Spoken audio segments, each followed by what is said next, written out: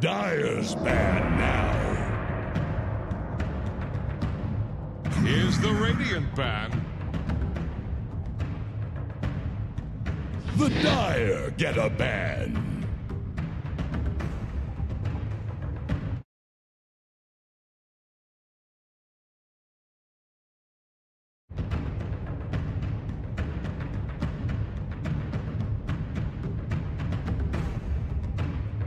Ten seconds. 5 seconds remaining. Radiant's turn to ban.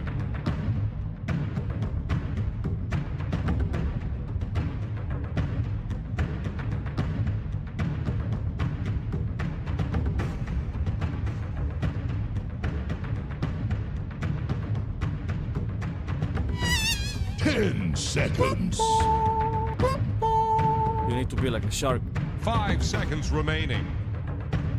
Dire's turn to pick.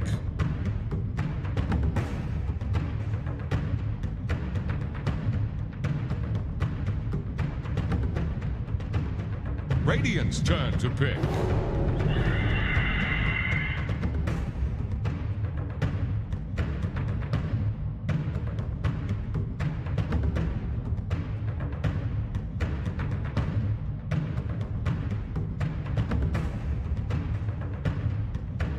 Seconds.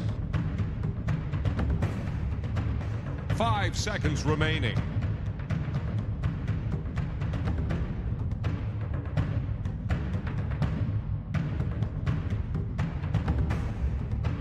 Radiant's turn to pick. Lena. Dragon Knight.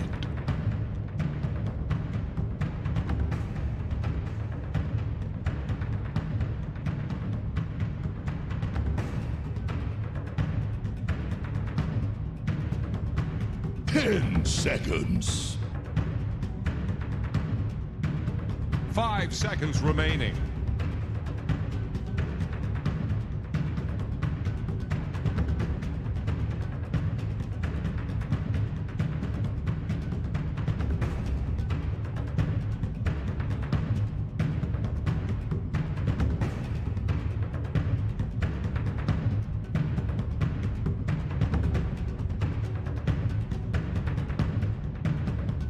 The Dire get a ban.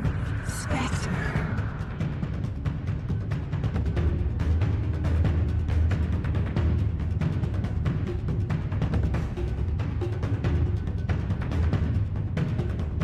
Here's the Radiant ban. Dire's ban now.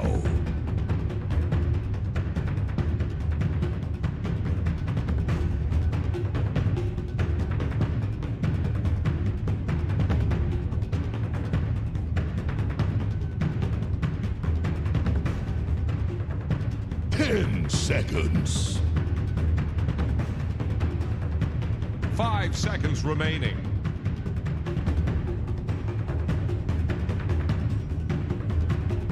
Radiant's turn to ban.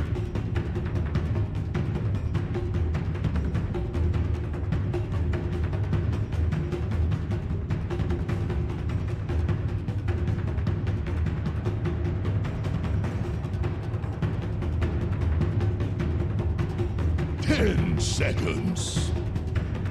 The Dire get a ban.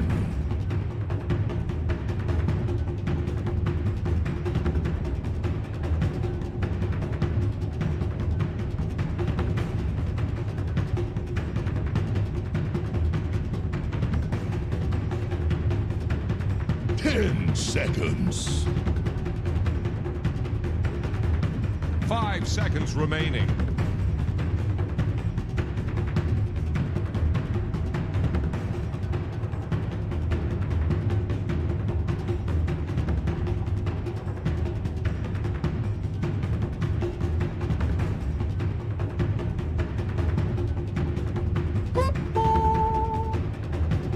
Do you remember the $1 million green color?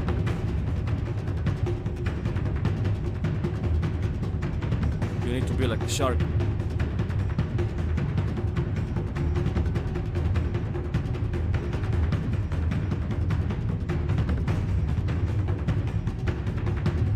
Here's the Radiant band.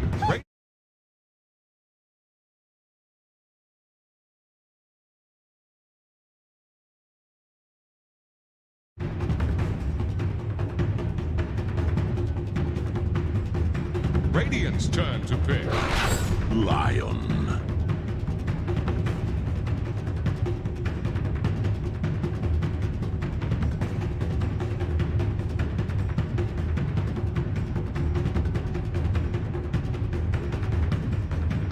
Alright. 10 seconds. 5 seconds remaining. Walla way, walla way, walla way.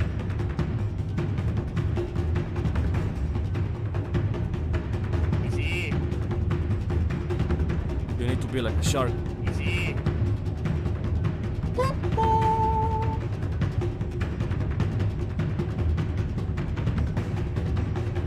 Patay bata to, patay bata. Sige, patay, patay, patay.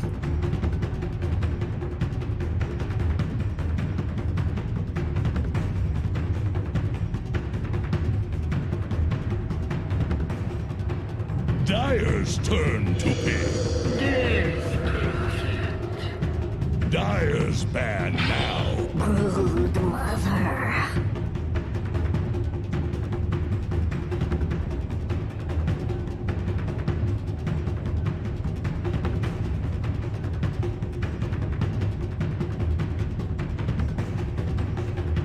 Ten seconds.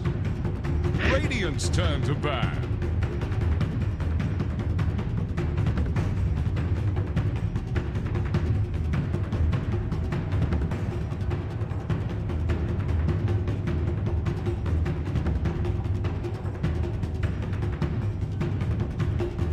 Ten seconds. 5 seconds remaining. The Dire get a ban.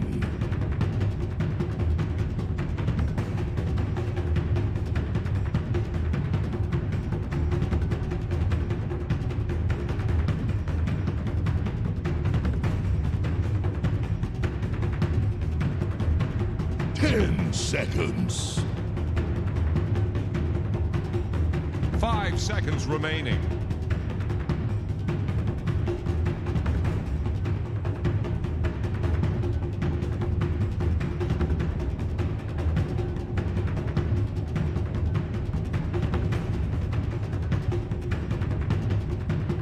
Here's the Radiant band.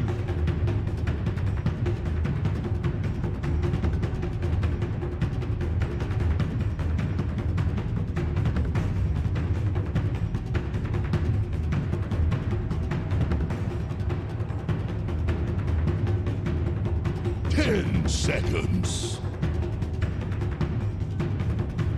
5 seconds remaining.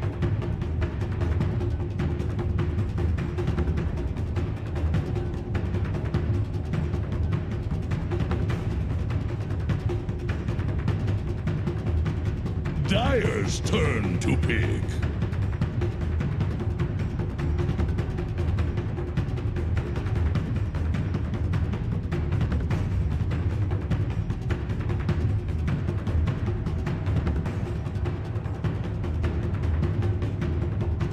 Ten seconds. 5 seconds remaining.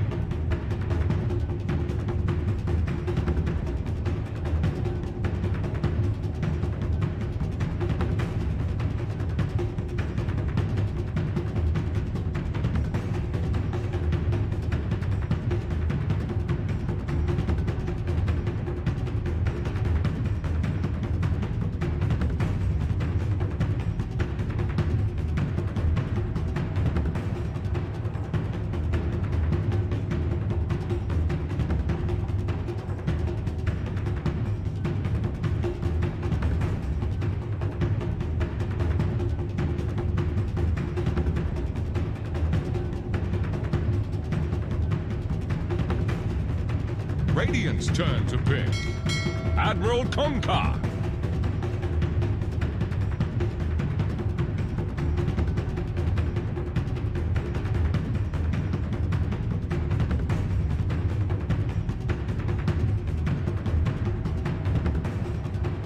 10 seconds. 5 seconds remaining.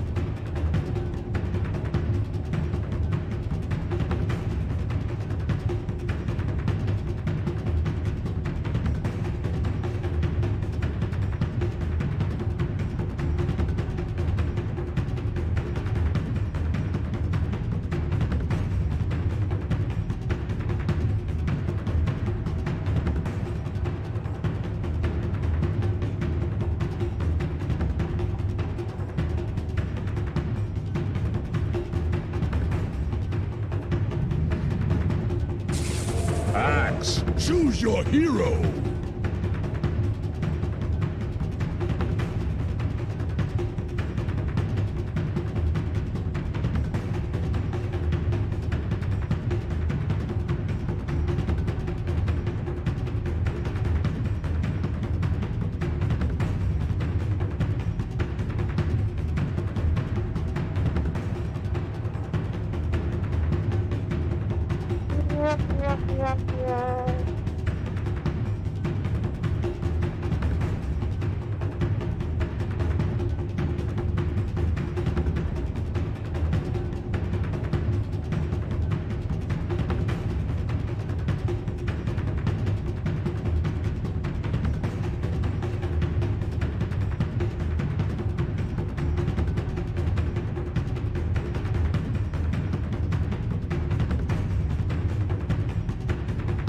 Alright, steady Poppy B.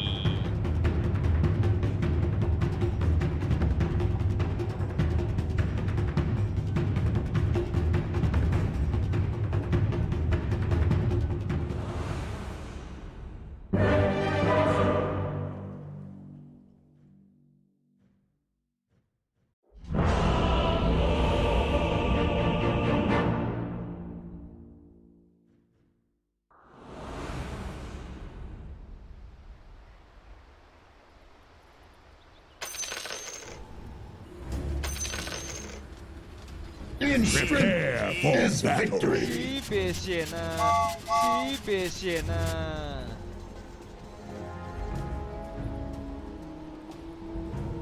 Patay bata to, patay bata. Sige, patay.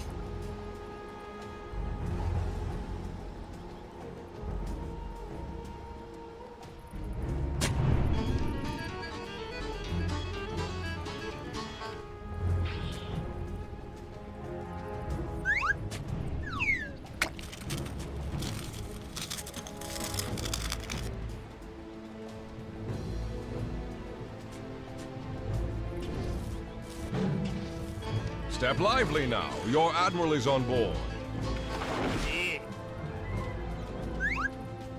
30 seconds to battle.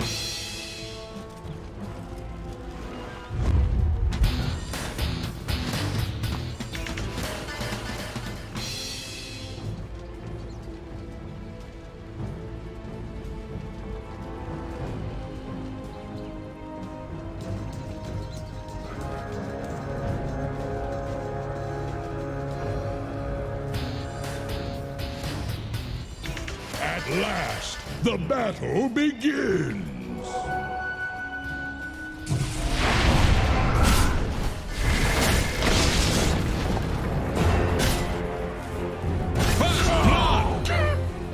Axe will whittle them down, one by one.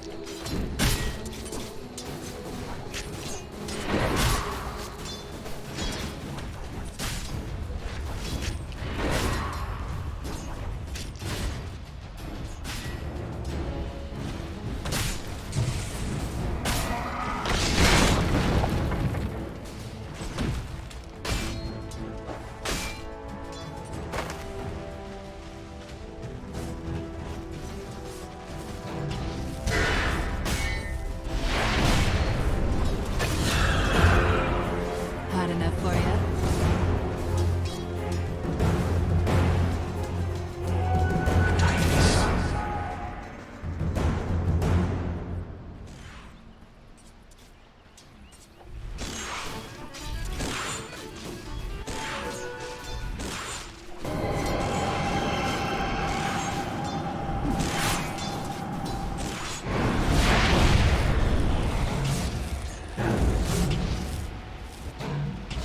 Extinguished.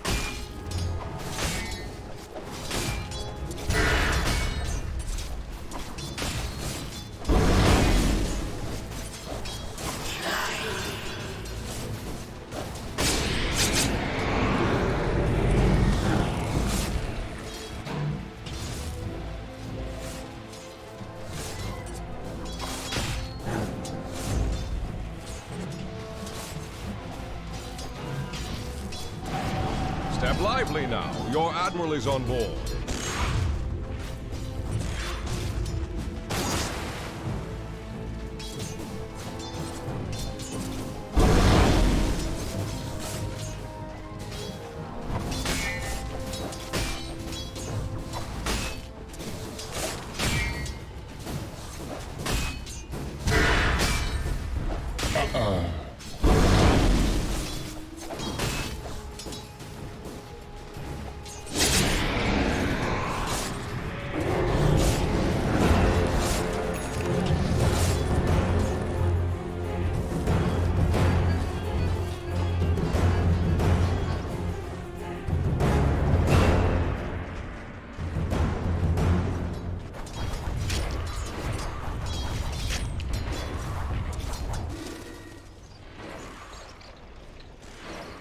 Step lively now. Your admiral is on board. Dire has the spike back at hand. Dire's middle tower is drowning. Fortified structures are ground. Reached.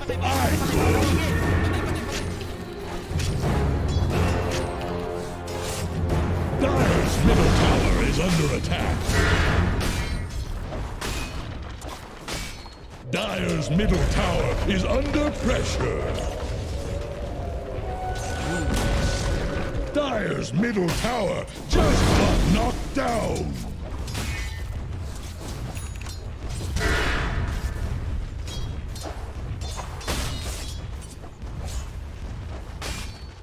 Radiant's bottom tower faces a stiff wind. Step lively. Radiant's bottom tower is under attack.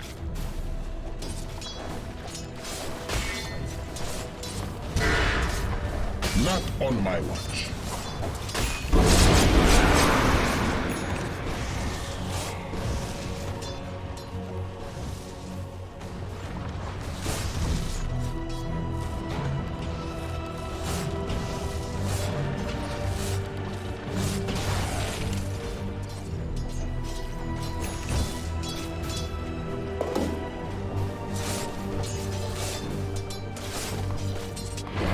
Radiant's bottom tower is staggering. Like a drunk sailor.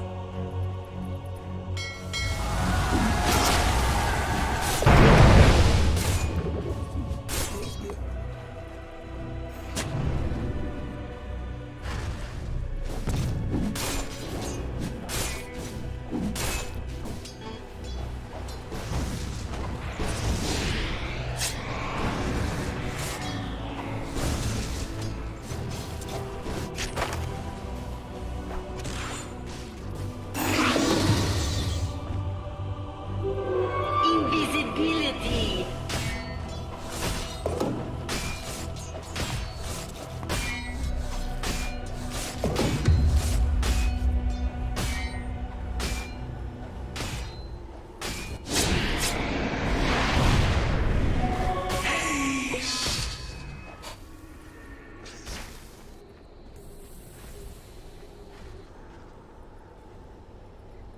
Dire's bottom tower won't last long. Are Radiant using echolocation? Dire structures are fortified. Step lively now. Your admiral is on board. Dire's top tower is under attack.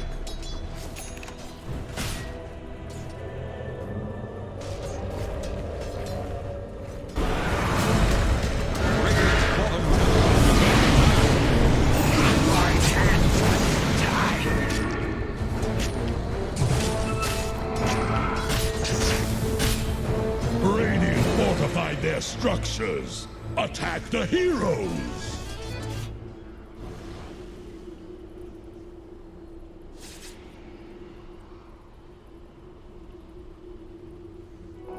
Thank you, please. Radiant scum denied their bottom You tower. need to be like a shark. Step lively now. Your admiral is...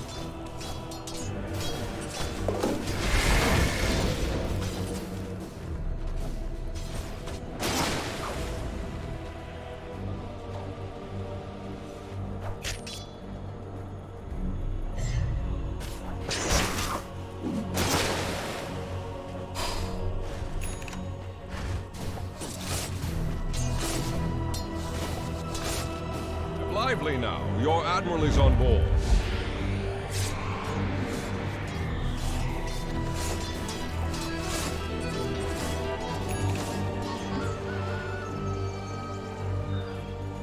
Dire's courier has been killed.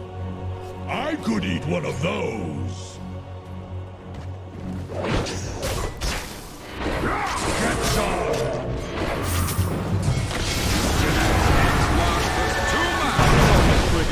Axe is not axe. Axe cuts no more.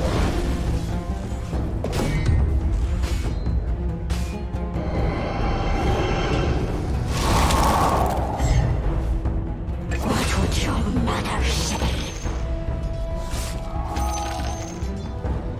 Alright, steady for BB. Dire's top tower needs some friends. Same as you, Radiant's bottom tower faces a stiff wind. Dire's top tower is gone. Radiant's bottom tower is under attack.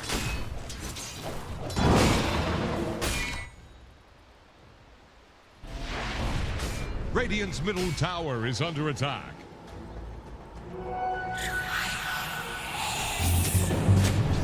Not so safe harbor, eh? Draw a line to Radiant's middle tower. Just like your ships. Step lively now. Your admiral is on board. Radiant's middle tower can't handle this deluge.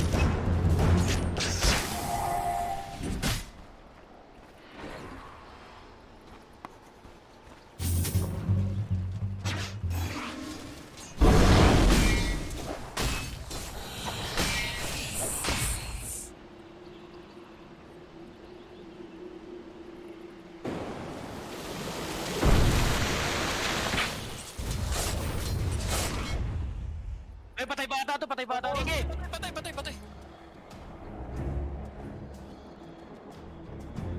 Easy. You need to be like a shark. Ay, patay bata to, patay bata. Sige, patay.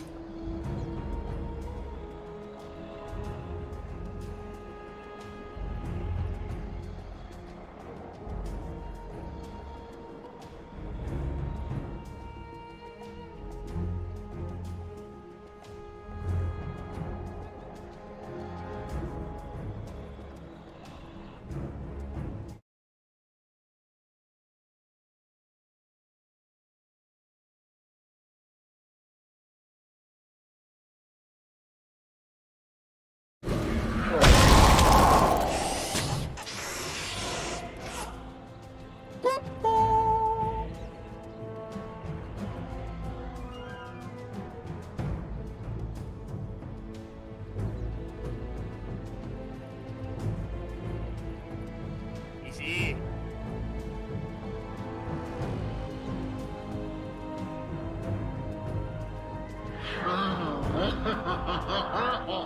Is that balanced?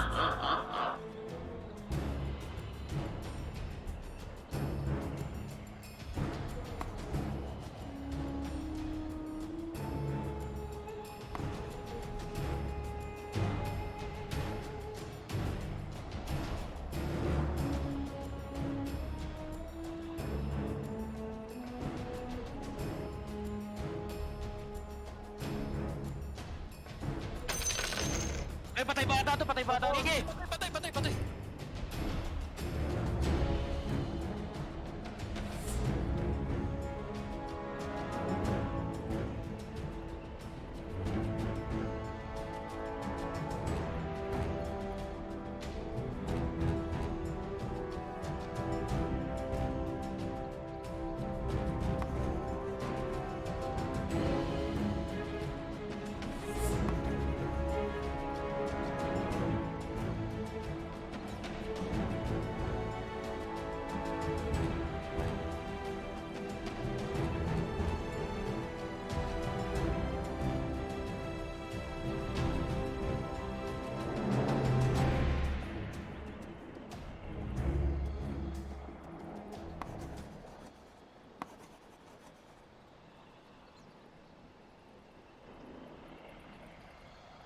เป็นเกมที่ดี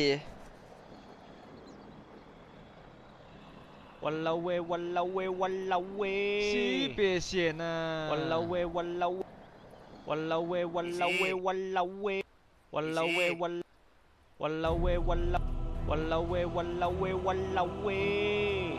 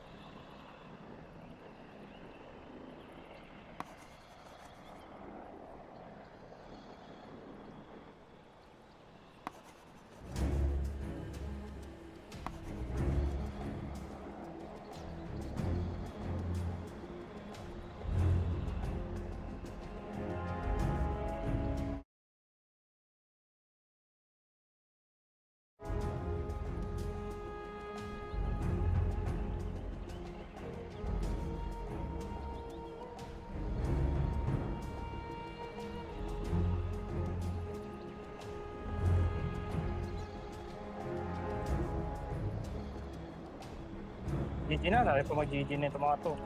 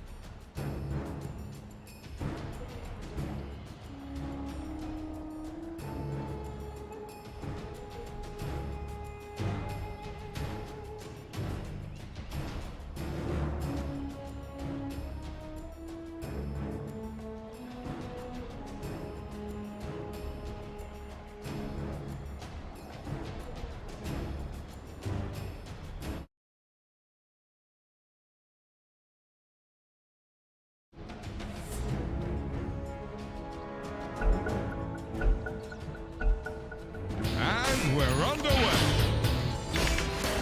Radiant's middle tower is under attack. Step lively now. You're out.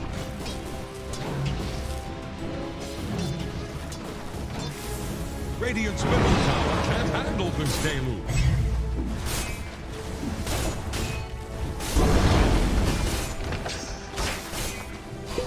Step lively now. Your admiral is on track.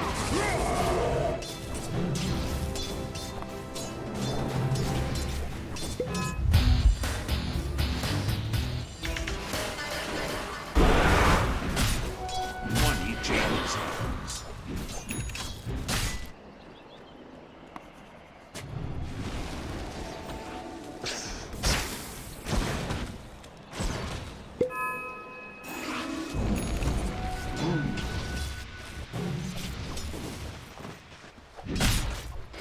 Dire are scanning for enemies. Radiant's middle tower is under attack. Radiant think fortification can save them. Any port in a storm. Radiant's middle tower can't handle this deluge.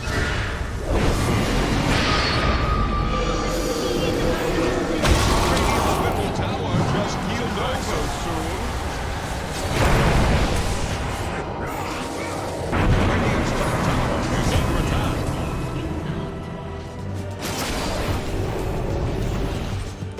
Step lively now. Your admiral is on board.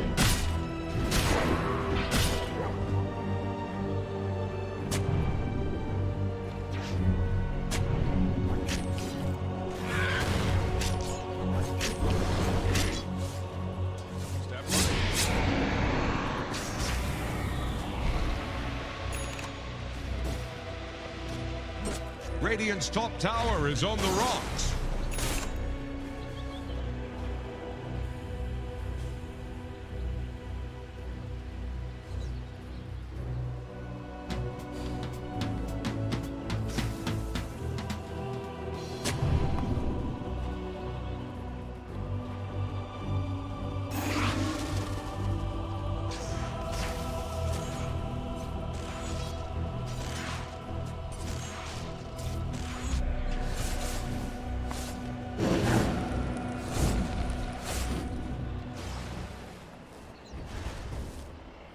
Radiant's bottom tower faces a stiff wind.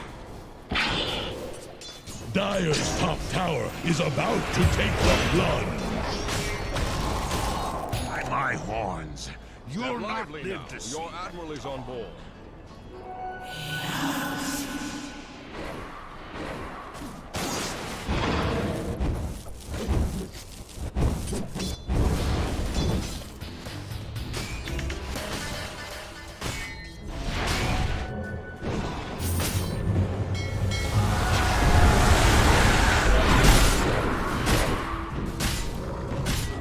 Finally came up for air. Ownage!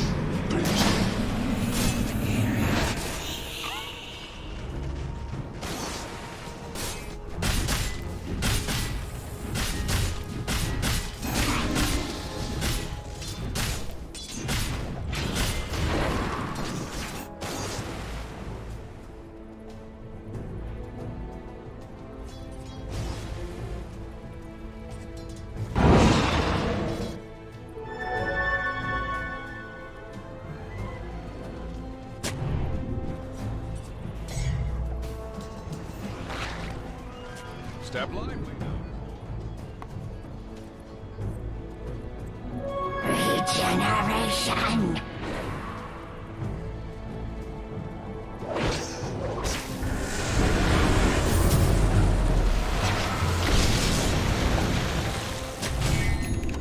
Ownage!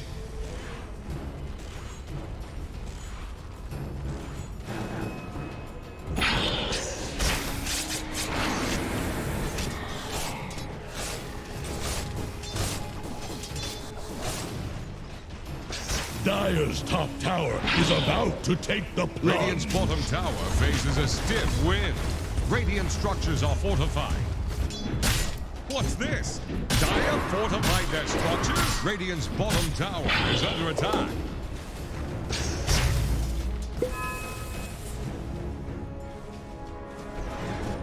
Dire are scanning for enemies.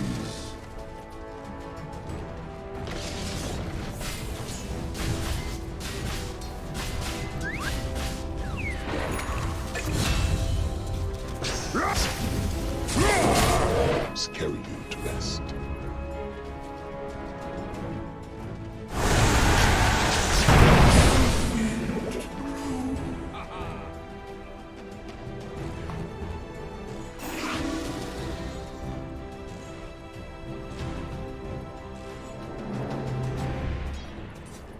Dire's top tower is under attack.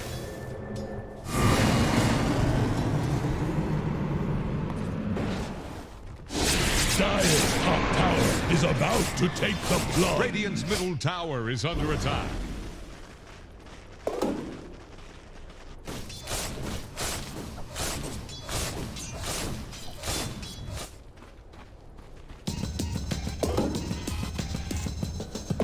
Welcome back.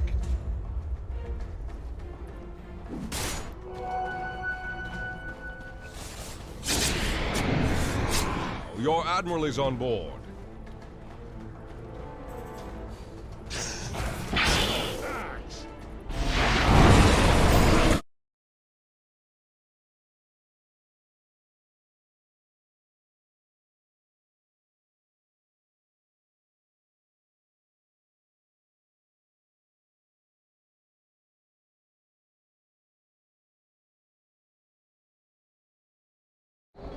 Step lively now. Your admiral is...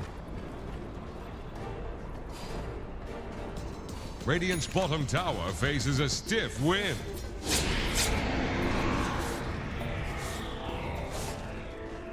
Radiant's bottom tower is under attack.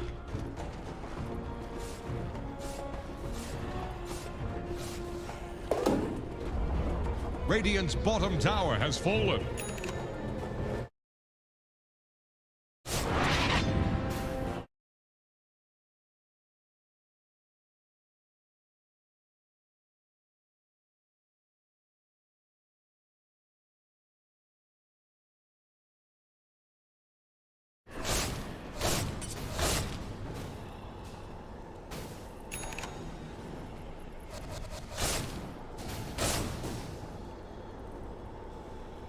Dominating!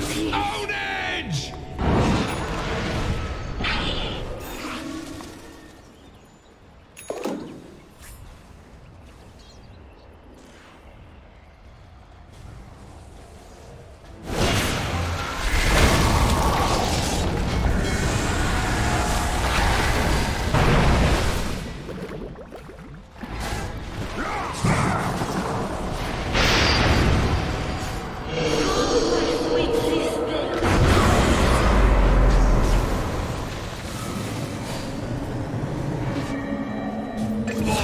My sea legs.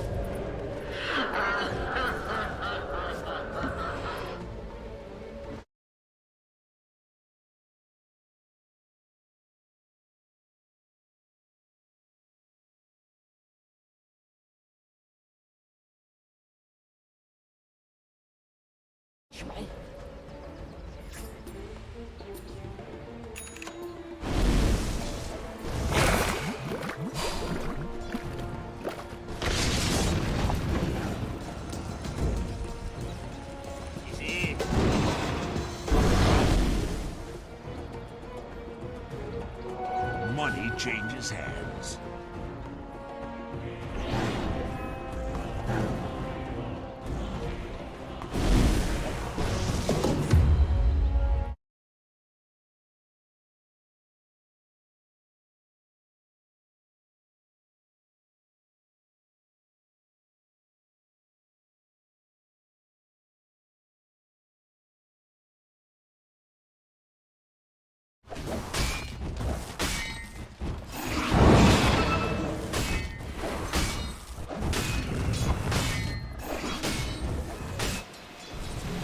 Come and get it!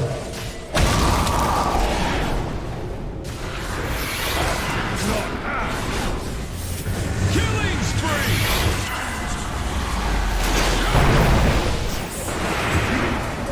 Generation!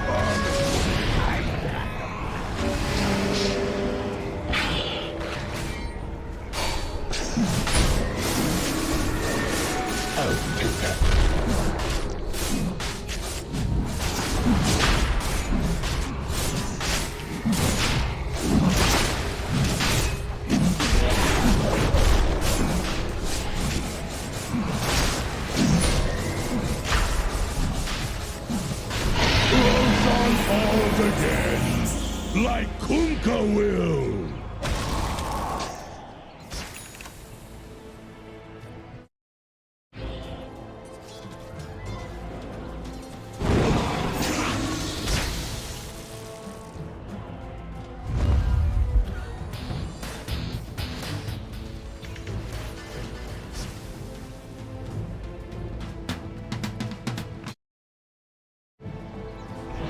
Radiant are scanning for enemies.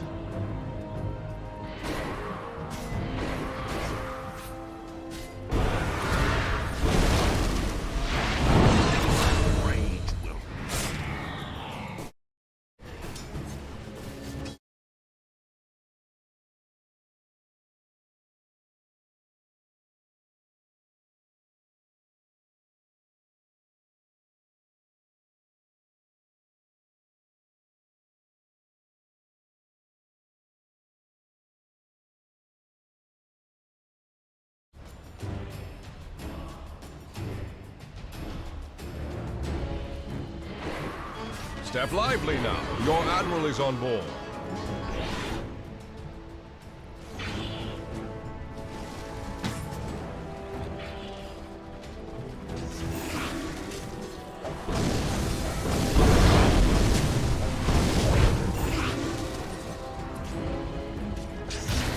Dire's top tower is under attack.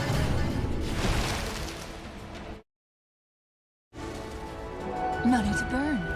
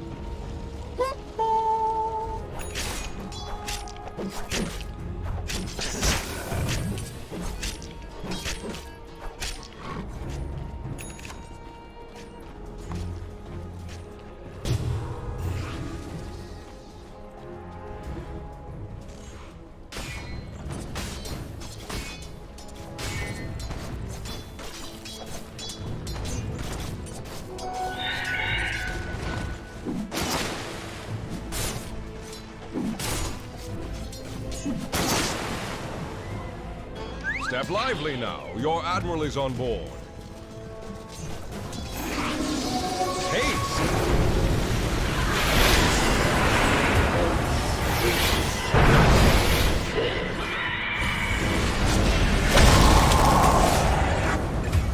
They're trying to bring down Radiant's top tower.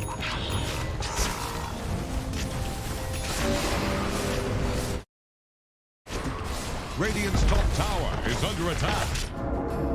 Radiant structures are fortified. Dire's middle tower is drowning. Radiant's top tower is on the rocks. Radiant's top tower just got sent to the bottom. Really tight. Radiant's top tower is under attack. Dire's middle tower is under attack. Radiant's courier just drowned in a pool of blood. They're trying to bring down Radiant's top tower.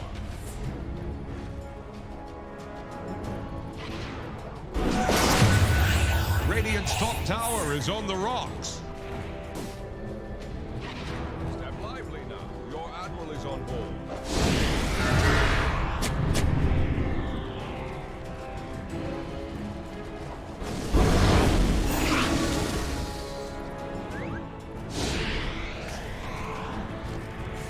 Radiant's top tower is on the rocks.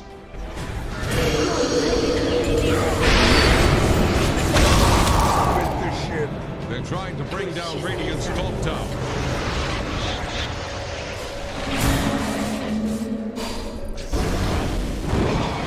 Radiant's top tower is under attack.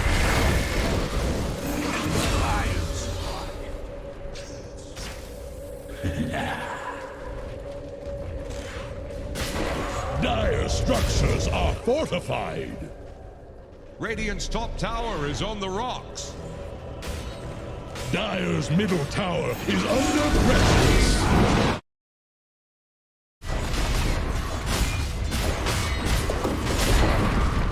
Dire's middle tower has fallen.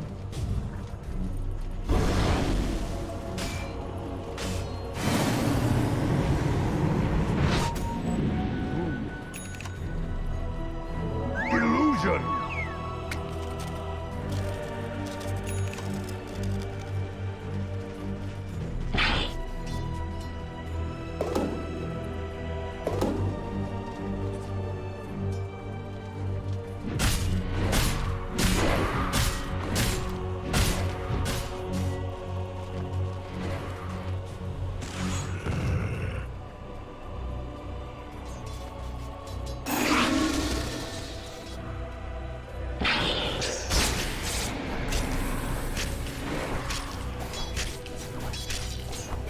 Step lively now. Your admiral is on board.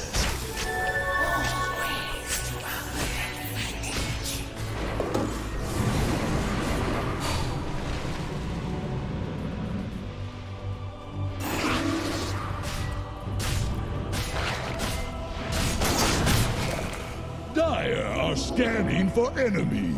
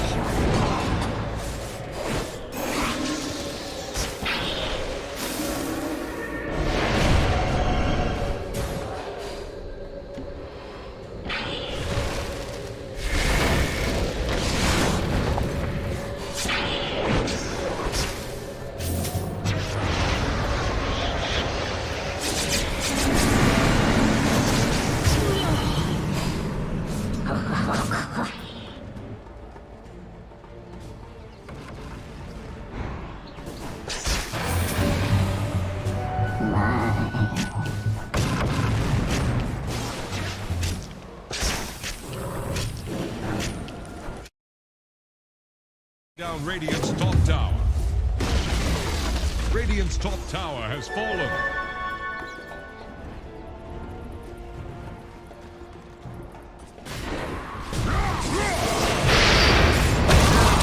Tide.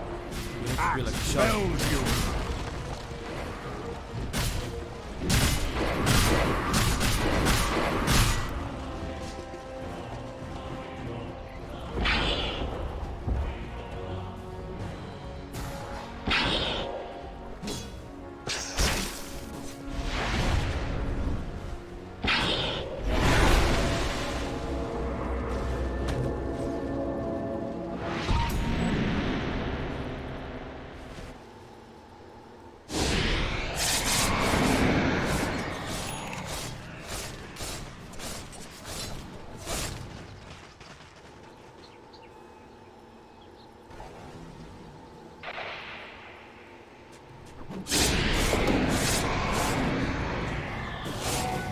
changes hands.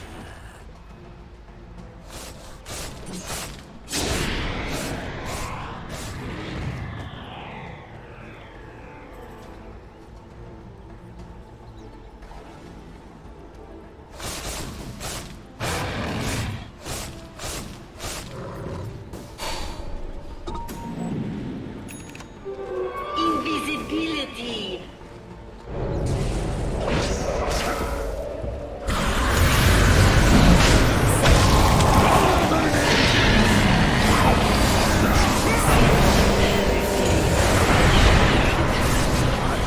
Killing spree!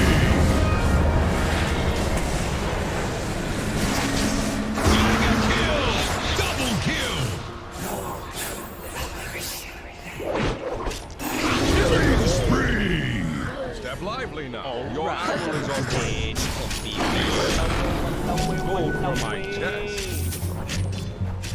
Radiant's middle tower can't handle this deluge.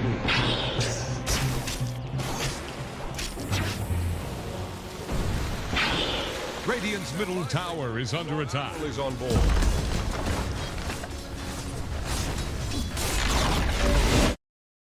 Tower has fallen. Radiant's top tower is under attack. Radiant structures are fortified.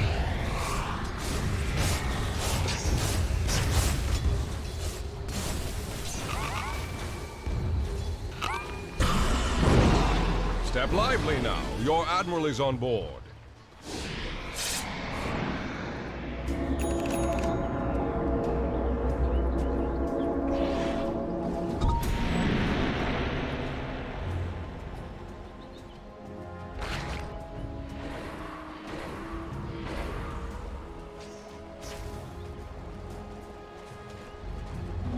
Regeneration.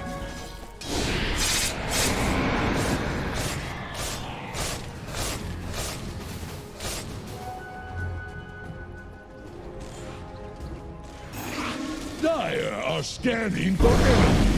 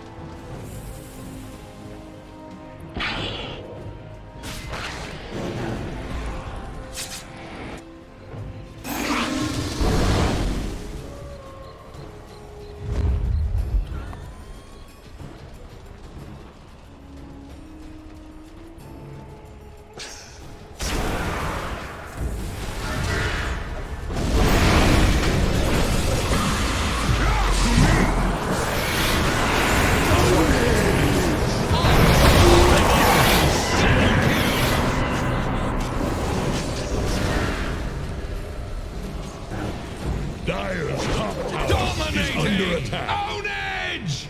We never did see eye to eye.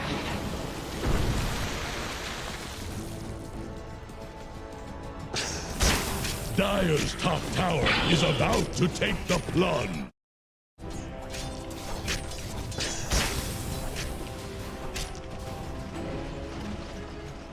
Dire's top tower is about to take the plunge. Radiant's middle tower can't handle this deluge.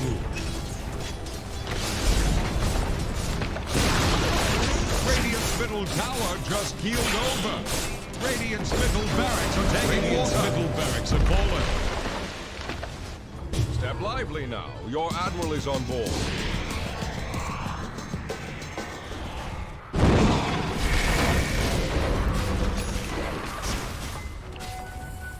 Radiant's top tower is under attack.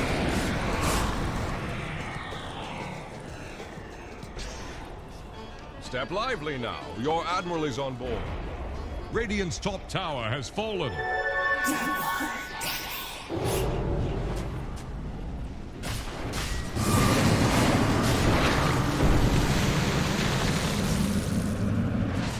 Step Step lively now. Your admiral is on.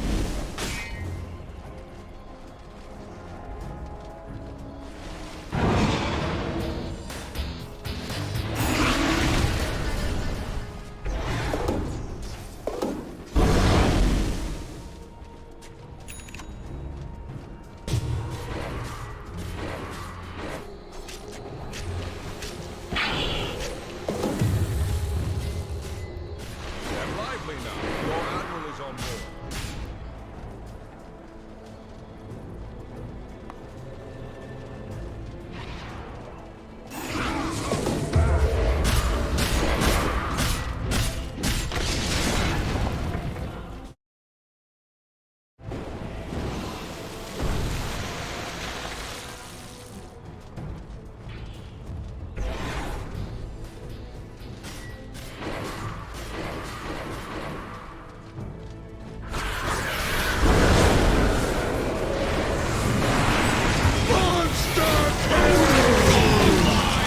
Double That was a kill! failed throw.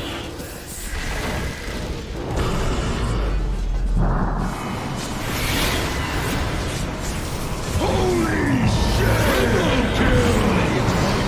Faces a stiff win. Let's speed things up.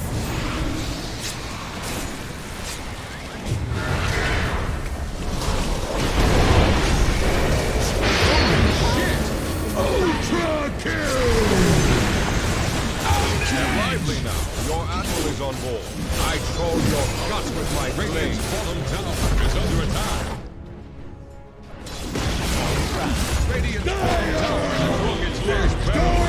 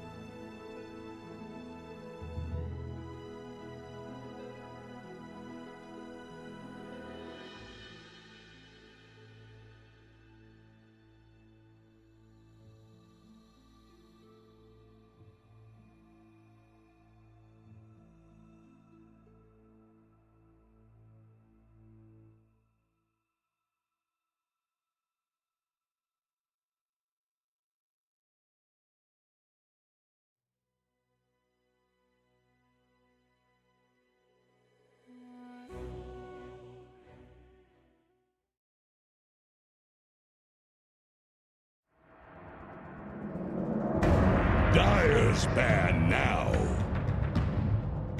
Radiant's turn to ban.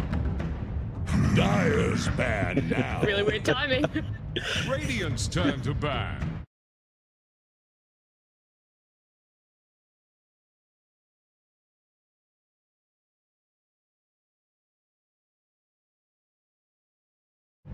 All good.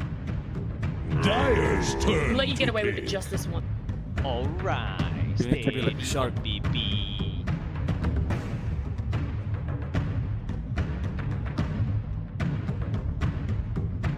Radiant's turn to pick. Welcome Lion. back, everyone. We're about to get into game 2, but before we do, Mike, I have to ask, if you're team SMG right now, where's your mentality at? How do you kind of get back into the game and bring it back for game number 2? I'm not gonna lie, I'd be feeling pretty bad right now from that game. Yeah. I mean, it felt like the early game was really good, right? Like they had the laning stage 5 down pat. seconds That was no remaining. problem. But once they went out of the laning stage, they just did not look coordinated at all. And that's kind of Radiant's what's turn to bothering me pick. going into this game too. Are they going to be able to play as a unit? You need to play as a cohesive kind of team going into this game too, because TNC, as we saw in that game 1, they are playing like that, and they're not going to give you the leeway if you do make these mistakes, getting caught out by yourself in these kind of awkward moments. Maybe it's the draft, but it did look like a coordination issue. And quickly, John, if you're a 5 TNC, you know, how do you make sure that you seconds don't get ahead? Just kind of keep it in check. You kind of just want to repeat your performance from game 1. It was very disciplined. They weren't diving tier 4s. They weren't going too ham there. They had a really solid draft. They had faith in Gabby. Like any other team, maybe you see yourself lagging behind like that, you might start to panic. You might start to force plays out when you don't need to. But they stayed really calm. They just kept, taking the losses as they came, knowing that the Spectre would be big. So I think that's really all they need. Just level-headedness, reset back to the base The point after that Dire win, get a ban. and just look towards this game as a new one. Yeah, that's very true. Hopefully they're thinking that one down there. Now, John, walk me through the Viper and the Tusk. Yeah, it's pretty potent from TNC. Like, Bach absolutely loves the Viper. There's a video from the Animator where he was just kind of reenacting the Viper spit for his entire team after a win. So he loves that hero. 5 seconds It's a really remaining. solid offlaner to have. We were seeing that banned out in the first game, Here's so the it's ring. like hard to lane against for most safe laners. It gives you a nice solid break as well to deal with the Enchantress. It's not the biggest team fighter, but you don't necessarily need that on your offlane when you have a Tusk support. So there's a lot of options here for teams to take that aggressive stance to start these fights for TNC. And it just kind of sets up for a much more aggressive offlane on hand compared to when they started out with the 5 Brood seconds in that remaining. second phase pick. Like, the Brood was a bit slower on the offlane. This one's going to be a little bit quicker, and SMG should be ready to adapt to that pace. Now, you said that Viper is good to handle Enchantress, but they just picked Enchantress into Viper. Mike, explain some of that thinking for me, please. I don't think it's too bad, right? Because if it's going to be a position 5 Enchantress, I mean, it does deal with the Enchantress very well, don't get me wrong, but I think as long as you can kind of just make the lane very comfortable for your position 1, you don't really mind too much. I'm not sure what kind of build-up he's going to go for, but I imagine just having the enchant at level 2 and level 3 is going to feel pretty darn good. And Viper does kind of struggle just a little bit with creeps just running him down, spamming Radiant's turn spells, to so ban. I don't think the Enchantress is going to be too bad going into the Viper. Obviously, later on, the Nether Toxin with the break is going to make it really annoying, but the Enchantress has already kind of done its job anyway by that point, so I don't think they're going to mind. I think it's just all about securing the lane for your carry here. 10 seconds. We'll see if it works out for the side of SMG. I'm not sure, but 5 seconds it should be remaining. all right. Should be just fine. The Do you think there's going to be Dire any get a more sort ban. of respect bans coming out from SMG? Oh wait, the team swapped. No. My bad.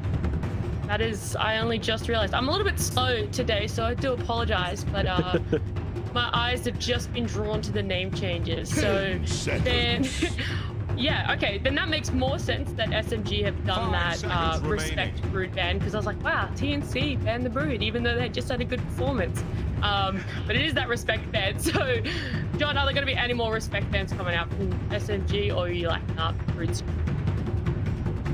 think the Brood was really the big one they had to take care of in that draft. We see the Spectre banned out from SMG, so there's no option for that from Gabby. We maybe see the Armel Kunkka taken out, but I don't know if they really worry about that. There's a reason why the Kunkka is sort of hit and miss in Southeast Asia. Only, again, a few specific teams pick it up. TNC used to pick it up a lot for Armel, not as often nowadays, so should still be something to consider. But the one worry I have outside of these bans is really what SMG starting off with. Like, they start with 2 support pickups in the first phase. That's going to leave them really vulnerable. TNC can just look for heroes that don't particularly care for the Lion control, that don't really care for the Enchantress on hand in their matchups. You're kind of already signaling from SMG side what the pitfalls for your support duo are by revealing them really early, whereas for TNC it's a bit more open. Viper, we're expecting offlane, but could be flexed mid. They do manage to pick up that Phoenix now, bring it back here, probably for Tim's, so they've got flexibility as well on that Tusk Phoenix. You can kind of swap them between the 5 and 4 here, and it's still a really good pace. And this is where that double support from SMG can kind of work against you. Like, neither of these supports deal with the Phoenix Egg all too well. They do have that good control from the Lion, but when it comes down to bigger team fights, they're going to have to land some pretty big impales or really get something good from their off lane to help them counteract what TNC already has on hand here. Radiant's turn to pick. I'm a little bit concerned. I know you asked me about the Viper earlier, but with that Phoenix coming out now, we've kind of established that it should be a position 3. I guess still a chance that Armel runs it in the mid lane, but now it looks really rough in that same SMG. Like, you pointed out the Enchantress being kind of countered, and with the Tusk there as well, it's going to be pretty darn rough. Went for the KP Brewmaster in SMG, but TNC, they just take the Void. One of Gabby's favorites. It feels like it's been a while, but he did love playing this hero, and he does tend to be quite spectacular at it. So very exciting stuff coming up. 10 seconds. I am pretty surprised at the Void, actually. 5 seconds remaining. That one. The bans coming out of TNC, are they going to be to try and protect Phoenix a little bit more for when she goes into the egg? Is it going to be going for heroes that are really good at attack speed, trying to ban some of them out? I don't think it's a big worry for Phoenix on the support in this game. Like, the 2 supports are already not going to do much. If they commit a core pickup to just focus on a Phoenix, they're having core pickup to counteract the support. So it's not a big issue for TNC. They've got the Chrono to protect the egg as well with that basic combo. For SMG, I think we have to talk about this Brew, right? It comes out, we know KP's an absolute beast with a Brewmaster, and we never really saw him pick it up during his time in TNC. Maybe some of that latency being an issue there, but this is still a pretty solid way of maybe dealing with the Faceless Void until BKBs come out. So once the BKB's out, you can't really just cyclone up the Faceless Void in the Chrono, and right now that's SMG's only real counter to the Void. You don't have Avenge Swap, you don't have an Oracle with Disarm or False Promise. You have this Riki on hand to maybe have that Faceless Void miss, but it's the same issue. Once a BKB's up for the Void, it's not going to be too hard to really find the targets and get the damage off.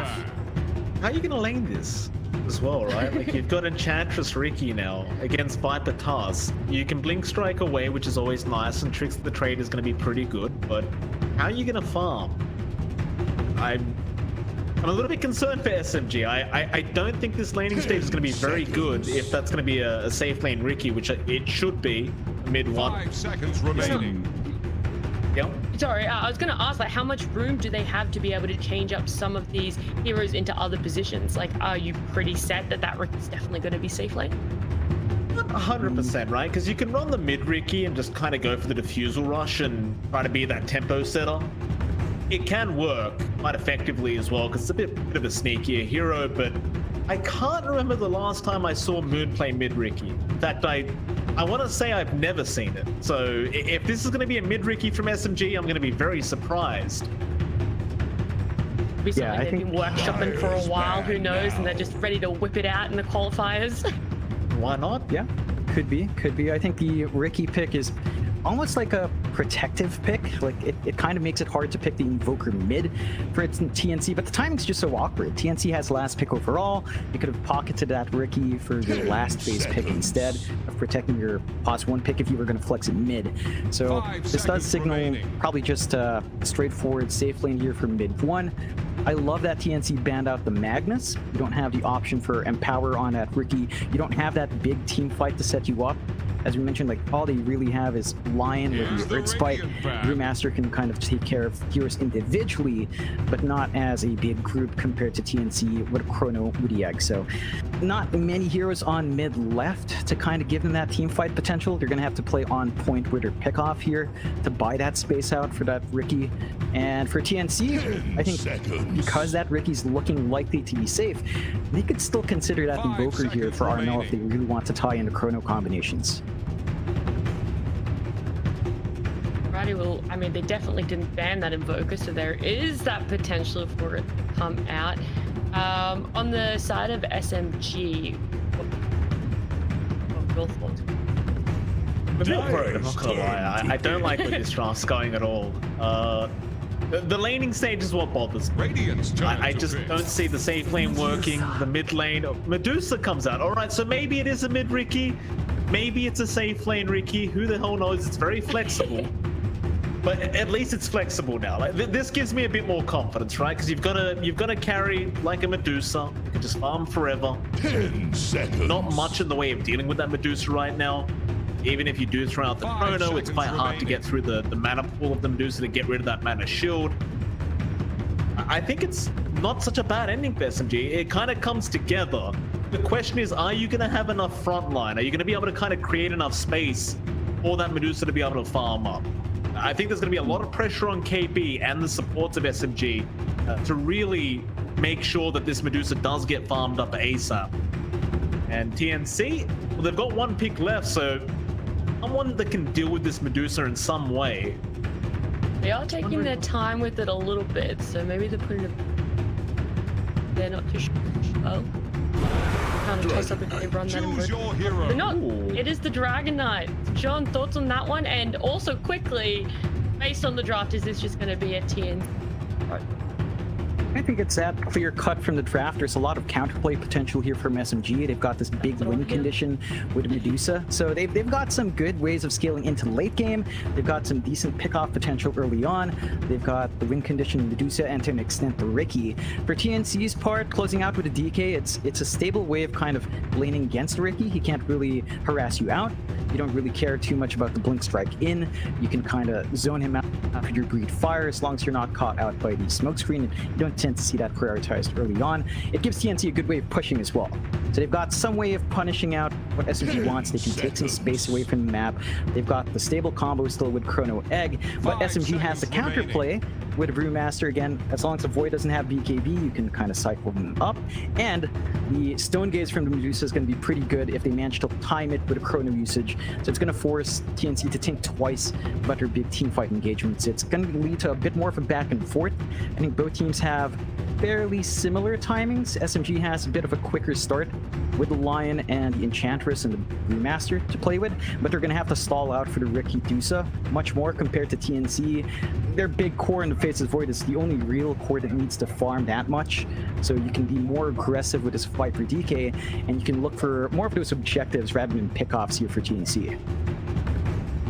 I like it. Mike, any last thoughts before I let you guys go and jump into game 2? I mean, I'll just say I think TNC is probably going to 2-0 this. I think the Dragon Knight's purely there to take down the mid-tier 1 tower and open up the map. We know once that mid-tier 1's gone, Medusa, you know, it gets a little bit scary, and I'd love KP's Brewmaster. I know he's a great Brewmaster player, but do this game. I just don't know if he's going to be able to do it. Well, take it away to game number 2, and we'll see if you're right in that 2-0 prediction when we come back, Mike. All right, with that, of course, we are going to go into game number 2 between TNC Predator and the side of SMG, and it is, of course, MLP Dota into next fight once again. John, game number 2, you seem to be kind of favoring the side of SMG. I was kind of leaning towards the draft of TNC. What are you thinking? I mean, do you think this DK is going to be a bit of a problem? Because I do believe TNC's game plan is going to be to try and aim down that mid-tier 1 tower. the triangle and the dire jungle. And I fear that SMG may not have the kind of draft to really defend these towers. Yeah, no, don't get me wrong. Like, I'm giving out win conditions for SMG. I still think TNC has the better draft. Like, just the push potential from this DK early on makes it so tight for a Dusa and a Ricky to share farm, and even a Brewmaster. Like, this is not a selfless offlaner into Brew. You need a blink. You're probably going to be eyeing something like your Ags down the line. It's a lot of farm on here that doesn't have the best wave clear on hand. So you've got really 3 big farming cores. I think the best situation here for SMG is that they get a smooth start for the Dusa, they defend their mid-tier 1, and they somehow get this early start on Moon where he doesn't need to sit in that jungle and soak farm away from the Dusa. That's what we have to see from SMG. For TNC, you just hit level 6 and you look for those fights. Gotta start out, Boomy. Icarus dive away. Just fighting over that Observer Ward is... SMG, they got the D ward off onto TNC, but now TNC knows there's an Observer Ward on that high ground, and well, there you go. Arfu, he'll just deny it off. I don't want to bother with it. That is probably the better play out from SMG, and just go ahead and secure their respective bounty runes now. Speaking of, John, we were talking about that Enchantress in the lane, but it looks like Arfu, he's going to go down to the bot lane with KP. So they're going to throw up the Lion in that top lane. Roger going to be there, along with mid 1 on the Medusa. Going into the Viper Tusk, though. That is a very hard lane for that Lion, let alone the Medusa. No. Yeah, it's not going to be a fun time here for mid 1. You need a lot of levels to really take control there. Tim's can just look to be super aggressive. He's got the early boots, as you tend to see, so you can gap close, look for the tag team, look for that slow pickoff, but they are getting some good damage onto bot. He's not respecting the output from mid 1 and Raji with her control, so you have to be cautious, and it can be a bit awkward for Tim's to gap close as well, as long as it's close to the tower. So this creep control coming out from SUV is kind of helping them get that initial start done for mid 1. Love what Roger's doing as well. Tims, he wanted to go for that pull in the creep wave to try and secure the level 2 of the Viper. That's what Bok really needs right now, is that level 2 mark. And in fact, Bok going to lose his courier there to Roger. Not going to feel great for the Viper. SMG, they're doing a great job of just shutting him down immediately. Bok still yet to hit that level 2, and look at Roger. He'll just run him down now. Without that poison attack, you can't really harass out this Lion. He needs one more creep. Mid 1, he just got such a great start on that Dusa. Good signs for SMG, just playing that spacing quite nicely, and the Viper will need a little bit more. You can see Tim's going for a small pull here. Arfu, he was in a spot of danger. Scamby getting very lucky with some bashes. KB going to try and give a bit of damage back, but I suppose we may as well speak about this lane while we're here, John. Boomy and Gabby going to be up against Arfu and KB. Do you think they'll be able to apply the pressure onto this Faceless Void, or do you imagine Gabby should just be able to free farm here in this Void? I think Boomy's not going to win out this right-click trade at the very least. The Blightstone's just a bit too much from Afu. Does dive away, he's safe, but it's a bit scary trading like that against the Ench, especially with an early Nature's Attendance. Gabby, for the most part in this lane, shouldn't be too scared. Like, this is the right play out from Boomy. He's throwing his body forward, so you're not getting harassed out by the Ench. It's melee versus melee. For the Faceless Void, so you can kind of not worry too much about trading hits. You can always kind of time walk away and just get steady build up. I think one issue for Gabby is he's not going to flash farm like a Dusa, so he has to get a little bit more from this lane, otherwise he's going to start lagging behind compared to mid 1 at some point. Absolutely. Mid lane, Moon and Armel just kind of going at it on the DK and the Ricky. Very even kind of matchup between the two, and this should be a very kind of boring matchup as bot lane Arfu in a bit of trouble. Boomy going for the Icarus dive, and he will be able to secure the kill. Media tips out onto Arfu from Boomy. We're not going to be too happy about that one, as you got the first blood going to TNC, and of course, as the position 5 Phoenix, it's always going to feel quite nice as now Rodney goes down. Look at that level 3 mark and really start applying the pressure. And just look at this, poor old mid 1. He's going to try and run, but Tim's, he's going to break him off with the snowball, and a great chance out. Mid 1's gone. Oh, man, that's what you wanted to see. And I gotta say, I love the fact that Tim's, he did not even level up his tag team. Just going for the snowball shards. It's paying off. Just really hard for SMG to play against that. Like all the movement control, the map denial that the Tusk brings out makes it super hard for Dedusa to run away. Early levels for Dedusa, of course, not the tankiest. Level 1 Mana Shield, level 2 Mystic Snake to try to counteract, but definitely not enough to sustain that DOT damage. And TNC already off to a really good start. 3-0 so far. Pretty much every lane looking quite solid, even that mid lane for Armel. He's trading a lot more evenly with Moon. It's not as rough of a start, but as long as that DK is not slowing down, he's going to have that blink timing up. He's going to be able to rotate by that level 6 mark, look for the mid tower if he wants to. KP. And you can see SMG. Bot lane, KP, he's in a lot of trouble right now. He is trying to run, but the bash on the last hit from Gabby. Of course he gets the bash. Classic Gabby Void. Yeah, just when you need it comes out, and TNT, they kind of knew that the Enchantress wasn't around, so there was no sustain, no one else to trade hits with on the bot lane. Afu's already up top to try and stabilize the lane with an enchant creep, maybe looking for that opportunity to be aggressive, but that just leaves so much more room for Gabby, and you can see the top last hits right now on TNC. It's all on Gabby and Armel. Quite a good amount, at least a creep wave ahead for Gabby, which is really good news, as again, you're just not going to have the same flash farm potential coming through compared to mid 1, and having this good start for Gabby enables him to just hit his spikes a bit faster. In lane, Moon, he's been caught now. Shards around, Peck, or rather, tricks to the trade was there. There's Arteezy. His space in the mid lane. I believe that was Armel placing that one down. Moon. You had to ask some help there from Rogi, so you had the TP rotation in from their Lion. So it doesn't really amount to much.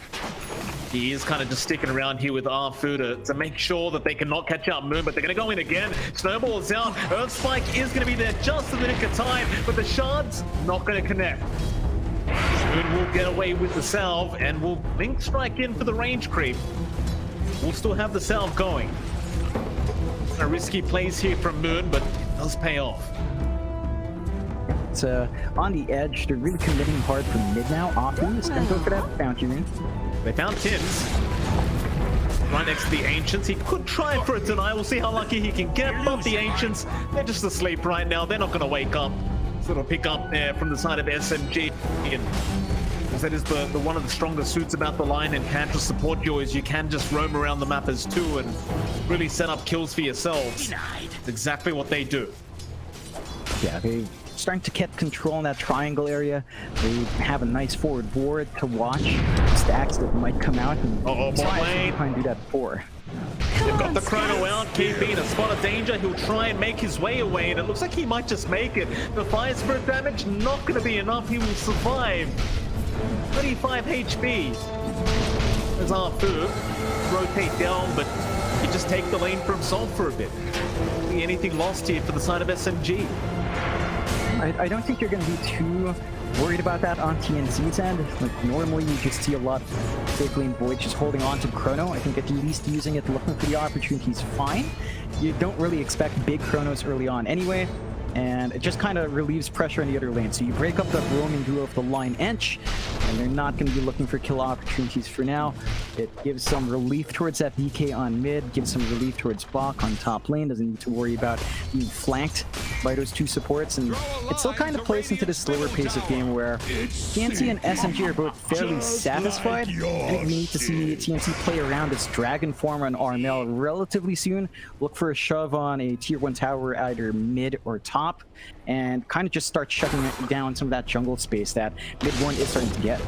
They might come in now as Rogi. He's being chased down. Tims, as the shards out, will block the staircase, but Rogi wisely run towards the north instead. Just fine. Armel, he did rotate onto the DK, but he is just going to go for that top tier 1 tower. So not bothering to try and go after that mid tier 1 yet. He'll leave that be for later. May as well get started with the top tier 1, which is going to be significally easier. Started with that Dragon form now. Mid lane. Chased by Moon. Being a little bit cheeky here on that Ricky. Boomy with a haste rune, and he still has the Icarus dive up. Should be just perfectly fine. Soak some XP and back out of there. It is annoying to Moon as possible. Fine Spirit tell Moon, he'll go for a fight with him. Surprisingly under enough. attack. The magic damage is a bit strong, and his supports were pretty far out, so he can't really afford to overextend. RML does TP mid, but they still find the top tower, so you're fairly satisfied here on TNC. Radiant are scanning for enemies. Kind of prevent a shove-in on your mid lane, preventing any further excursions out from SMG. The 1v1 lane here for Gavin is still working out really nicely. It's not slowing down, but there's a lot of space coming out for mid 1. His jungle's been uncontested. That could be an issue here for TNC if they just leave this Dusa alone for too long. The farm is just going to start racking up. It's just the nature of that Dusa. Yeah, mid one's doing a great job right now, just hanging out in that dire triangle and doing his job of farming up some stacks. But mid lane, Rogi gonna make the rotation in. Boomy will be targeted here. Icarus dive away though, is gonna be there in time, and now the shards around from Tips are locked them down for Gabby. Get the two-man chrono off, and the tag team will even be popped. They will find one and they'll find a second. Oh, nice to go on Tarfu. Just TP away. Already found two great targets for themselves, and KP and Rogi down. See a bit of mid T1 tower pressure being applied. Is under pressure.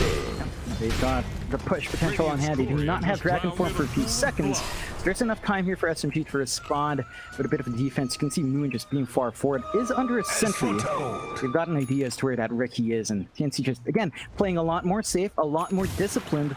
They don't force the issue. They go back to farming. They go back and try to build up the advantage. SMG, though, do find it smoking themselves. Dude, the Moon's been caught out already. KB can rotate in, has the primal split, and will go for it right off the park, but a nice snowball back the way of Moon. They want the Ricky dead. Ricks the trade is out. That should protect him long enough, but Boomy, he actually Icarus dived in there and does get hexed up and will cost him his own life. There's now Tim's. He's stuck around as well. A small mistake from TNC, but it is going to cost them heavily. It's SMG now. They're the ones to take the first mid tier 1 tower. And that's not what you like to see if you're a TNC fan. It's exactly what's happened. Just a really good punishment out from SMG, knowing that the utter chorus of TNC split up the farm. There was no chrono to play with for the team fight there. And they don't have the levels and the supports to really counterplay Woody Egg with a burst damage that Walrus Punch can do as well. So they find a good opening, they get a couple of good kills, they get the mid-tier 1, that's more space out here for mid 1, especially just staying safe in that triangle. And it opens up the bot jungle just a bit more. Offroot gets a forward excursion, takes out some camps. They are under vision right now, and TNC for their part, well, they are smoked up. They've got level 6 on Tim's at the least, and try to burst someone down with punch. I'm gonna try. Radiant fortified their into the triangle instead. Mid 1. Dire's middle tower is under the attack. right moment, and it's kind of like you said, it was a very nice scan out. Also, he'll hang around, but he's happy to break the smoke of TNC if he needs to. Instead, they'll run the other way. Mid lane, where they might find Rogi, and there's your snowball out, but Rogi, he'll go for a run, but it won't matter. They reach him. Dire's middle tower is immediately into that tier 1 mid tower. Yeah, nice and easy stuff for TNC. SMG, they're still going to try and defend this with mid 1. My sprites are with us. Presence may be enough. In fact, on the right side, Arfu been caught out with the tag team. Gonna be within range, so Gabby unable to finish the job and unwilling to commit the chrono for that kill. It really won't matter because they still found the mid tier 1 tower on the side of TNC. You've got the chrono to play with. In fact, Gabby, he's TPing up top. They want Moon. They want the CEO. They want him dead ASAP, and TNC connects the snowball with the Walrus Punch out. Moon, he's going to try and blink strike away with the TP. Can they get a stunner? Can they get a bash? They will get the stun. Let's pick off there from the side of TNC, and going to be an immediate pause out from Boomy.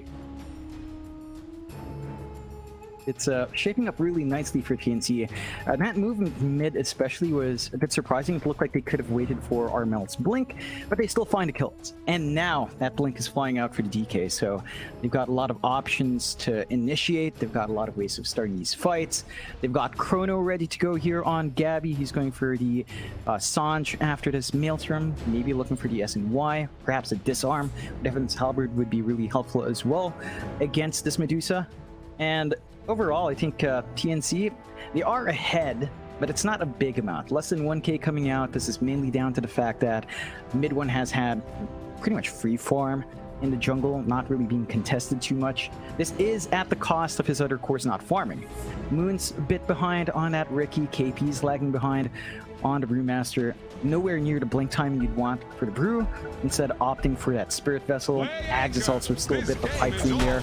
Moon is at least closer to his Diffusal, but that's not going to help with his survivability. When he does get jumped, the likelihood of him dying is just pretty much there. So it's going to be a bit longer until these heroes start to have that bigger presence on hand, and TNC, for their part, are doing a great job of applying that pressure early. They have to keep maintaining that pressure though, and they definitely need to start thinking about where mid one is, because this Deuce is still at a very comfy amount of gold, 500 ahead of the Void. They're keeping up there, and once the Manta's up, maybe once the Scotty's up down the line, once the Ags and Ag Shard are available, the Medusa is going to be really obnoxious to fight against. Is about to take the plunge. Radiant's bottom tower faces a stiff Not going to be scouted out of the line. He'll be all right. SMG, meanwhile, just trying to focus in on that bottom tier 1 tower, and they do manage to pick it up. The longer they can just keep TNC away from mid 1, the happier they are on the side of SMG, and mid 1 just continuing to hang around that triangle, keeping that farm up. Enough to just take the net worth lead away from TNC.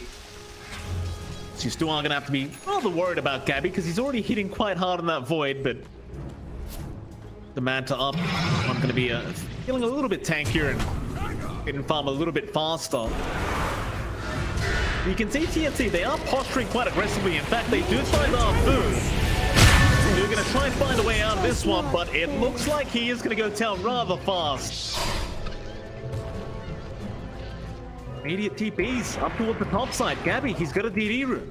He sees the Riki again, exact same spot as last time, and he does time walk in Moon. He's gonna try and blink strike his way out into the tree line.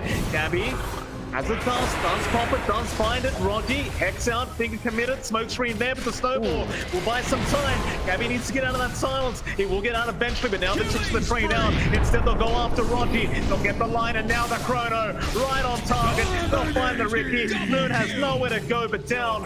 Gabby will get a double kill. G just have no answer for the gameplay of Gabby so far. Yeah, it's just super difficult. Ideally, you'd want KP around there. He needs to be able to split when he sees the Chrono to get that Cyclone off.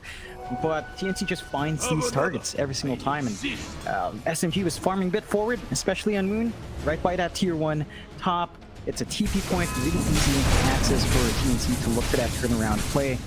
So not quite the ideal. I think the saving grace for SMG is still down to the fact that at least your juice is not being shot. So you're still stalling out for mid 1. You're still going to hit this Ags timing with a Manta up on that Medusa, and you can kind of depend on that to sort of give you some momentum. The issue is you're slowing down your Riki, and this is also a tempo-based core that needs the Diffusal ASAP. Kind of close, but not quite close enough. Once that Diffusal is up on Moon, this could feel a lot better, but still really squishy and vulnerable to be up in front for his team. Again in that mid lane, SMG, they want to try and go off the bot, but can they burst him down fast enough? He's a tanky boy. They'll go for the primal split, the pips. He's into the backside, onto Rocky. They want the lion dead bot. He's still surviving. They can't kill the Viper. Arthur, meanwhile, just ticking down slowly as Gabby will continue to chase up. They just want the supports gone, and they will get him. It's almost the same story as last game. It just seems like SMG, they're lacking damage. Nobody from TNC's dying. It's a damage issue, and this time around, SMG weren't even able to play aggressive early. But like last time around, we saw them put some forward wards behind the tier 1, we did that triangle for a while. This time they've just been playing a bit more passive because of Medusa, and it's just giving TNC more of the opportunities to dictate the game. They're in that Roche pit right now. They've got a lot of damage flying through, especially with tag team up. You can't afford to give this one away. You haven't got the primal split. I'm not sure about this one, as Gabby will jump out onto the Brewmaster and KP. Looks like he's about to dive with the Stone Gaze and the Hex. May have bought a bit of time into the backside. They'll go after Roger, but they'll lose Tips and they'll lose Boomy as Gabby now. He's out of position. They'll spike him up, and he cannot time walk away. It's a great team fight out from SMG now. It seems like all they needed was mid 1 to join in. They want to try and fight over this Roshan though, TNC. No one will allow this to go for free, and Boomy is looking for a way to dive in, but there is help around. Aegis is going to be taken. Good has got it on the Ricky, and now Boomy in out of position and does get fingered down. Be a dieback on the Phoenix. And suddenly the tide seemed to be turning the side of SMG. Yeah, it's back to a bit of over-eagerness from TNC. I think we talked about them being disciplined. That time was not very disciplined. Gabby was chasing down the line into the high ground ramp, a bit way too far from his team. Get the follow-up he needed, and SMG, they suddenly turn around, take Roshan, took a 2k net worth lead. They've got a safety net here on hand for them when they play aggressive for Moon. So they've got a lot coming out here, and TNC have to be cautious. They do have Chrono coming up. They need to land that combination to win this fight. Moon hunting with the DD rune. Gabby unwilling to try and go after that Ricky this time around. We'll leave him be. TPs are coming though. He's starting to group up. SMG, they see it. Enough for them. They'll just back right out. Besides SMG, they still get it, right? With the Medusa, you know you can go very late game. It's Medusa after all, so they're more than happy to let mid one continue to farm up. No real rush for them to try and fight unless you're fighting over things like the Roshan. That SMG just gonna kind of play the cat and mouse game right now, just trying to avoid the side of TNC.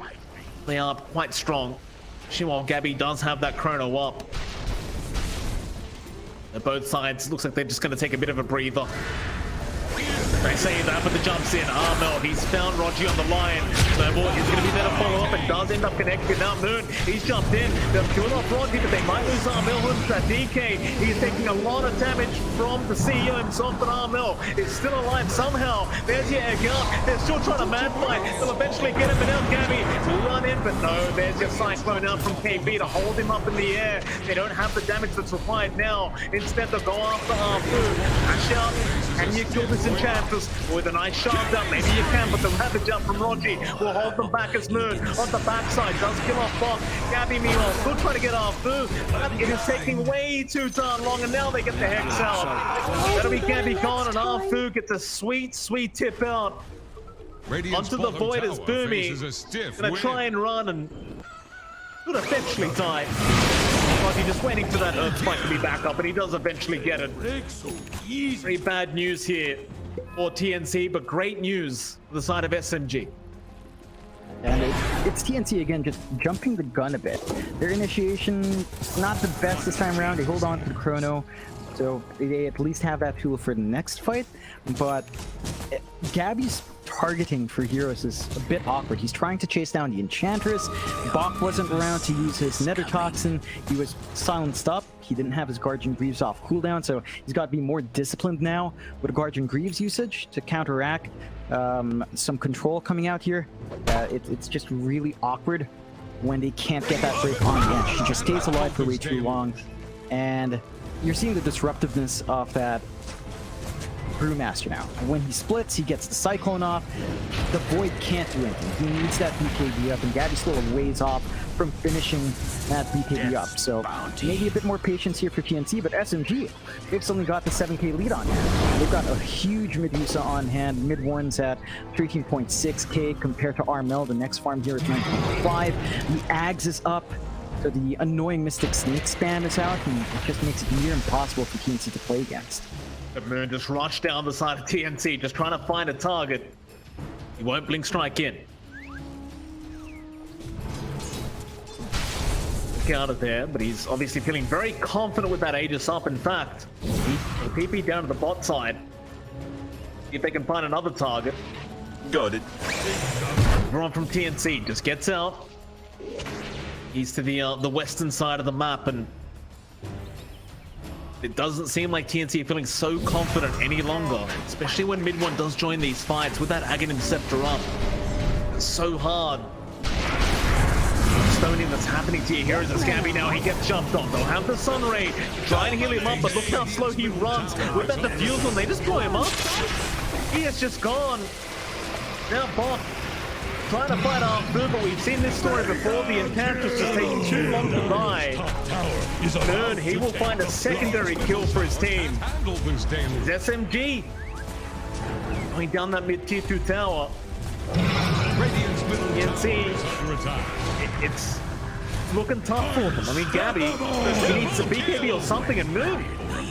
He just in on Boomy. Radiant's middle tower just healed over. It's awkward for TNC. They have no way of stopping this Ricky's initiation with that blink strike smoke screen. They don't have 4 staffs up yet to save. They need some way of getting out of that silence to use their spells. But SMG's just playing so fine here. So another Tim's just can't survive the damage output. I love what Moon's doing. He's just so confident right now, understanding the advantage he has. He jumps in with those T4s and now Bok trying back off, but such a hard kind of defense to make the TNT, but they'll try. Armel jumps in with the stun, but there's your smoke screen out. Make sure no Chrono is there to follow up in mid one. We'll pop the Stone Gaze. Armel just turning his back, but there's Moon jumping in again with the tricks of the trade, and it will be enough damage as they go in with the egg now. But where's your Chrono? It'll be committed onto mid one, but where's your damage output? He's taking none, and now the Tornado. KB just disrupting the void mid Chrono. It's going to be onto Bok again. The life is in trouble, and now Gabby has been caught out. He'll go down. There's no firebacks left. They do at least kill off Moon, who dived way too deep. Perhaps that'll be enough to try and defend this mid lane of Brax, but it seems the mid one is going to be able to finish it off and Sprites are with should be able us. to just back off the safety for SMG. Middle barracks getting what they The good news deserve. for TNC is that they still have tier 2s all around, tier 1 up top as well, so there's no further objectives for SMG to take. They're not going to bleed out anymore. The issue is there's a 15k lead for SMG.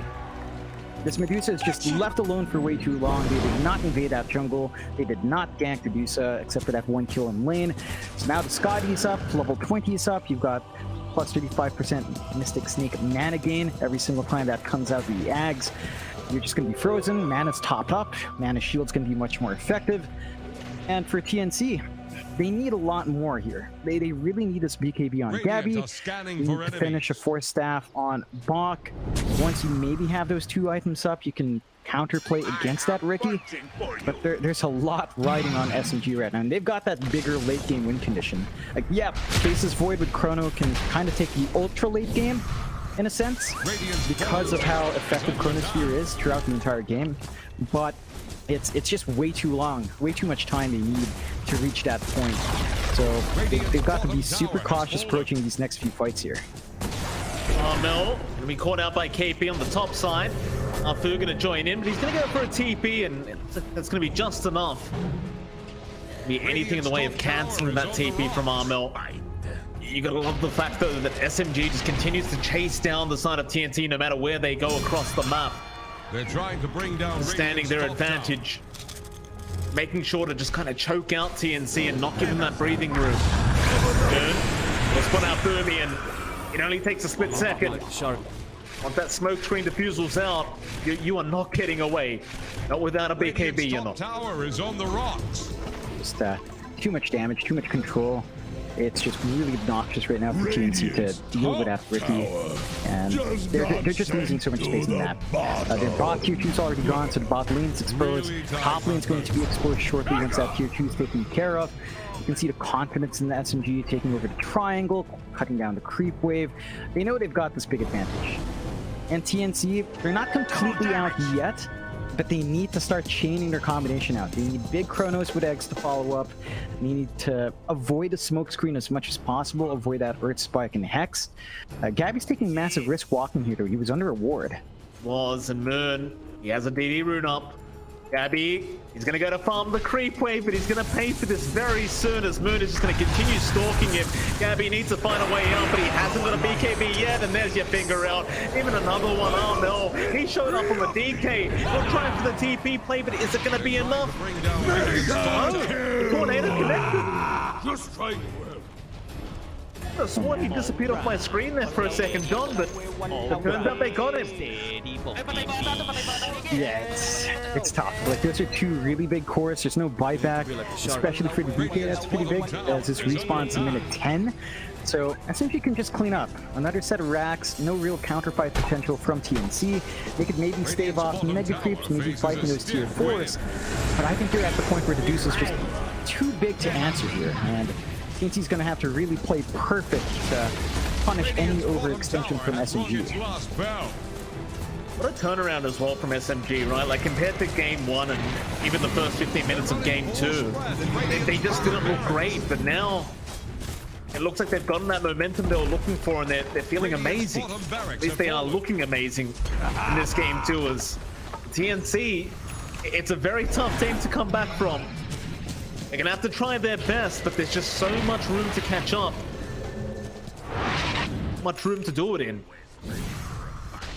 Gabby, he's still trying to get that BKB up from a void, but it's gonna be such a long time. In fact, never mind, it's gonna be about 450 gold, but feels like it's probably not going to be enough at this stage. No, there's a butterfly coming out on mid one. There's just too much durability on this Deuce already. Like, you don't really want to catch her into Chrono, but you have to. But you have to focus on the other heroes to kill first. Like, the Deuce is just a bit too tanky, unless you get a good Chrono wherein your Viper and your DK can hit from the outside as well. Maybe without much focus damage, you can melt through the Deuce. It's going to be hard if they do get the Aegis there. That's going to be 2 lives, potentially cheese on mid one as well. Free Ag Shard coming out to maybe buff up that Brewmaster as well with a Primal Split. Could be really annoying. Still, the good scan out does manage to save SMG. They know that there's some counterplay around the Roche Pit. They play it safe, and they could turn it around. If they know TNC is going to try to sneak a Roche themselves, they could wrap around behind, get some punishment off. I like how you said the scan saved SMG, John. I feel like the scan saved TNC, where this game's going. They are going to make their way up on the high ground right now. Moon looking for a target, will blink strike right into the Phoenix, but a nice 4-star away, and there's your egg being thrown out immediately. It will be enough to survive for now. Meanwhile, on the backside, Rogi has been caught out and will find the Lion. Will these kill off Boomy, and now they'll find Tim's. Great start here from the side of SMGs. They'll find another. Will die. Almost lost Armel there as well, mid-TP is...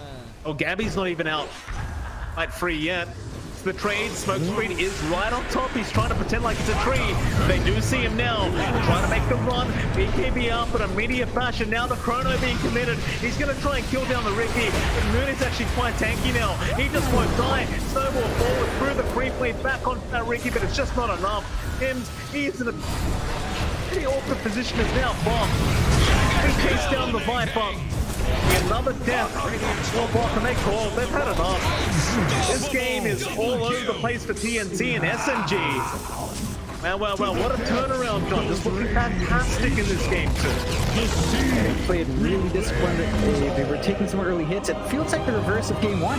TNC were the ones with faith in Gabby and the Spectre to carry it late. This time around, SMG had faith in their Dusa.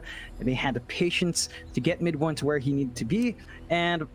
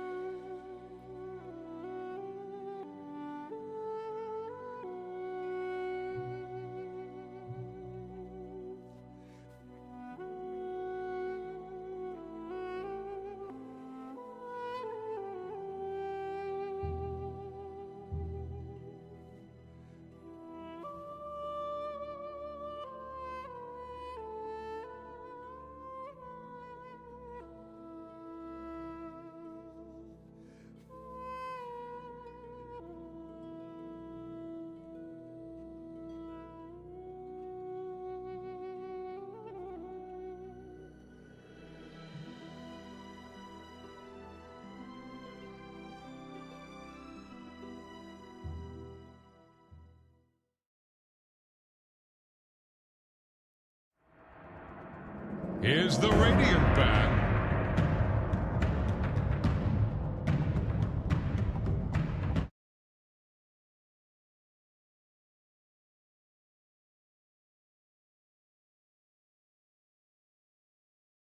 And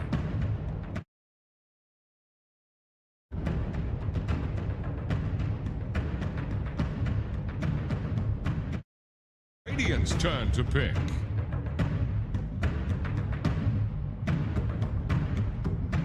Welcome back, everyone. We are tied at 1 apiece for Team SMG and TNC. And before we jump into the draft, I want to bring back something that Mike said a little bit earlier in game draft. And you said that you'd never seen Dyer's turn before. to pick. You were absolutely Radiant's impressed with turn his. to pick. Do you think this is going to be the doorway that opens to a whole lot of new heroes coming out from SMG? I hope so. I like it. I think it worked out really well. Like I said last in the post-game discussion, I thought the first 15 minutes it looked really rocky, but eventually it took off, and he looked very, very comfortable on the hero as well. He may have played it before, and I just have a terrible memory. Probably has, quite frankly. I'm getting a little bit old, Matt, so don't mind me. But it's it looked great. I was very impressed. I thought he did a great job setting the tempo of the game. The vision he was providing for the team, it's the fear factor as well, right? Whenever you're playing a pub and there's that Ricky that he's farmed a little bit too much and he's got that diffusal blade up, everyone's afraid on the enemy team. Everyone knows he might be stalking you. And that's exactly what TNC felt that game too. I was about to bring that up. I was like, he was better than most of the rookies I have on my team when I'm playing Dota. But You'd hope so. when I'm coming up against them, I'm just like, they're pretty much moon level rookie, you know, everywhere, all over the map, every time. But we're gonna look at the first phase here in the draft. And John, I want to know, with the Phoenix coming out and the Lion coming out, where do you think mainly Team SMG are going to be heading with that alignment? I think they're just going to look to give mid one a really good game once more. I think this is a really smart way of setting up for Dedusa. If you look at those first few bans in their pick, Lion means that you're not dealing with the Lioness Dedusa, so there's no mana drain to worry about for mid one. You don't have a Nyx with mana burn to burn through that shield as well, and you take care of the PL in that second phase ban. So there's no real way of just instantly bursting down Dedusa. You don't have the best control from TNC just yet to rip through Dedusa as well. And for TNC, they start off with the DK Phoenix. Normally that signals that you might want to flex your DK. DK off against Dedusa doesn't sound like the most aggressive time. You can certainly try to make it harder for her to find last hits with a Breathe Fire, but that's really it. You can pull that lane steady. It's not going to be as disruptive as you might want it to be, as Dedusa can still play with a Mystic Snake. So I think it kind of limits TNC's options. They might have to put that DK mid, and because it's picked so early, SMG could just read that and kind of counteract in that mid lane matchup. So with the TNC bans there, I see that they've banned Viper and Ricky and the Brew as well, right? Ricky and the Brew make a little bit of sense. They're those respect bans coming out. But Mike, why have they gone for the Viper ban, especially? I think the DK naturally doesn't really enjoy the Viper because you have that natural break and there's a hell of a lot of magic damage out, and it kind of goes back to the fact that nobody really likes playing up against the Viper. So I think it's, in all fairness, just get rid of it. It's almost like the Brood Mother, right? You just don't want to go up against it because it feels very cheesy and very annoying to try and deal with for the first half of the game. So I do like the fact that they've just removed it, more so because they do have a DK, and DK does tend to struggle quite a bit against the hero, at least for now. Yeah, well, I mean, we're looking at some more bands coming out in C here. But what do you think? Are there going to be any more respect bands, or are there just going to be more of those? Dyer's turn to pick. Well, they take out the Enchantress, so it's looking like they want to just kind of help out their lanes, not have to deal with all the sustain coming through. They don't have the option for the Viper themselves as they banned it out, so they don't have their own break to deal with that untouchable on the Ench, and it's just really disruptive in the right hands. We saw them again. They kept trying to commit onto Afu's Ench, and just never lined up, so they don't have to worry about that here. I think what we need to see is something to combine with Phoenix, or to kind of play around with that Dragon Tail stun DK. DK. You don't really have the natural combos on hand. If this is an offlane DK, you need some sort of controlled spell out for your Phoenix Egg to really go off without a hitch. TNC do take that Grimstroke, so there's some potential here. Blink forward with the Ink Swell on the DK, plus the Dragon Tail stun is one nice way to start these fights. You've got the Soul Bind plus Dragon Tail for doubled stuns on hand, and you can kind of play aggressively here for TNC, but I like what SMG's doing. They've got the Tusk on hand with a line that's a lot of control in lane, that's a lot of aggression on lane, especially once they hit their level 6. You can play around with Finger and the Walrus Punch quite nicely here. Yeah, okay, so now we see this Puck being picked up. And Mark, I've got to ask, you know, is the Puck a pretty big priority? Because we saw him get banned in the last 2 games. I mean, it's an RML Puck. Like, this is one of the man's specialties. In fact, I have to say it's arguably one of his best heroes, right? Probably top 3 for RML. And he is very, very impactful in this hero. And the Puck, it never really feels like it's out of meta. I feel like this hero can always kind of pop back in, and it still feels very strong going into this matchup against SMG. RML, he may have felt like on the DK he couldn't really do RML things last game around, so maybe just wanting something that can be a bit more mobile, can just pump out a bit more damage and be much more annoying. So I do love the fact that TNC are kind of bringing out that specialty for RML. He's obviously a very kind of top tier player, and you want him to just kind of be performing at his best. And the DK, it's a nice hero, but you don't want to limit him if you can avoid it. So I think the Puck is a much better option. And of course with the DK, we know TNC can also run the safe lane DK as well as the off lane DK if they so wish. So it's still a bit of a flex pick here for TNC as to where they're throwing that Dragon Knight.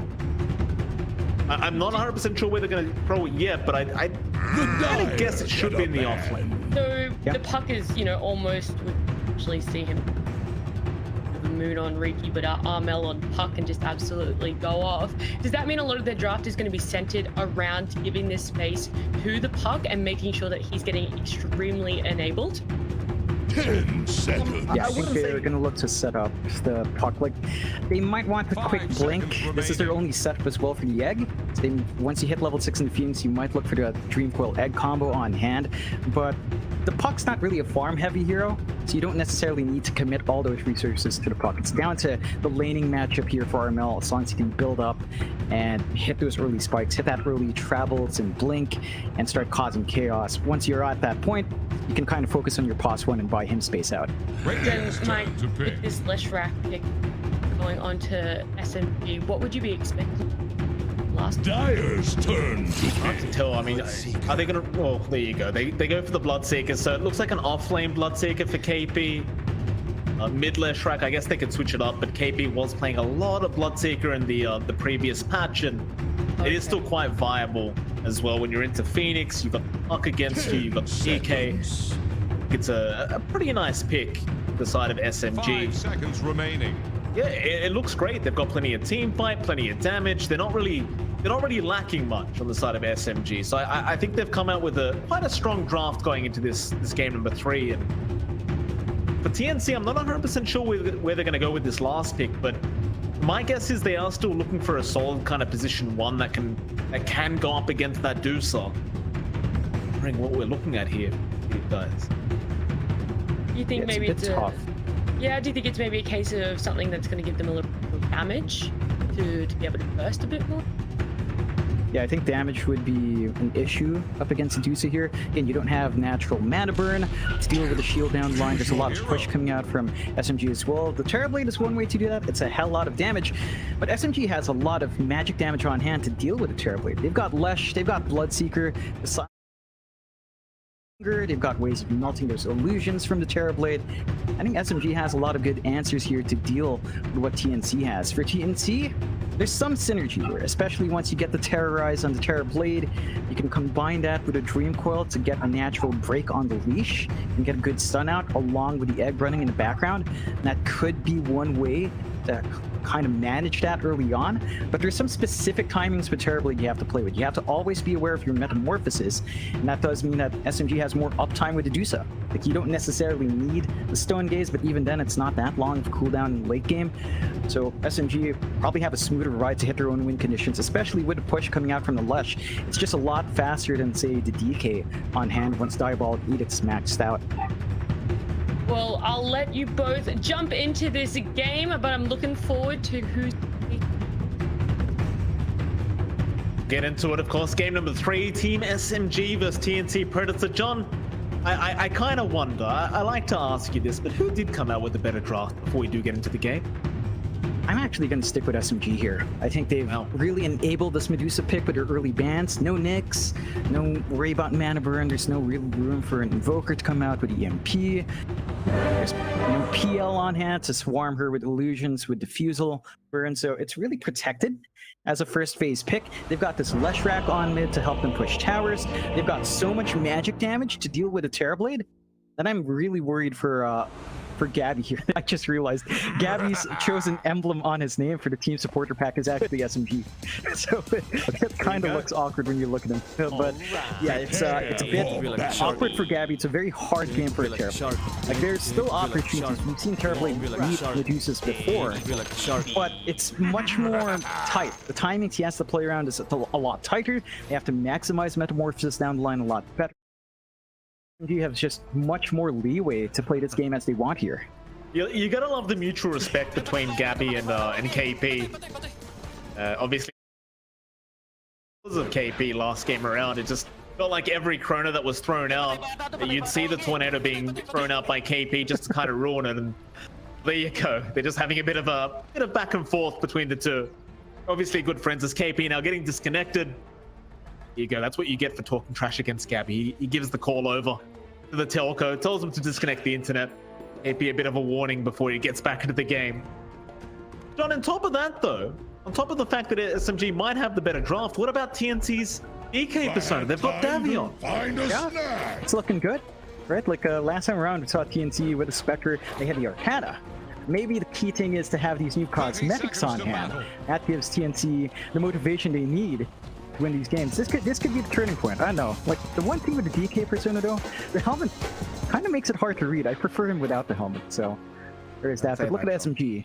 They're smoked up. They did this before, and if they get a good wraparound here, they've got a lot of stuns, a lot of damage on hand. I really like this move, but this time around, Tim's, he's going to be around to make sure he breaks the smoke, or spot him out and get a nice chance out. And with the Earth Spike, they might have enough control to get another stun out from Moon. And with that, they'll give the first blood over to the Leshrac. Another great start out of SMG. They're giving that first blood gold to Moon. It's going to ensure a very quick bottle for him, and life very, very hard for Armel on the puck. Be pretty awkward for Armel, like when puck versus Leshrac matchup can go either way. You have stable wave clear on both sides, but you have to be cautious about overstepping your bounds to puck here. If an Earth split Earth does land, the follow-up damage can be pretty annoying, and of course you have to always control your lane. Once a creep wave shoves in just a bit for Moon, he can look to play with the Edict once that's up and just constantly apply chip damage, and you might find yourself losing your mid-tier one earlier than you want to. We're having a look up at the top lane where KB, it's a nice double silence off. Abby already popping the Metamorphosis, and Boomy trying to be rather aggressive with the Fire Spirits, but looks like KP is going to be just fine to secure some CS for himself. It's KP going to have to be a little bit cautious every time that meta's off cooldown, but once it does wear off, I think KP should have a pretty darn good time with the Bloodseeker. Just being able to spam out the Blood Right going to be very annoying for Gabby on that TB. Yeah, it's just not going to feel good once you're stuck in that melee form for Gabby. I think the one saving grace here for TNC is that it's a dual melee lane. So Boomy has a little bit more impact to play around with his range advantage, to play with the Fire Spirits once you get some levels up. At the same time, Afu, he went for level 1 Ice Shard. He tried to keep spamming that out to get hits on Gabby. And with the Thirst up, you know, Gabby, he doesn't have much HP. Really relies on that armor to tank up, and once you're low, a Bloodseeker just becomes a lot more potent in the main, so you have to balance your HP here quite a fair bit for TNC's end. We'll have a look at the bot lane as well. Rogi, Kim's kind of going at it. Rogi does avoid the stroke of fate just fine. Of course, you've got Bok there, the DK, and you've got mid one once again on that carry Medusa. Last game around, they weren't able to shut down mid one at all on that Medusa. I wonder if this time they've got what it takes with this new draft from TNT to deal with mid one, but it seems like they're not going to be able to really give him the space that he had last time. If they do, if we see a repeat performance from mid one, it is still a Medusa, and it's kind of like you said with the TB. It's not going to be that simple of a task to try and get through this Medusa. See what TNT does to try and shut him down this time. I'm looking at Bok's build-up. He did go for Dragon Tail and 2 points in Dragon Blood, so there's no real Breed Fire to prevent mid one from applying his harassment with his right clicks, clearing out the creep wave. He's playing really nicely with the Mystic Snake. And this does allow you more aggression with Dragon Tail plus Inkswell, but you're not really seeing out, although Tim's chasing Raji. He is. Raji being caught out. Nice with that spike though, and mid one going to be around to help out as Raji does go for a nice salve up, and Tim is trapped between the creep wave and the trees and does end up going down. Very nice setup there from Raji, and it costs him a salve, but in the end, who the hell cares? He's going to be just fine. It's a nice pickup. It does get split up, so you're not too upset for TNT, but this lane's just going really well on bot. In fact, all the lanes for SMG feel like they're off to a really good start so far. Just managed to keep all these heroes in check. Gabby's not having the freest farm as well. Barely above the Dusa, which is decent, but KP's already getting enough space to just hold that lane solo. And Gabby, when Metamorphosis is up, he can look to play aggressive, but not really looking to set up just yet. And every single time Blood Right lands, again, you're a low HP hero, high armor. Magic damage just makes it so annoying to hold that lane for Gabby. Right aside, at least Armel's having a pretty good time in that mid lane of the park. Only top CS on the board. I must say, Moon not really that far behind either. He's just 4 CS behind at the moment, and with this wave, he should be able to easily keep up with that puck. It's going to be a lot on the shoulders of Armel this game, right? Like, you are really requiring him to just make those rotations and set up these kills for TNC. This draft of SMG and the way the lanes have gone, it could be a very tough time if Armel can't set up these kills. He needs to be active on that puck, especially once he hits his level 6, level 7 with the Dream Coil up. You're going to have to look for a nice pick off in the side lanes. You do run the risk of giving your mid out. You maybe want to play more passively instead. Just protect that mid, keep the lane at equilibrium to prevent a shove from the Lesh, but that just kind of runs the risk of letting these side lanes just fester for longer and just kind of give SMG too much to play with. So there's a lot of choices Armel's going to have to make. At the least, he's slightly ahead of that Lesh rep right now. 34-5 up against 26-1. So you've got that early farm advantage on hand, and that does mean that Moon's not going to look for that early push opportunity just yet. Bottom lane, Spike is out. On that DK, and now with the Shards and the tag team, it might just be enough to get through Bok's HP pool as a snowball. It's gonna be there to follow up, but he's a very tanky DK, and we'll be able to back off as now Armel make the rotation in. He only got one with the Dream Coil, but it will give him a kill. And immediately he's back off to the mid lane.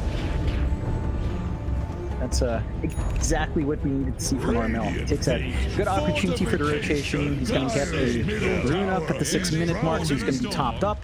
The creep wave was shoved out far enough that Moon couldn't really do.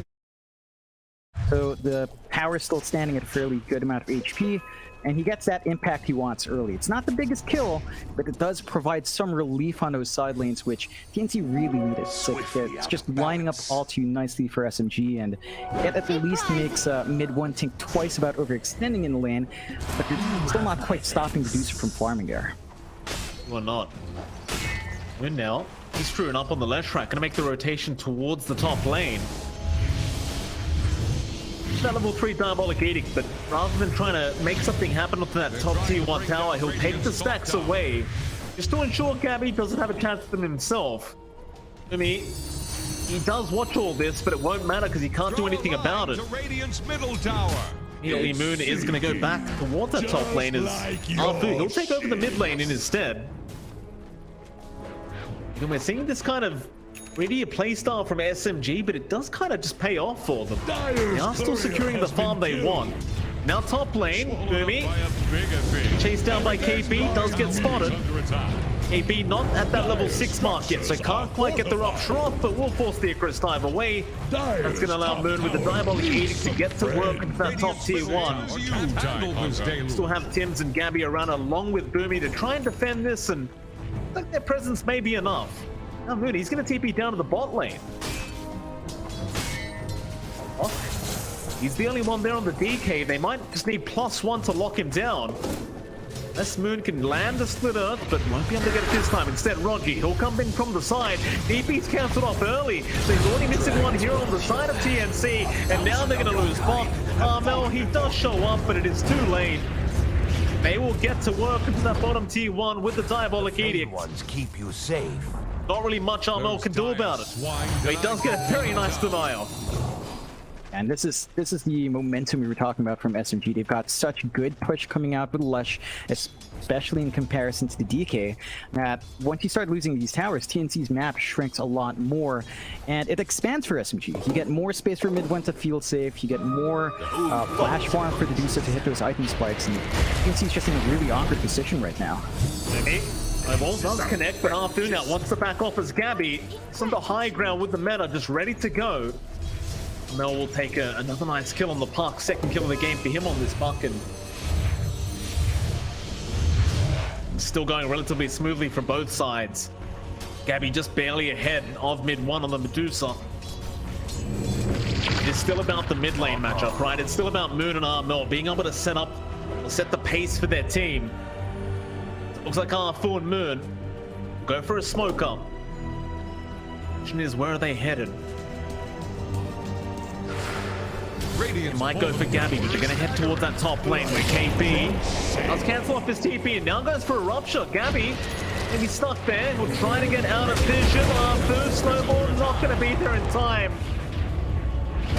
We'll just roll the other ways. They'll go after Tims instead. Blood right, not actually going to get the vision as Tims. He just ran straight south and they haven't found him. Keep you safe. Tims is somehow out of there. They're still having a look around. Has fallen. Korea, not going to spot him either. Tims, he will survive. That top tier 1 tower, probably not going to be so lucky. SMG, they really wanted that kill. Gabby's still kind of given a lot of space here, all things considered, but we'll be able to find that top tier 1, so Armel's here. Coil out Armel, he's got a massive target there as Bok. They try and help out with the Dragon Tail. That should be enough to lock him down and get the damage out. SMG thought about jumping in, but there's not really much they could have done. That is a huge pickoff now for the side of TNC, and he kind of create a bit more space for them to be able to just secure that farm onto Gabby and Armel. Is under attack. They're doing a good job of just protecting the TV. They're not looking to play aggressively themselves onto the Dusa, so you're kind of trading farm, and we're seeing mid one slowly catch up. Like, the last hits are racking up, the triangle is fairly protected, there is a reward here from TNC to watch. They're not really able to do as much with that information, so I think overall you're still kind of happy on SMG's end, and it still kind of boils down to what you were saying, the mid-core matchup. Moon still needs to find some towers to melt for the Edict. Mid-tier 1 still standing, top tier 1 still standing. In that sense, it's feeling pretty good for TNC. They even out the bot lane push down the line, so relatively even in map control. I think that serves to benefit TNC a little bit more, considering that SMG are the one with a bit more of a push advantage with the strat. Drop shot, top lane, they've got Bok. They're very kind of tanky here to go after. They're not going to pursue it. Bok's just going to stand there. He'll be alright.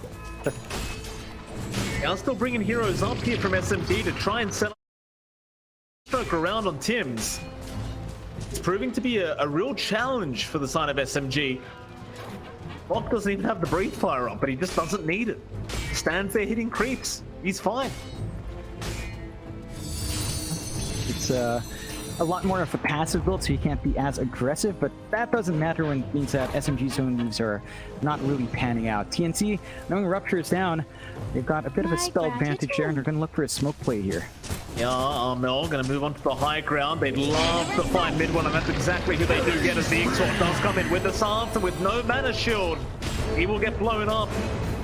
Great setup there from the side of TNT, and you look at Gabby. will join in that mid lane and they'll get started on that mid tier 1 tower push now with the Metamorphosis. Immediately decided SMG they need to try and get something done about this. You don't want that mid tier 1 tower to drop with a Medusa on your side. Dire's bottom Blood tower won't won't be last enough with the long. Lightning Storm spam. TNC, they get the rotations they wanted. They won't overextend. Just back off and continue their farm up. I think this is pretty darn good for TNC. They killed Medusa, the one target we've been talking about. That's an AFK farming. They make good use of that ward they planted earlier on. And they're pretty much protecting Gabby. Just sort of allowed to free farm, still above the Medusa, which is not where you want to be as the Medusa.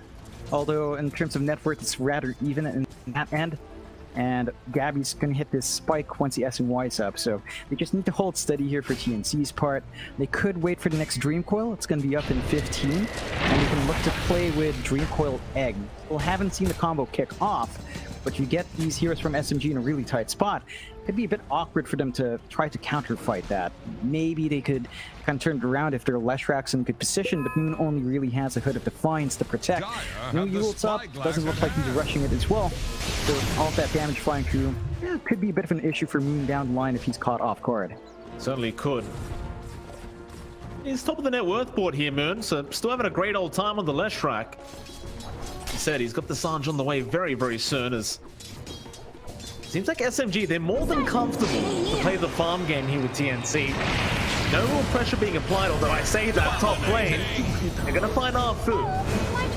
TNC, they'll get another kill for themselves onto Armel. He is fourth of the game, but mid one, he's gonna show up to make sure this top tier 1 stays defended. Because even with the Medusa this early on, just being able to spam Mystic Snake is gonna be enough to force the side of TNC back.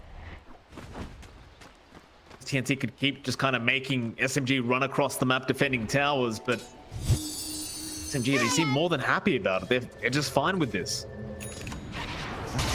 In the end, I mean, it's still space out for Medusa. They're not quite really trading objectives on either side. And again, it's a bit of a equal state for both teams now. It's not swinging out too much. Map control is relatively the same. Both cores are farming up at a steady pace. The one thing that does line up to, though, is that I feel like a Terrorblade with equal amounts of farm with Medusa, at least at this point in the game, is going to have a bit more impact. It's just down to the fact that Metamorphosis is a lot stronger earlier on. The damage boost is huge. Medusa needs so many more items to really hit that stride. And I think as long as TNC understands how precious would have been smoke with it. Okay, B's in trouble, but no time for Armel. He'll get the rupture after it won't matter. And meanwhile, on the other side of the map, they have started up the team fight. As Spock is being focused down and eventually may go down. Be able to get him.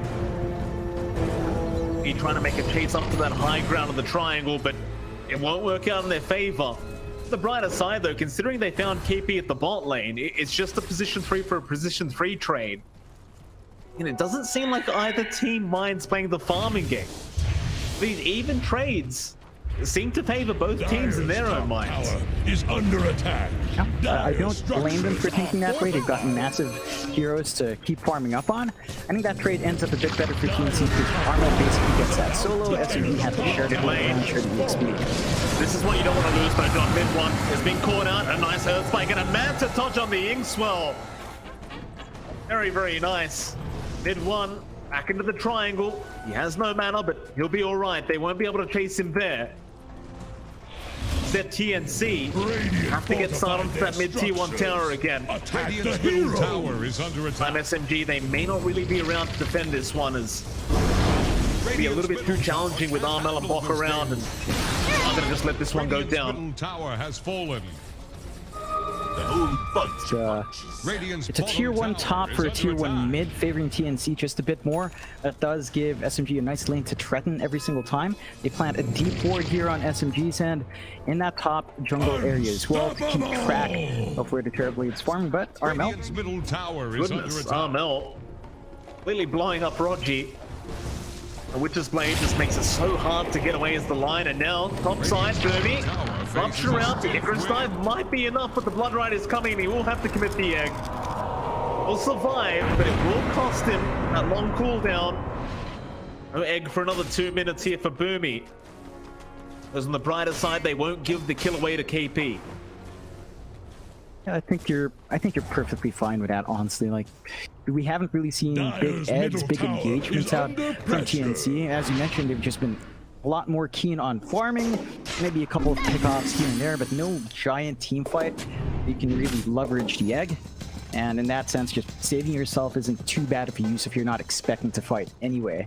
And still seeing the net worth even, kill board 4-7, a bit of a slower game here, as much slower than we're used to seeing from Southeast Asia, but relatively even. I think both teams, it's one of those games where it's like a spring that's really wound up.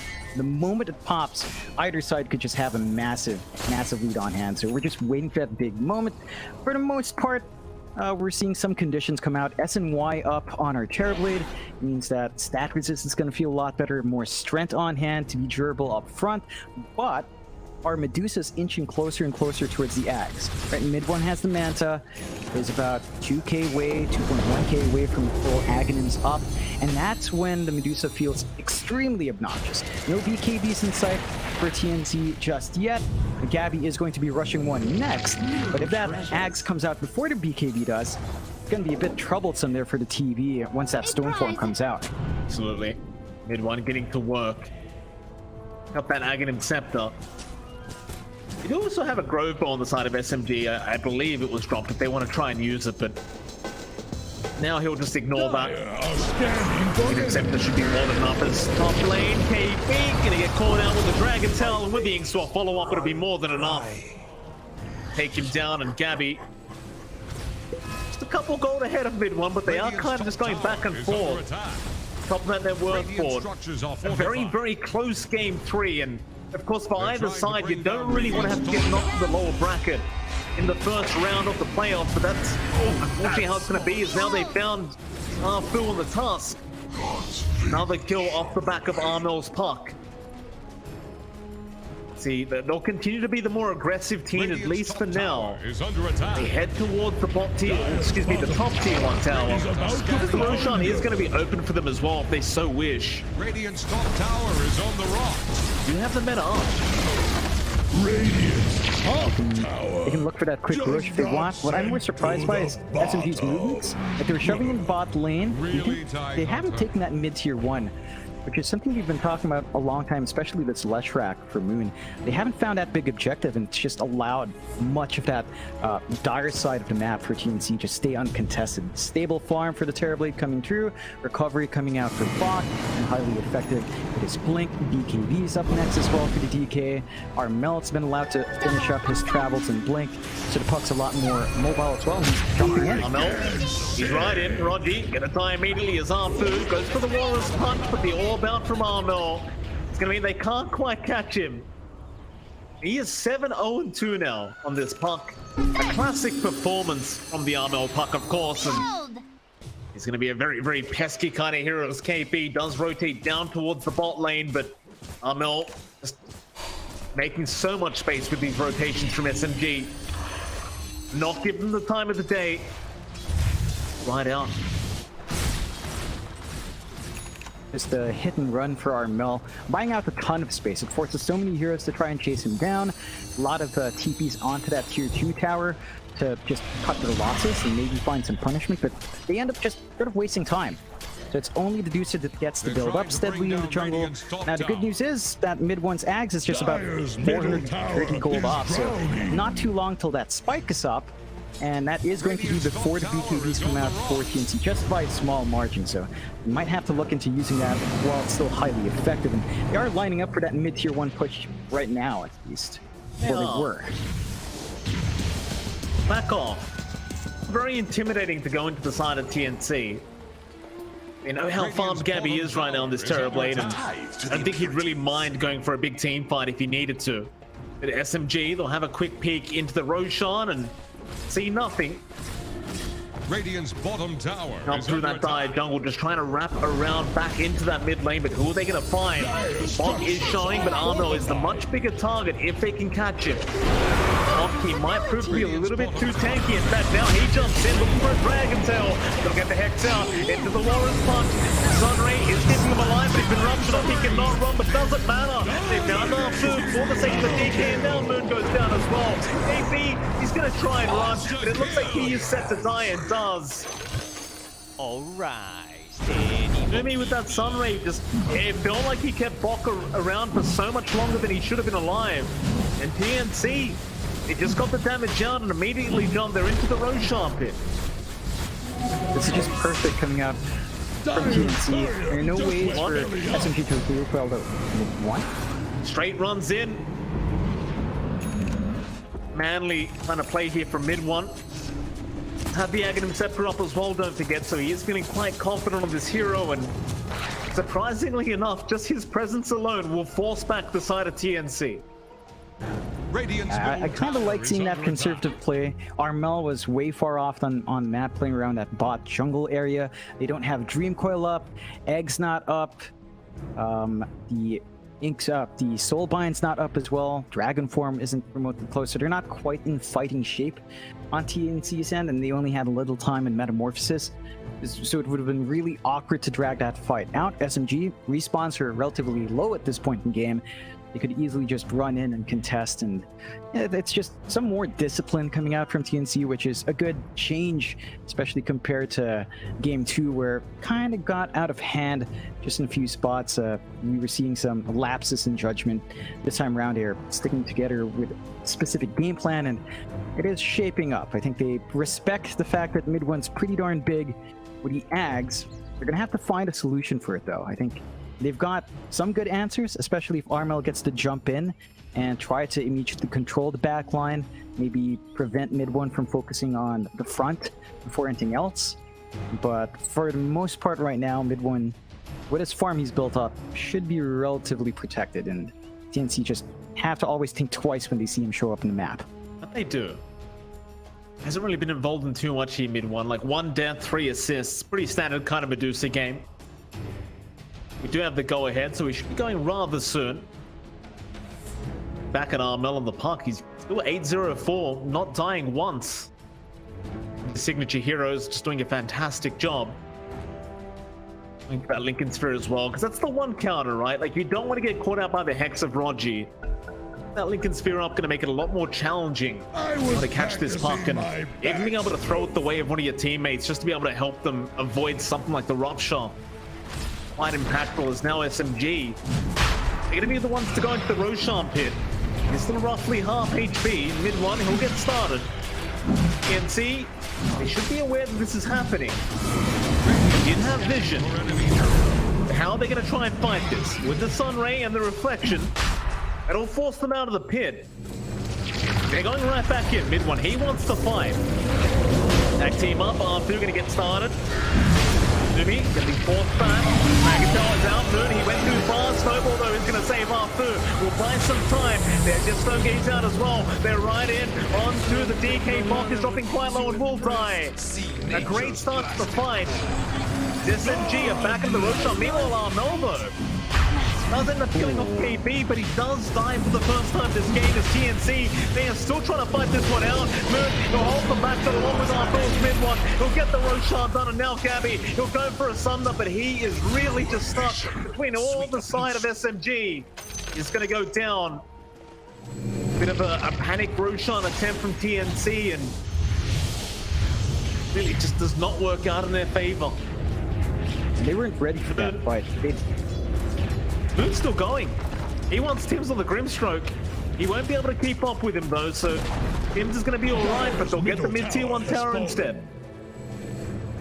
And that's been way overdue here for SMG. It's 24 minutes in for the mid-tier 1. A bit slow, but they find it eventually, and they have Roshan on hand. TNC, that was a really awkward fight. They had no egg, they had no Dragon Form, they had no Metamorphosis, they only had Dream Coil to play with, and it's just not enough.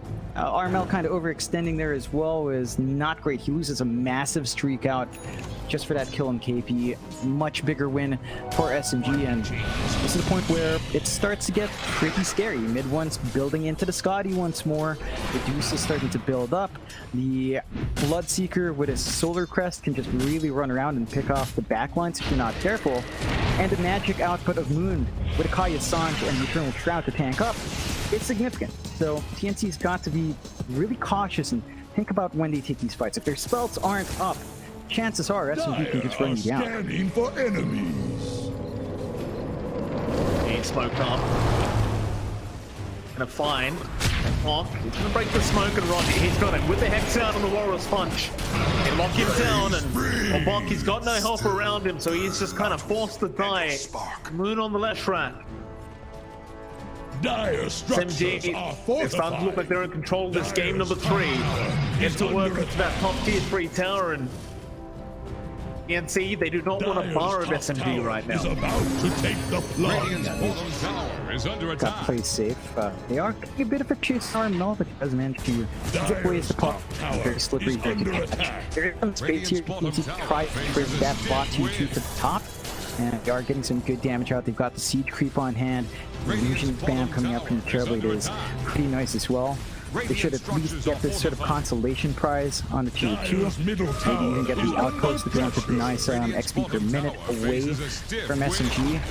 SMG for their part, Aegis, they've got a lot of time in it left, about 2 minutes, 2.5 minutes left on that Aegis, so a lot of time for mid one to be protected. And going for the direct tower tree doesn't hurt them too much. It's much more painful now for TNC.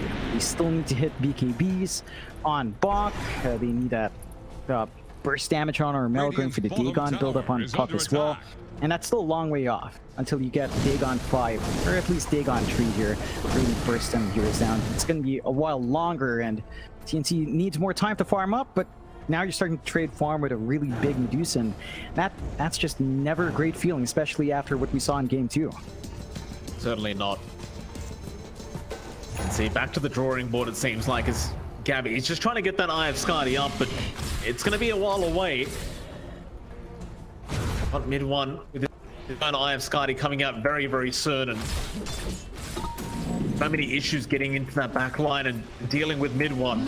It's going to be very annoying with that Stone Gaze and the Aghanim Scepter Mystic Snake. I suppose you can play the split push game here for TNC. You do still have the Puck, who's one of the better split pushers in the game. Moon, a run right into Gabby. They'll be able to potentially find a killer as Moon is going to try and fight this one out, but silence there, and the Dream could have locked him down. There wasn't much he could have done. So TNC trying to find a few more heroes to try and pick off, but nobody going to be around here from SMG. Everyone backs out again. TNC, it looks like they'll accept what they get and back off, but it's not really the prize target you want, right? Like, you really want that Medusa if you can find her. Mid one's still just not giving them any openings. He's just playing in the back, playing in the jungle. Really safe. He's always got support to watch his back as well, so it's not the target you can easily jump, but TNC has some good items. They have the BKB on Bok, and the Ags is up on Tims. So they've got the Dark Portrait. That big farmed Medusa can turn against him, and we've seen this Dark Portrait really cause issues for a lot of teams. It's almost like a Nyx with Ags, right? Like, once you have that burrow, all the added spells you have can be obnoxious. This illusion's just really annoying to deal with, and you're gonna have to watch yourself on SMG now when it's attacked. You might want to try to commit with Raji to take it out instead, but it still is going to be a big factor as long as Tims finds the right target to get the portrait of. Pushing here by Armel. SMG gonna start invading that Dire jungle again. Trying to find out where the side of TNC are, and courier for their trouble. Who gives the Walrus Punch over to the courier of Armel. Take the outpost back as well. Of course, TNC just completely unwilling to start a fight. It's 5v5 as Rogi trying to find Armel in the Puck, but to get the Hex off. Meanwhile, mid lane, Boomy. It's fine. Now Kenji does have that ink portrait up. Actually have to commit quite a lot to just try and burst it down. Tower faces a stiff wind. That's going to be a big factor, John. Like, against Medusa, it's not necessarily one of those heroes that you think about when you think of the Grimstroke ink portrait. It was rather tanky, I must say, and I suppose if it's left alone long enough, it will do a substantial amount of damage. You think maybe that's the key here for TNC? Definitely, it's going to be a big factor. You're always going to have a good source of damage just flying out. Mid one doesn't do the most damage yet, But as he builds up on items, it's just going to work against him if he's not careful. So SMD has to be always sort of aware of where the Grimstroke kind of positioning himself, what he uses that Dark Portrait of. A Soulblind Dark Portrait would be really annoying. So look at that. Tim's just microing, cutting off the creep wave, preventing any push opportunities, clearing out the creep wave by himself. It's fun. Great hero. It's balanced. Very balanced. Hook up, Arthur gonna run right into him, doesn't break the smoke, but Armel gonna move forward with a nice scream call, catching out Moon. Are they gonna go after the trap? They'll try to focus in onto mid one, but mid one, he's gonna be just fine. Instead, they'll commit the egg, they'll continue to fight onto Arthur.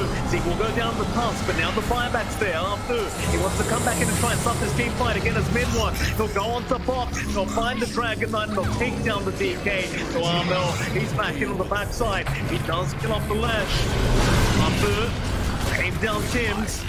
Gabby trying to get to work with the hexes out. They've got the Earth Spike as well, and they might just have enough control to take down this TV. Or do they? He still has the Sunder. He'll get it off. He'll turn back around. It'll be a time back on Arthur. Now mid one. He needs to get out of there. Oh no, even finding Roddy in the backside. They do get the Medusa away. Radiant's middle tower is under attack. PNC.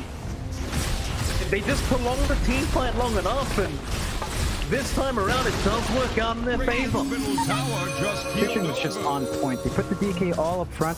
Mid one's gonna have to shove this wave back by himself, which he can do. It's a Dusa. Can really split shot quite nicely, and still really annoying to deal with for most of these heroes.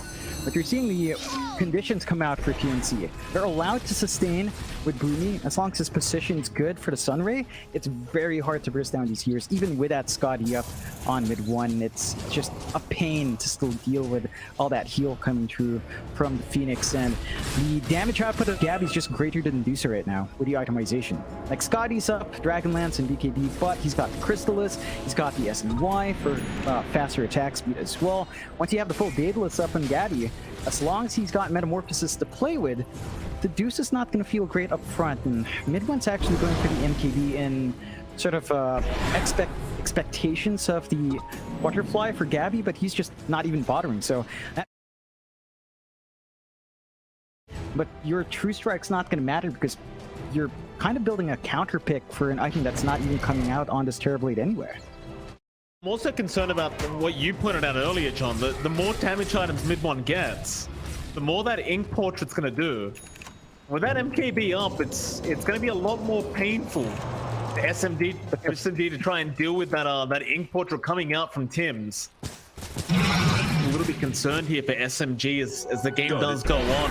A 5k net worth lead now for TNC Predator. It's still a rather close game between the two and could go any way. Feels like this game is going to be banking on the next Roshan, which is up, by the way. SMD already kind of posturing around it, getting the vision of that Roshan. So important for both teams to try and secure that second Roshan with the Aegis Cheese and Shards, and mid one, he's already getting started. An Ink Portrait though, they've scouted out. We've also got that Daedalus now onto Gabby. Dire are scanning for enemies. SMG, play it safe. They'll back out a bit. It's a good call. They don't really have the best vision to take the Roche right now. No forward wards, the spot where TNC is. And TNC, well, they're under smoke right now. They could look to play into that high ground here. Open one. He does not want to be caught like this with the Sunray and the Dragon Tail right on top. Still, he got the Stone Gaze off in time. So he can try to back off and down the Soul Bind, locking him down. And look at the damage output. Gabby just rips it to shreds. Onto the Bloodseeker KP, he's gone. Armel's got the backside. He'll kill off Ronchi. And now Moon, he's going to try and run, but he has been left all by himself. They'll get him. Your essence seeps. Oh, what kind of damage was that from Gabby? Daedalus, man. It's the itemization compared to the Dusa. The Dusa going for that MKB, it's just not enough damage. And it's not any more durability as well for the Dusa to stand and fight. It's just not panning out, and they have to put that Dusa up front as well. It's their tankiest hero. It's the one that can take all the hits. You don't really want your Bloodseeker up front. and that just puts you at massive risk. They managed to get the initiation they want. I think they kind of focused on Armel on the low ground, but they didn't expect everyone else to swing in from that southern ramp, and it just kind of cost them. High ground under siege, Aegis cheese, 3 ag shard up. It's really scary to fight into this. They don't even have the stone gaze just yet, although it should be up by the time the respawn's there. But these objectives will not hold for too long. They won't get mega creeps up as the tier 2 top is still standing, but 2 lanes of racks down, and it's going to be a bit more annoying for SMG to keep these gates shoved out. The racks is down now for SMG as the second does get taken by Gabby as we speak. Ingrid's time, gonna find out our food. Green Pearl's there, they want to just take the tusk out of the team fight immediately. They do break the coil. Wings right behind by Fox. Take him out. Top food down with that buyback again. Yensi. Secondary racks, Gabby. Has the Aegis, there's your soul bind out. In fact, they might just try and turn around and fight this. Rodney's already gone down. Now the sun around mid one. Oh no. He's dead without buyback. Oh, it's a disaster here, John. CNC. Really hard. Going over the tier 4s now. Rodney, he's trying to get something done with the finger out there. Going after Armel, but he is still alive. He'll get the phase shift off with the ult down below from a moon. He will secure the kill, but doesn't matter. They are getting completely wiped, and they call the GG. CNC. They just turn right back around and take game 3 off the side of SMG. Those Radiants. Yeah, it looked really even for a long time, but as we were talking about, it's like a coiled up spring. The moment the tension leaves, it just explodes. And it boiled down to a couple of things.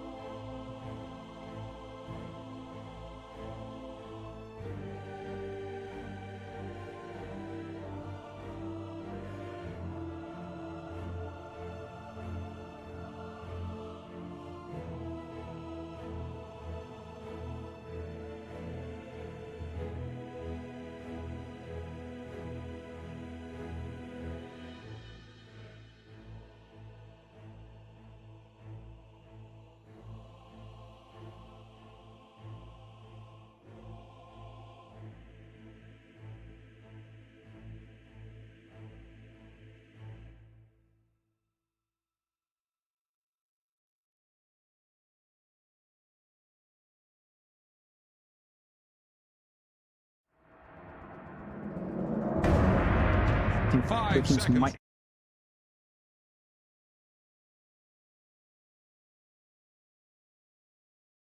both sides, so it could be one of those heroes that both teams try to let slide so they can take advantage of it early on in the draft. Well, that's the thing. How many times do you pick a hero just in order for your opponent to not get it? You don't necessarily want to ban it out, but you're like, I definitely don't want them. 10 seconds. Here's the Like, do you think that radiant ban. happens often or not really? No, I mean, I'd say so. I'm not sure about the morph in particular now, because it feels like, while it might be a very Only contested came up hero between rare. these two, it's been a little bit out of meta as of late, especially with the recent changes. It's not quite as simple to play. You've got to keep your mana in mind now, and there's just so many items that can kind of counter out the morphling. You know, you've got your spirit vessels and your shivers guards and your eye of Skadi, just very popular items that make it very difficult to play that hero. So I don't know if either team will pick it up, but it's one of those picks. I do agree both teams are the type to take it if they feel like it is a very good game for it. But we'll see. We'll see what they want here. The draft is getting underway now. We'll get to see what these teams get up to. Well, yeah, we look at these bans and straight up we've seen ban, pretty much what you were talking about there earlier, John. So it's great to know that all that knowledge in your head is pretty accurate. We're also going to see the Brood and the Viper ban too. Do you think those potentially off the back of the last series? Radiant's or turn it's just to pick. Dragon Knight. Yeah, I think Boom's run that FBZ Brood Mother a couple of times as well, and always catches teams off guard. So just kind of preventing FBZ from having a free run. Really quick picks here from Boom though.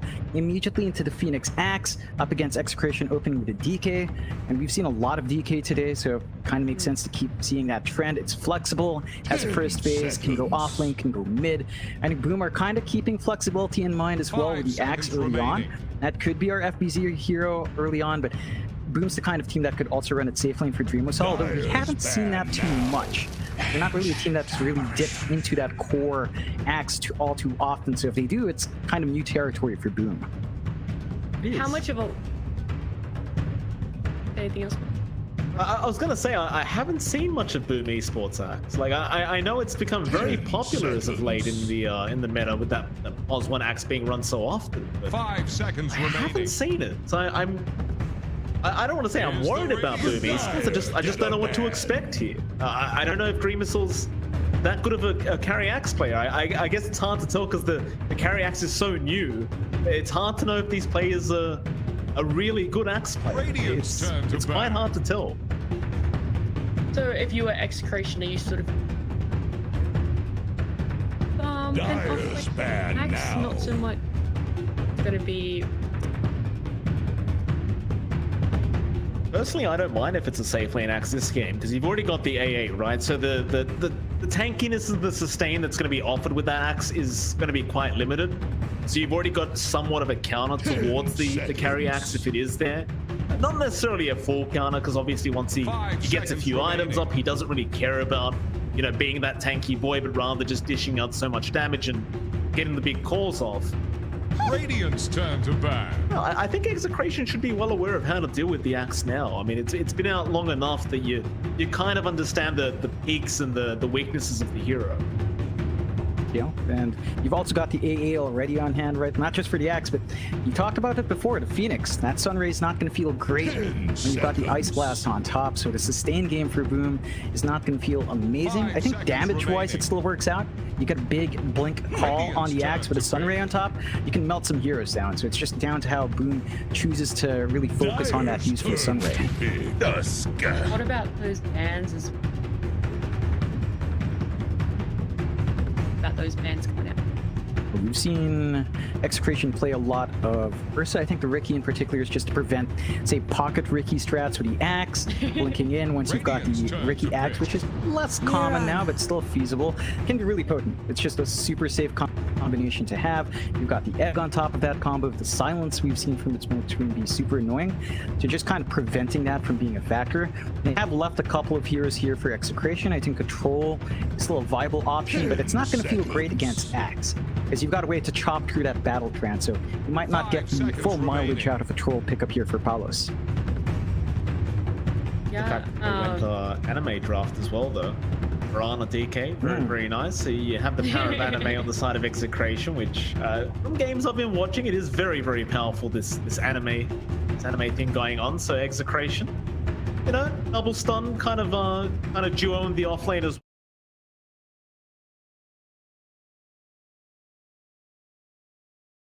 I can tell into the arrow. Very old school indeed. Is it mainly just the double stun that gives it such a viable option to be working together?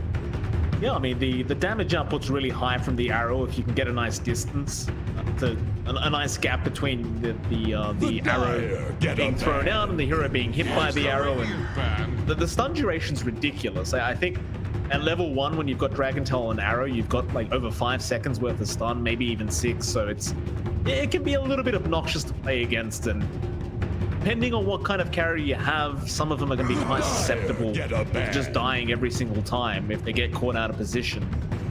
I think it can be quite potent depending on who they're up against. Yeah, you've got this. You've got the Invoker as well now, right? Like, you get that Dragon Tail arrow, you have Sunstrike on top. If you run an early Trottling, you've got the Cold Feet, and you have that combo down the line, so your single target control is really good. Your AoE control is not great. Like, you're relying on Invoker to maybe land a good Tornado to push back some of that wider team fights that comes out, and Boom are going to look for those bigger team fights. They've got Darkseer, they've got Axe. This is, again, they're going into new territory here for Dreamo, so it's looking like we're getting that safe lane Axe coming out with FBZ on the Darkseer off lane. But it is potent. Iron Shell on top, blink forward, surge forward, get the spins off. It's a heck lot of damage with the Phoenix Sunray on top. You know your mid matchup with the Invoker, so you can start to think about what core you want for Mikado here. I'd say, looking at this, it feels like a TA would have been good if it wasn't banned, but you want a mid position that can sort of act as a true carry, right? Like, in case the Axe falls off, you've still got win condition in your mid that can kind of scale from early to late quite nicely. Not many options left for that, though, so we're going to have to see what Boom does kind of slide through here. Yeah, I can see sort of to pick. as well. But do you think it adds like a lot? Do you think it ties a lot of Execration's draft together and open them up like a... I think they'd have some very specific combos with the Invoker. I think Boom kind of took care of them. They took out the Face's Void, which have been super potent with Invoker AA. Just having the Ice Blast on top of Chrono, Cataclysm on top, Alacrity on that Face's Void would have been good. Right now, they don't really have setup for the team fight, and they go with the Jug here, which is kind of nice still. You get the Ag Shard in the Jug, you can just not commit for a push, just spin on top of tower, get damage off, pump Alacrity onto that Jug, and you can still take these objectives faster. It's a safe way to get that done. It does not fix their issues with team fight, though. Like, this is a safe here against Phoenix, because you can just spin through the Fire Spirits and focus the Egg. But I think when it comes down to the big 5v5, you're still lacking a lot of control. You're still lacking a lot of ways to split that damage up onto multiple heroes. For Execration, a lot of what their game plan is going to be is kind of never really have a 5v5 until at least they're very far ahead. Hero. Yeah, definitely going to be the game plan, and Boom's just making it really hard, even early on, to get that 5v5. Like, the Kunkka comes out from Mikado, and we were talking about that Kunkka in the first series, and I mentioned it's always the Indonesian teams that like to pick it up. Boom Esports is one of them. Mikado's Kunkka is just fantastic. You've got really tanky heroes up front here. Axe, Darkseer, Kunkka. You don't have enough burst from Execration to really take any of them down come 20 minutes in. Your magic damage is not going to be enough unless you land that Ice Blast into all of them. Then looking at these drafts, John, who are you going to favor a lot more? I'm just going to lean towards Boom. I think I love this free-man core, really tanky frontliners coming through. Execration, they're going to have some damage issues, and just again, the team fight potential is not looking amazing. The single target potential is really good, but you've already got single target save with the Tusk on hand, and down the line with the Ags and the Darkseer, that's a lot of help coming through as well. So it's going to be a bit tough for Execration to pull off their own win condition. They've got to play this fast and perfectly in the early game.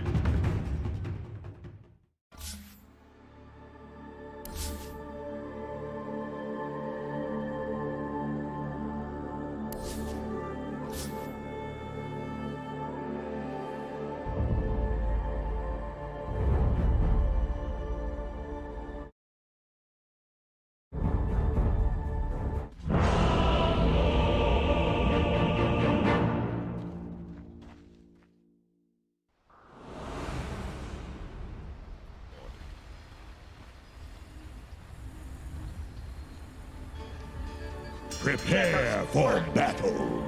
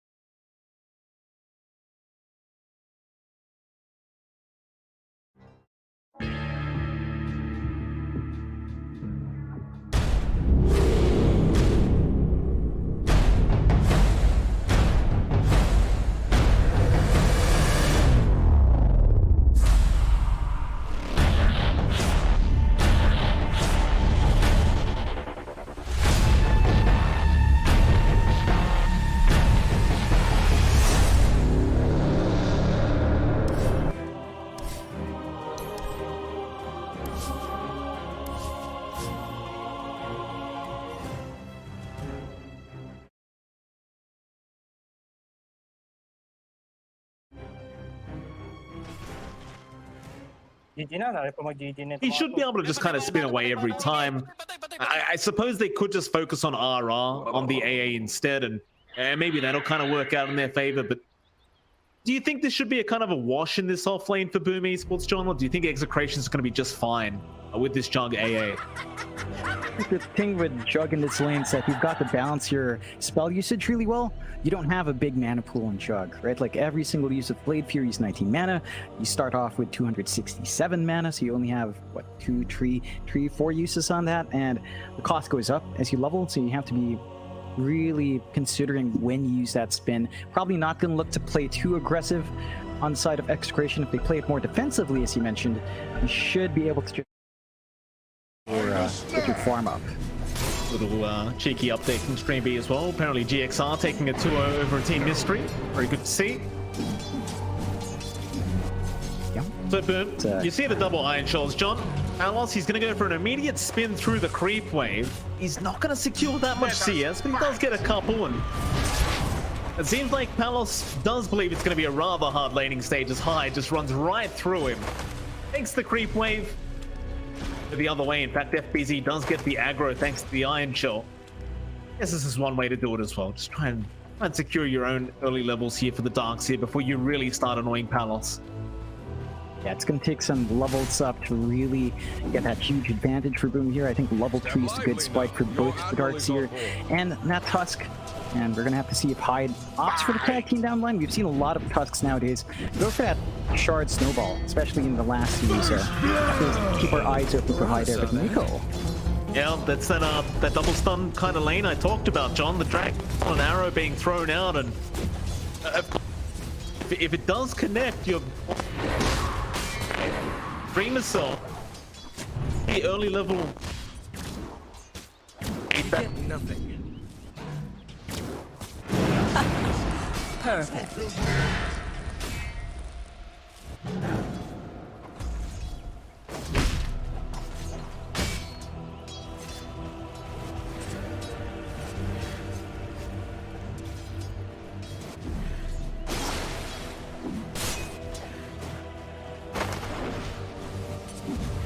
Yes.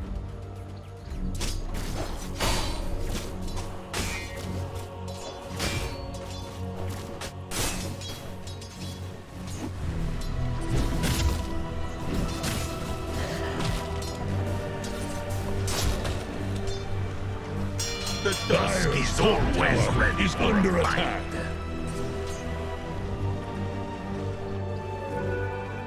Step lively is on board.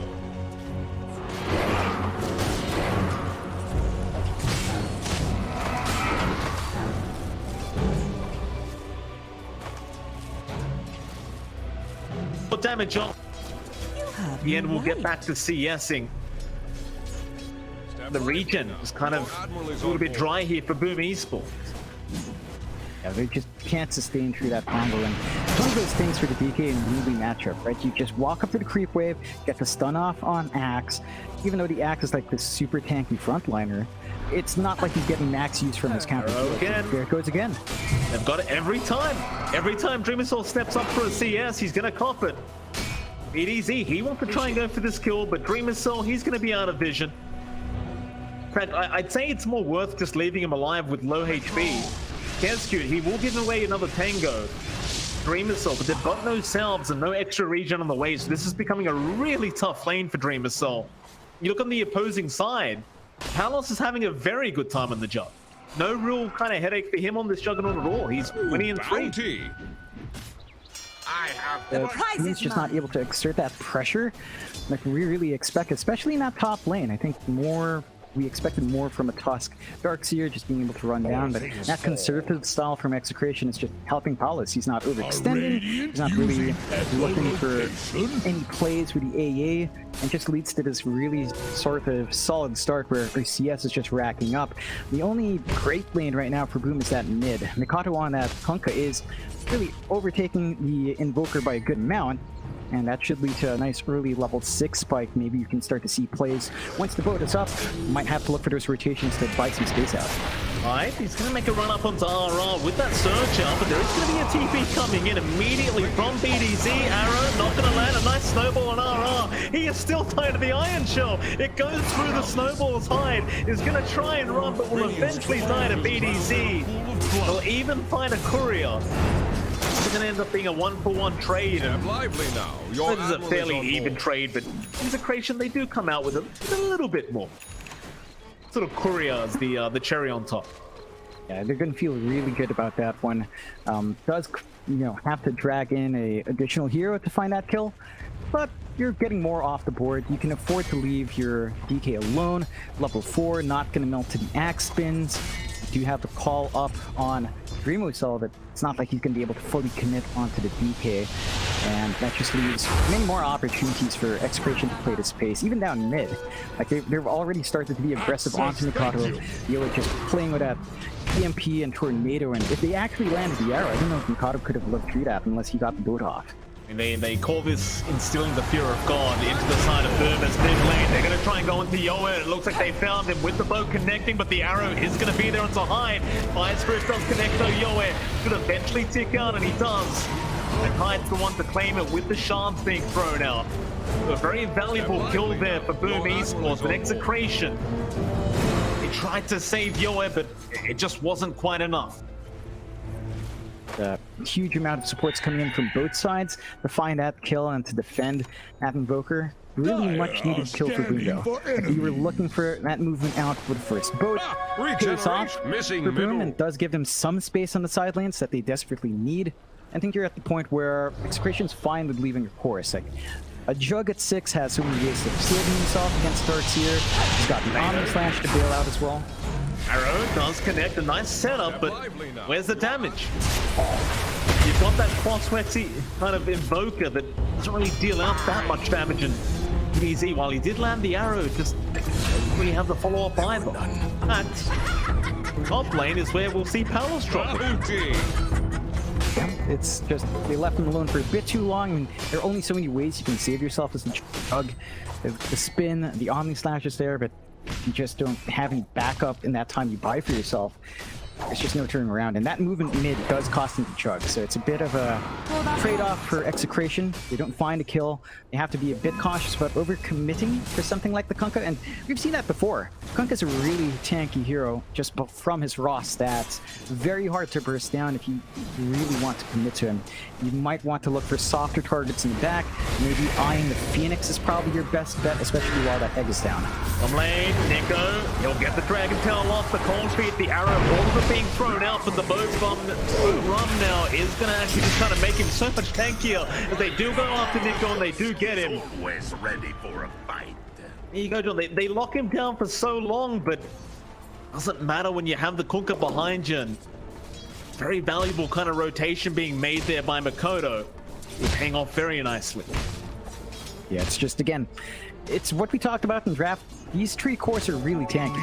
Axe, Kunkka, to an extent the Darks here. You can't quite just fully commit, and especially since Dreamcell has his Vanguard. The physical damage is just not that good. Making a rotation himself now with the Arrow Tornado connecting. This time around, Dreamcell will not have the help, and he'll already give the sorry away, give his life away, and that's not going to feel too great.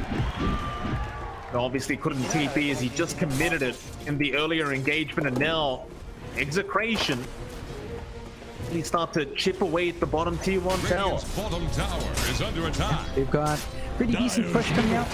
They do not have Dragon Form though, so it's a bit slower coming out from DK, and the options to defend from Boom are fairly limited. They've got TPs available. It looks like they will just kind of focus on maybe shoving in mid. Mind you, the push potential from a Kunkka isn't that good as well. So it's just a bit better here for Execration. They are kind of keeping 3 heroes in bot lane though. That's Nico and that's Yoe occupying the same lane. So your DK and your Invoker aren't quite getting as much farm as you'd want by looking for that opportunity on bot. Certainly not. I have bunching. Imbecile. Sees Nico running up. Definitely does not want to take the Dragon Tail and will back off. Because while that was all happening in the mid lane, the tier 1 tower was being kind of just attacked down a little bit there by Makoto. Too much damage being dealt, but significant enough. It does eventually just back off into the triangle and has to escalate his own farm. Was Palos top lane doing the exact same thing, just having a great time on the junk. So well and truly ahead of Dreamcell on the axe, and the Battle Fury build-up, which is something we don't get to see as often anymore in these junks. It can be very, very strong though, as now Makoto hides the tree line. Spin TP is going to be pretty darn good. In fact, it was perfect timing, as had he not done that, Makoto, he would have had the Hex Stone. Just bailing out at the right time. He's getting a ton of space there, but this Battle Fury build is, as you mentioned, it's just not very common on jugs anymore. I think there's a good reason for that. This is going to allow him to play towards the late game, play against this Axe, who's just going to creep cut and constantly shove waves out with the Manta eventually and the Axe Shard eventually as well, but this also stalls out the timing for Execration, so they have to be cautious about taking some of these early fights. Their Jug is not going to be in fighting form for a fairly long time here. Certainly not. Yeah, a much kind of later style item build here from Palos. No, bottom tier 1. Slowly sieged down here by Nico. No Dragon Form necessary from the DK. Kodo, they will do the exact same thing at the top lane and does get the top tier 1 tower. So it's going to be a very even kind of trade between the two teams. Too special really happening here. I've got to say, Boom, they are slowly but surely getting ahead in terms of net worth. Look at that net worth board, and while I keep talking about how well Palos is doing, and Makoto and FBZ, they're doing even better. Yeah, a pretty big cause of concern is, even as this Kunkka is not that popular in the current meta, it still has that really kind of powerful mid-game timing. Especially once you have that armlet up, and there you have it. Makoto does have it now. Be a little bit more careful if you are Execration. Tower is under attack. They are going for the smoke play up top. If you smoke up a screen, this is that triple rotation you talk about. Dragon Tail into Arrow with a follow if you can't block. FBZ. Well, he's just gonna have to sit there and take it. Gonna pick up a nice easy kill onto the Darks here. They are rotating more heroes up though. They've smoked up with Hyde and Makoto. What's it gonna lead to? Nico, he's a tanky hero, but he just have enough with the turret, but no, a nice quick blink out. Make sure he does not get caught. Kodo, surprisingly enough, not opting to go for the X back first. Wanted to try for the torrent, but obviously without the setup, didn't quite get it off. Yeah, just a bit greedy there with that initiation. And it's just some time wasted out for Boom. This is a lot of space out for Execration. And just Palos is inching closer to that Battle Fury, and that's when his farm will start to overtake a bit. It still lines up with Dreamcell going for the Manta.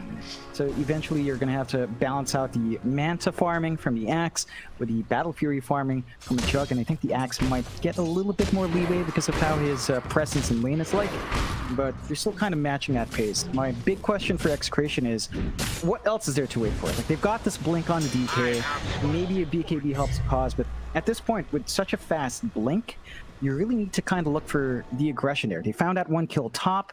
They can't really just sit back and relax. Every single time they can, they have to look for those opportunities out, because this is when they're really strong with that quick blink on Nico. Nico's around now, but they are under vision. Even so, he's not budging. He'll just keep the farm up with that jungle cat. Go in and just e-ward that sentry that was just placed. So they know the axe is around, but they also understand they can't really go in for that initiation quite yet.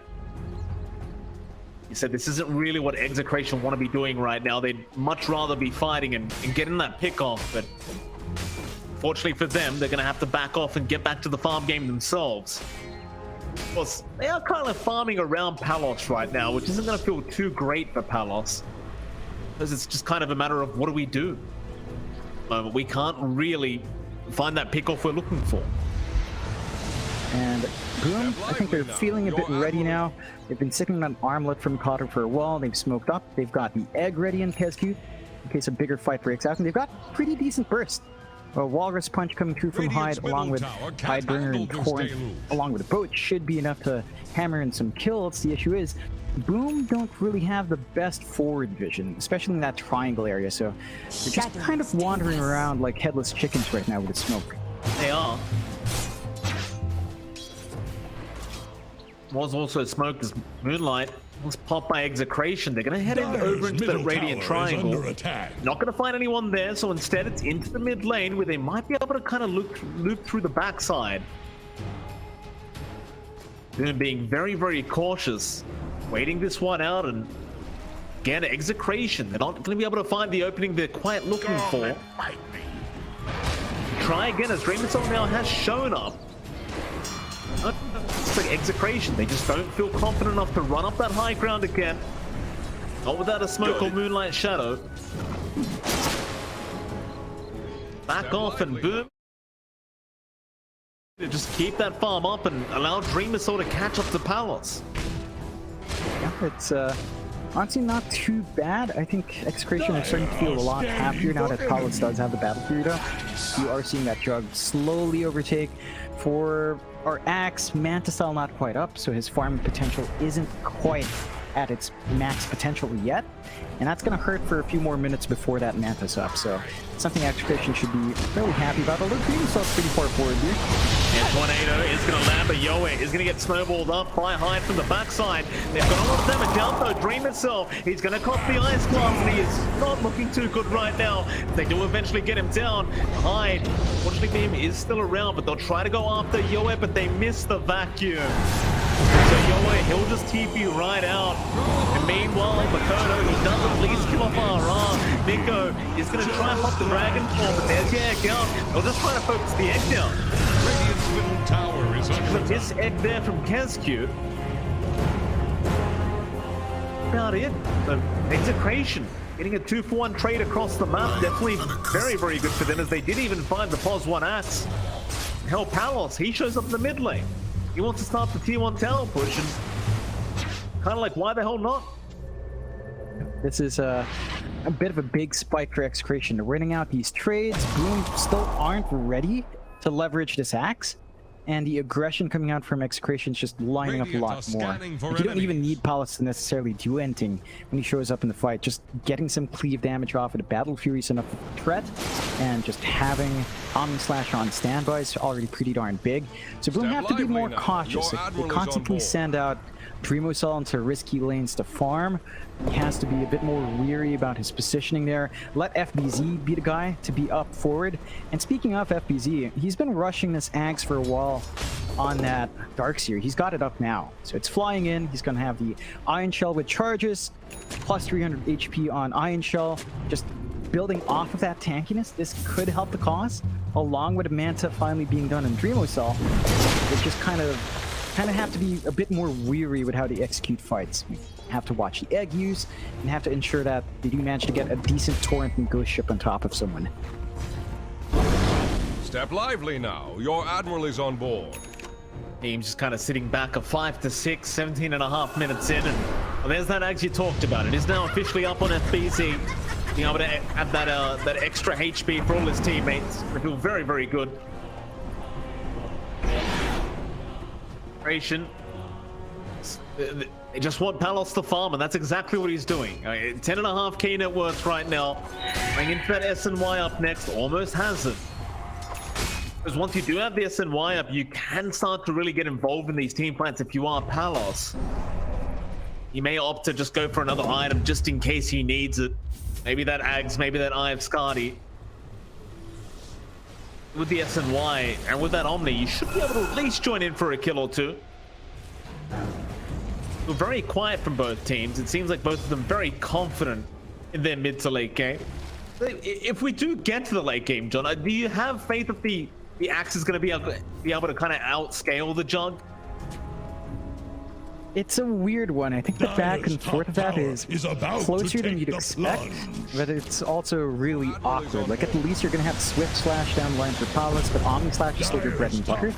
So your uptime and damage is not amazing. At the same time, once you get the Ag Shard and Jug, it feels a lot better, although Mikado gets an X. He does. Turret is going to land. They've got RR. They've got the Snowball to follow up. However, RR gets the force off, and meanwhile on the backside, FPZ, he was caught for a second, but it won't matter because he's going to be fine as Makoto does go in onto Yoe. They've got the Invoker.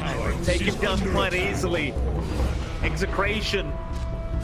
No business in that team fight against Boom Esports, it seems. Dire's top tower. They were just kind of all over the place as to who they were aiming. Now that mid tier 1 tower going to be in danger as Dream Assault. Walk up, gives it a bit of a whack, but nice shadow hit from Execration might allow them to reinitiate if they so wish. Your Sentry Ward out though, getting all the vision and not really going to be able to get much out of this. In fact, Palos, he's going to be careful. Very far forward right now, but with the spin available, Step lively now. You're safe enough to keep trying to go after that mid tier 1 tower. How long will they commit for this though? X out. They've got the Jug. No Torrent to follow up. Bring more in now. No way. He's respawned as well. They'll get the run onto Makoto with the Chaos Meteor and the Ice One, but a great snowball save is there. Out from behind, they'll go right back into the backside of Makoto. He's dropping low. They'll be able to get high, but the buyback is immediate. He just got the blink up. Missile as this fight was going on, but it seems the Execration are more than happy to just back out after the buyback of Hyde. They'll go for a bit of a smoke, but able to find anyone.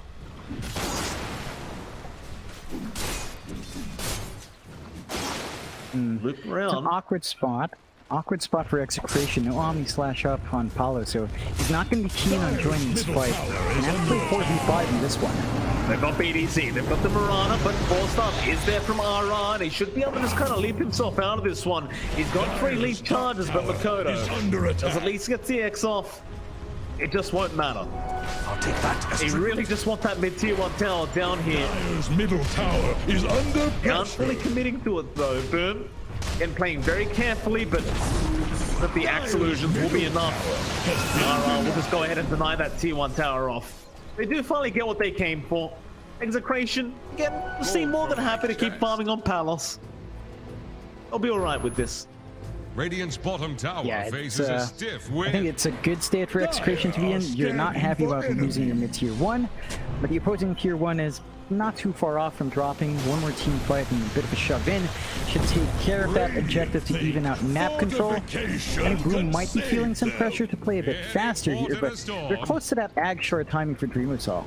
Once that's up, he is pretty much online on that parry axe, probably just looking to finish up that BKB next. Whereas for Execration, Palos working towards that Skadi next, already has 1 ultimate orb up, just looking for the next orb and point booster. Still about 2,000 gold away. So that should give Boom at least 1 item advantage in that sense, if they can kind of leverage that. We just need to see more coming out from Boom.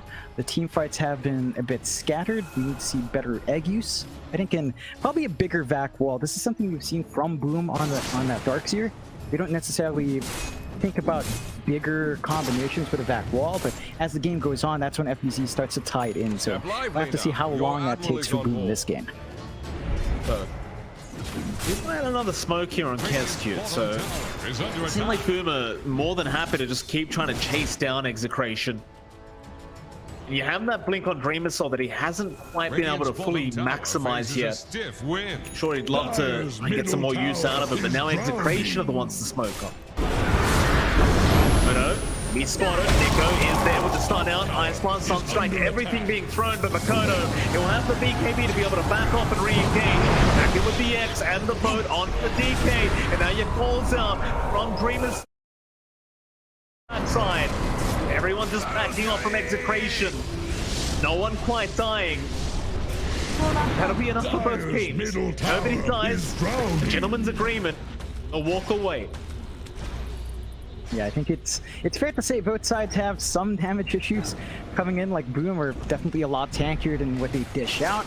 Execration aren't at the point where, without committing the Omni Slash, they can find real big burst. Even with use of the Ice Blast, BKB's just make it a lot more awkward for them to burst yours down. So it's a lot more even, and it's one of those games again. 7-7, 24 minutes in, 1k lead for Boom, not a significant amount at this point. It's getting really tense. You can kind of feel that one bad engagement for either side will just swing that advantage one way or another, and I think that also kind of explains why both sides are being rather cautious in their approach. They're just playing super conservatively, they're sticking as a group for the most part, and are not willing to give any opportunities to the opposing side. Radiant's middle tower lane Execration, rush in, Talos. Yeah, the T1 tower going down, no real contention out from Boom. Mind you, we are 24.5 minutes in, so I suppose at this point you kind of expect it to just drop. Execration, they might even try to set up into that bot tier 2 tower. Also make the rotation in. Very close to that Eye of Skadi pick up as well for this jug. Is under attack. Palos slowly but surely getting quite powerful. Radiant's bottom tower Position 1. Boom though, they've smoked up again. To take the plunge. Nation down to the bot lane, RR. Nice wall down to see Makoto. Immediately dewatered as Palos. He'll take the T2 on back, however, Shards do lock him in.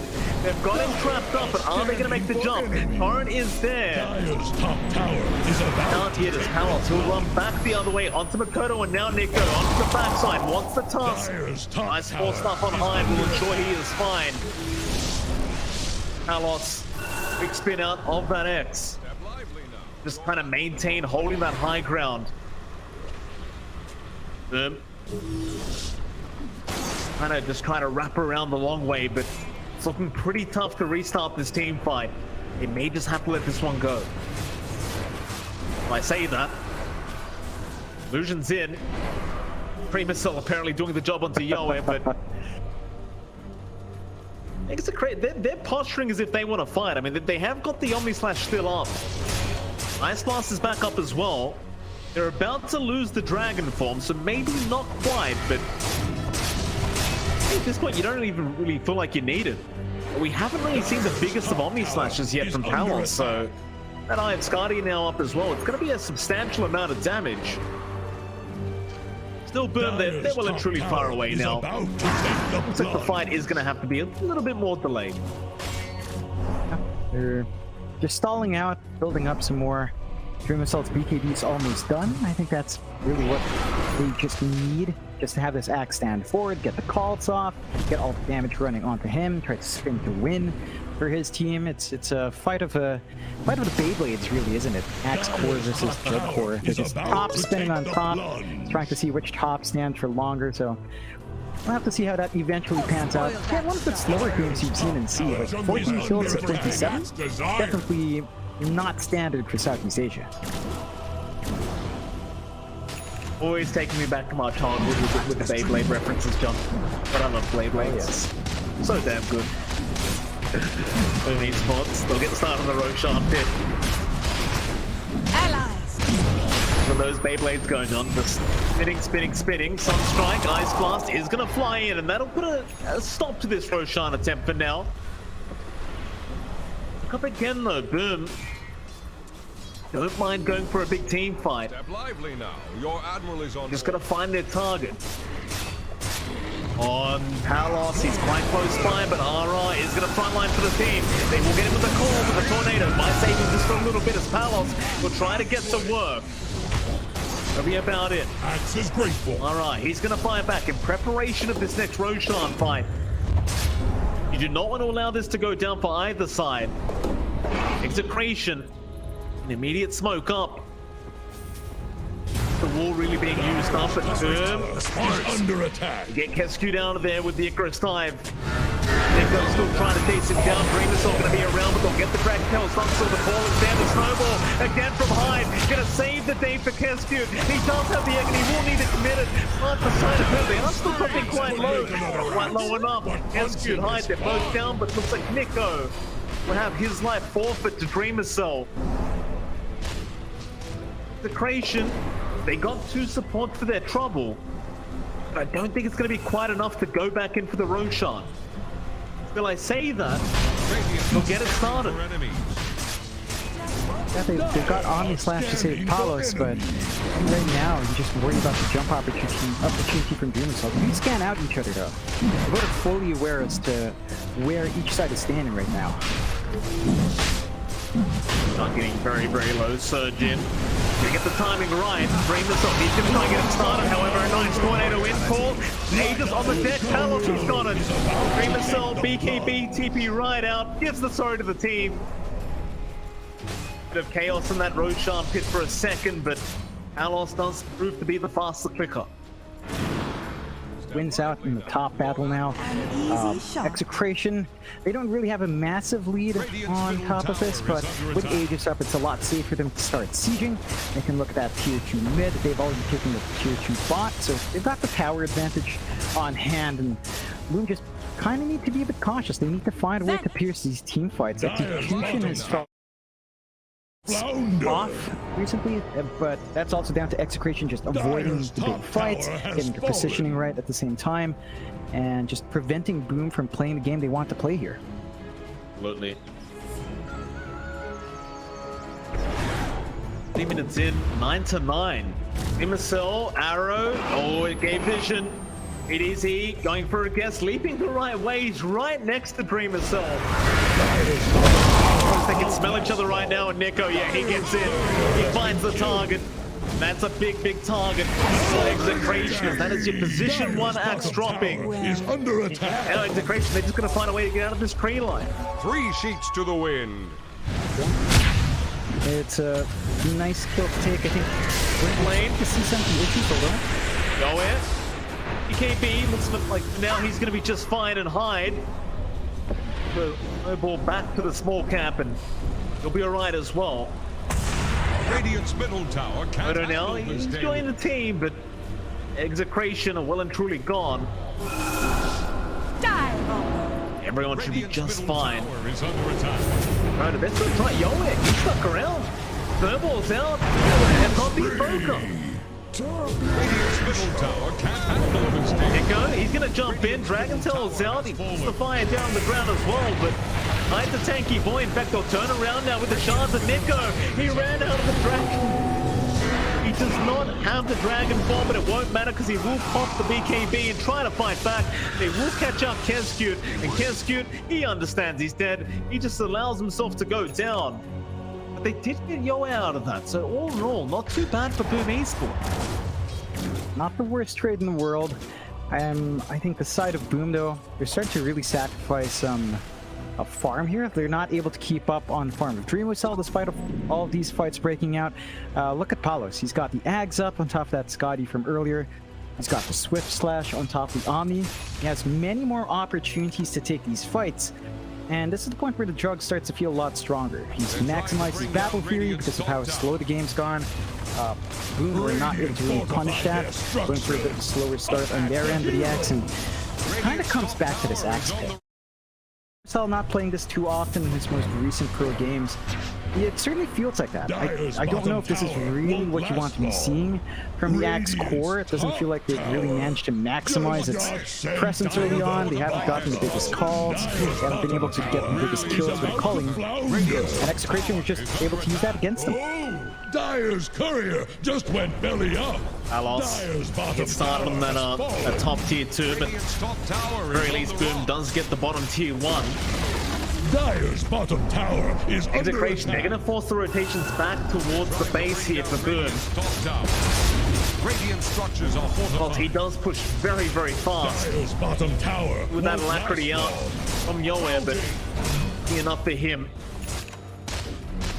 Dire's Forced out. bottom tower Boom, not is about completely to backing flounder. either. You still got Dreamersaur farming the Dire triangle, so trying to abuse the glyph to force back Dire's Execration. bottom tower It is does under work out attack. for them. However, there is going to be a smoke out from Execration now, and it seems like they do have a pretty darn good idea as to where the side of Boom are. Or at least Makoto now the Dire conquer. are scanning for enemies. Catch him out, but no, Makoto, he'll get the TP away. He'll be just fine, and Execration, they aren't going to be able to find a pick off. Just some time they waste. I don't think it's going to feel all too bad. They've stripped this map naked from the side of Boom. No outer towers left for Boom to sort of sit by and farm safely, whereas Execration has a ton more options. Aegis is about to expire in about 20 seconds or so, so not much time left on that safety net, but they've gotten a lot of farm out. Palos is about to hit level 25 as well. He's going to have that talent spike with either the Omni Slash duration or just plus half a K of HP, which is always big. That's just going to cause more issues for Boom. They're not remotely close in terms of their Clear EXP as spread. clean water. They're not close in terms of farm. Just he's basically 4 full levels ahead on this drug compared to any other core from Boom. And that's a lot of EXP that you're going to have to gap close somehow. Problem. We really haven't seen much of Palos at all. Looking for the Swift Link up next. It's like, why the hell not? If you've got this much space available for Palos. Well and truly having the time of his life on this jug. Dreamersaur trying to work towards the AC now, but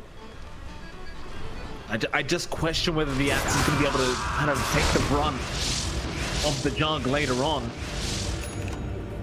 Been saying later on, but we are just about at that point now where they are going to have to eventually clash, these two. There's your AC up though. Dreamersaur, he's got it available. Got the strength blink being queued up, the overwhelming blink to be exact, and why not? Just a bit more farm for Dreamersaur before he's ready to go. Yeah, this the slower pace of game is honestly not too bad for Boom. Like, for the side of Execration, it's only their jug getting farm. They've kind of put Yoe and Nico on the back seat, so there's not much progression there on the DK Invoker, which could hurt them. Putting all their eggs in one basket on Palos could kind of hurt them in the long run, especially if that Omni and Swift Slash don't manage to find kills. And there's still the distinct possibility that they lack damage.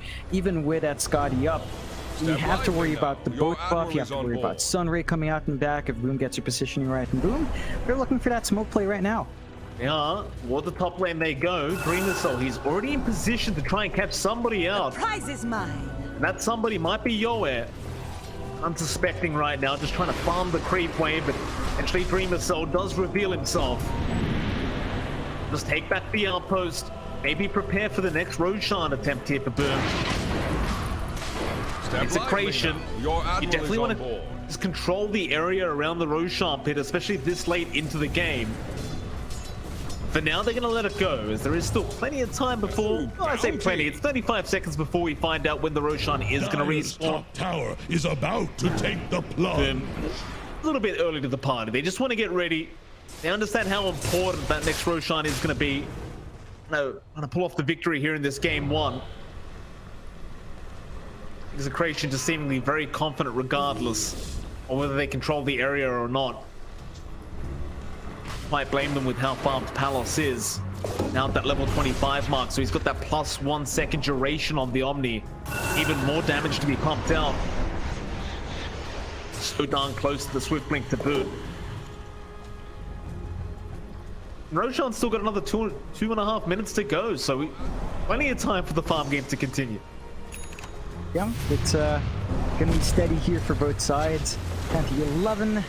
Less than 1k lead for Execration. Again, you just look at that net worth spread. It's really just all about Paolo, so that investment has to pay off. Execration, they have Smoke, they have Moonlight Shadow, they got a good scan in the high ground as well. Actually, that's a Boom scan.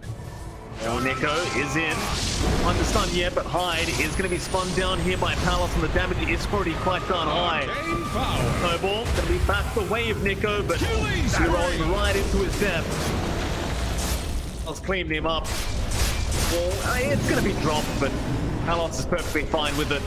The illusion proving to be a little bit annoying, but doing quite enough damage to Palos to really be afraid of it. Dire's top tower is under attack. Execration, they could just start getting their outpost back, controlling the Roshan pit. Still about a minute 15 to go before it is up. They are well and truly ahead in this game now. We are seeing a bit of difficulty here from Boom to really transition to the late game with this carry axe. They've just been kind of trying to keep that farm. I think they feel pressure to get this axe really big before fully committing. Of course, I think it feels like Boom doesn't understand how poor the other cores on Execration are. Like, Yo is just at barely 16k net worth. Nico is barely above his own Mirana. I think that's the targets Boom have to look for. Look for these softer targets in the back line, isolate the Jug away, kill the rest of the team. If Execration, you can build off that way. Like, all the farm is basically Palos and nothing else. Boom has much more even farm distribution across those three cores. They've got more to play with on the Kunkka, they've got more to play with on the Darkseer relative to how much Execration has than anyone else.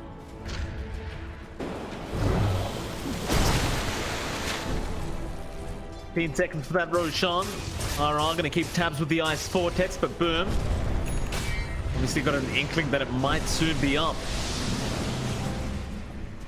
Love the fact that Makoto is going for that Aghanim Scepter build up, by the way, and the Kunkka. Love the front storm. They jump in, Dragon Tail's down, Hyde. Middle tower is Going up under as attack. Palos now is rushing for more. Off the Swift Slash. Nor the Omni.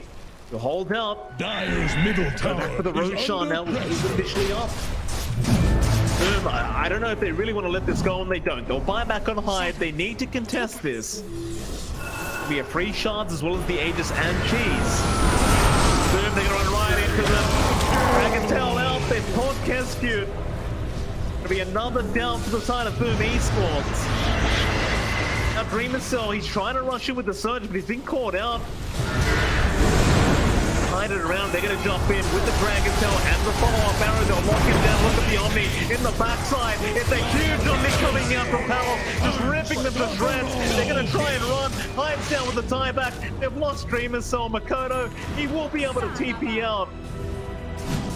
It's just so hard to fight into the side of Execration.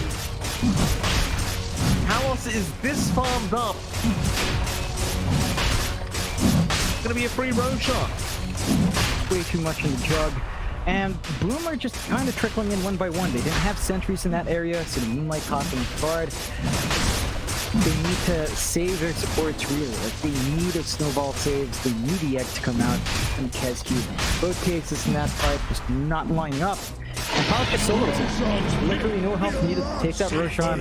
Has Aegis on hand. Cheese and Ag Shard as well. Probably gonna have to hand that off to someone else. But all of a sudden, 6k lead from Execration. Just one fight can really swing that advantage your way. And now, Boom, they're going to be playing on the back foot. They don't have Outer Towers left. The high ground is the next objective here for Execration. They've got a ton of farm and damage on Palos. Boom really need to target these other heroes. They need to hunt down the Invoker, hunt down DK, take those heroes out before anything else. Try to isolate the Jug and ignore him as long as possible and clear everyone else off first. Lane, Palos.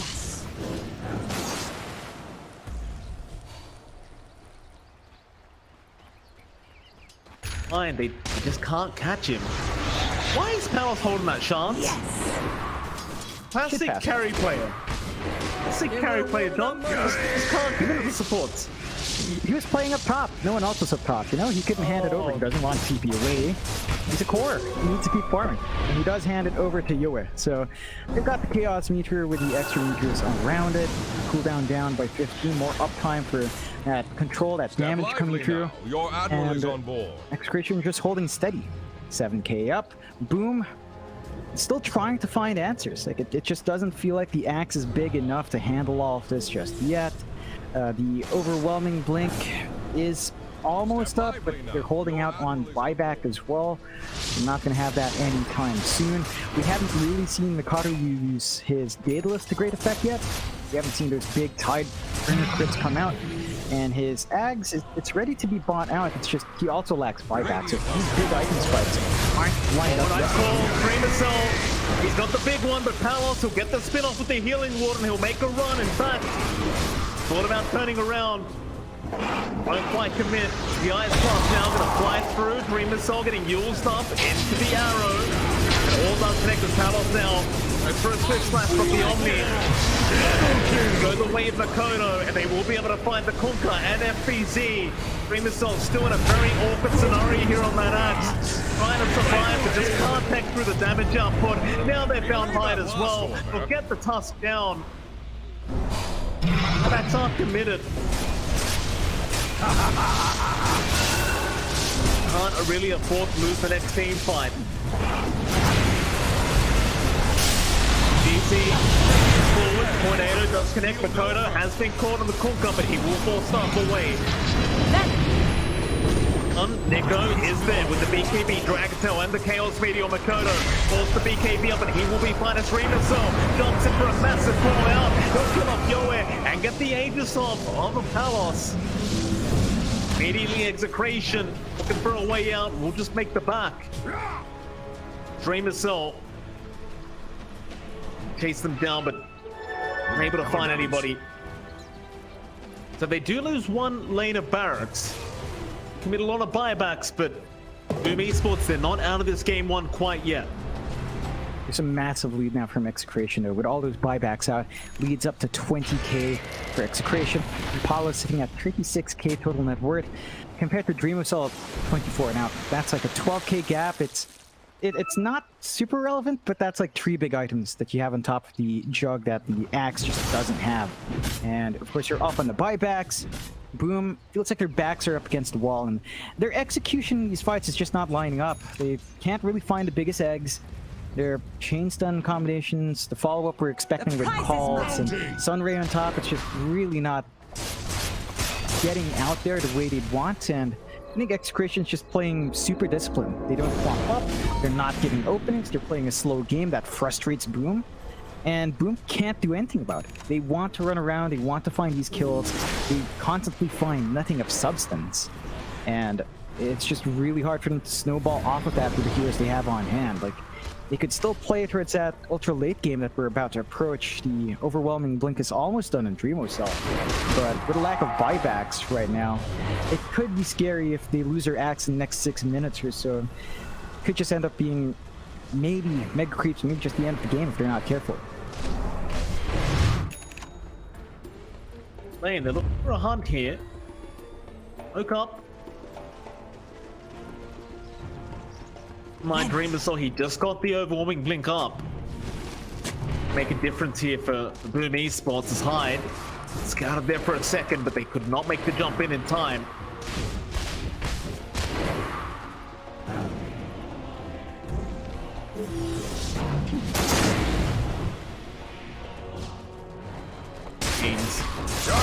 Very conservative style of play here between Boom. Execration. Oh, stun is out though. They've got Makoto on the Kunkka. Arrow not gonna land. Makoto will just pop the BKB and run. Carlos is gonna try and chase down Kescute, but Kescute gonna be fine thanks to the shards of Hyde. Said all they'll be left with is some axe illusions. Execration still unable to find a victim here on Boom Esports. You gotta keep in mind, John, that there's hardly any buybacks. In fact, there is no buybacks on Boom, so any kill would be so valuable for Execration to be able to go back to that high ground. They just aren't finding it. Yeah, it's Boom just being conservative enough for their aggression that they don't overcommit. They get to still retreat. Execration. I mean, these are still tanky heroes. They try to jump. It's still an Axe, it's still an Kunkka. They've got the shield coming through the Iron Shell. That's a good amount of HP to pump on top. 300 HP is no joke, especially the armor values we have at this point in the game. So the burst damage is also a bit lacking. It's just leading to this really tense game. Like, it's not action-packed, I don't think it's fair to say, but it's very tense. Right? Like, it feels like we're always at the point where the game could just swing either way. Even at the 20k lead, boom, if they find that initiation they need, could certainly swing back their way as well. So it just leads to a lot of really tense moments of just running around and looking for those pickups. Mid lane, Cole's gonna be in there. Dreamer's always got the big one. Palos is on BDC. He even leaped into that. Nowhere. Back off instead of trying to go after. Oh, that's a nice turn from Makoto. He actually caught out Yoe. We can't quite see him. They even get the Aeontis. Middle tower is under pressure. Dire structures. That was all blind, by the way. Lion has 2 gens on him right now, but his fleet deals in ranges now. They will go on to Dreamer, so they're trying to fight back. Egg is going to be committed to the snowball. He's going to buy some time as the Chaos Meteor does fly down onto the head of Dreamer Soul. They've gone too far, Boom. They've gone way too far forward. Now Dreamer Cell's been left without buyback. Execration, if they so wish, could go back into the high ground of Boom. No. They caught out. Cold Snap is there, but he will be KBTB out immediately. Surely, if you're Execration, you are looking to that high ground. You know Dreamer Soul is not going to be back for another 90 seconds. They've got a lot of opportunities here for Execration. Maybe feeling like it's a risk where they're jug buybacks, but without the Axis, it's a nearly impossible kill to find. Should be able to find that in mid. They could play for the Mega Creeps, they could press the G-Force instead. Looks like they will just go fight the rush this internet. Palos, look at the damage output with the Alacrity. My goodness, Vacuum is there. They get the Hex out as well, but at least get the illusion of Palos, but is it going to matter? Spin out, they've almost got Hyde. He will be safe with the Tornado, but now the Ice Blast will fly through, but no, the Snowball, again, buying more time for himself. He will die to the Meatballs being dropped from the sky. As Palos, he'll just keep going on to the Ancient. Ancient is completely exposed now as Nico gets a nice start out. They're still trying to delay this the best they can, Boom Esports, but they are running very long skills right now as Kesku will die. He'll fire back immediately. Omni going through FBZ. He'll drop the bomb with Darks, and that'll be enough. GG and Boom Esports not take up game 1 up against Execration. Managed to take it, and John, I'll tell you, it was a slow, methodical kind of game for game 1. Execration looking quite strong going into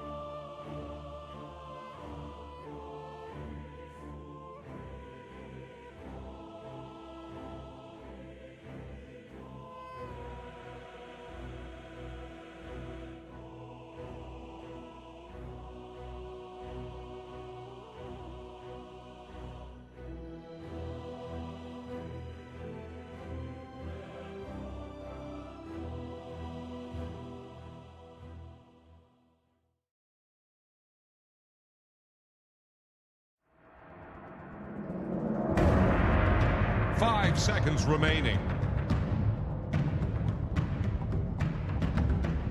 The Dire get a ban. Radiant's turn to ban.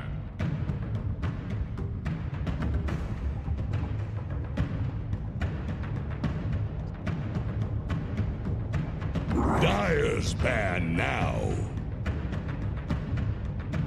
Here's the Radiant ban.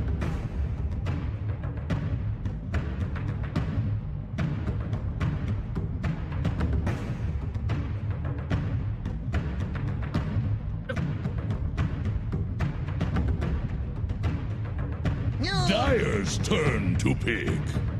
Radiant's turn to pick.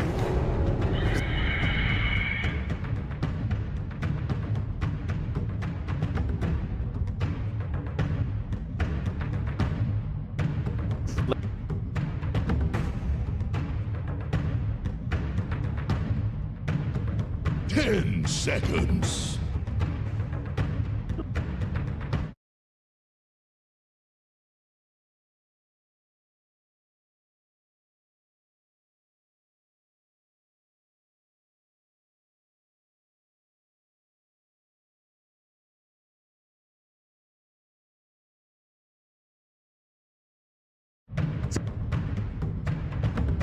Dire's ban now.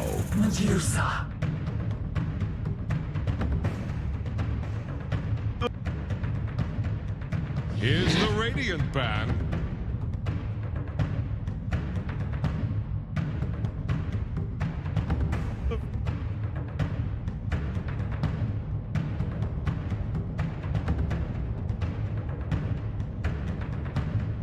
The Dire get a ban.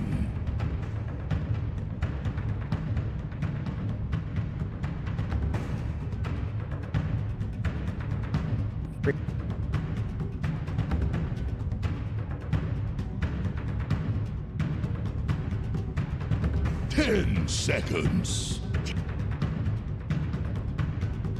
5 seconds remaining.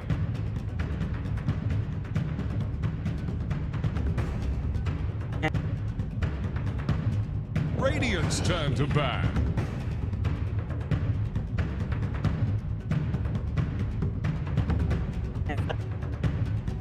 The Dire get a ban.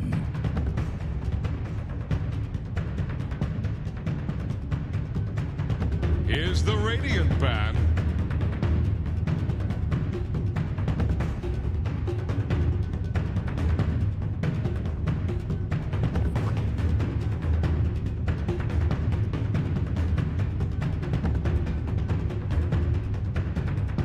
Radiant's turn to pick.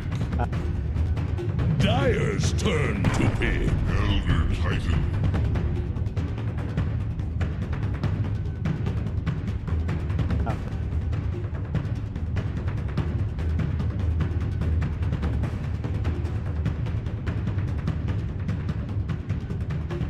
Ten seconds. 5 seconds remaining.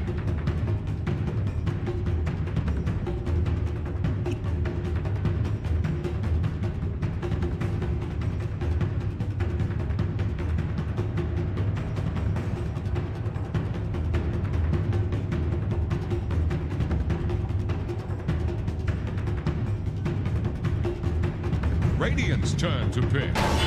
Clockwork.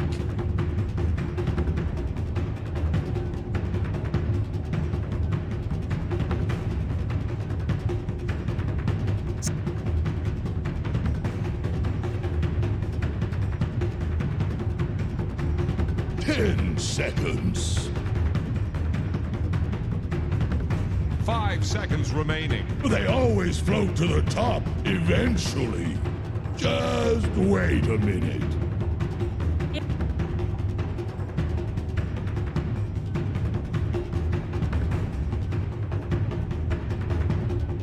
Dire's turn to pick. Invoker.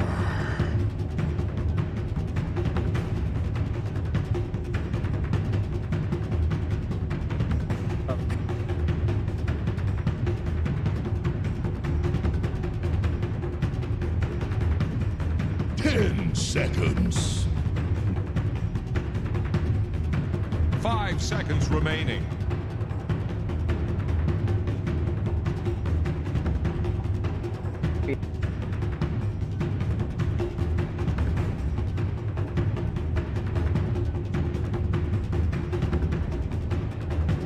Dire's ban now. Templar Assassin. Ha ha ha ha! I wreck any undersea cable I get my hands on.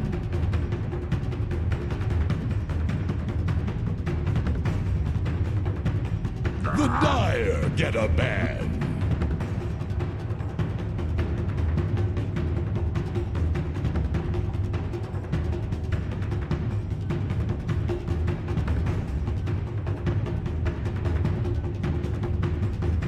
Welcome back, landlubber. Get any salt in your lungs? 5 seconds remaining. Here's the Radiant ban.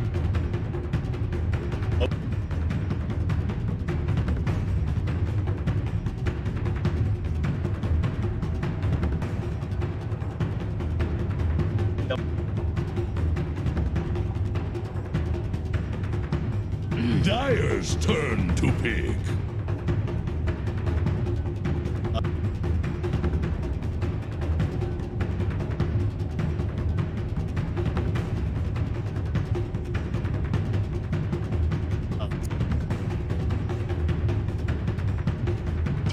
Seconds. Radiant's turn to pick. Tide Hunter.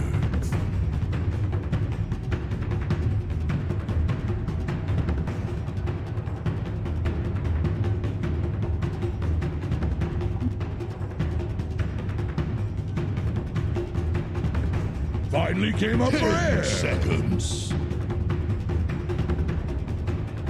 5 seconds remaining.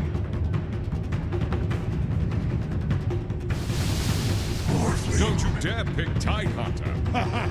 What? Conga!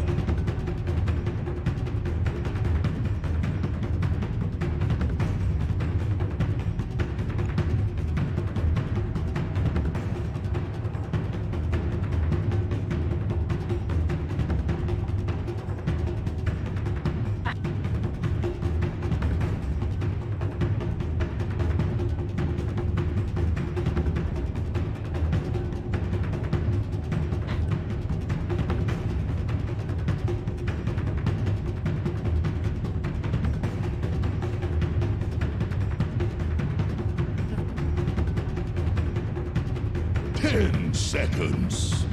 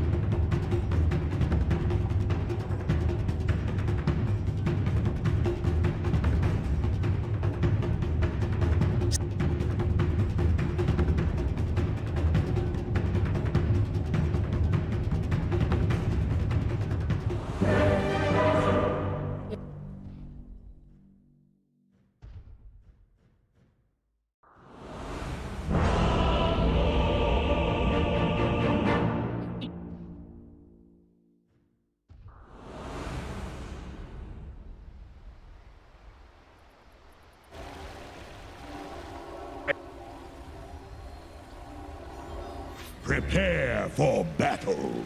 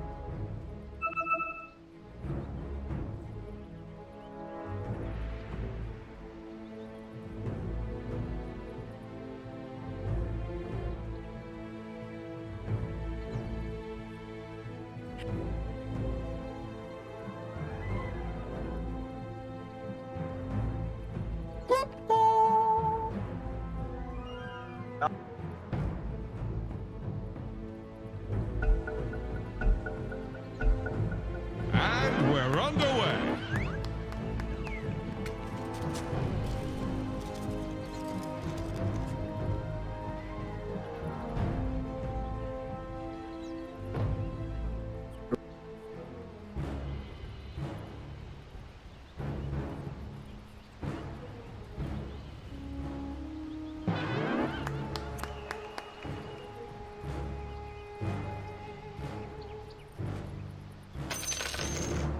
Thirty seconds to battle.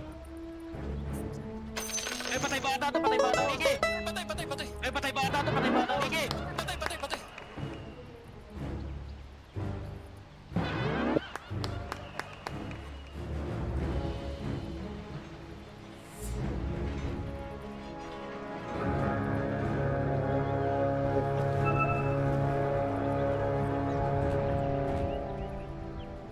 And we're clear for running.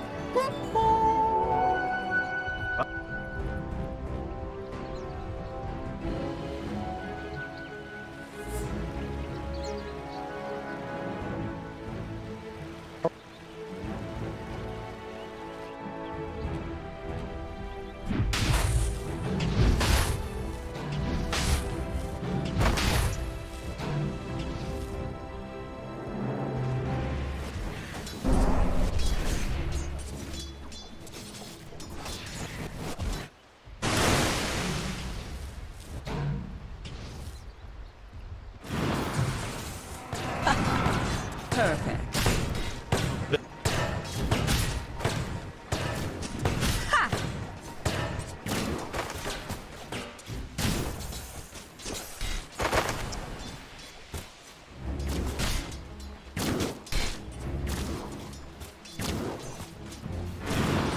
Out of my way!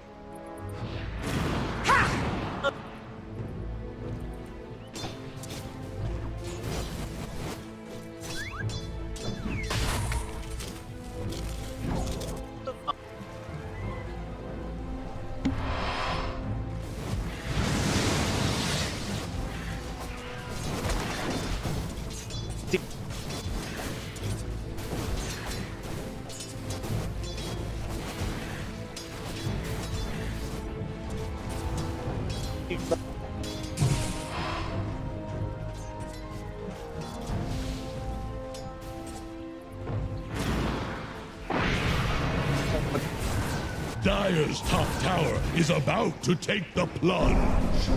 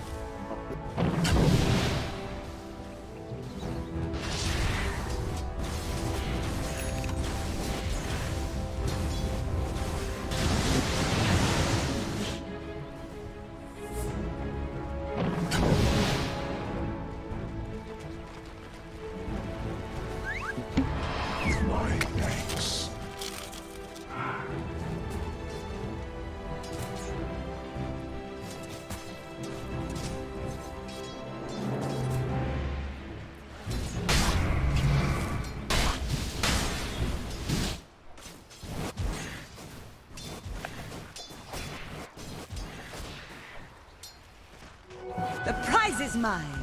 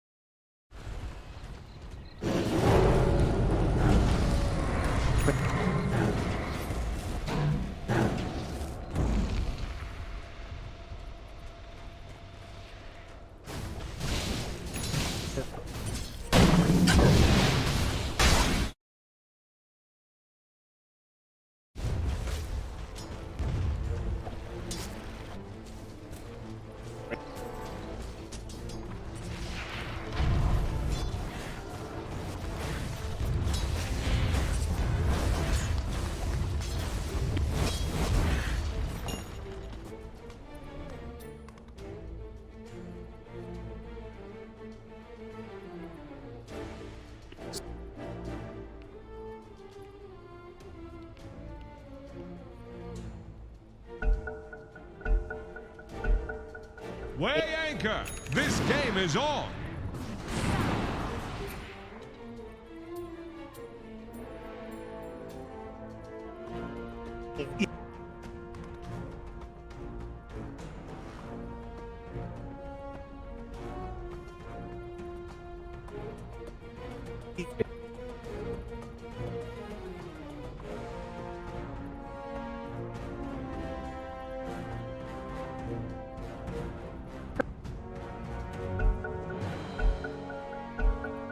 I was practicing my backstroke.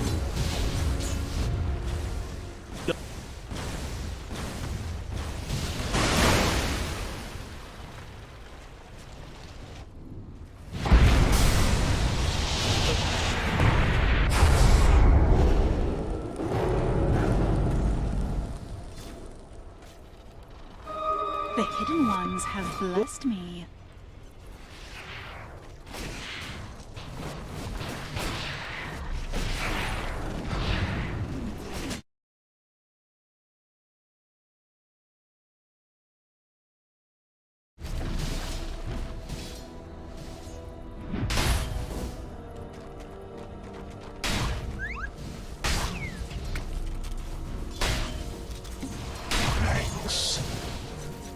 Blessings.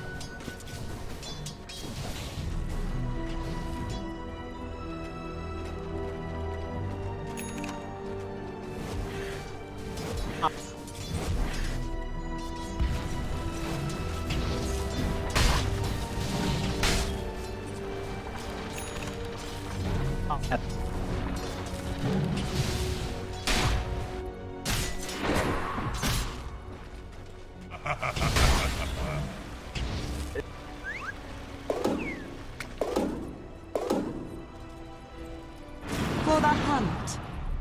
Dire have the spyglass at hand.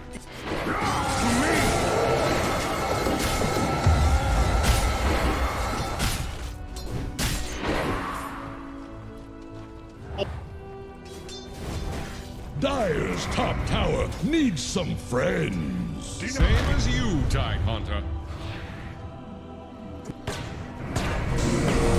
Dire's middle tower is down.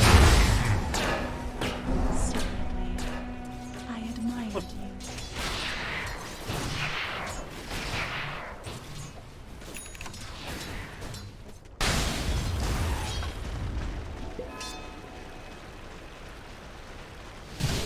Illusion.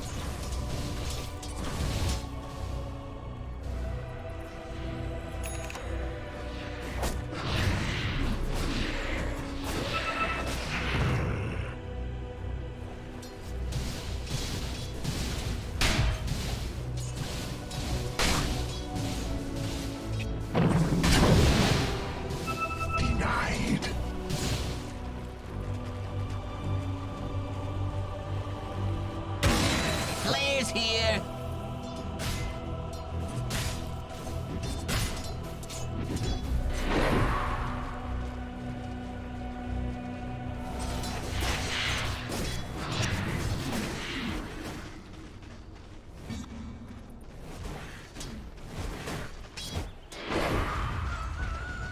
Dire's top tower is about to take the plunge.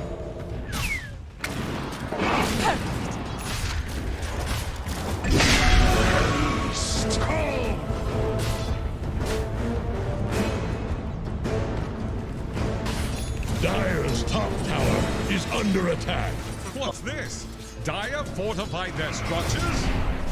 Dire's top tower is about to take the plunge.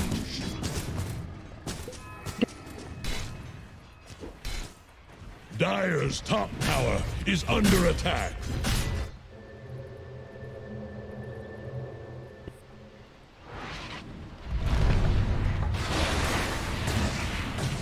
Get some! Killing spree!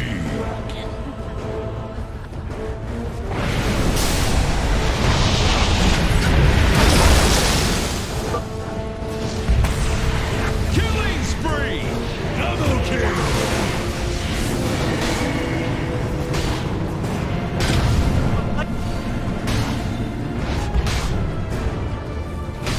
Double kill!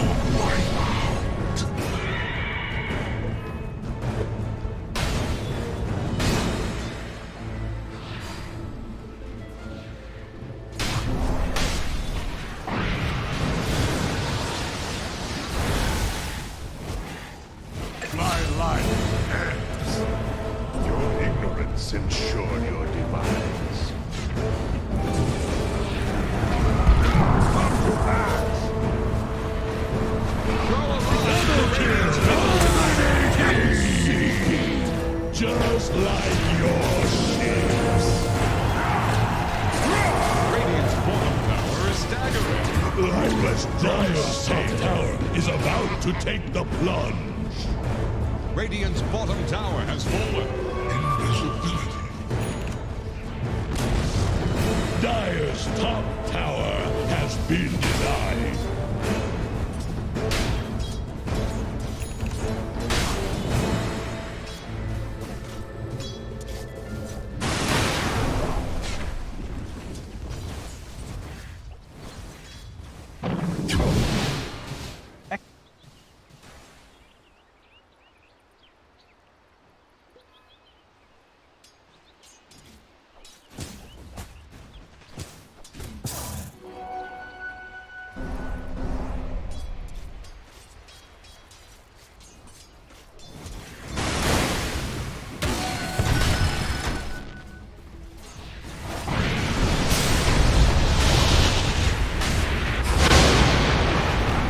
Spoil that shot.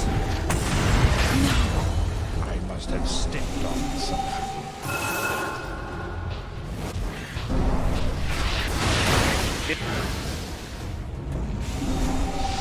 Radiant's top tower is under attack.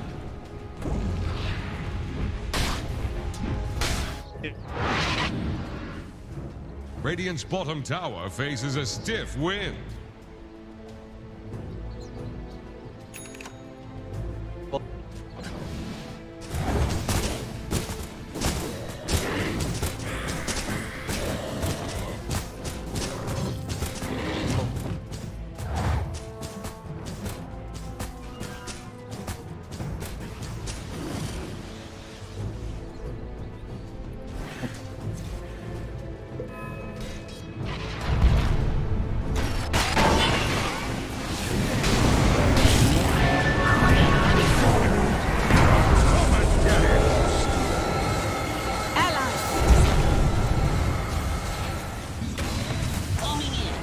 Radiant think fortification can save them.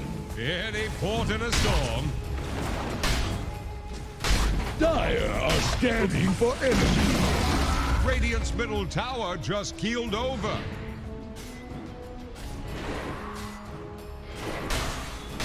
An easy shot.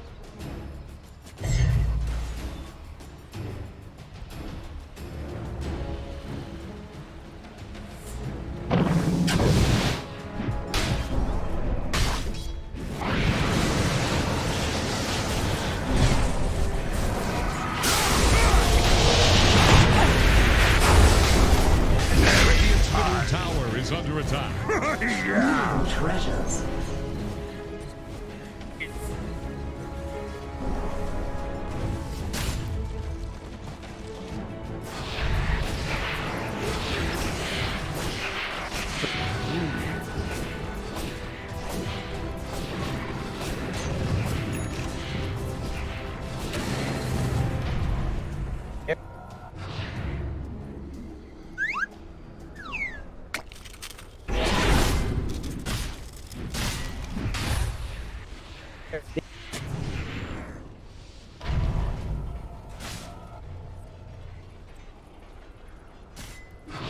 Dire's middle tower is under attack.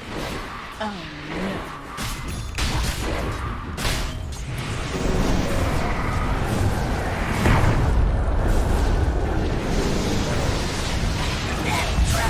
Dire's top tower is under attack.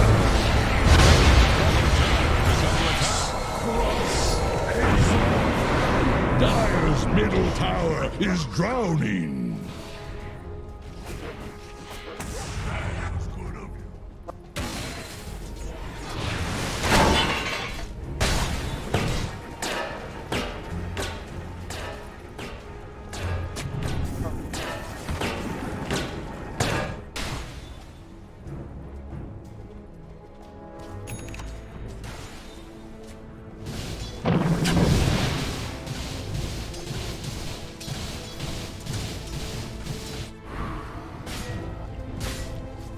Are Radiant using echolocation?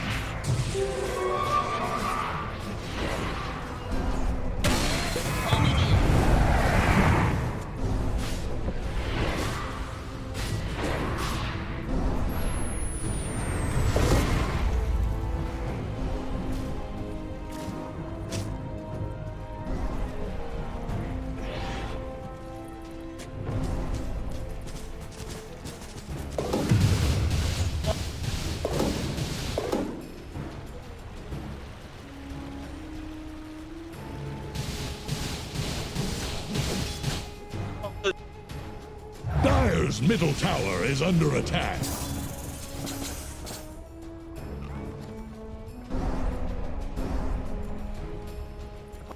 Vanish.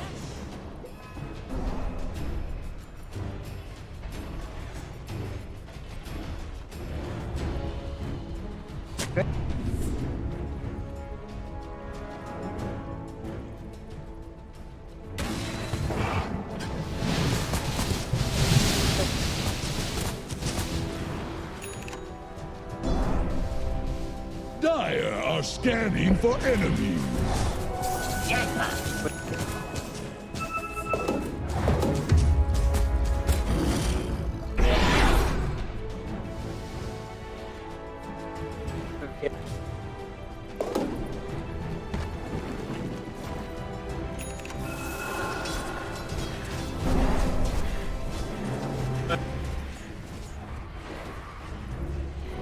Gold for my forge.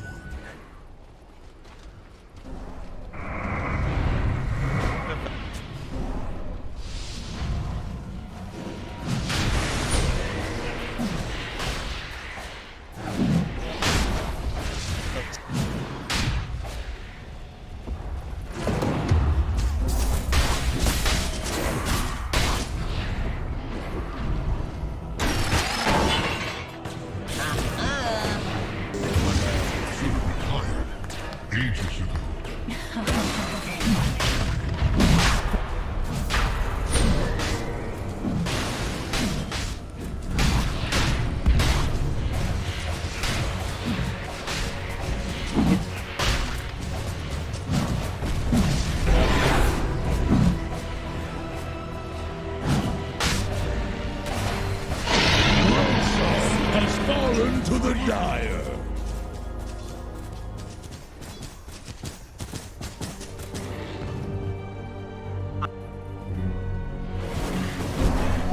Haste.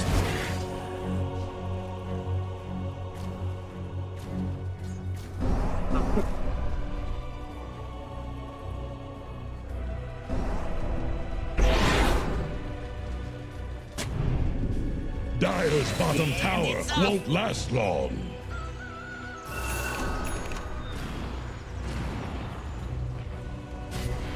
Dire's bottom tower is about to flounder. Sisters free once more.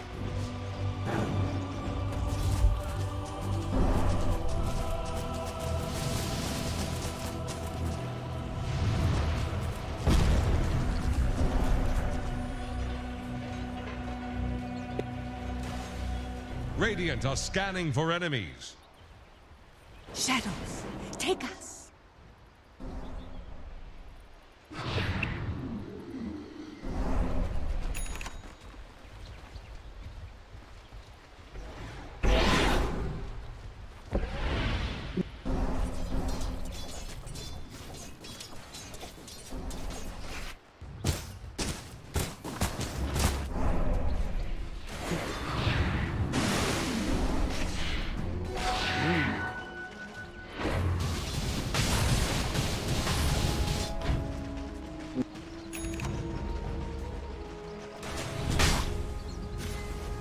Radiant's middle tower can't handle this deluge.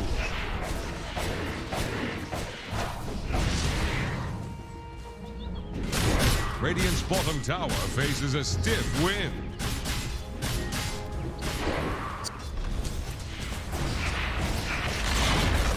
Radiant's bottom tower has rung its last bell. Dire's top tower is about to take the plunge. Radiant's bottom tower faces a stiff wind. Fortified structures can't be breached.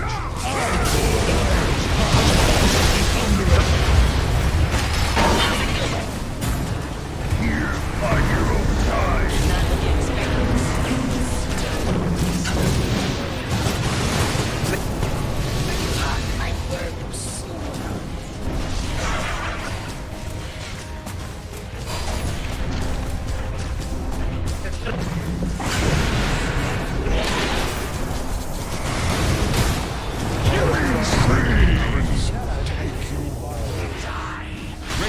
Killing spree!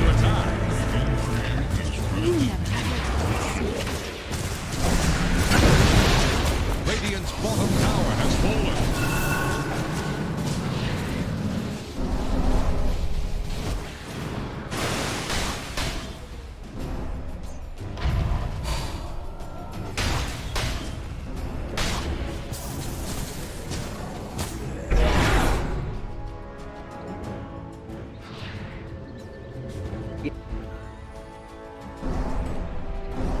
Shadows take us.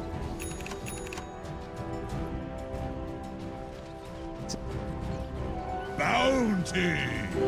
Invisibility.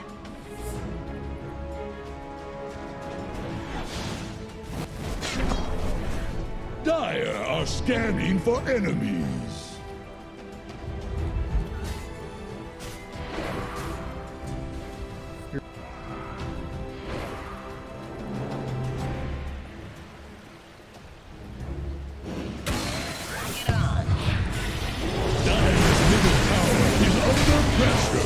Radiant's top tower is on the rocks. So full of tasty fish. Dire's middle tower is drowning. They're trying to bring down Radiant's top tower.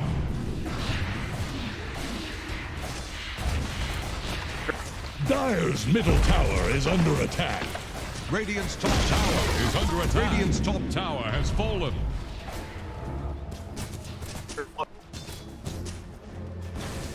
They're trying to bring down Radiant's top tower.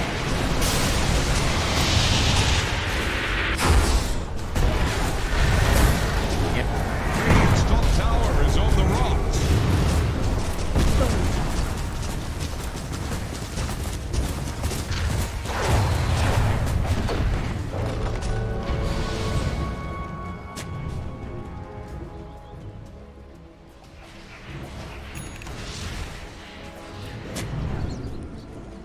New treasures.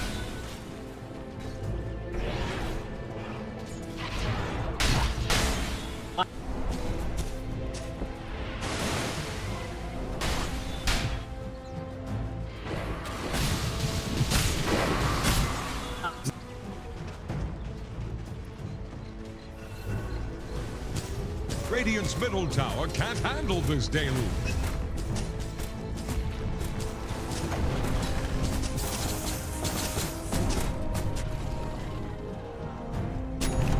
Radiant are scanning for enemies. Bring it on.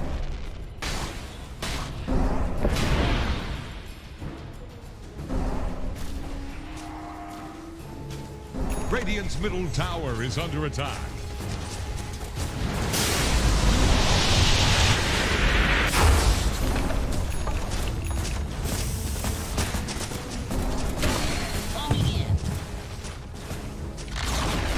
Radiant's middle tower has fallen.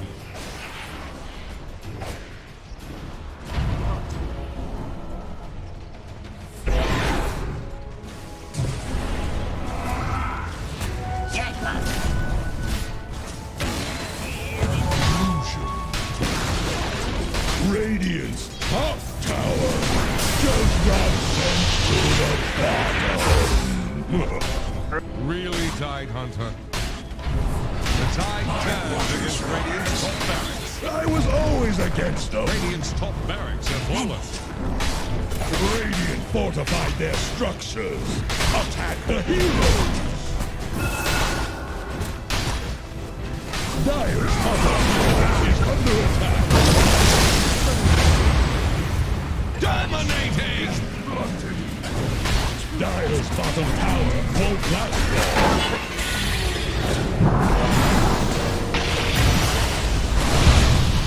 Ownage! Dire's bottom tower is under Radiant's attack. top barracks have fallen. Outage! Radiant's middle tower is under attack. Dire's bottom tower has fallen. We admit no. Radiant's middle barracks are taking water. Dire's bottom tower is about to flounder.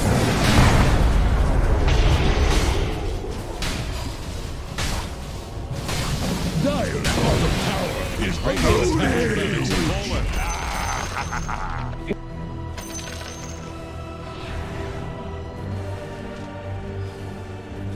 Dire's bottom tower is about to flounder. Victory!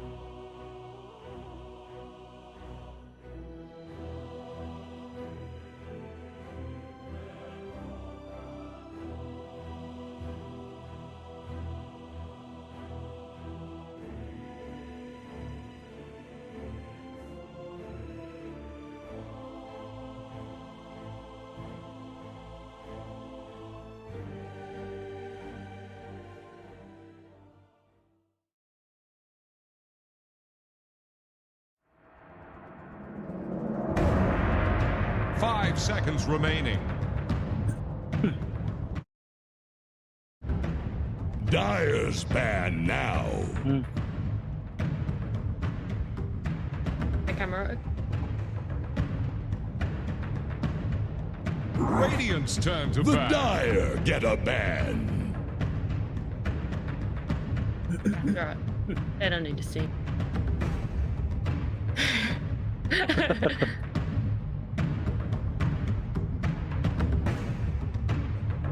Okay.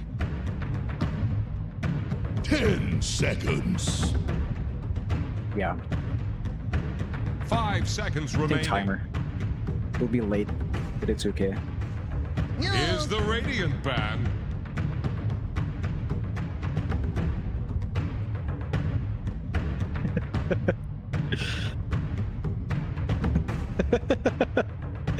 Dire's turn Radiant's to turn pick. to pick.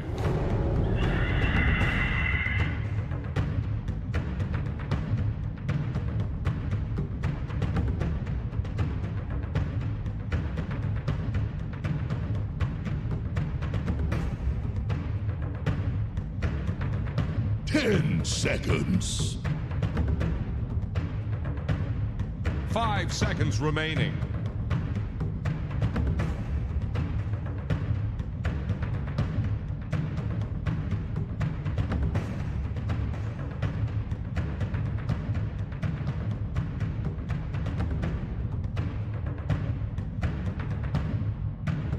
So we're sticking to the timer, Pythian? Are we? Holy shit. Pythian hates me. We're one pick in.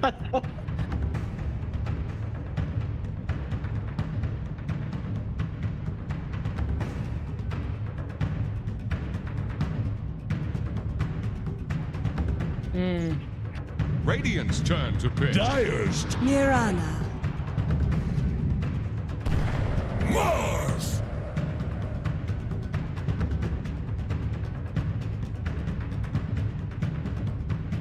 I'm gonna be back in 30 seconds. I'm betting he's here at 10 45 seconds. All right, lock that in 45. I'm going back to the 5 45 seconds call. We'll see. We'll see. Dire's ban now. Puck.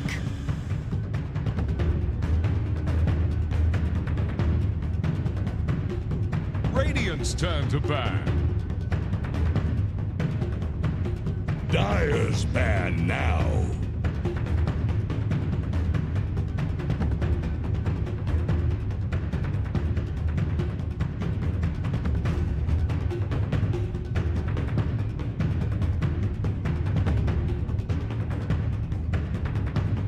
I really want to see a bat rider. Pick. Hello. 5 seconds remaining. Close. So close. Whoa, what happened? No, I keep trying to guess when you'll be back. I said 45 again. I should have said 50. I would have been so close. Oh yeah. Mike's dying. Good attempt. Yep. Yes, sir. Yeah, I mean, 2 best of Here's 3s. the 2 Radiant ban. 3s. 2. What's my The forte? Dire get a ban. Oh, it's nothing for us. Don't you worry, Nat. It's nothing for us. Child's play. We have very long days, I assure you. I could imagine. Oh yeah. 10 seconds. 5 seconds remaining.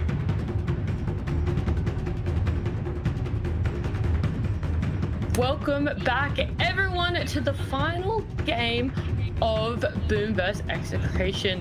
I know we were talking about it just briefly before we came into the break that Execration are gonna have to look at changing up a few things in their drafts. But what exactly do you want to be seeing, John? Do you want to be seeing more of a team fight composition coming out of them, or stick to the same sort of game plan, just different heroes? I think more team fight orientation would be good, and their draft is kind of going that way as well. They just need to be able to take some early fights, buy some space out for Palos in that way, as we saw in Game 1, where they were willing to throw their bodies out. Game 2 is a lot slower. Like, they were trying to build up on the Axe, they were trying to build up on a Morphling. The itemization of Palos was also very different, closing out with the Heaven's Halberd as a sort of Hail Mary sort of item buyout that didn't quite pay off. So I think in this game, they're already looking pretty good with how they open up. They go with Phoenix Puck to start off. They've got Egg plus Dream Coil to set up for those team fights, and that is one way to get that done. Issue is, Boom managed to pick up the Mars for FBZ. And along with Mirana. So they've got the spear arrow combinations on their off lane. They've got good team fight themselves. It's going to lead to a really good back and forth with just these initial picks here. Yeah, I mean, looking at that Phoenix and Puck, I personally like the combo of those two a little bit more than the Mirana and Mars.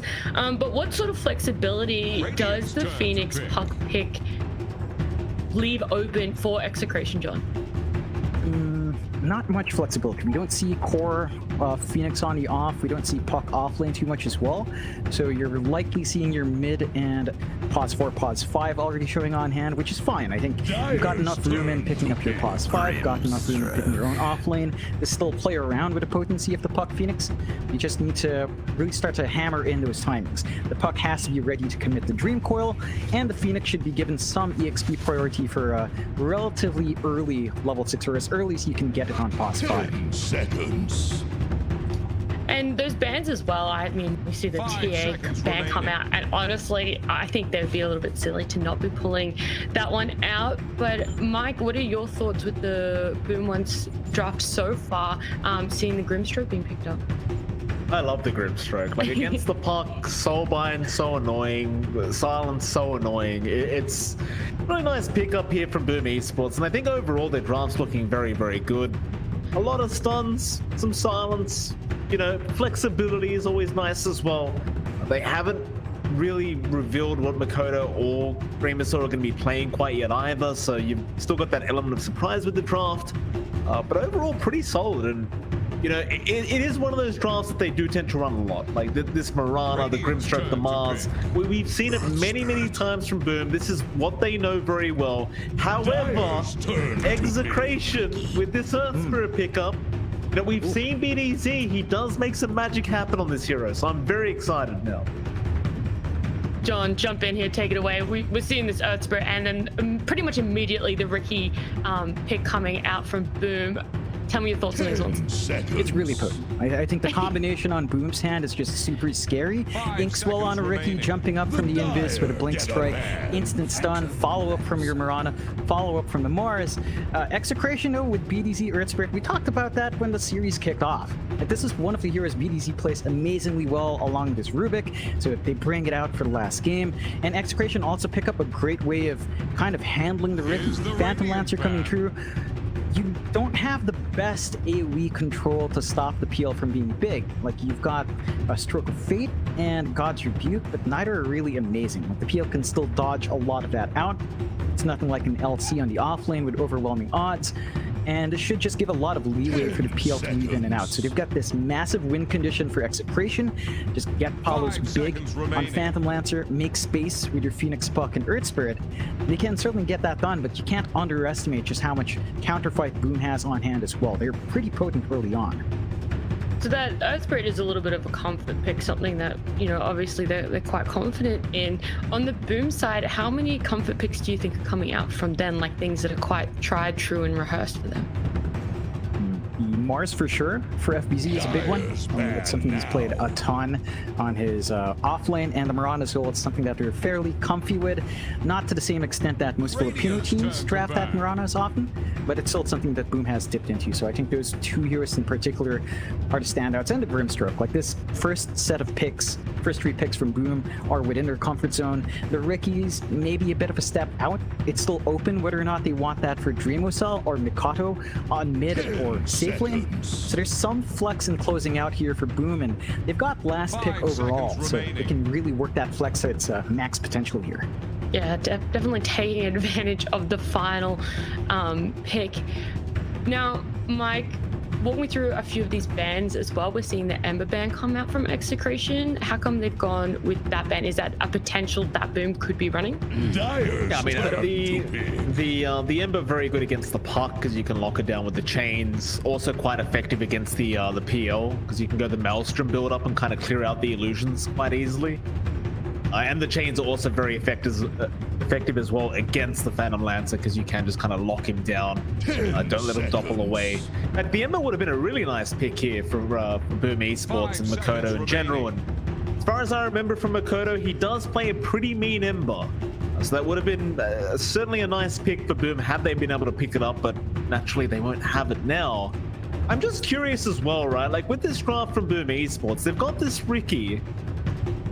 I assume safe lane Riki, but into the PL, it feels weird. Like I don't know if it's going to be enough. I do get a little bit concerned about this because Execration now, unlike last game, they actually have a carry that will kind of outscale everybody else. So I'm curious to see whether Boom can play fast enough to make this Riki look really good against this PL. Yeah, maybe they were watching our first series that we had, and we're like, oh, that Riki is actually pretty good. Maybe we should try and run it. Who knows?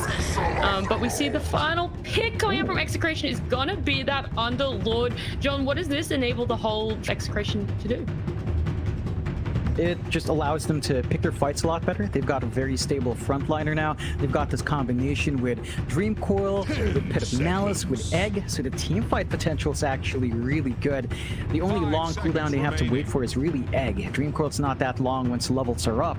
So they've got a lot of uptime in forcing fights, and they've even got the safety of just bailing out if a fight doesn't work out. Like, you can just take the Uber home with the Underlord, get the Dark Rift off, bail out, and there's not much Boom can really do about that. They don't. Maybe they could close out with, say, a Kunkka to X mark one target back, but it doesn't really line up with Boom's draft right now.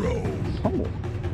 It is going to be that Wind Ranger. So what are your final thoughts on Boom's Esports lineup then, John? I think the Wind Ranger is one interesting way to handle the PL, mainly because if you focus fire the original PL, you can just kind of chase the original one. You don't lose your focus fire. So you can keep track of the actual Phantom Lancer, try to burst them down. You can build from Maelstrom into Mjolnir, try to get some procs off, burn down the PL. You will have to play this one relatively quick on Boom, as Mike mentioned.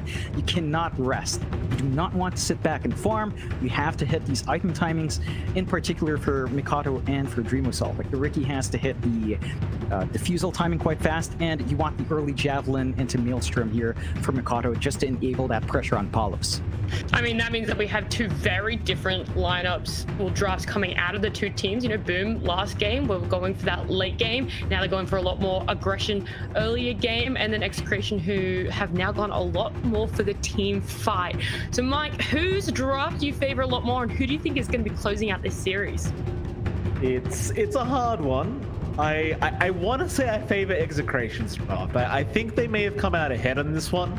But Boom Esports, they do tend to run this kind of draft often enough that I'm confident that they'll do well. I do think Execration has the better draft, though, going into this game number 3. Well, I will let you guys talk about it as you head into game number 3. Thank you very much. Of course, we do go into game number 3 now. It is MLP Dota.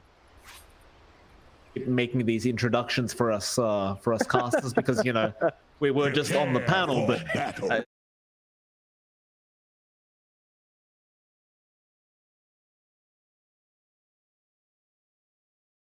Qualifiers. It's been way past Miranda time as well to pick up Miranda, which is unfortunate. Coffee with a nice little snack would fill you up quite nicely. I'm sure Execration's had their fill of Miranda, hopefully to energize themselves in this game 3. It's been a good back and forth between Boom and Execration, but that's what you really expect, right? When you've got the Indonesians up against the Filipinos, it's always exciting, always explosive, and it's good to see both teams kind of bring out the best from each other in this matchup. Yeah, absolutely. Real pleasure as well. Like this draft from Execration, I know I talked about it earlier, but I do love the BDZ Earth Spirit. One of those plays where you kind of go back and look at the replays and just watch what he did to try and, you know, emulate BDZ when you get into your pop games, but, you know, naturally you always just end up feeding because you're not BDZ. Not that that's my experience, John. I'm just talking about a friend. Execration. I like their draft. I mean, I said it at the end of the draft that we just went past, and they've got a really good shot at taking this game 3 up against Boo. Time for another go-round. Aggressive as well here from the units. Famous Soul will blink strike out.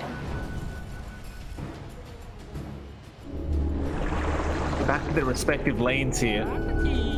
They are going to be up against this Underlord in the off lane. So you've got this Riki against Underlord. A really annoying kind of matchup here for Dreamer Soul. Especially once you've got a couple levels in that Atrophy Aura. It just feels like you're not really doing any damage.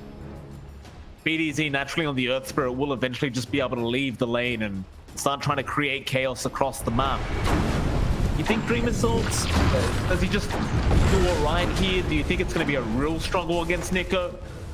Pretty tough lane to sustain. Like, you've got options to play aggressive with Kezcute once you've got an Inkswell, but jumping and Underlord, yeah, especially once level 3 is up, can be dicey. And you're already seeing just how well Nico can shove the wave to kind of clear it out, keep the equilibrium in his favor. So you're going to just have to be a bit more cautious. Have to really watch where BDZ goes. Like, if he finds an angle for the roll on top, and damage output could be good, although BDZ's topping man up against Kezcute and Dreamer Soul, and can't fully dismiss the damage output of a good Stroke of Fate plus the backstab, or at least the Blink Strike from Dreamer Soul. Yeah, I like the fact that they're trying to be aggressive now while they still have the chances. You know, Nico, again, once you get those levels up on the Atrophy Aura, it's going to be much more annoying.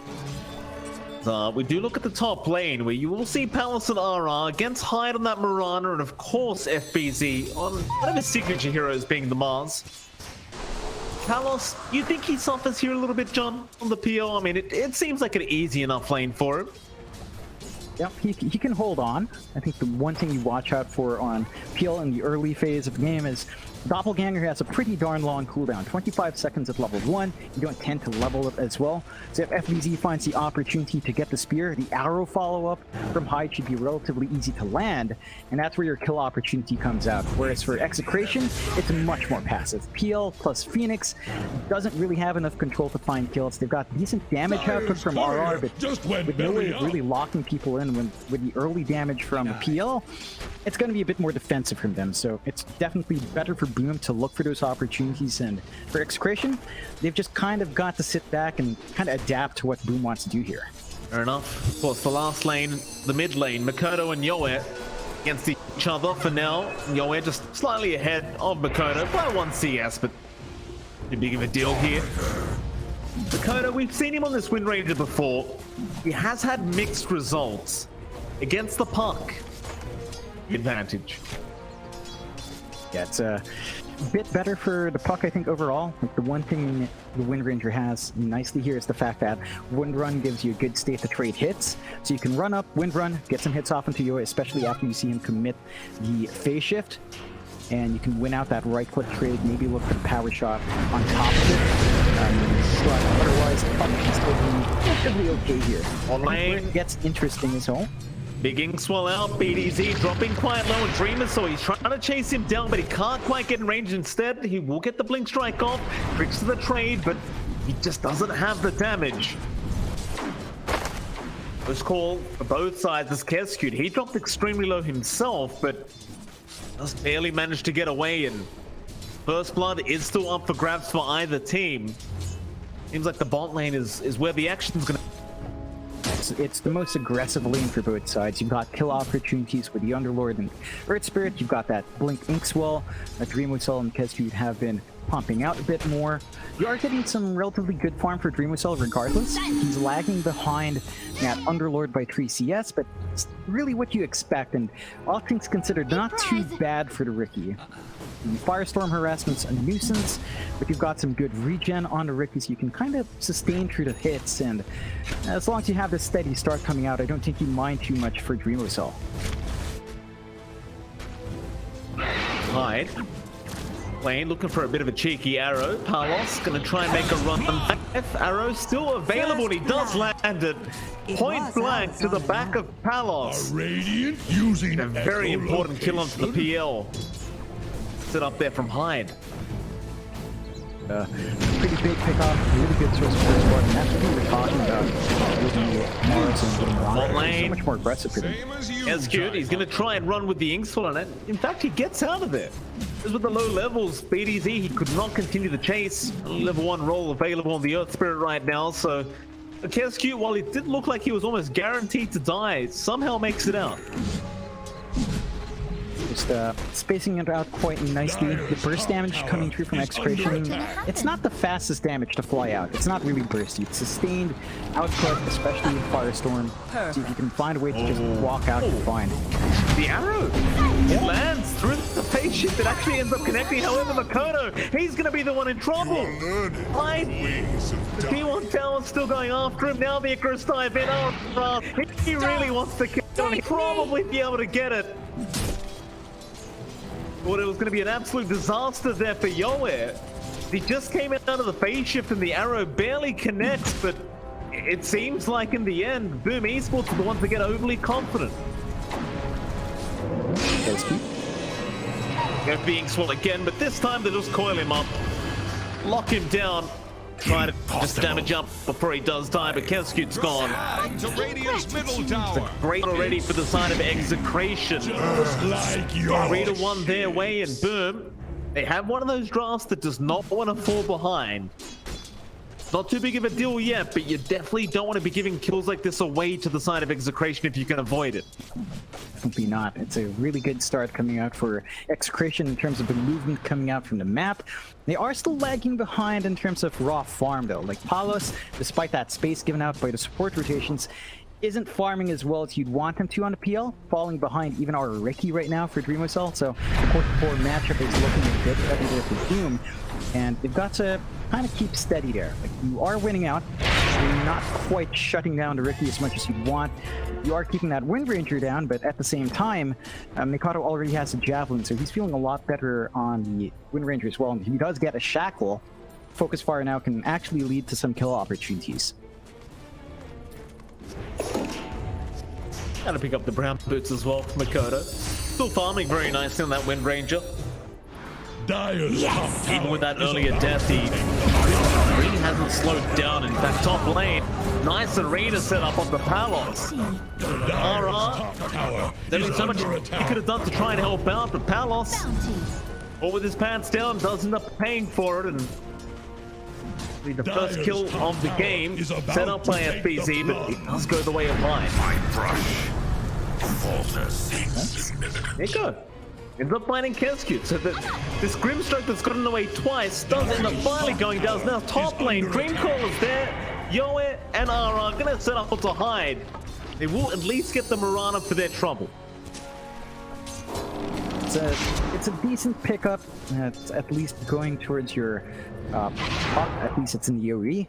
So you get some much needed injection in that pop, accelerating towards whatever Yoe would like next, maybe Witchblade, maybe something like Travel to be more active on the map. This is some space out for Mikado, and the brown boots are up. There is a smoke play coming through here, but I believe that must have been spotted out by the edge of that ward, so they know a smoke's happening. They should be sort of ready on Execration side for it. Ara would love to take the gank, but Palos is going to get run in by Makoto. There's your doppel out. Power shot is there. Palos still just trying to kind of juke them away. But the focus fire going to be right on target by Makoto. Shackle out, locking it down, and it looks like he is set to follow. They are trying to help him out. BDZ does jump forward. However, you've got Hyde there with the Star Four to get the job done, and now FBZ, he will manage to roll away. Not save his position 1 PL. This is the third time this game that Palos has died. Very bad news for Execration. I love the focus coming out from Boom though. They understand that they can jump this PL early, not many saves coming out from Execration, and at the same time this gives so much space to Dreamwhistle. They're not able to bully out this Riki in the bot lane. It's still free farm coming through, and they're going to need to do something about that. Like, you're just getting too much onto Riki. The defusal rush is underway. It's got one Blade of Alacrity coming in, and once you have that full defusal up, that Riki's going to be a major problem to deal with. Mid lane, Dreamcall does lock down Makoto. BDZ looking for the kick out, but does not break the leash. It just won't matter though. He'll get the kill. Now Arrow does land. Hyde's going to try and turn around BDZ. He's going to be alright as they've caught Yoe now. They've got the puck and they will trade the mid laners. Great little setup there by FBZ. An execration, they just went a little bit too far, and if they had left, you find a great Wind Ranger pickup, but now you lost your puck, and it just doesn't look as good. It doesn't look as good, it doesn't feel as good. Trading a mid for mid is not ideal. I think the Wind Ranger is perfectly fine. You're not slowing down the Maelstrom timing all too much, and you're still freeing up space for the Riki. Like, the Wind Ranger is not the target you worry about. Nice shackle on the dive, but you really want to kill Dreamusal off. Like, he's the one that's vulnerable. He's the one that should be basically a free kill if you catch him out with the range, but they're not really abusing that. Like, they've got the Pit of Malice up at level 3, no points in the attribute.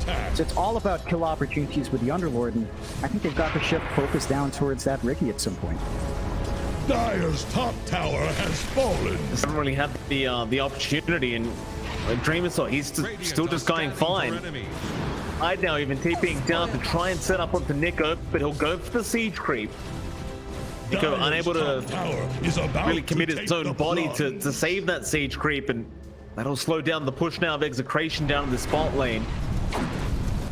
Let's have some backup coming in. It's like Boom Esports are more than ready to go for a team fight if they need to down the spot lane, and Nico not really willing to fully commit to it.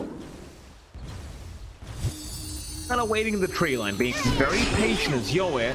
Warp in, boy off the market. Nice trick sprayed out by Dreamusal, and he jumps in right into the back lines. FBC, Green Arena now. They've already got the egg. They will find BDC on the Earth Spirit, and this is looking really bad for Execration as now Nico to try and run, but he's running right into the trees.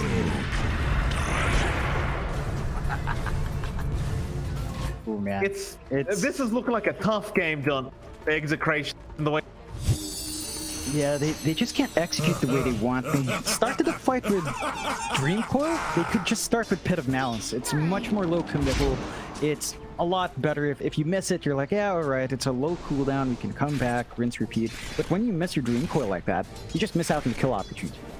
So you can't look for the jump in, the egg is unprotected, the arena is really on point, the patience there from Boom, they just clumped up 4 heroes in the back line. There was an earlier scan from Execration, but because of the positioning of Dreamusal, he was playing right on the edge of the scan while getting last hits. I think they might have not suspected heroes in the back line, or if they did suspect it, they must have forgotten in their haste to try to kill off that Riki, and that is the target you have to go for, but it felt like they needed to jump earlier when there were no other heroes around. So really good moves out from Boom. They get a good read on Execration, but Execration, they do smoke up. They might land a good kill here on the Riki. What they can do, Dreamusal, pretty safe so far in this game 3. He might be just fine. Palos gonna spot him out there with the central exactly where he is. He's gonna get into that tree line. The roll is gonna be off the mark. It does. Will make the jump in, but now the TPs are coming. He's going to be able to fight this, but Kodo, he's lining up for a shackle. He does end up finding the PL. They might lose Dreamusal, or maybe not Dreamusal. He's still alive. He's stuck out of there. BDC's the first one to drop. Otara, they go. He should be able to find the Phoenix, and they do. Drunk sailor. What? How did he just walk out? Did they just as confused. Someone hit him. Yeah, I think they lost vision for a bit. They panicked when the combination flew out onto Palos, and they immediately want to go for the retreat. And they didn't quite get their egg, it wasn't ready. They didn't have their Underlord around to face tank. Dream Coil was not quite in the position they wanted to, already committed early on. So just not lining up the shots, and this is scary. Dreamusal bailing out. No deaths so far, 2 kills under his belt.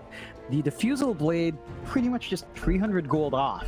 And that's the big spike for the Riki. And if you compare Diffusal Riki versus Diffusal PL, I think it lines up fairly evenly.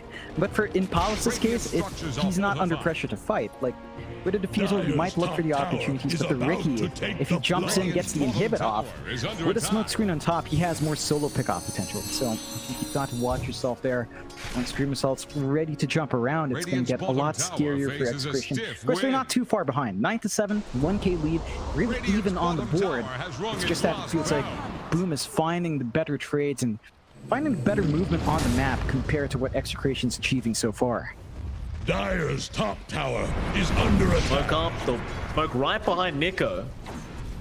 RR gonna try and find a target for themselves to go after. Dire's top FBZ is gonna be about noticed. to take the blood. In coil, gonna be on the mark. Roll there as well. The Inksport trying to protect, but FBZ looks pretty tough there to me. He'll go for a spear onto BDZ, but it won't matter. Let's pick off their action. The rest of Boom, they are still farming just fine. It goes back to that diffusal you talked about on Dream Assault, John. It is on the way right now. And this is where, if you're playing this position 1 Riki, you expect to start rotating across the map and making it a very time for the start of. You have to respect the PL Diffusal Toro arrow. That's one right to the face. Dream Assault is there with the tricks of the trade, and they just take him down. No problem. Tower is under attack. It's a nice freebie to take, just building off immediate sort of pseudo reveal on the Diffusal.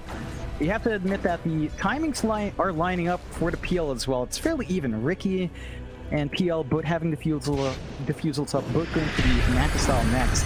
Just down to how far you want to play with this.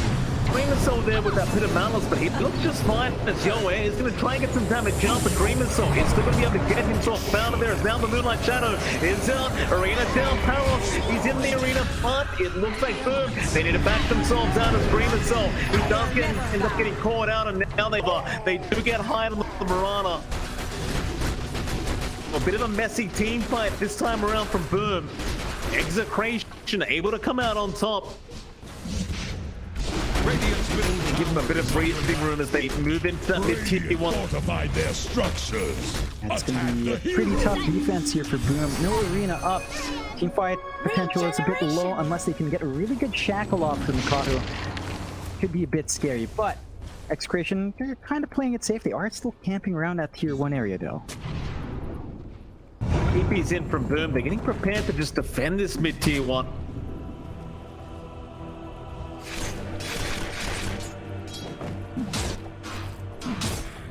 Still Execration, very patient. Waiting for that right moment. Rid of that creep wave there with Yoe. Radiant's middle tower is under attack. Just going to make his presence known. Main top stone, Nico just hold him down. Pit of Malice as he rolls in, gets a nice silence off, but he already got the wind run. It just won't mean much. They do burst him down. EDZ is going to have a look for another target. Faces a stiff wind. Find that mid-wind range up. Right back into that mid-tier 1 they go. Being really conservative though, not fully committing just yet, despite that 1 kill advantage. They've rather tried to chase down Dreamer. Oh, Dreamer, he's been caught out. He'll go for the smoke screen onto Yoe, but he is completely surrounded. There is no way out of this one. Boom Esports, after such a great start, are falling apart. Palos is top of the net worth board now, only followed by Yoe. Like a very bad time for Boom Esports if this keeps up. They catch another. FBZ now being caught out. They even commit the egg for this one. Trying to lock him down. Another Pit of Malice route. And the stun is going to fly him, but the Soulbind there is now out from Boom. Problem is they've already lost FBZ. Makoto, he's trying to go into BDZ, but he's been rooted up now. He'll get the kill and he'll make it out. Take us. A very worthwhile kind of trade for Execration. Dream Assault now. Oakland trying to go in mid lane. But Atos is out again. Onto Makoto, but he's going to be able to wind run his way out again as though Yoe try and go in on behind and almost gets the kill, but now a great shackles out onto the small camp. Just lock down the puck and they will eventually take him down. So it's a lot of back and forth from both sides. I think Execration should still feel a lot better though. Like even if they drop their puck, all the space coming up from Palace is leading to a really big return in their investment. Yasha up, Manta pretty much done, just lacking the ultimate orb 1.5k away. So you're gonna hit these item spikes quicker than Dreamwhistle will. And that just means that the Ricky's not going to fare well against that PL. And you kind of talked about it in draft, but the PL is basically has no counter here from Boom's end. You have to rely mainly on Focus Fire on the right PL to kind of help you deal with that down the line. But we're seeing a lot of issues for Mikado and just staying alive in the front line. So it's going to be a bit longer until his own BKB's up.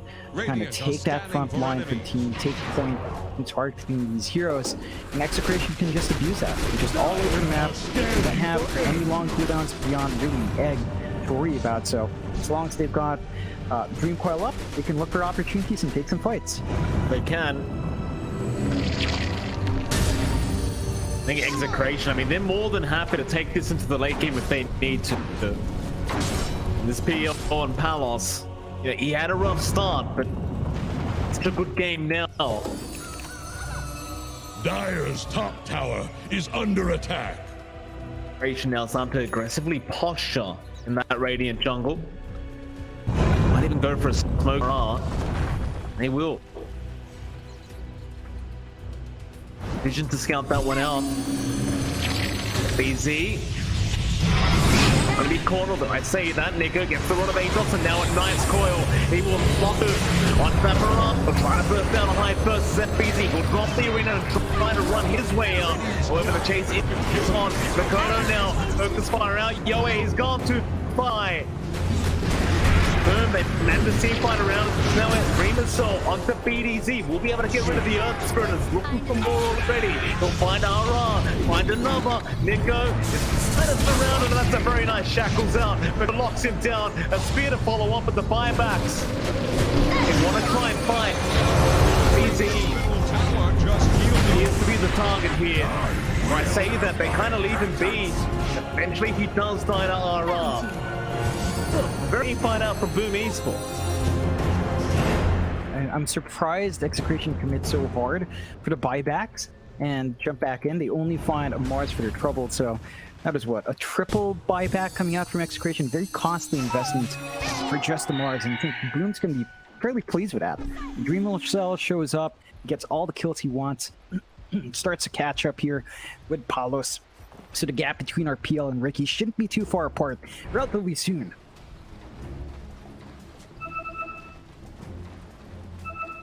It's the signs of life, though, from Boom Esports. That last team fight just feeling very, very strong, and Execration still can't really feel too comfortable yet. Keeps the farm up. Careful not to get caught out or overextend here if you are Execration. Boom now. Up FBZ, he has that arena. Nowhere. Be a prime candidate, but he has spotted out the side of Boom. He'll go for the run of Atos and the Pit of Malice. Now Yoe, being a little bit risky here, but yeah, I'm gonna orb himself out just fine. That's I think the big thing for Boom right now is that they're looking for these opportunities, but they don't have the blink yet in FBZ. You need some patience here, wait for the 200 gold he needs. Just get the blink up, and you get a solid way to initiate without having to risk your Ricky, without having to risk your Wind Ranger as well. So once that's up, it should lead to easier opportunities for Boom to land that combination, especially with you itself as well. And you just need to wait. It's flying out from the courier right now. You should be able to start lining some kills. Hold up. Gonna be placed defensively there by Boom. Wanting to give anything away to the side of Execration. Is about to take the blood. Stream appears to be farming up on this Ricky, but now it does have a Manta up. The silence is not going to be quite as annoying as they used to be. However, I see an Aether Lens on Palos, and I know what's coming. Oh yes. The Aether Lens build up on our Phantom. How do you feel about it? Do you like this, John? Is it a good game for it? I think in this game you can get away with it, mainly because you don't have the best illusion clear from Boom, so you can just keep spamming those illusions out. It's going to be hard to clear them out, it's going to be hard to handle them, and it's going to be a fairly good nuisance. But I like seeing that. I'm hoping Pale Horse is not watching though, because if he is, he's going to do that a lot more, and I'd hate to see it in the NA qualifiers for sure. Absolutely. One of me just ain't enough. Great Missile just kind of stalking Yowie there, but Yoey's gonna be just fine. He'll back himself out. Just a 1k net worthly between these two teams. Not really much to write home about for either side. Boom. Moving into that dire jungle again. Smoked up.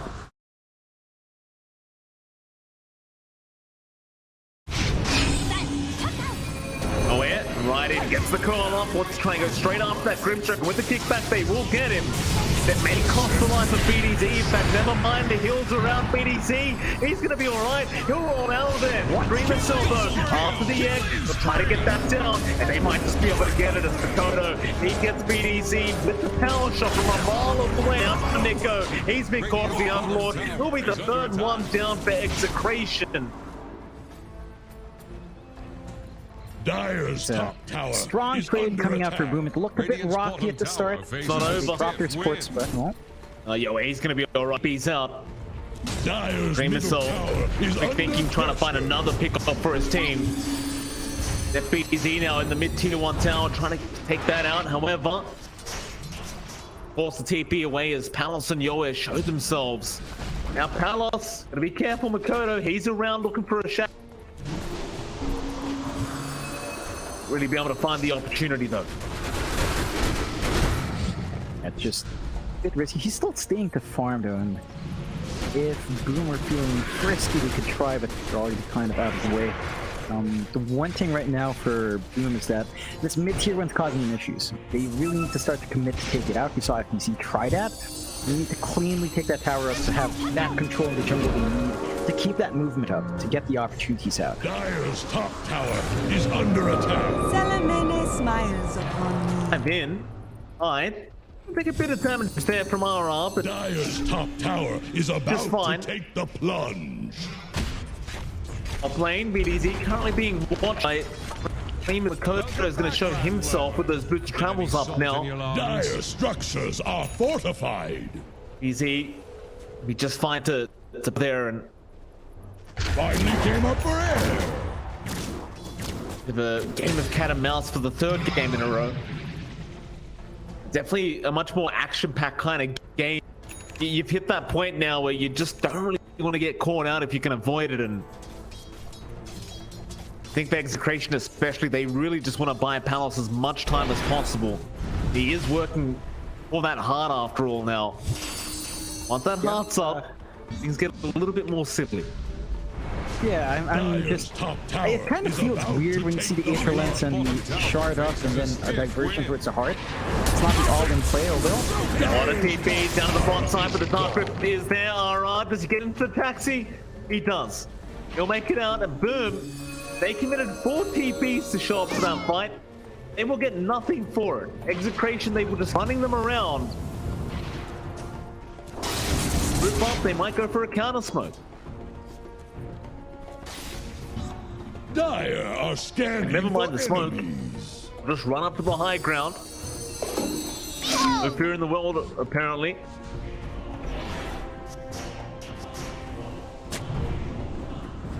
Dire's middle tower is under attack. Dire's middle tower Boom's part, has fallen. like that constant Dark Grip is always going to be an issue. They're going to need a couple of force stabs just to ensure that they get someone stuck there. They do manage to take the mid-tier one, they go into the Roche, and that is going to be a bit scary. Execration need to be able to read that, but they don't have wards around the Roche area. This is not going to last long, Boom's going to get a freebie. It will.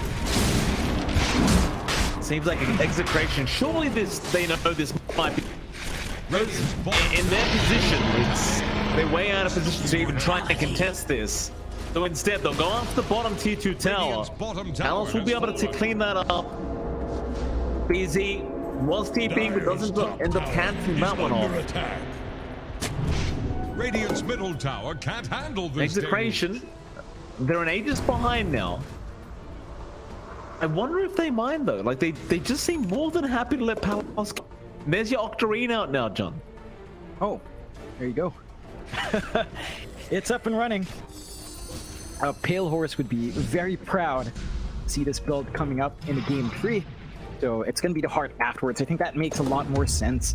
You don't want to go Ag Shard, just Aetherlands. You have to finish the entire package. It should give more presence for Palos. And it also drops your Doppel cooldown as well, so you've got more survivability. Nice spear out. Out. Go in, I'm just gonna say, here's like how the Dreamer so into the backside. Alright, does burst down the Phoenix and now the Soul Mine will hold two of them down. Yoe, he needs some help right now. The task grip for you, but can they get him out? No. Yoe, he's gonna essentially get kicked out before they start driving off. At the very least, they get everyone else out of there for Execration, but you lose your mid puck, you lose your support Phoenix. Boom Esports, even with all the thumb on Palos, they just don't really seem to care. They are still winning these engagements. Just down to the playstyle of Appeal with Octarine. It's much more about the prolonged fights. It's about spamming out the Spirit Lance as often as possible for that 3-second cooldown. It's just that he's never in the right spot in these engagements. Like, Boom finds the bigger targets first. They find the squishier cores, they find the supports, and once you lose them, it's flat. They need all the heroes on hand.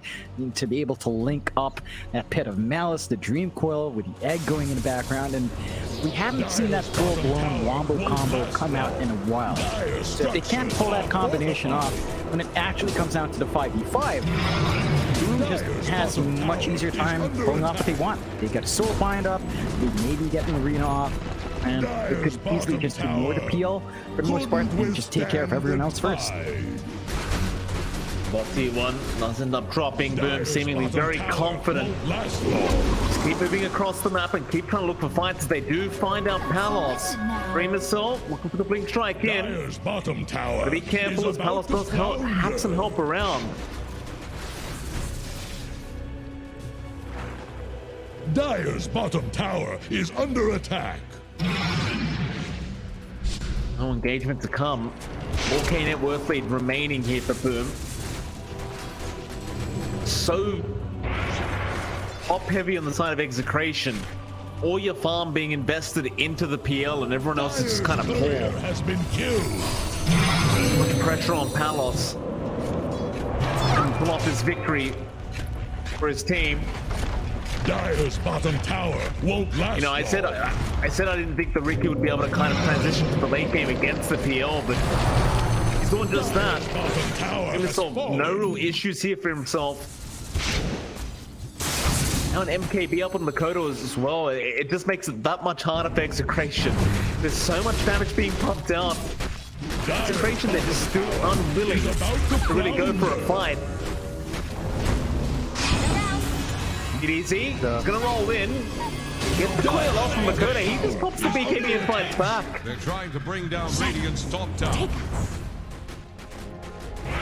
This kind of item build up. I know we were talking, in fact, never mind that, because Dreamer Soul's in now onto Nico, the Unlord. He's going to try and run it back. They'll turn around now. Back onto Dreamer Soul. They did commit the fire back on BDC. Yoe can't really lock them down as he does not have the coil up. Instead, they'll go after Hyde. You're able to get a Marana for their trouble. BDZ, he'll try to chase for a bit more. He's running away. Arena down. BKB pond. FBZ looking to go after BDZ, and that'll be a tie back. Flying up, they have committed the egg. They still want to continue this fight. Execration, they've got to be very careful as now the Spirit does come out. Shackled though, won't really land. Meanwhile, on the backside, Dreamer Soul, he's got RR under control. He is going to be able to survive.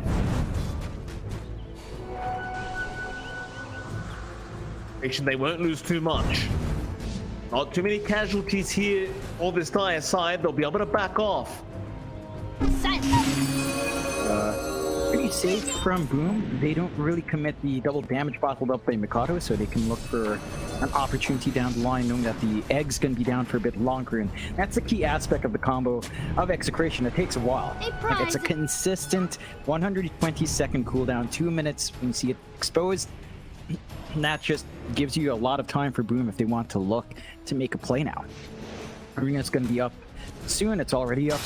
They've got the blink ready. BKB's about 10 seconds off for FNZ. They're retaking their position here in that top jungle, just keeping the ward game up. Lots of sentries coming out from Execration, so they can spot out mainly the Ricky, but for the most part, it's not leading to big opportunities here. We do have this big Ags on Yoe.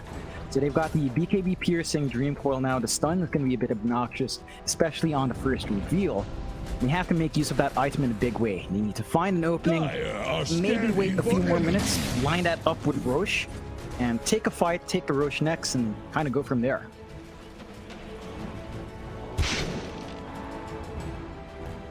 $6K net worth lead. I mean, Boom, they see if they can make this Ags work for them. I was kind of going back to the build-up of Palos in this PL, and it's a good kind of build-up. It's not so bad or anything, but it doesn't feel like you have the front line for it right now, because it goes back to what you said.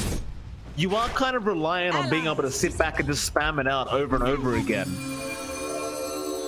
Hasn't felt like they've really had the chance to do that quite yet. Now, mid lane, all they found, it's going to be the puck Yoe. It's Aaron up. Arena is down as well as the Psalms. They will blow him up. He just got the axe as well, so they won't have the buyback available. Zamakoto, he finds BDZ. This will be another dieback up from the Earth Spirit. They're trying to force off him away, but Dreamer Soul, he'll have the damage in time. Dire's middle tower is drowning.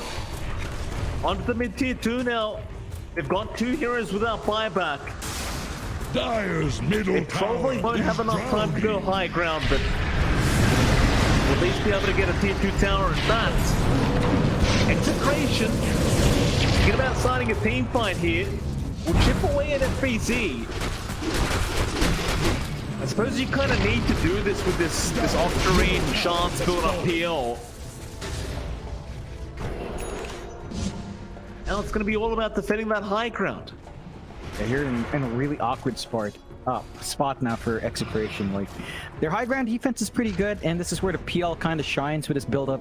You can just keep spamming out the wave with Spirit Lance. You can keep spamming it out on heroes from the high ground. No problems coming through. I think a big issue right now is there's a lot of evasion coming out from Boom. They've got the wind run, they've got the smoke screen on top of that, and the PL doesn't really deal with either one quite nicely. You can't really go MKB as your illusions don't benefit. A Bloodtorn might help, but that doesn't stop the misses at all. It just makes it tough in the smoke screen. So it's a really awkward situation where Palos can't really deal with these 2 heroes at this moment quite well, and it just makes it really hard for him to fully commit. We're seeing him just stay in the back, trying to spam out the lances, just not doing enough. And if the illusions can't hit and burn mana, then they're not really doing that much damage. Execration now that wants to try and rush forward. They've got the heart up. It's a tanky Palos, that's for sure. Now fighting into that 9k deficit. Radiant's middle tower is under attack.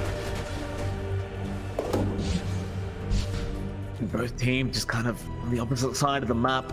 Not really engaging quite yet, but sooner or later, Roshan's going to be up. Maybe only blink even up on FBZ now as they try to go onto that triangle. Dream itself. The big move way back down bottom. FBZ now is in. He's got the arenas down. Again onto FBZ. They really just want to focus him out. And in fact, they even found RR. Both of your support's already gone. Nico is going to try and tank through this damage. The Task Grip is going to be committed. And he should be able to get out, but he can't get Yoe out with him. He's left Yoe behind. Yoe, he'll jump on his bike. He'll try to just ride his way out of this. Nice blink away though to the south. Very tricky stuff here from Yoe. Radiant are scanning for enemies. Let's get himself out.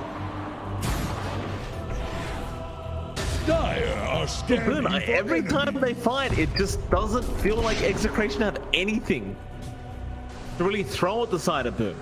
It needs to be Execration starting these fights if they want to win. They need to start with the Dream Coil. They need a Pit of Malice. They need the Egg. This could be the perfect spot to start that fight. Roche is being taken out by Boom, but because they're going for the Outpost first, they kind of have the idea as to where everyone is, and that just frees up this Roshan. Ag Shark and drop on the ground. That could be pretty close. They hand it to Dream Assault. They do. They give it to him. He's going to have the Sleeping Dart, which is just so obnoxious to play against.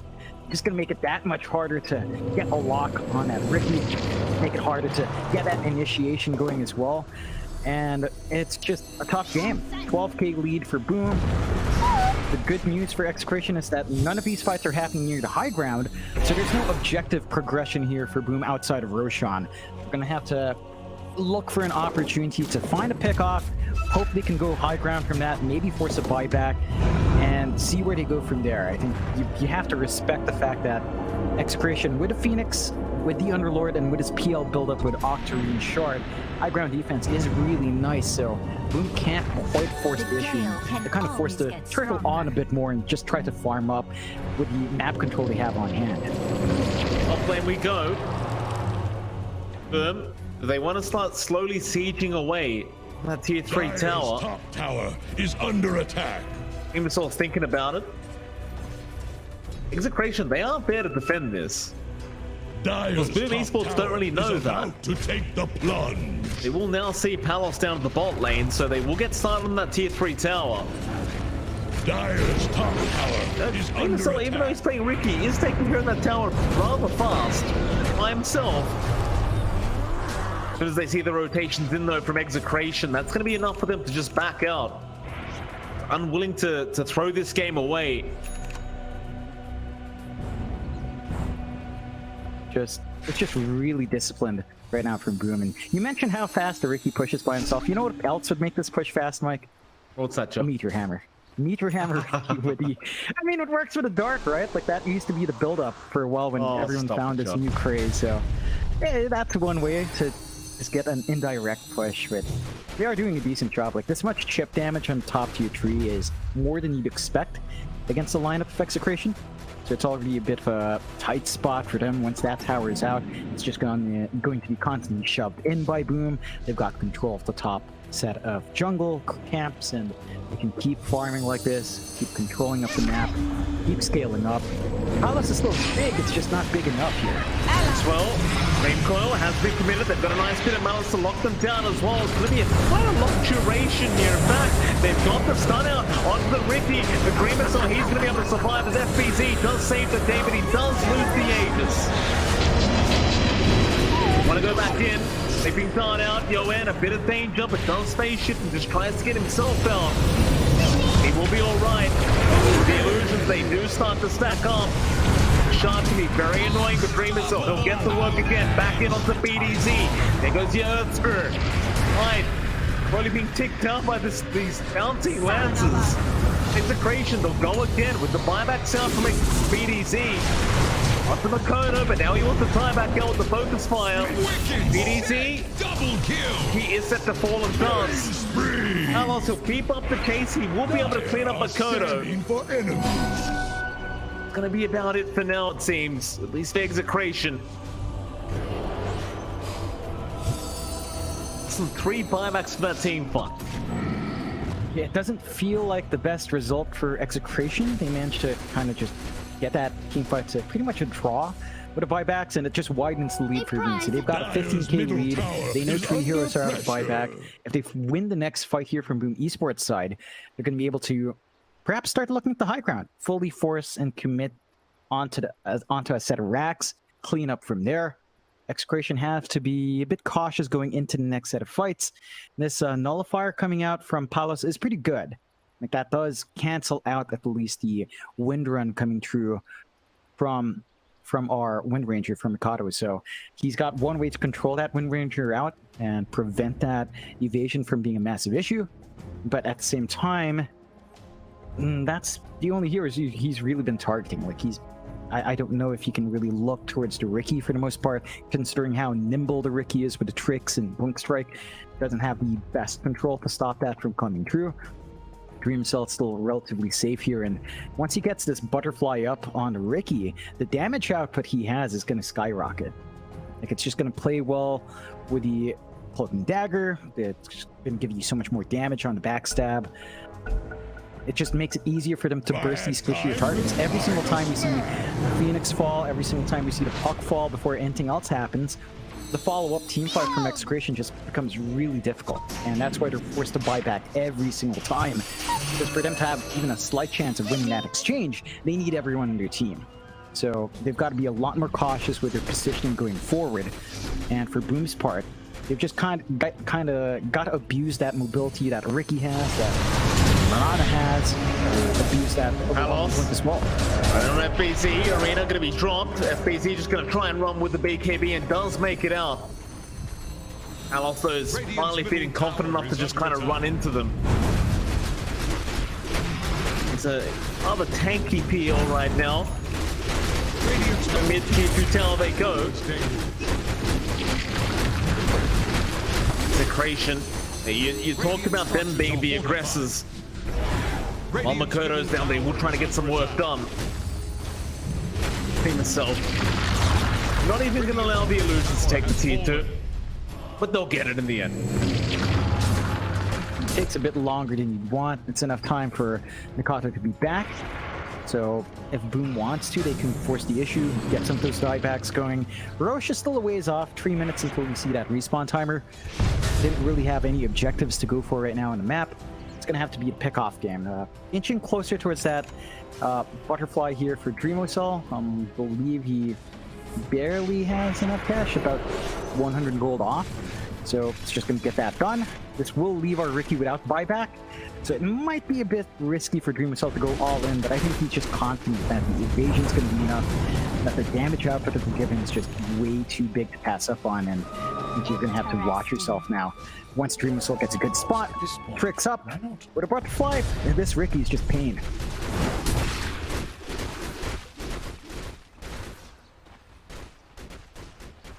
Boom. Got the butterfly there. Smoke up, they're gonna try and commit for a fight. Radiant are scanning for enemies. They're running the real long way around though, I've got to tell you. They scan on some pure illusions, but they are just gonna be illusions. As well, be committed as well, but they'll realize they are not the real PL. Fortunately for Boom Esports, they are across the other side of the map. Execration just farming up that Radiant jungle. And no real rush for them, it seems. Every game matters, of course, in these qualifiers. What can I say? Towards TI-10. Loves me. Really want to give any games away or drop any series if you can avoid it.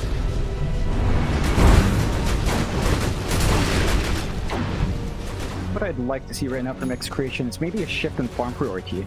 It feels like it's time to give Yoa more farm. Like going for this Desolator, going for the phase shift attack talents. You can become a right-click puck at this point and kind of take over, taking away from the utility tankiness on Palos. It could be one way to get that done. It's just that there's really not too much space, and Yoa doesn't even have the travel stuff to go around the map. Oh, Yoa. Up there by Dreamocell for a moment, but does end up backing out.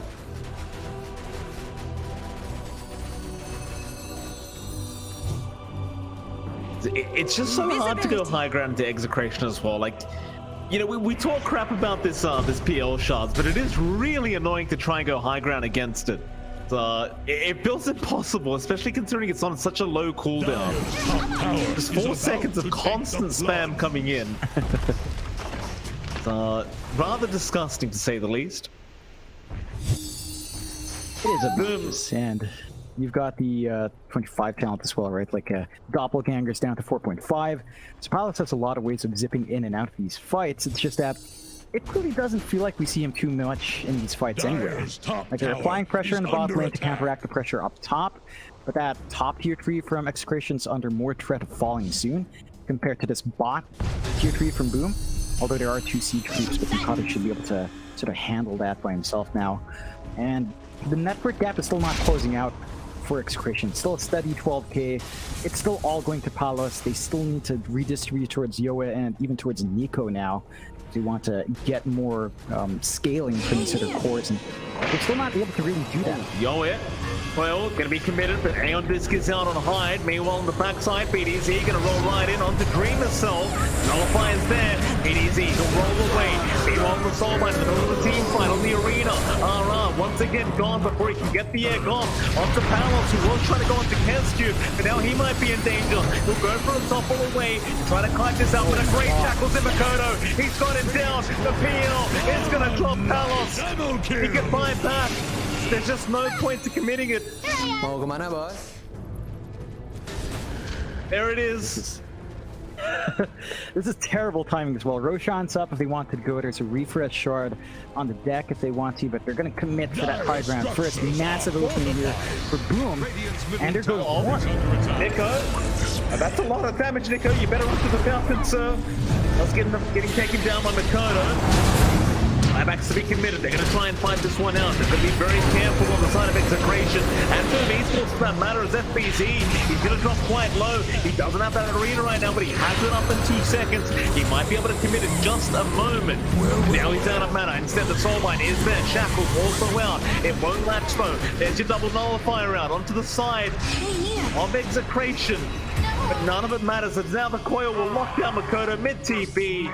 They will be able to take down the Wind Ranger and of course successfully defend high ground. Again, costing a couple of buybacks there. Palos is going to be down a buyback, so now he's got to be very cautious in the next engagement, but it was Boom kind of forcing the issue. They could have easily gone for Roshan instead with a cheese, with Aegis, with a refresh, and now Execration has an opening to go there. No buyback on Mars. They're going to have to force the buyback on the Wind Ranger if they want to counteract this. And this could be a big turnaround for the side of Execration. Timely buyback there. Just going off the cooldown, getting enough gold on Mars. It might be a big opening here if Boom actually catches them off guard. Got the Bloodthorn now up as well on Palos. Be very, very dangerous as FBZ again has that arena up. He's gonna roll right in. He does find the Grimshock, and now Yoa's there. They'll lock down a couple, but it's not going to be enough. BDZ, he's lost his life. They'll be able to find Kenstu, but now Yoa's the one in danger. He'll try to orb away, but he's been caught up by the Yule Scepter. Do they have the control? A great spirit up from FBZ should be enough, and will be as they go onto the backside now. Yoinkers dive out, comes back into the egg. Dreamercell, he's stuck with Mineral for the half place, but he will blink strike out of there just in the nick of time. The Roshan is still up, still less than a half HP. Arrow will scout this out. Both teams going for a mini reset. Back in and go after this Roshan.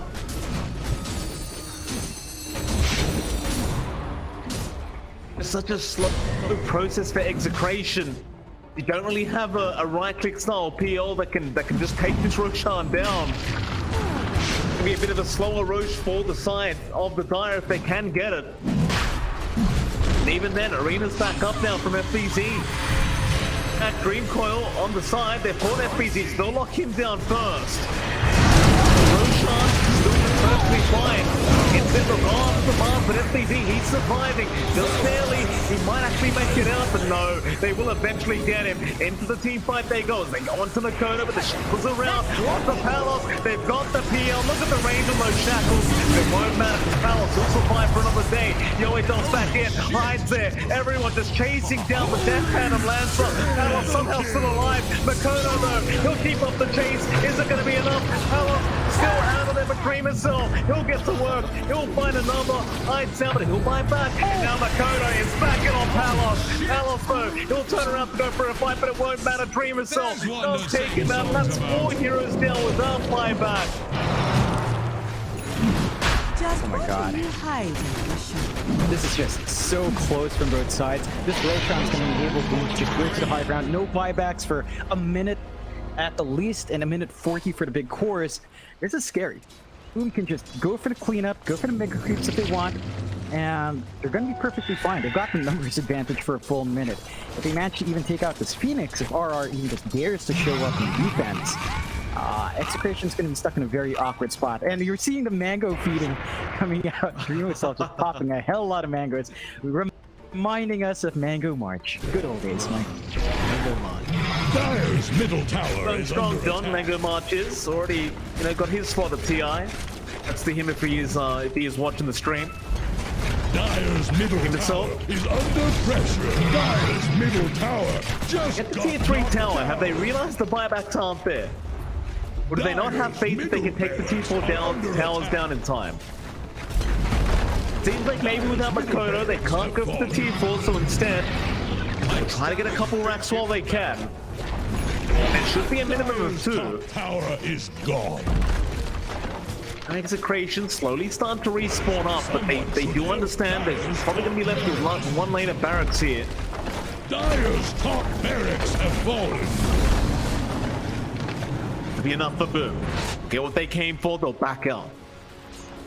I mean, 2 lanes of super creeps is going to put a big dent on Execration's farm potential, but at the same time, they've got pretty good ways of clearing it out. Underlord, even the Phoenix to a certain extent, the PL with the land spam, a puck, they can kind of clear out these waves, so it's not a major threat in terms of state of game. I think it's more of preventing them from having the opportunity to build some counter farm up.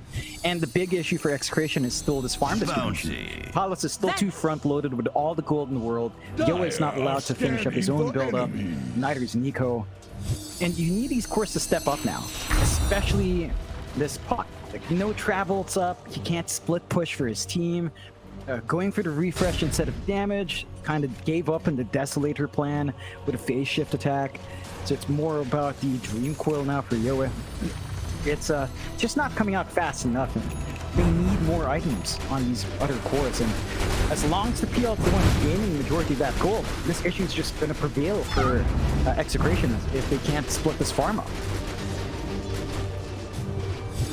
Boom.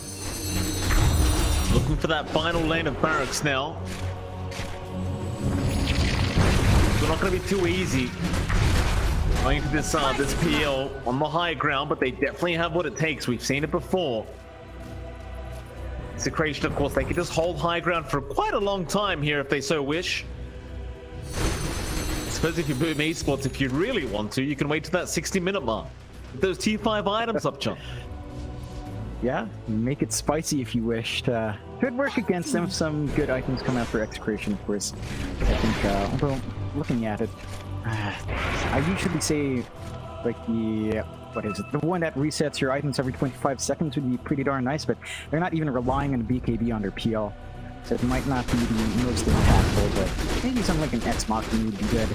I don't know if it's enough to turn it for Execration when you're 25k behind. There are bigger factors at work there beyond just items at the 60-minute mark, and I think the state of game won't shift too much for them if they wait out for tier 5s. It just got complete control of the map, although Execration are dipping out for the smoke here. Yeah.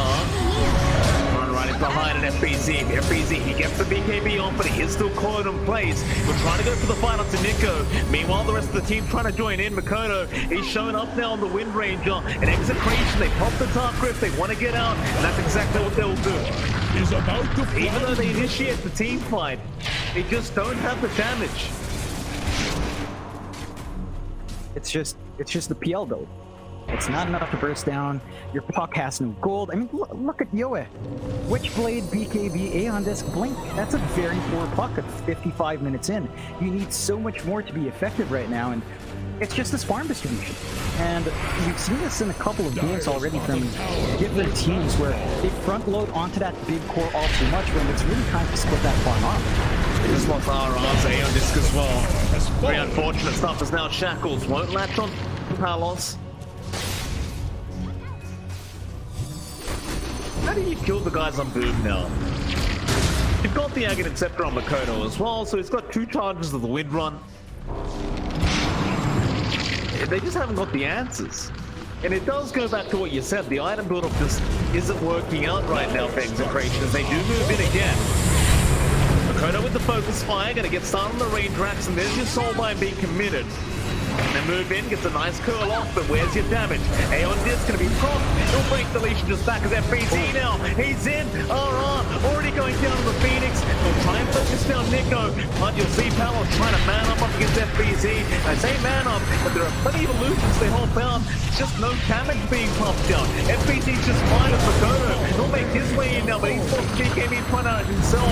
And Palos will keep rushing forward onto Kensku. And they are just tickling them. FBZ, he's down on mana. That means no damage is left for Palos. They might just turn around now, understanding which one the real one is. They're trying to doppel away. There's your Dark Rift there. The Uber trying to get him out of dance. And immediately the TP back in from Palos. Let me at him. So nobody dies apart from RR. And that'll be enough. Yeah, they take out the range racks, just a melee racks left here standing for Execration away from Mega Creeps. They had to kind of pull back because their tier 4s were under attack from these two shoved in waves on mid and top. And for Boom, they're satisfied. They know that they can't die, and their farm distribution's a lot closer, so you're seeing progression on that Wind Ranger, progression on Marcel. Though, the chase, not quite enough. My pop, Palos. Oh, gentle lads, they've got him. They have got him, Palos. He has buyback. Execration, they're not out of it yet. Palos can commit a buyback, but he will have to right here, right now. He has to come in. Can't hold off for this. They're gonna get Megas either way, and now he's got this axe on that easy, so it's gonna trap this great.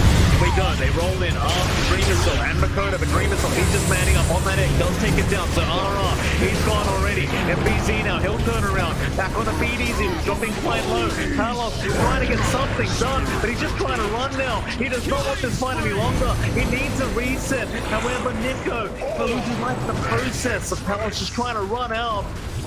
The rest of Boom, they rejoin. They're happy to call again. Qualifier is there, FBZ, he's going to be locked down. A lot of damage being taken this time around, but the full stuff out of there is Makoto. We'll get to work on the range racks, or rather melee Paraxin does find it. And now you have the Megas up.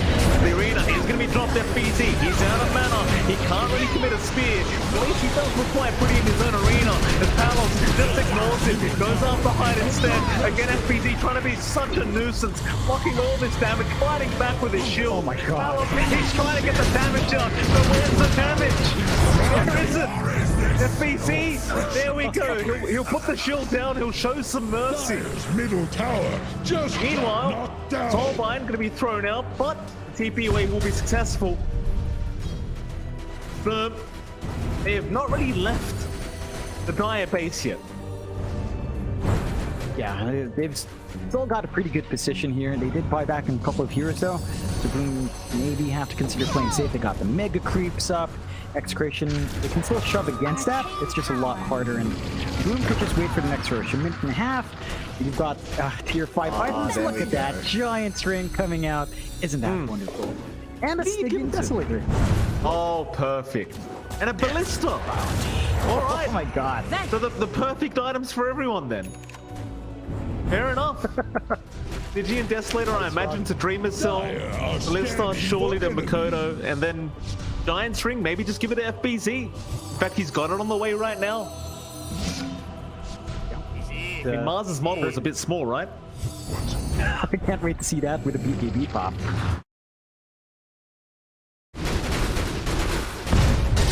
Alos. Run with that ninja gear. Smoke gonna be broken. They are watching him like a hawk.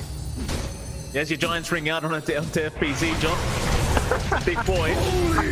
And meanwhile, the Dire base looks like Yo has been caught out already. Now the Soulbine's there. They've got the Earth Spirit BDZ. He's barely going to make it out with his life intact. They are on the Ancient. In fact, they are off the Palos. The PL being caught out again. He can try his best to survive this. And he will. Palos, they call the DD. He's back to farming. Palos, he needs a bit more. It's all over. Once they managed to get a 2-1 victory over Execration in the end. What a series it was. Boom.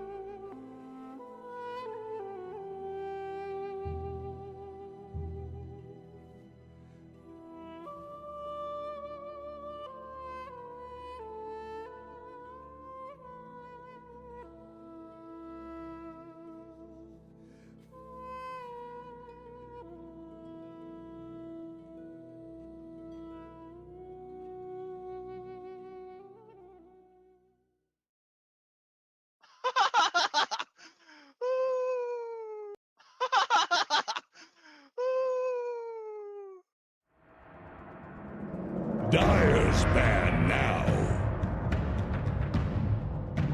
Someone's connection just drowned. Here's the Radiant ban. The Dire get a ban. How do I toggle the audio on vMix, like for myself? Not hear it. Finally came up for Radiant's air. turn to ban. Should I do that too? It's like, okay. Are we live in 3 seconds?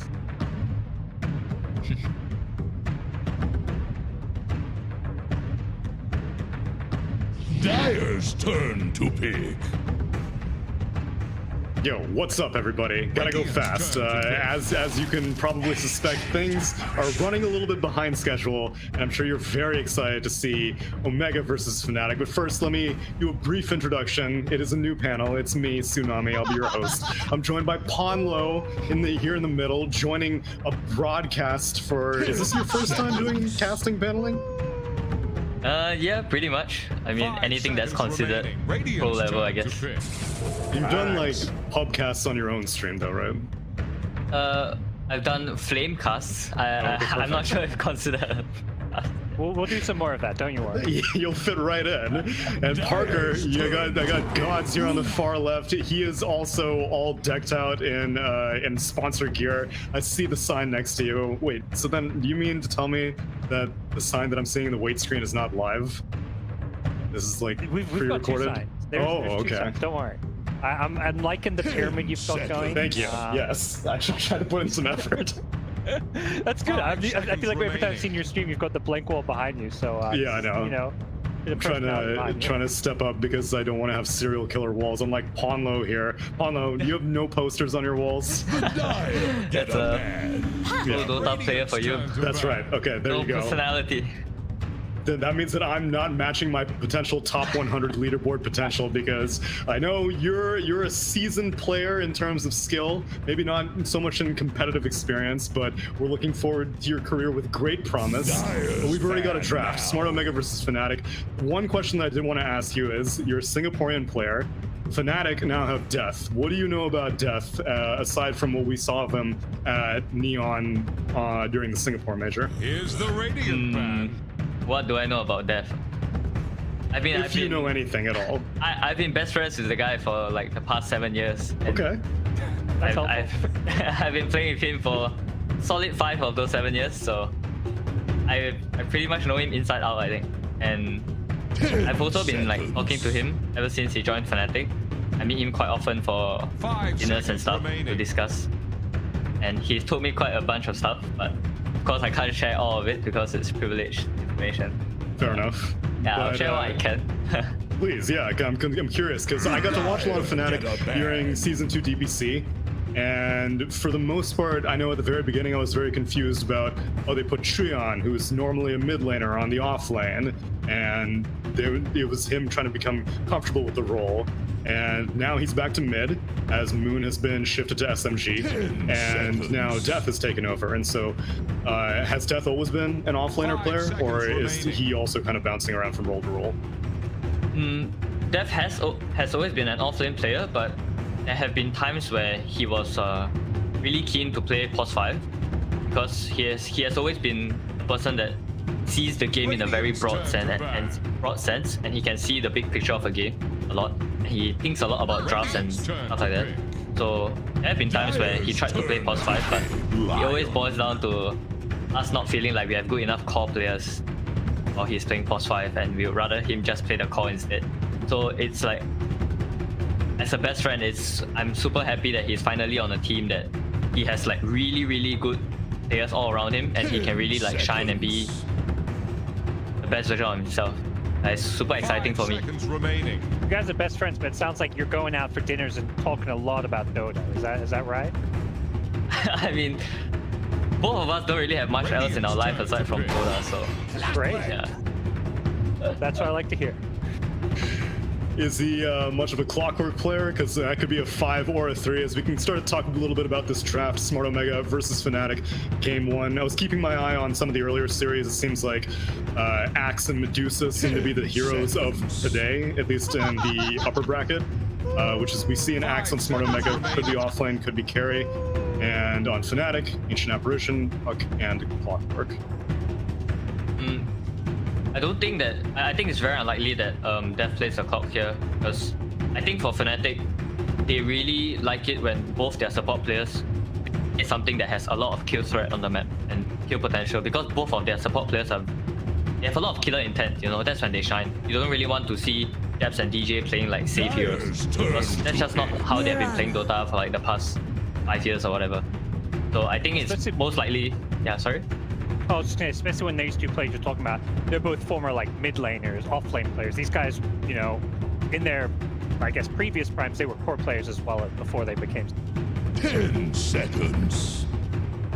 Kind of goes against what the Animajor meta was, though, because it seems like heal heroes were extremely popular throughout the tail end of the Animajor. T1 was actually one of the most heal-oriented support duos of the entire tournament, and so I would have thought that may have trickled down to the rest of SCA, but based off of the games that we got to see earlier, it does seem like it's more of the killer instinct support duos with a lot of stuns. And then also Fnatic did pick up the AA first phase, so that kind of discourages Smart Omega from going for the Wyverns that we saw so much of. Yeah, exactly. I think for T1 is a special case because Zephyr is a bit of an anomaly when it comes to a pos 4 player. He's one of the rare position 4 players that really plays based on concepts and he likes to play Treant pos 4, Abaddon pos 4, you know? Like no one else does that in C, even in the world maybe. So what's the concept that he likes to go for then? Was he always kind of like a tree spammer, or is it just something that he found was good in this patch? I mean, my impression of Zephyr, and this might not be entirely accurate, but I don't think that he prides himself on being very mechanically skilled like other players in C. I think he finds his edge in Dota by thinking a lot and thinking about how to strategically beat players. So he ends up with these heroes and these lineups and playing in this team where they really look like they win from strategy, you know, and like of course Carl and Finishry Savage are like really good mechanically as well. But for Zephyr, I think his edge over other players is that he's smart. He's really smart about the game. I love having those enabler supports. And next set of picks come out. It's going to be the Medusa, which is it just not ban worthy? Because every single game that I saw so far of upper bracket, I think the Medusa won, which was TNC versus SMG. It was the Medusa on SMG. Oh, they actually ended up beating it with the Terrorblade on TNC. So game 3, they ended up beating SMG's Medusa. The last pick Terrorblade, which is not banned out yet. So maybe Fnatic should consider banning that out. And then for Boom versus Execration, Boom only picked Medusa one time, and they ended up beating Execration's Morphling. Yeah, and I think especially potent to pick it up here. Like, you're picking it, then you get this double ban to protect it. I guess Omega's just thinking there's enough carry options. They only get a chance to ban PL, now Ursa, so there's still options, but it does feel like it's a particularly good place to pick Medusa. Yep. Well, against Medusa, there are all clear counters when it comes to a carry matchup. You have PL, Ursa, Terrorblade, and PL, Ursa, Terrorblade, and Anti-Mage. Yep. So, as long as Fnatic feel like they can deal with, as long as they feel like they can deal with the last pick Anti-Mage or Terrorblade from Smart Omega, you can just fourth pick this Medusa. Legion Commander. Last pick something that's good against TB, which is what they're doing. They pick LC. Wow, okay, so they actually leave TB alone. They pick up the Monkey King instead, and Fnatic are going to pick up Legion Commander for Death. Death special. Really? Yes, I was actually disappointed that in China I was seeing XXS on Aster play Legion Commander a lot, and then it was just completely ignored for all of the Animajor and ESL. Why would they find it good here, aside from it being a death special? I think it does provide a lot in the draft in terms of I mean, maybe I'm not right, but to them, the only thing that can beat their Medusa right now is Terrorblade, right? And since the opponent has the last pick, you kind of have to pick something that's good against Terrorblade to outmatch their win condition and deter them from picking a Terrorblade. Then they pick a Monkey, and now as Fnatic you can tell yourself, all we have to do this game is like drag it out, let our Medusa farm and get the Aegis, and we'll eventually win the game. Yeah, so I guess the lane's gonna be a little bit worse than they were hoping for, but ultimately it doesn't really. Yeah, Smart Omega don't seem like they have the late game answer. Why did they pick the Monkey King as opposed to a Terrorblade or any other carry?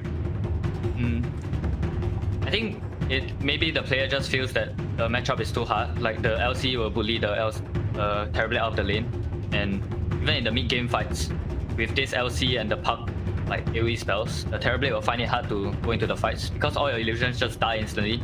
So the only damage that comes from a hero is from your own hero. So maybe he just feels like Monkey is just a better option overall to scale the game. It almost feels like they're looking at Lina more as the answer to the Medusa, whereas Monkey King's going to be this laning hero and frontliner. So definitely curious. It does feel like Omega is going to be playing this more fast-paced tempo kind of game with the Monkey. Yeah, they're gonna have to, because based off of what I've seen, Medusa seems to be still the be-all end-all carry that she always was. Yeah, sure, the nerf from her talent going from 15 to 20 was a little bit tough for her, but seems like Southeast Asia's doing a good job in making it work. Well, I'll leave you two to it. Gods, Ponlo, take it away for game number 1. Awesome, thank you, Tsunami, and Ponlo. Welcome to your first professional cast of Dota 2. I'm excited to be here to join you. How are you feeling now? You know, we're at the end of these drafts. Either team's got kind of a clear edge at all in any way with what you're saying? It's pronounced Admiral. I feel like, so for Fnatic, they have a very clear win condition, right? And they have one of the strongest carries in terms of consistency, in terms of how consistent he is, the ability to carry a game, and they gave him the game to carry it. They gave him the out carry matchup. But Omega's heroes I would say that their heroes are still really like aggressive, and they still can take fights really well. And Fnatic don't have that much like team fight, you know? They don't have that much damage in the mid game. So we're gonna see Jabs in a good position with the boots early to scout out some early aggression from Omega. And I mean, do you agree with what I'm saying? It does look like Omega is gonna be looking to play very aggressive, like seeing already Orb of Venom on Monkey King. And just generally these lanes, like an Axe Marana lane, a Monkey King as a laning counter to the Legion. It does seem like they want to play pretty kind of fast-paced, aggressive in the early. yeah, so for Omega, they're gonna have winning lanes. So for them, the important thing is being able to translate those winning lanes into taking the early mid tower and the top tower. So it's really gonna be on this Puck on whether he's gonna be able to deter that tower taking.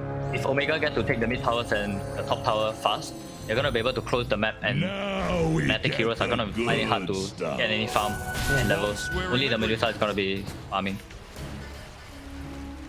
MH tries to steal the top bounty.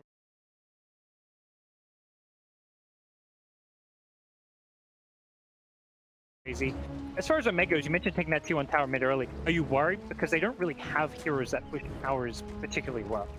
They're gonna need something special, like they need the Lion to smoke to the Puck with the Lina to kill. And once they kill the Puck, then it's much easier for the Lina to hit the mid tower, or something like a 6-minute DD rune, something like that, or use the siege creeps. They need to find a way to take the towers. It's gonna be super important for them. And early, securing that range creep here, as we'll see some of these lanes unravel. Any particular lanes you're kind of looking at as like, you know, you mentioned how Omega want to kind of get off to a good start and roll over. Is there any one lane you think can have a really good chance of kind of rolling over? I think the top lane might be really good for Omega, because when the X and the Mirana get a few levels, they might be able to start on the Medusa, and the AA might not be able to help and do much. And once they get 1 or 2 kills in this lane, they're gonna snowball, because the X is gonna get the Vanguard, and the Medusa is gonna have to leave the lane super early. And that just means the X can just cut the top lane, and they can get the top lane tower at like a super early timing, and they don't have to move the Lina to top lane to take the tower. So they are gonna be able to focus their attention onto the mid tower and get the mid tower by like 12 minutes.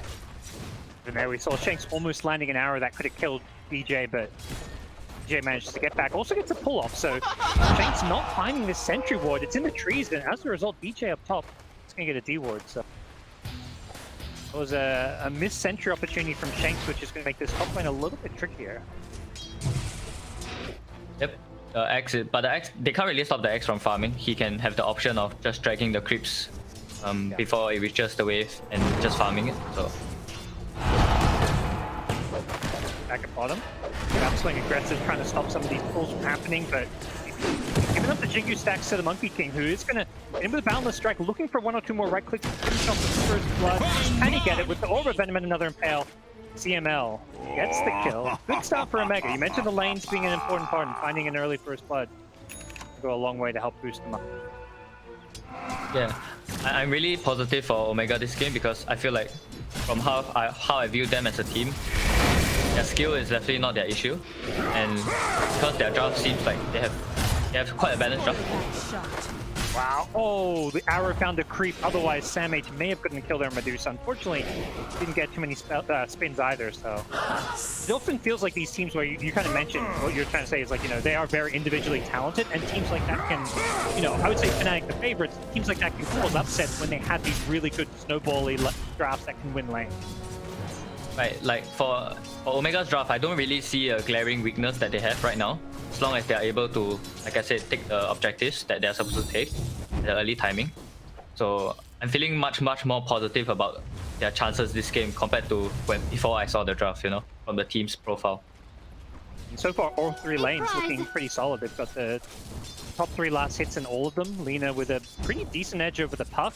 Monkey King was zoning out the Legion Commander, forcing Jabs just to pull waves. They cannot lane against this Monkey. They're just forced to constantly try and manipulate the lanes to mess things up. And then, yeah, top lane, so the axe you mentioned, just kind of free farming away.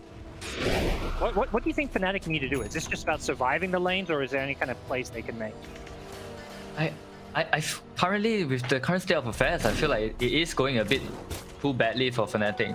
Maybe they need to play with the 5-minute siege, or they need to make a rotation somehow onto this Lina when their puck has 6, and play off a power rune on 6 minutes for the puck to make rotations to the side lanes, because it's gonna be really hard for the puck to rotate in this game against an Axe and Monkey if he doesn't get a power rune, because those 2 heroes are very hard to kill. Now just the 4-minute water runes that they're playing around, but see if those, you know, supports start rotating to try and secure those 6-minute power runes, because it can be so impactful, as you kind of mentioned. Whether it's a DD for Lina to push with, or some kind of haste type room for the puck to go ganking with. Not this time. But the Medusa is doing... He's gonna have about 22 CS at 5 minutes. That is not the greatest. I don't think they have any stacks as well. And even if they do have stacks, Sam H might just go in and take it when he has Vanguard. So that's not a very viable strategy either. Feels like Jabs is being kept busy entirely having to pull waves to help the Legion out. He hasn't had a chance to go for stacks. And also just Clockwork, not a good hero to stack with. DJ on the AA has gone to do some stacks though.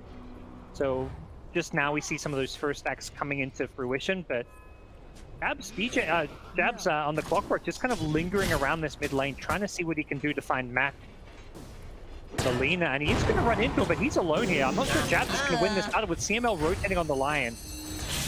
Hogs his way out of there, so Jabs with some scouting information there, and not much really comes of it. Yeah, I really like this ward that DJ placed at the top side of the map on Dire, because it has 2 purposes, right? One, it sees the Mirana, and 2, it sees if the Mirana plants her ops, because the Mirana knows that the AA is trying to stack for the Medusa. So you can like deward the ops that the Mirana put, because you already put the ops. Up top from the Lions, gonna lead to an initiation on the AA here, but they don't have the arrow follow up in time, so not much comes of it. Just settling down those 6-minute runes does go the way of the puck, but just a regen, so something he can gank with as far as just being able to spam out the lane and then TP somewhere, but not the ideal gank. Tower is under attack. Yep, like the Monkey has already told his Lion, like, yo bro, I'm fine in this matchup, I'm like owning and free farming, you can go top, and this Lion just goes top at 5 minutes and plays the map plays on the aggressive side of the map. I really like this move. They are using their resources properly on Omega. See if any of those early rotations come similarly from Fnatic. It seems like they've done the same thing with their supports. Jabs has just left Death alone, even though he can't win this bottom lane. He's able just to constantly pull creeps from behind the tower and ignore Monkey King. So his game at least seems to be going okay, even though he is giving this Monkey King.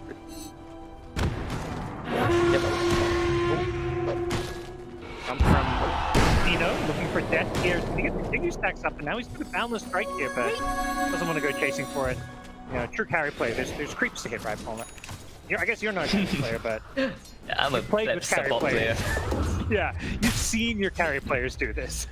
Yeah. No, we got creeps. I'm the support player that pulls the wave and pulls it to my carry and say, hey bro, I got a present for you. And then I it's hope like, leave, give me solo XP. Yeah, I'm hoping for like, thank you bro, but I just get, give me XP. Yeah. So later on you get the bonus gold from the stack. So. I mean, some characters even tell you to leave for that. Nothing going your way. It's rough these days. But hey, at least for wards at least, you know. Yeah, the wards are really good now. Also. Dyer's top tower needs at least Fnatic managed to clear their stacks. The stacks didn't get stolen. So DJ's starting to stack some ancient. Do you think we're going to see a fast blink dagger on the axis? You know, you've got this kind of laning win, and they're maybe looking to snowball. Is blink dagger is about to take be a big part of that, or will he go a different direction with the axe? I imagine that he wants to get the blink this game like ASAP because he has so much damage to follow up on his call. So much. Every hero on his team can follow up with damage. And as an X player, when you initiate, that's all you want. As long as you have damage on your team, you feel good about buying blink. And Fnatic don't really have a good answer. They have LC, but even after the save, the person might still die because they can just land another stun after the LC save. Omega, some really strong discipline up top. There was a smoking from the puck, and it seems like they knew it was coming. They smoking and everything. The Axe is baiting with the Vanguard. He's happily going to take this one. They're going to turn it around with the line in the Mirana. Can the Axe fight his way through the damage? Gets the dunk off. Color Blade killed, and he doesn't even die. Perfect bait from Omega. They saw it coming. They backed off. Even throughout the scan to kind of knowing it was coming their way. They only get a clockwork kill out of it though, but still a nice move from them. Yeah, a very good deterrent because that was like Fnatic's only thing that they could have done in this early game. Gets a good rune, like a double damage, an arcane rune, right? Even that didn't amount to anything. So yeah, things are rough for Fnatic right now, I think. Dream Collar, pretty low cooldown at least, so it'll be up another 30 seconds. You think it's just keep on going, keep your Chuan, like are you looking just to keep making those plays? It does feel hard without these support level 6s, like having an ice blast there would have made all the difference. Is about to take the for sure. I think if Trent keeps trying to walk around the map and making this plays, which he kind of needs to, because his teammates, the heroes on his team are quite passive for now, he's gonna suffer a lot in terms of his farm, and the game is not gonna get easier for him. You know, when the Lion starts to get the dagger, the Axe starts to get his dagger, like the puck is not gonna be able to split the map like we used to see on puck and catch up in that manner. So Train's game might get a lot worse like the next 5 minutes. Dyer's top tower is under attack. They're gonna lose that top tier 1 mid tower. Top tier 1 tower. Mid tier 1 still very healthy. Top tower has Fnatic eyeing off some of those level 6s on these supports. It does feel like Clockwork and AA are going to get a hell of a lot more impactful once they have those level 6s.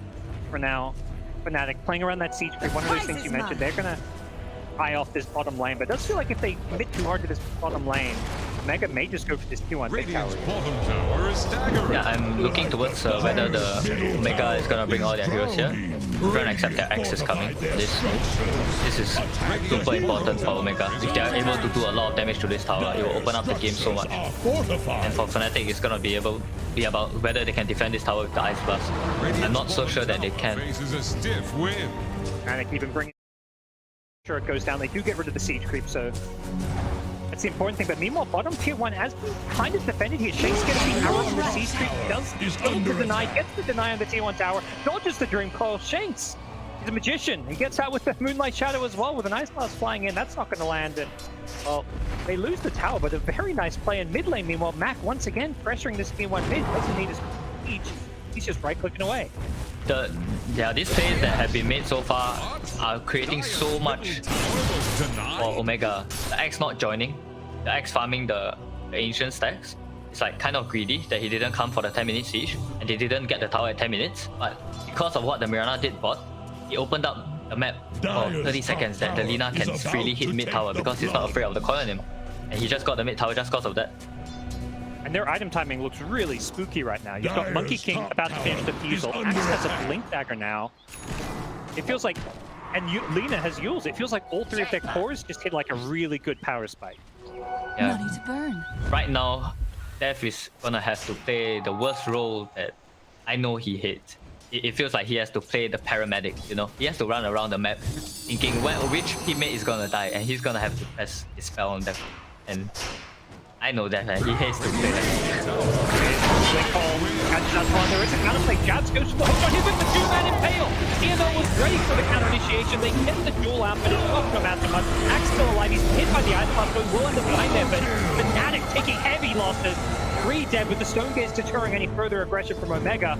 Omega now reconsidering going back in, but they don't have the axe with the blink. He's still taking a 3-for-1 trade. All of that without the Monkey King. A great initiation coming in the mid lane. Yep. Like I discussed earlier, there are so many stuns on Omega. They have so much in their arsenal. One simple LC save is not enough. Even if you save the guy, he's gonna get stunned another time and he's gonna die. Jabs kind of has the right idea going for the hookshot counterplay, but he just hookshotted into a 2-man impale, so really tricky stuff for Fnatic, and it does feel like to some extent they're just going to have to throw some bodies and lose lives to allow Medusa to farm, because this game's kind of starting to get the feeling that it's going to be a sit back and just hope Medusa can farm enough to get you back in the game. Yeah, it really does feel like that. Tower is about to take the blood. Push back with the cogs. Okay, nice play. That's a nice pickoff. Getting himself active here.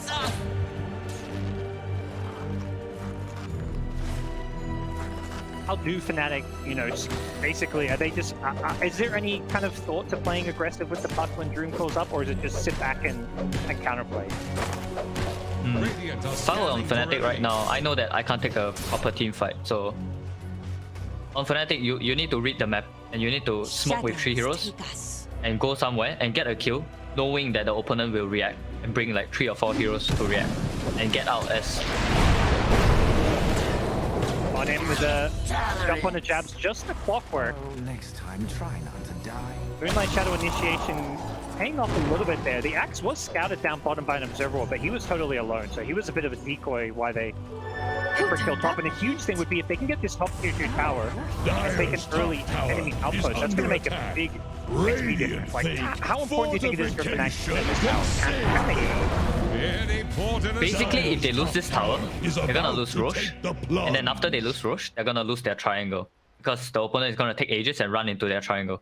And like, Omega is playing this game so well that I did not expect this from Omega, honestly. Yeah, I imagine most people had Fnatic as favorites. I mean, it is obviously perhaps the new roster aspect of it, but we are seeing Omega just coming out flying. Slightly unexpected Monkey King pick, not the usual counter pick to the Medusa, but the pace they're playing at is something Fnatic don't seem ready for. Some sort?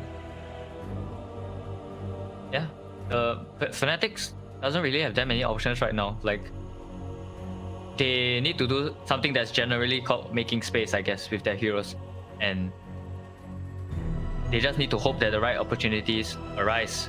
If but properly, they take this top tower, they take the outpost, they buy a medal, take the Roche. I find it really hard for Fnatic to come back from this game. When I hear making space, what I'm hearing is one of your supports or offlanes needs to just run around and feed a bit while Medusa farms. Is that kind of what you're saying?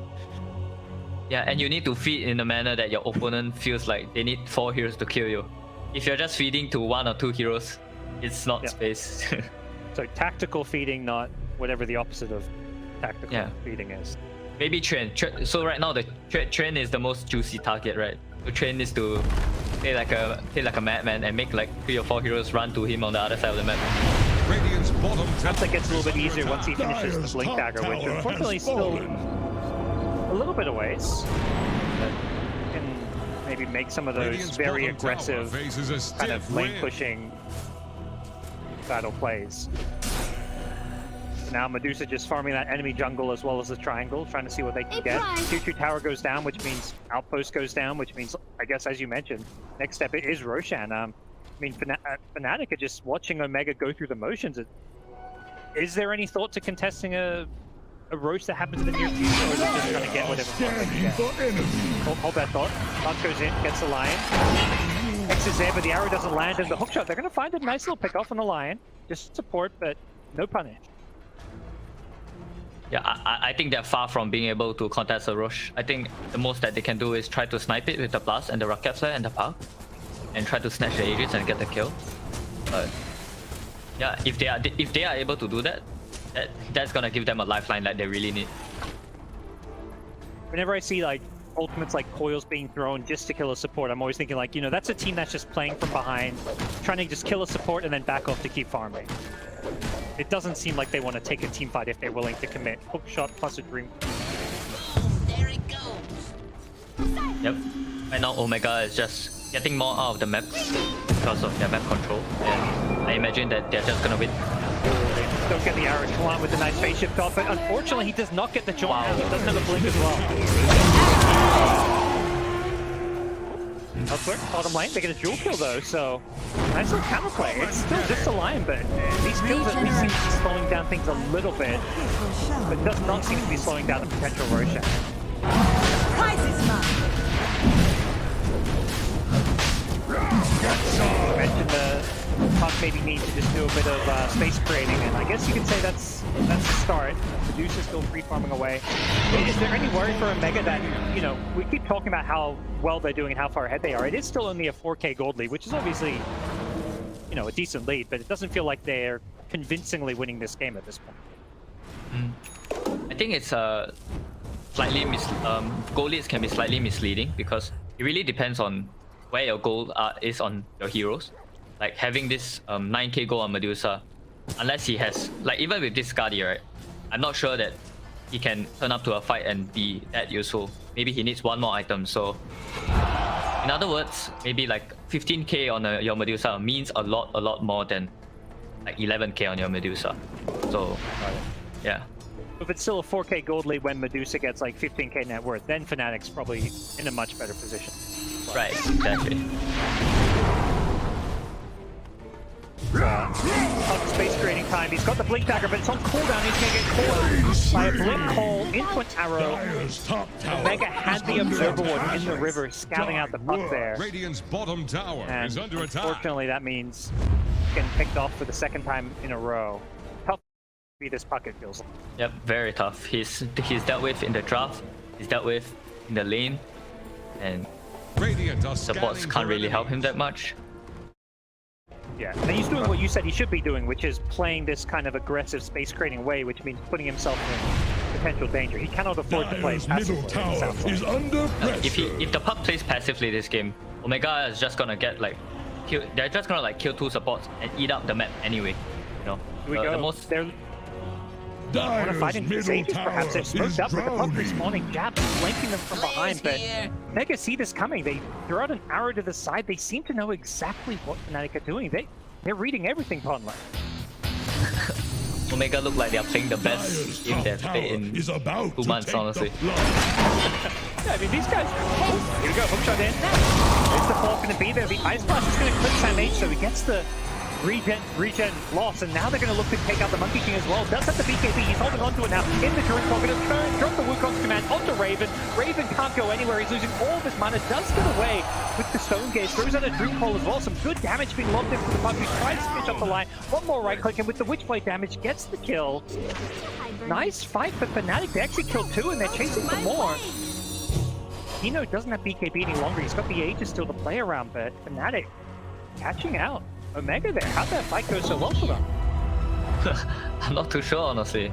Like when the monkey ulti went out on the Medusa and the Medusa had 0 mana, I thought they were just gonna kill the Medusa, but they had like no more stuns left to finish the kill. It might be a little bit of a mistake for them to put the Aegis on the monkey as well. I think this game maybe it would have been better for the Lina to take the Aegis so that he can be a lot more aggressive in the fights. That was, yeah, theoretically the fight where you've got Monkey King with a full duration BKB. I don't know if Lina had BKB for that fight or just picked it up, but does have one now. Fnatic just got the better of them. I guess Is that the game plan for Fnatic? Just killing this Axe first? Because he's the one they went on, and even though Axe is traditionally very tanky, without a BKB, he did die without really doing a whole lot. Yeah, if Omega don't manage to kill the person that they jump, the Axe call, it's hard for the Axe to leave the fight because there's so many things that control him, right? The clock, and soon to be the Medusa's Skadi, and the Puck Coil as well. So they need to win the fight from the initiation. They can't have a losing fight on Omega. Does that get a lot harder for them when this Axe, for example, gets a BKB? It does feel like their draft does not address BKBs amazingly well. I mean, maybe a Blink Duel, but are they going to struggle to team fight into BKBs? Definitely.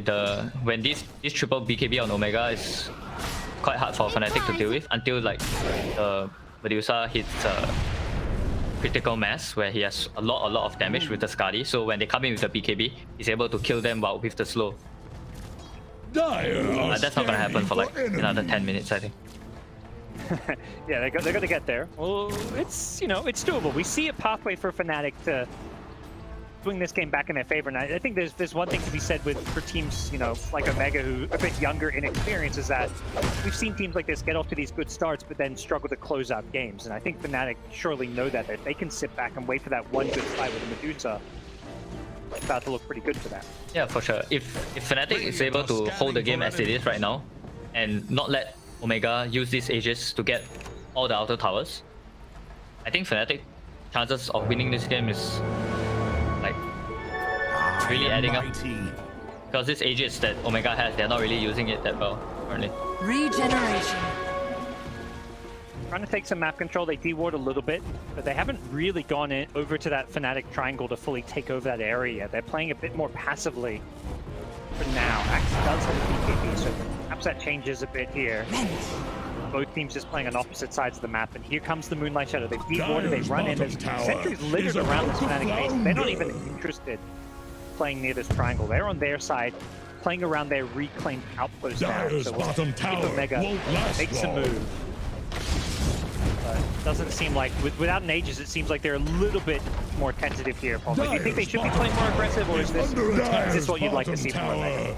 Couldn't withstand the I feel like if the Aegis was on the Lina, he'll be much more able to push out the map effectively, and Omega can run a 4-man ganking squad, and they can just clean the map and choke the map out. But because their Aegis is on the monkey, their Lina doesn't feel very good about pushing the side lanes, because at the end of the day, he's still afraid of this Blink Duel, because he doesn't know when the LC might get the blade mail, and he can throw an A blast as well.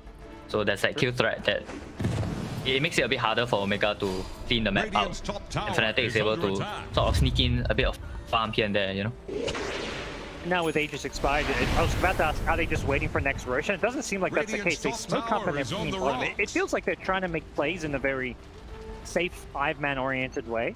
But Fnatic themselves are like, yeah, we're going to sit back and make all the safe plays ourselves, avoid any kind of confrontation, but confrontation may be coming their way as camped on the high ground, still smoothed up for another 10 or so seconds is Omega, but both teams, it feels like, just playing very close. This game has that kind of TI qualifier feel where both teams are just playing ultra safe. Yeah, we are playing for $40 million, guys.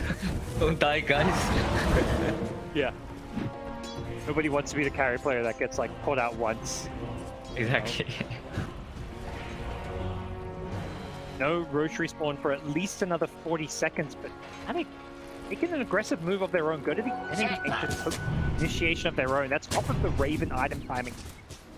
They did the Skadi 17, and they've got the Blink on Legion. So you mentioned answering the BKBs. It does feel like they're going to be looking for that Blink Jewel to blow up somebody before they pop a BKB.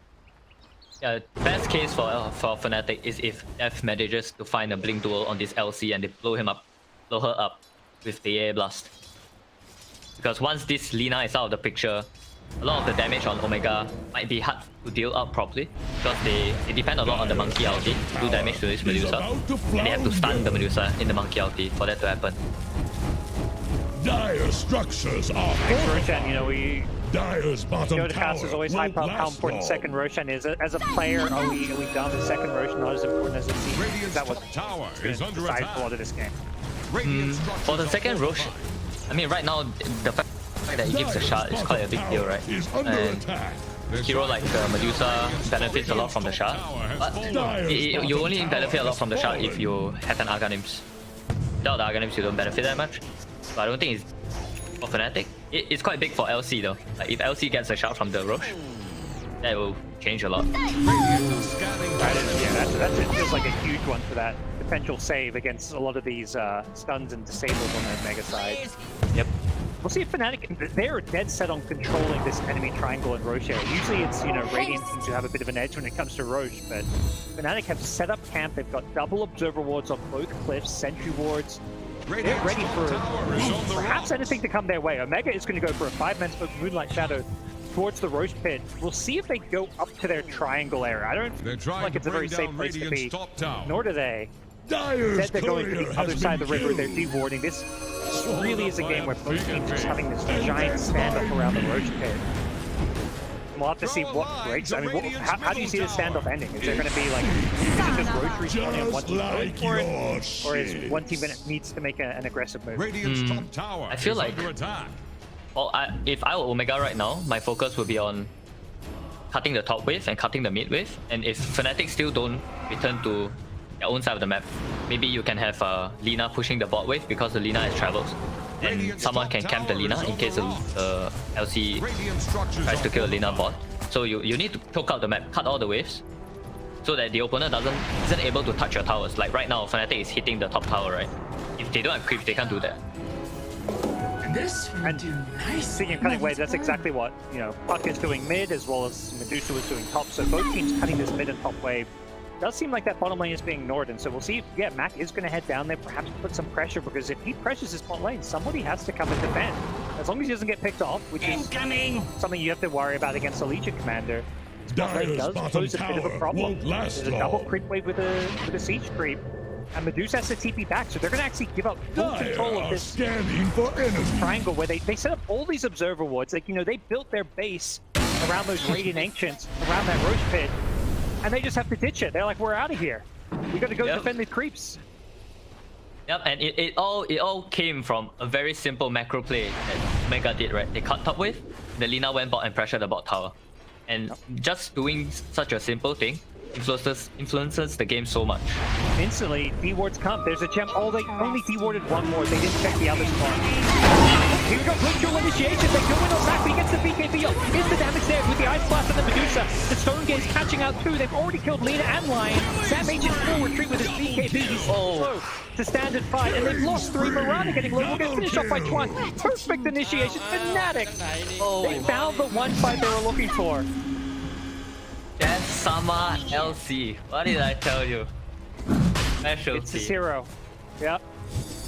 Gino also got Stone Gaze like halfway while channeling his ulti, and that like lost them the fight. Oh yeah, he didn't even get it off, so 4 for nothing, and it's it's gonna get worse now when you're looking at a Roshan plus all map control loss. So much of that case, it feels like they thought they'd done everything right, warding the first cliff, but they didn't check the second cliff. They smoked under a ward. They also got jumped under the ward. Fnatic just using that vision that they'd set up previously to unify Mid-City. Big strain ops by Fnatic. Good tool, and you make them think you only have one. Yeah. Also, the other thing they did, as soon as they 5-man TP to defend bottom lane, usually you send 1 hero back to defend that bottom lane, they 5-man TP, pushed it out, and then 5-man spoke instantly. I don't think Omega were expecting them to get beat back in the Roshan pit that fast with 5 heroes smoked up. Yeah, that was really quick and really disciplined by Fnatic. I feel like they are really like coming together and figuring out a way to win this game. It really looks like that. You mentioned 15k net worth for Medusa. She's now at 20k net worth, and Fnatic have basically evened up the net worth here. We always got to ask this, is this late game Fnatic favored when you look at these heroes and drafts? I mean, obviously there's the Aegis factor right now, but would you favor their draft regardless in a late game scenario? I think that between right now, which is 30 minutes, between 30 minutes and 45 minutes around this time, where Omega doesn't really have that much damage yet, they will find it hard to kill Medusa, and because of that, Fnatic is gonna have the edge in team fights right now because of Stone Gaze. If you don't kill the Medusa, you press the Stone Gaze, you're gonna lose the fight.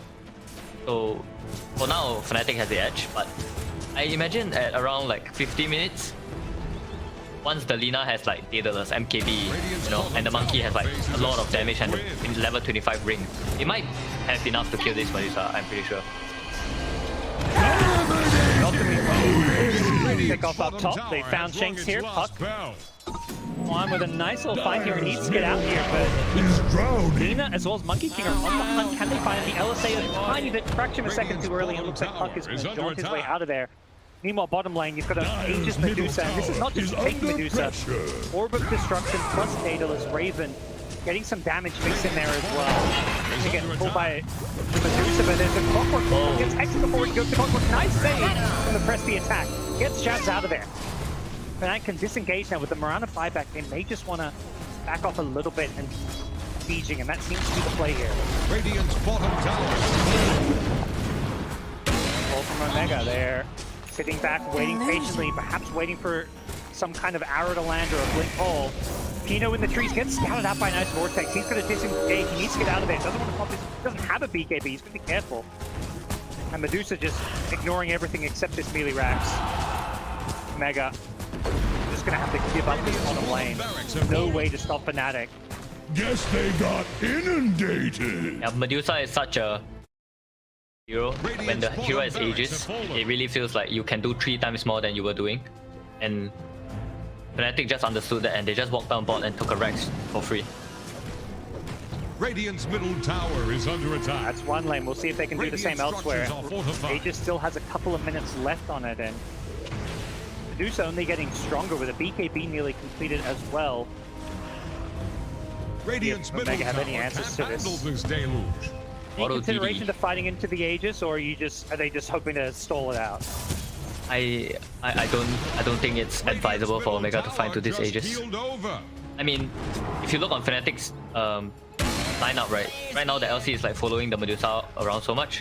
I think on Omega maybe you just try to open up the map a bit and they push the side lane while this Aegis is on Medusa. Try to delay the game out, because I think fighting this Aegis is, especially now that he has a DD rune, it's gonna be really, really dangerous. Got in, down bottom. They go in looking for Mac on the leader to pull back into the cults. They don't quite pull him in. Instead, it's the Lion going down. Mac being chased, trying to force it KB, but patience from Fnatic. They're not going to overcommit. They're just resisting with a double damage Medusa. Force out the glyph. But with Aegis still with a good minute left on it, they may have to just give up the second lane of Rax here, it feels like. Radiant's middle tower has I don't think they can deal with this guy. Radiant's middle Raven Medusa. This has been so nice. He will get the Yule Scepter off the Virgin, but the answers. Pino getting caught in the enemy cogs here. The arrow going to come onto Jabs. Jabs in trouble. Dives in Battle Strike. Perhaps Omega can defend the second lane here. That'd be huge for them, and it looks like they're going to force Fnatic to retreat, and they can wait out 30 seconds. It's a little timeout as well. Mega just trying to do whatever they can to delay. Tino found the strike. Ooh, they were looking for the puck, but the blink call wasn't there, and instead, it's going to be Axe. Doesn't have a BKB. He gets caught by the blink call. He's dead. No answer for the Axe, who's forced to buy back, and Raven with the Presti attack is just shredding Mega. Getting Lion dying. He is a great boss at that. Tino looking to turn this one around. Gets the Legion commander with a good Wukongs. Medusa kind of trapped in this one. Raven loses the agent. And they go into Medusa. I don't think they've got the damage. Instead, he's going to go for the supporting cast first. Now Raven could be next. Tino, he needs the life steal, but he just hasn't got the damage to deal with Raven. He's going to BKB now. This Medusa, absolute boss. No answers. Blink call to pull him in, but I don't think Raven's afraid of too much here. The arrow for that land, it could have been, well, I don't know about problematic. It could have maybe deterred him from chasing, but Raven, he's just unstoppable, Ponlo. Yep, Death as well. He bought back straight away. He understands that Boss Raven wants to take Rex. Listen to Boss Raven. Buy back. Come back. Looking for the killing blow here. They get the hook shot on the backlines. Mac on the Lina in trouble, even with the BKB. He's just being right-clicked down by the Medusa. So he's holding his own. He's looking to fight. He wants Raven, but Raven gets the mana back. Thanks to the shard. Tino running in, looking for the Medusa kill. He's not going to get the Presti attack save is there. The call is not enough, and that's surely going to be GG. As Omega. They had such a good start. Do they even? He really did. He really did. But I feel a little bit heartbroken about that one. I mean, sure, but I feel like if I were Omega, I would pat myself on the back in the sense that I'm pretty sure I can do better next game and like fix the things that went wrong. And I think I stand such a good chance against Fnatic.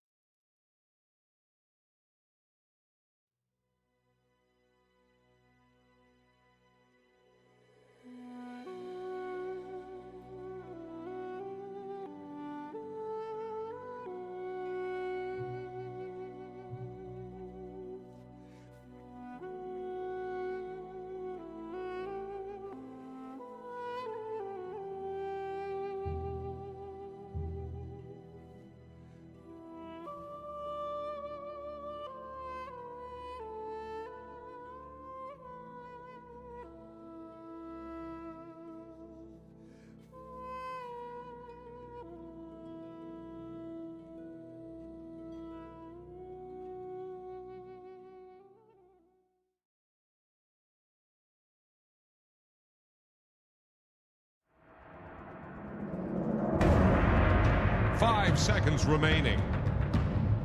The Dire get up. It's turn. ไหวบอนี่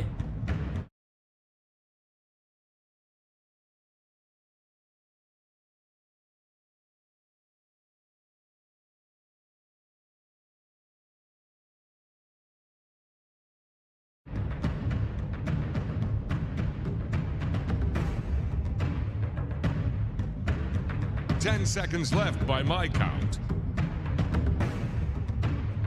5 seconds remaining. Here's the Radiant ban.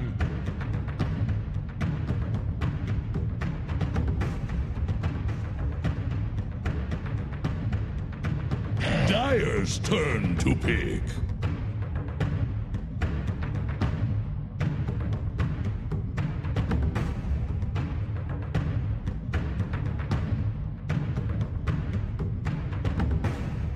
Radiant's turn to pick. Dragon Knight.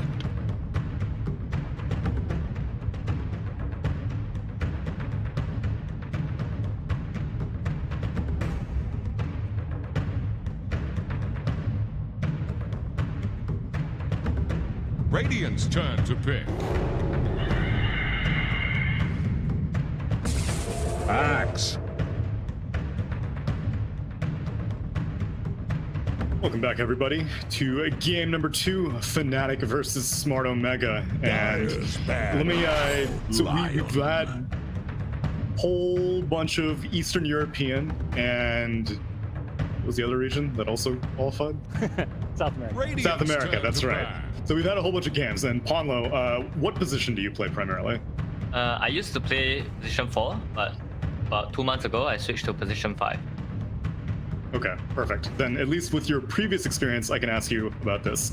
Did you know that the most picked hero throughout all the qualifiers so far is Hoodwink? I kid you not. 5 Hoodwink is seconds number remaining. 1 most picked hero right now. What is your impression of Hoodwink? Because I thought that this hero was irrelevant during Singapore. I think pretty much only Quincy Crew was thinking about picking it, but then Emesis didn't show up. And slowly was on the come up in Animajor, and now most picked hero. Oh, okay, we already have our own draft. But first, let me get you your impression on Hoodwink as a hero.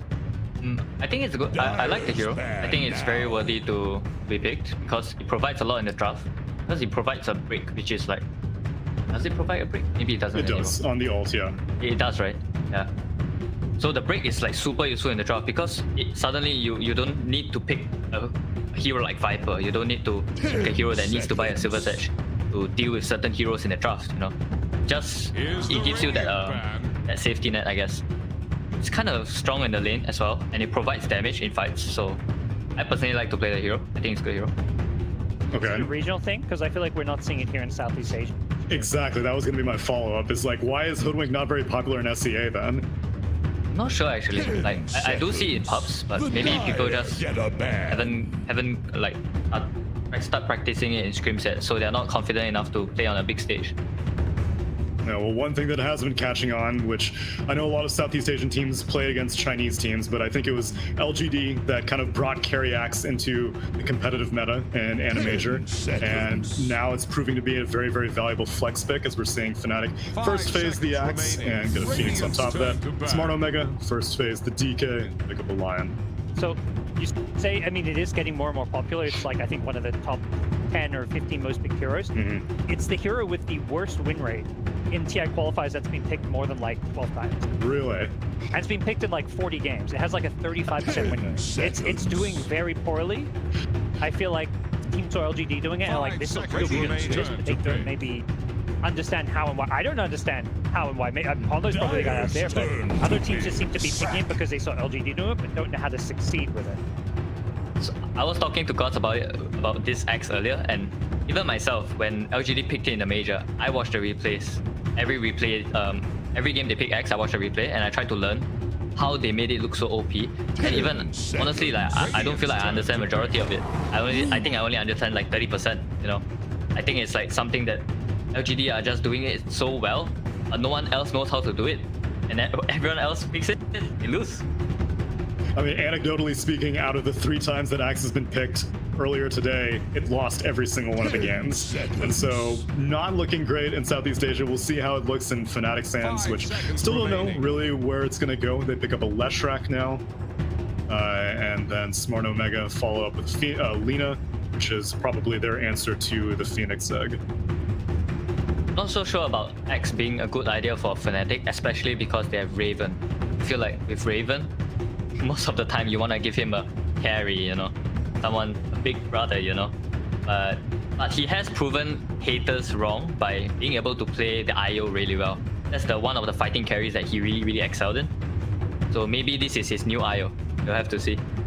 So not a death special for X. That was. It's also a death special. Sorry. Okay. How about this? How about you tell me what are his like? If you see him play that, you're like, oh, I don't even need to try this game. I know he's gonna carry me. So Legion Commander's one, Axe is another. Oh, I need to pull up my Dota. Give me 5. Okay, I can't go all 20 or something like that.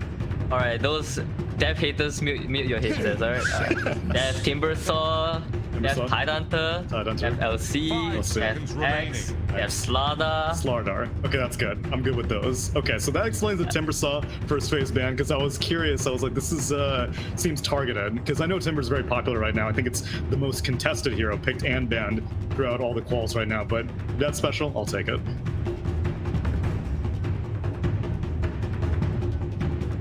Follow up with the Wyvern, so now heal strats are starting to come into play. Ancient Apparition is actually not banned out, not picked. So Smart Omega may need to consider that, because Fnatic now have 2 heal supports.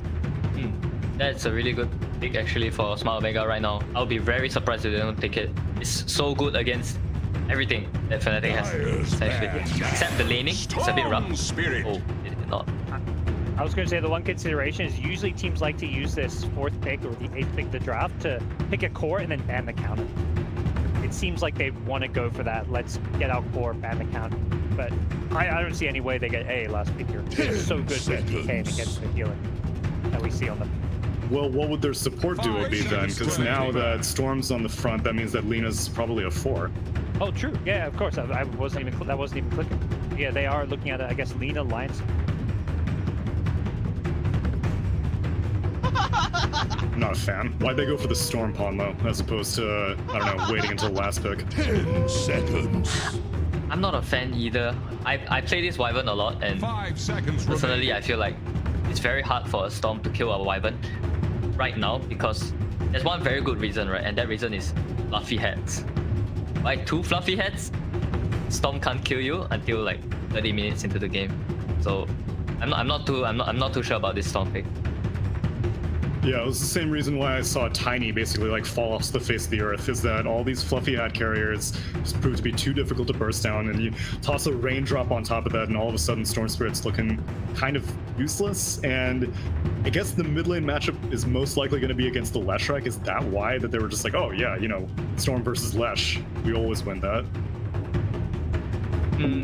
I don't think it's good enough of a matchup for you to like make Storm into Lesh.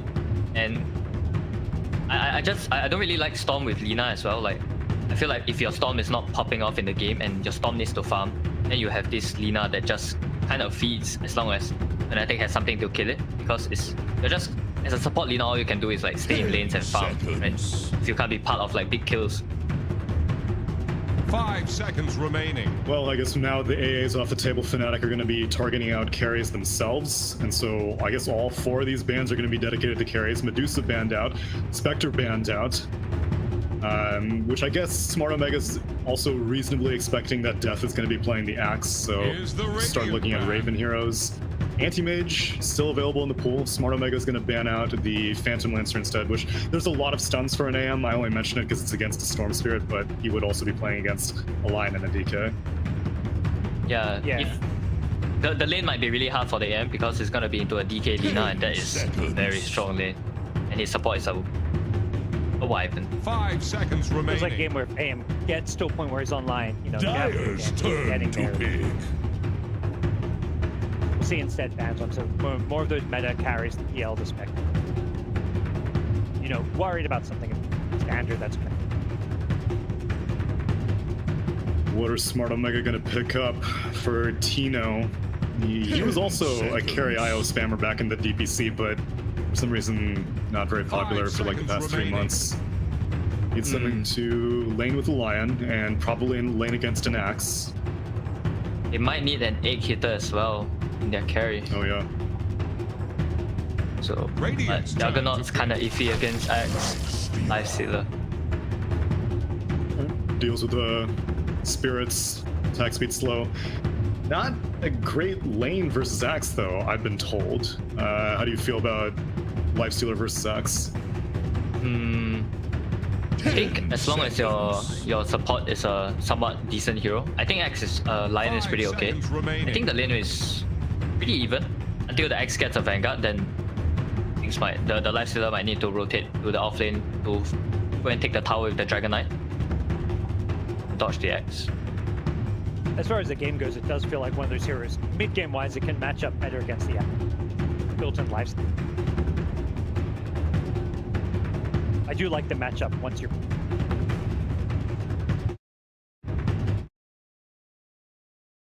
Of the Axe revolves around the Vanguard timing. And this game they have a Lash as well. So last game we had an Axe Lina, and this game we have an Axe Lash to take towers with the Vanguard. Okay. Oh, it's Death Slaughter. Okay, you said that was the 5th hero. That was the 5th hero that you mentioned. I was curious which one was gonna be Raven, which one was gonna be Death. Okay, so Raven's gonna be playing carry Axe. This is the new IO. Let's see.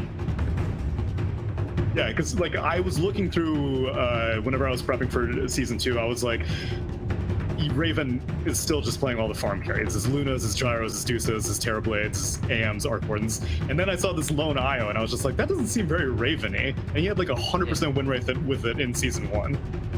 Yeah, Fnatic were doing like quite poorly as a team at that time, but every single time they pick IO, they smashed the game. Like, it was pretty insane.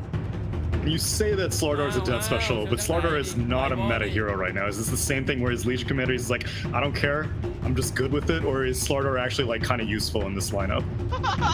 I mean, it's definitely useful because the Lash can use the minus armor to take the Roche and stuff, and it just helps them with the taking Roche, and that pushes them to take other objectives because their tower hitter is Lash, and Lash versus these heroes kinda needs Aegis, even though he already has 2 saves, but Mount Omega still has a lot of ways to kill him. So being able to take that Roche early is gonna be really important for Fnatic. And the lane is good as well for Slaughter.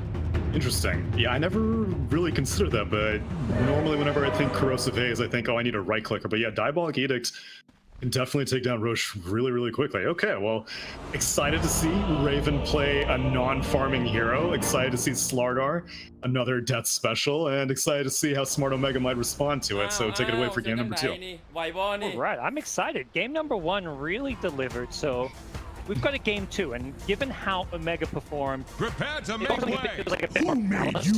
Not all in on the early game lanes and snowballing, but they... Correct me if I'm wrong, but it feels like they really went head-to-head with Fnatic and looked like a pretty, like they were on pretty even terms last game. Yeah, from the last season, my impression of Omega was always that their biggest issue was their drafting, but I feel like these 2 games they drafted really well, and they have really good lineups to stand toe-to-toe to Fnatic. Fnatic is like doing a bit more different stuff. This carry axe that I don't think they have ever done this before in our official. I mean, they haven't played official in a month, so. Yeah, the carry axe really a bit of a newer thing here, as we some early aggressive moves around this mid lane. Trying to scout out for observer wards as heroes and 30 seconds to battle. Plenty around this mid lane, and like nothing much going to come of it. Tino just trying to scout out if there's an observer ward. Does seem to have realized that there is in fact an observer ward neighborhood. Any unexpected lanes you think that either team want to go for, or are we just going to see standard laning setup here? No, I think both teams are fairly happy with the lanes as they are. Very similarly to last game. Maybe this is just my thing to talk about, but I feel like a lot of this game is gonna boil down to the power rune at 6 minutes and 8 minutes, and what they can do with the siege creep, with the Lashite Edict and the X Vanguard. You know, those are the things that I'm looking at to open up the map for Fnatic. Whereas for Omega, they depend a lot on this DK to do well in his lane and pressure the tower with his ult. So Fnatic, if Chen is able to get a power rune and come down and kill this DK when he pops his ulti, that would be huge for Fnatic. Feels like Lesh is one of those heroes where it's very unforgiving if you play against it and a rotation succeeds, it always leads into... And also can take early tier 2 towers because of how good level 4. Cut bait. See how some of these lanes unravel. Is Lifesteal's lane just going to be really rough because of this Slardar pick, or does he still have an okay time up? I think it really gets harder and harder. Like usually for Lifestealer nowadays, what I understand is that the lane usually gets easier for you because you need more points of your feast and your gold frenzy. But against Slardar also scales with the levels really hard in the lane. So I will have to wait and see. I don't exactly know the matchup that well, but for Death to last pick a Slardar into a Lifestealer, and Death is a Slardar expert, so I trust him. You know, perhaps maybe an expert of playing the matchup has gone for an early ring of protection, then has a chainmail queued up, so he's all about getting the armor on this lifesteal. It's like, okay, playing against a Slardar, I'm gonna get all the armor out. Yeah, it's kind of interesting that they put the Phoenix to lane against the Lina. I think it's pretty good because the strong part about the Lina is her attack speed, right, and her attack range. And you put the hero with fire spirits against her, and you put the weaker hero in the Wyvern to lane against the Lion. I think it's a good adjustment from them.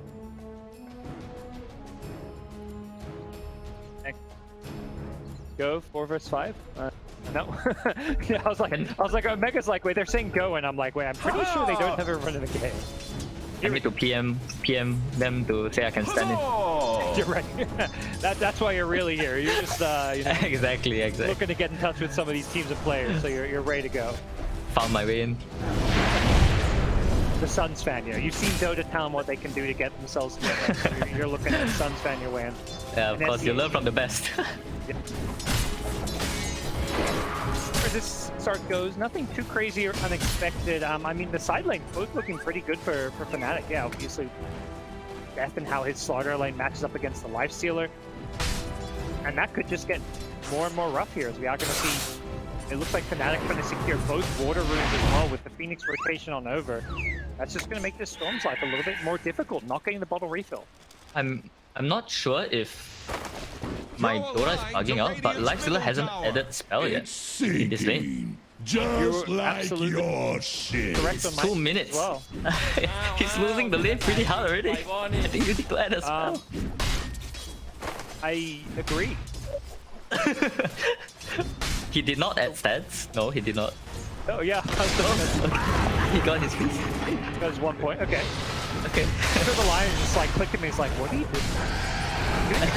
Tino, having a rough time here. Luckily, manages to get away just before the bash came in. He did level up the rage. Nothing for you. Escape a little bit there with the movement speed bonus. Yeah, things looking rough. DK down bottom, trying to get some last hits and struggling to do so onto the tower with the axe messing with them. So Radiant's courier has been lane's killed. looking pretty good. Other than this mid lane, Storm is absolutely crushing it in this mid lane. I say that. Fairy Fire is going to survive. Okay, gets away. The cost of not getting... Oh, Phoenix diving into the mid lane. He wants this kill, and I believe he's going to get it. Mac trying to turn and fight. I think he just wants to accept his death here, but... he's going to die here. DJ salves himself up while he does this, so a great play as Jabs also rotates in. Fnatic just collapsing on this mid lane. Mark of a playmaker. Not many plus 5 Phoenix would do this sort of thing. Yeah. I guess that's one of the benefits of having an Axe who's kind of self-sufficient, because he was able to rotate for the 2-minute rune and now it ganked like a minute later. It does seem like Axe is one of those heroes that just doesn't need quite as much help in the safe lane. Yep. Yeah, as long as you nullify the Lina's impact in the early levels, the hero starts to fall off in the lane because you start to buy like the Axe buys a ring of health and he's not that afraid anymore.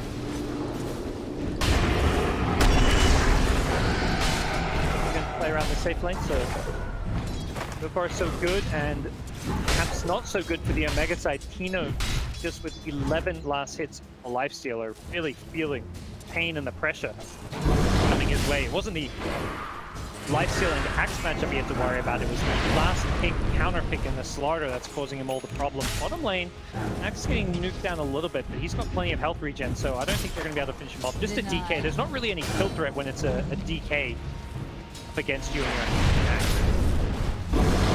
Yep, this top lane situation is like 3 weeks ago. Dev told me he like in a private conversation he was like he doesn't feel like Fnatic is using him as well as they could be, and this game is like, my name is Dev. You last pick me Slada into this lane, I will carry you, and he's earning his stripes here. I think he's ready to step up. It sounds. He wants to, you know.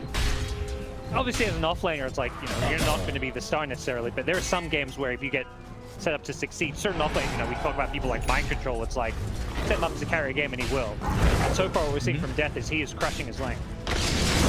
give the man a good matchup, he will bring you to 6th place at the major. That's some. Don't have any mana to play around, but he's a starter with max bash. He's like, you drain my mana, I don't mind. Not seem to be picking up at all for Omega up in this top lane. What do they need to do? I mean, you have these lanes going kind of badly. They're actually not losing. Gold is even. Do they need to make a play, or is things just going okay and Lifesteal's going to go jungle at some point? How are you feeling right now if you're Omega? I think if I have a Lina support and my Lifestealer is struggling really hard in the lane, I feel really bad, because you're supposed to do a lot with your Lina lane, but right now it doesn't feel like it. This is the solution. Storm gank. Headed back to base, healed up, and then TP into the top lane to go ganking. It cost him a TP into that top lane, but gave the mid lane to Shanks, who's trying to leech some XP there. Mid tower. Yeah. Mid tower. Xuan, level 2 edict. Guys, look at me. Yeah. Luckily, it's level 2 edict. I feel like a lot of Leshracs haven't maxed out by level 70s. Yep. Omega smoke straight away to respond to this. Jumps in, all with the Vortex, a follow-up from CML, looking for an Impale. Not going to get it though. It was just a little bit further away, but they do keep power alive. I'm personally surprised to see E leveled up more. Is this normal Lesh build since then? At least from watching like NA DPC, I feel like every Lesh would just max E. Not too sure. I feel like maybe he just feels like the Storm is really critical for the opponent's lineup, because he already has the winning lane in the top lane. So all he needs to do is pressure the Storm a bit. Or maybe it was because he was kind of getting dumpstered, remember, in the first 2 minutes of the lane. Yeah. So he kind of added points. Lightning. Yeah. I could see that. That would make sense, because yeah, Storm CS-wise was like just destroying him. A lot of that was neutral camps, but still. Mac is absolutely popping off so far in this Storm, and you're kind of seeing why perhaps Omega went to Storm as a, you know, we were a bit surprised when Storm came out, but I think it was very much like, if we lost game 1, let's go for our comfort pick. It's one of Mac's most played heroes in pub games. He's played a ton in pro games, so it does feel like a bit of a signature hero comfort pick. Yep. It's definitely one of Mac's best heroes, and it's always good to have your mid player, especially your mid and your carry players, on one of their best heroes in these high-stake games. Because they might just pull something off that you didn't expect. Here I am! Next move is invasion into the enemy jungle from Mac, trying to take away some of this Axis farm, and Lifestealer is still able to at least stay in this top lane for now. Like, you can at least you rely on that range to perhaps escape defeated. Raven's Axe is actually a lot poorer than I thought he would be at this point. He is not accelerating that much when Axe. This is not where you want to see your Axe in terms of net worth at this point of the game. When you have your Vanguard. Oh, sorry. Now he goes to accelerate. I guess if it was just that perhaps, I feel like often you see the Axes get to the Ancients or neutral stacks faster, and he lost them as fortified. That's what, it was a smart invasion by Omega to the jungle. Is under attack. Now we get Raven, good Raven things that will get to the top of the network. Radiant's bottom tower faces a stiff win. Oh, not really a bit longer. I guess this is kind of typical time to be farming those Ancients. Doesn't kill the Ancients in time to get the respawn. Radiant's bottom tower is under attack. Yeah, Fnatic happy just to keep on farming with their Axes. This is kind of a missed opportunity by Fnatic, I think. I think they should have been top while their Axe is farming the jungle. Because Omega actually brought like 3 heroes bot, and they didn't use their Lash to take the top tower.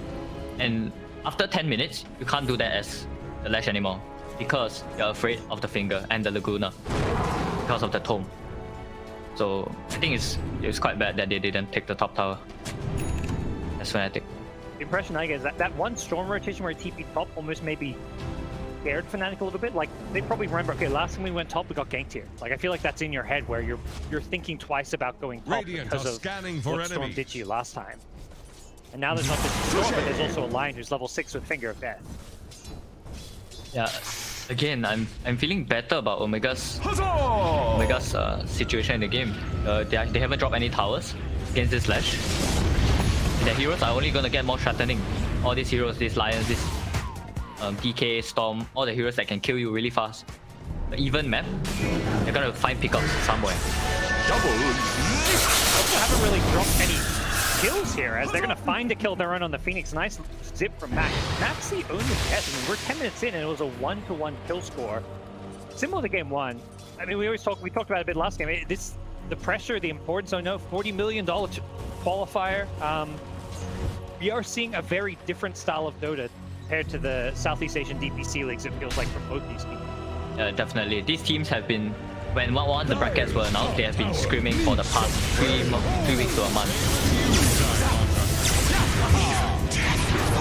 Top. There's the jump. I mentioned it. I mean, perhaps this is where not going top earlier. You mentioned it. Oh, mid lane also. They saw the jump up top, and I think Axe Raven thought he was safe in this mid lane because several heroes were in the top lane, but the chain starts to line the lead of the LSA into the Impale. DK Dragontails, the damage isn't there though. These heroes just don't have it, and they're going to turn around. Nice Winter's Curse coming in from the Wyvern. The egg fall off as well, but here comes the Lifestealer with the Rage. Can they bring this egg down? I believe they've got the right click. Oh, down, and now the Vortex, the pull in, on his death, and he's going to be meeting his death here as the Storm zips through, and Sam H finishes him up with a DK. Bloodbath in the middle lane following a pick off top, suddenly all hell unleashed in the mid lane.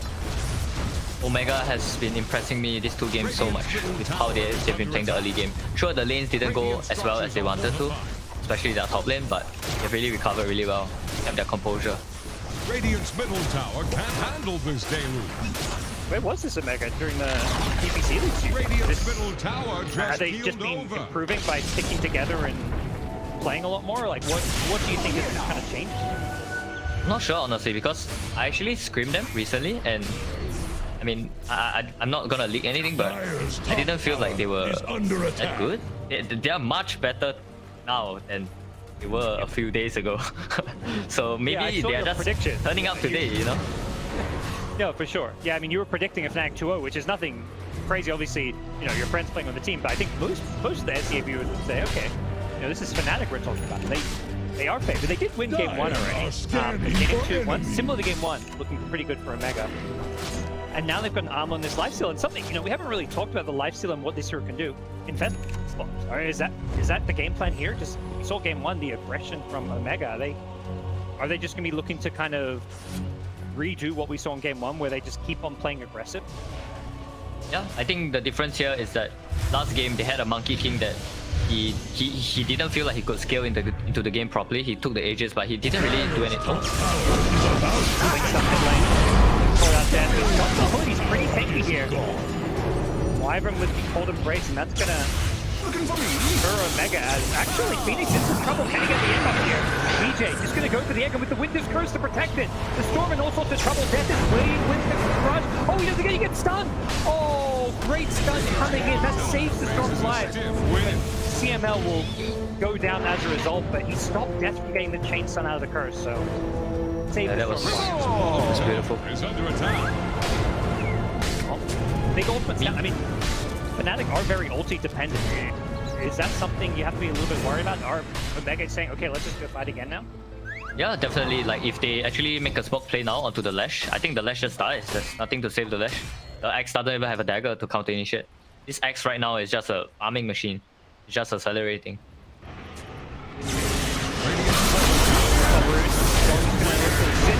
Linked into a crush to follow up some of the ledge. Oh, Mac, he gets the regen! They don't kill anyone, but he lives and gets a regen, so Omega still may look to re-engage here. The Infest can feel this, but he's zipping in from afar. He's chasing. He knows there's no ultimates. He's just looking for anything he can find. It's going to be Schwan on the ledge. No, where you at, Trent? Where you at? is just like, come on, we had him, and they're gonna get more. They're gonna get death on the Slugger as well. The Cold Embrace takes the layup, but the Impale's waiting for him. The Lagoon of Bay, the Finger of Death, the Zap combo. He knows just hitting Ancients while Death is dying for Slaughter. Oh my god. Know, Omega are feeling themselves this game. I mean, they are, but also that was a pretty lucky regen rune, you gotta say.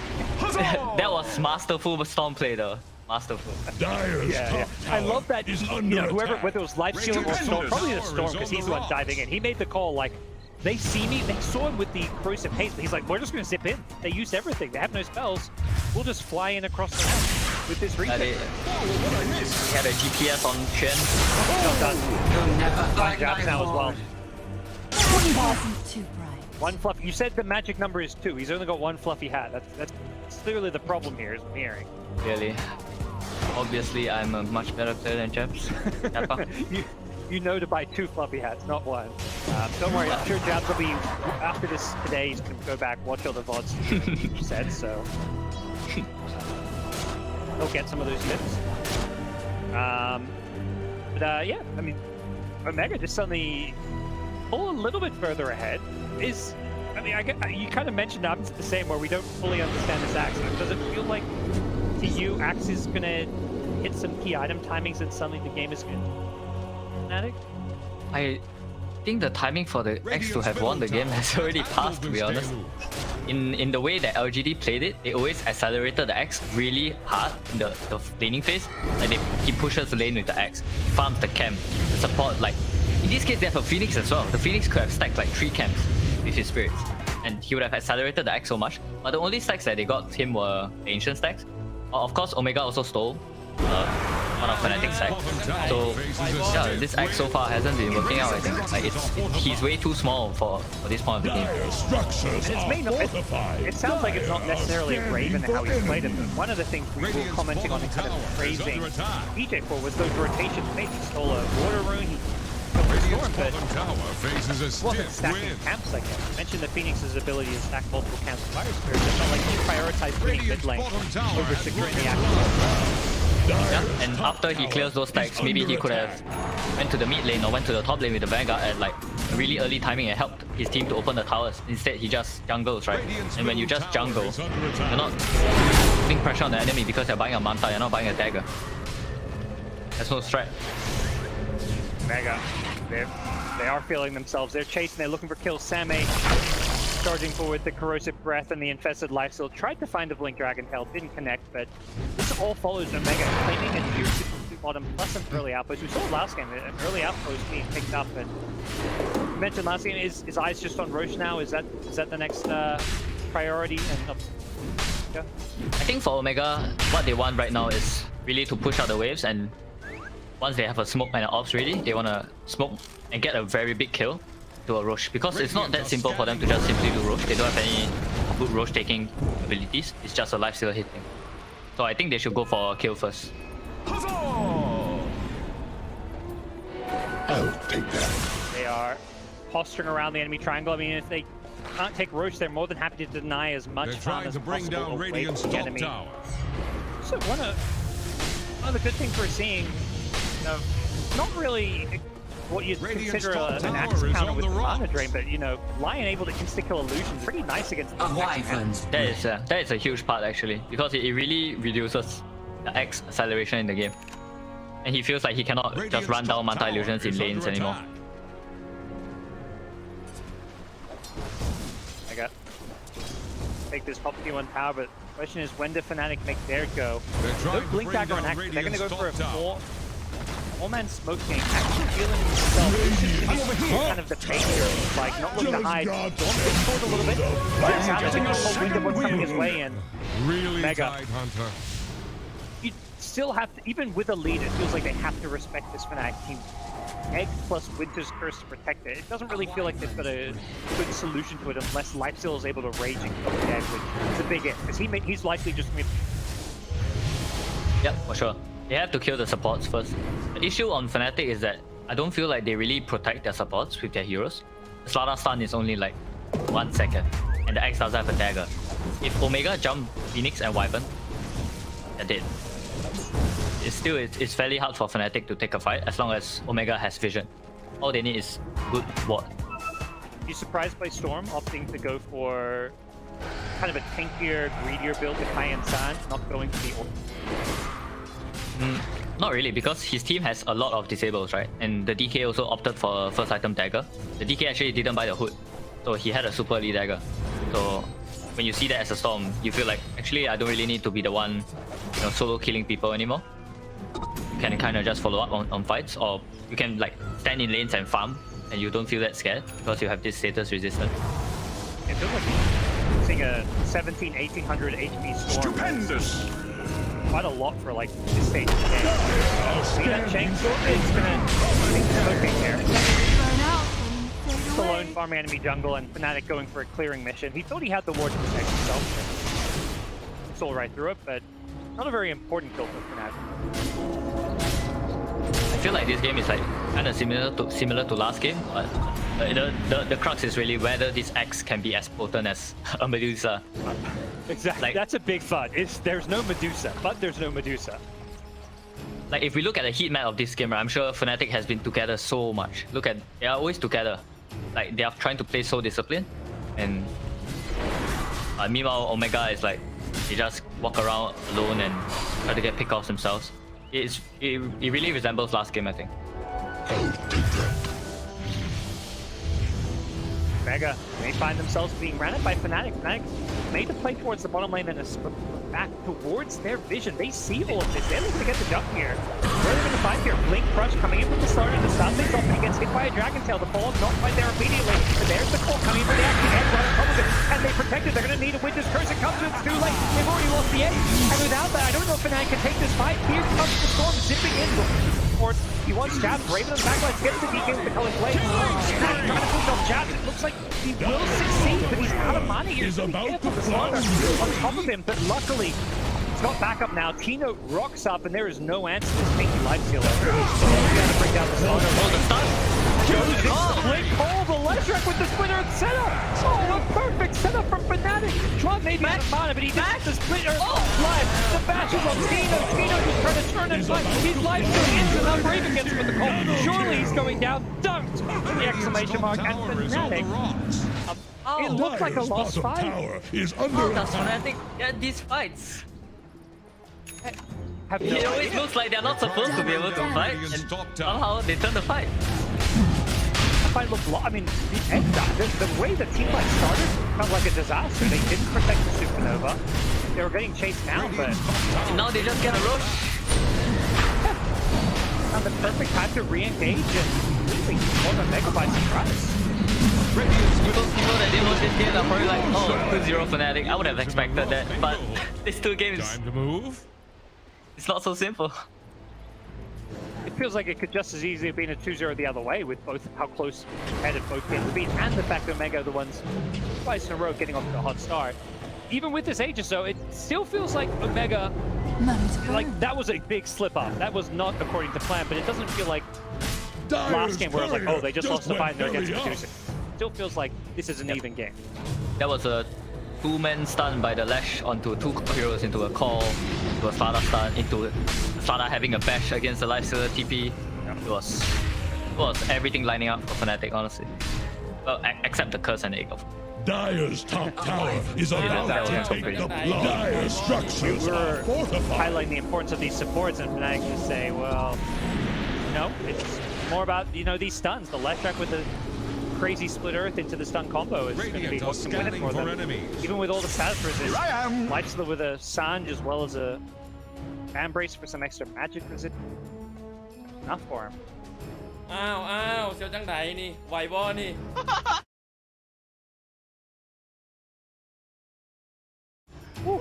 Get a chance to breathe. All right, this game is this series. You know, I looked at today's series and I was like, every series looks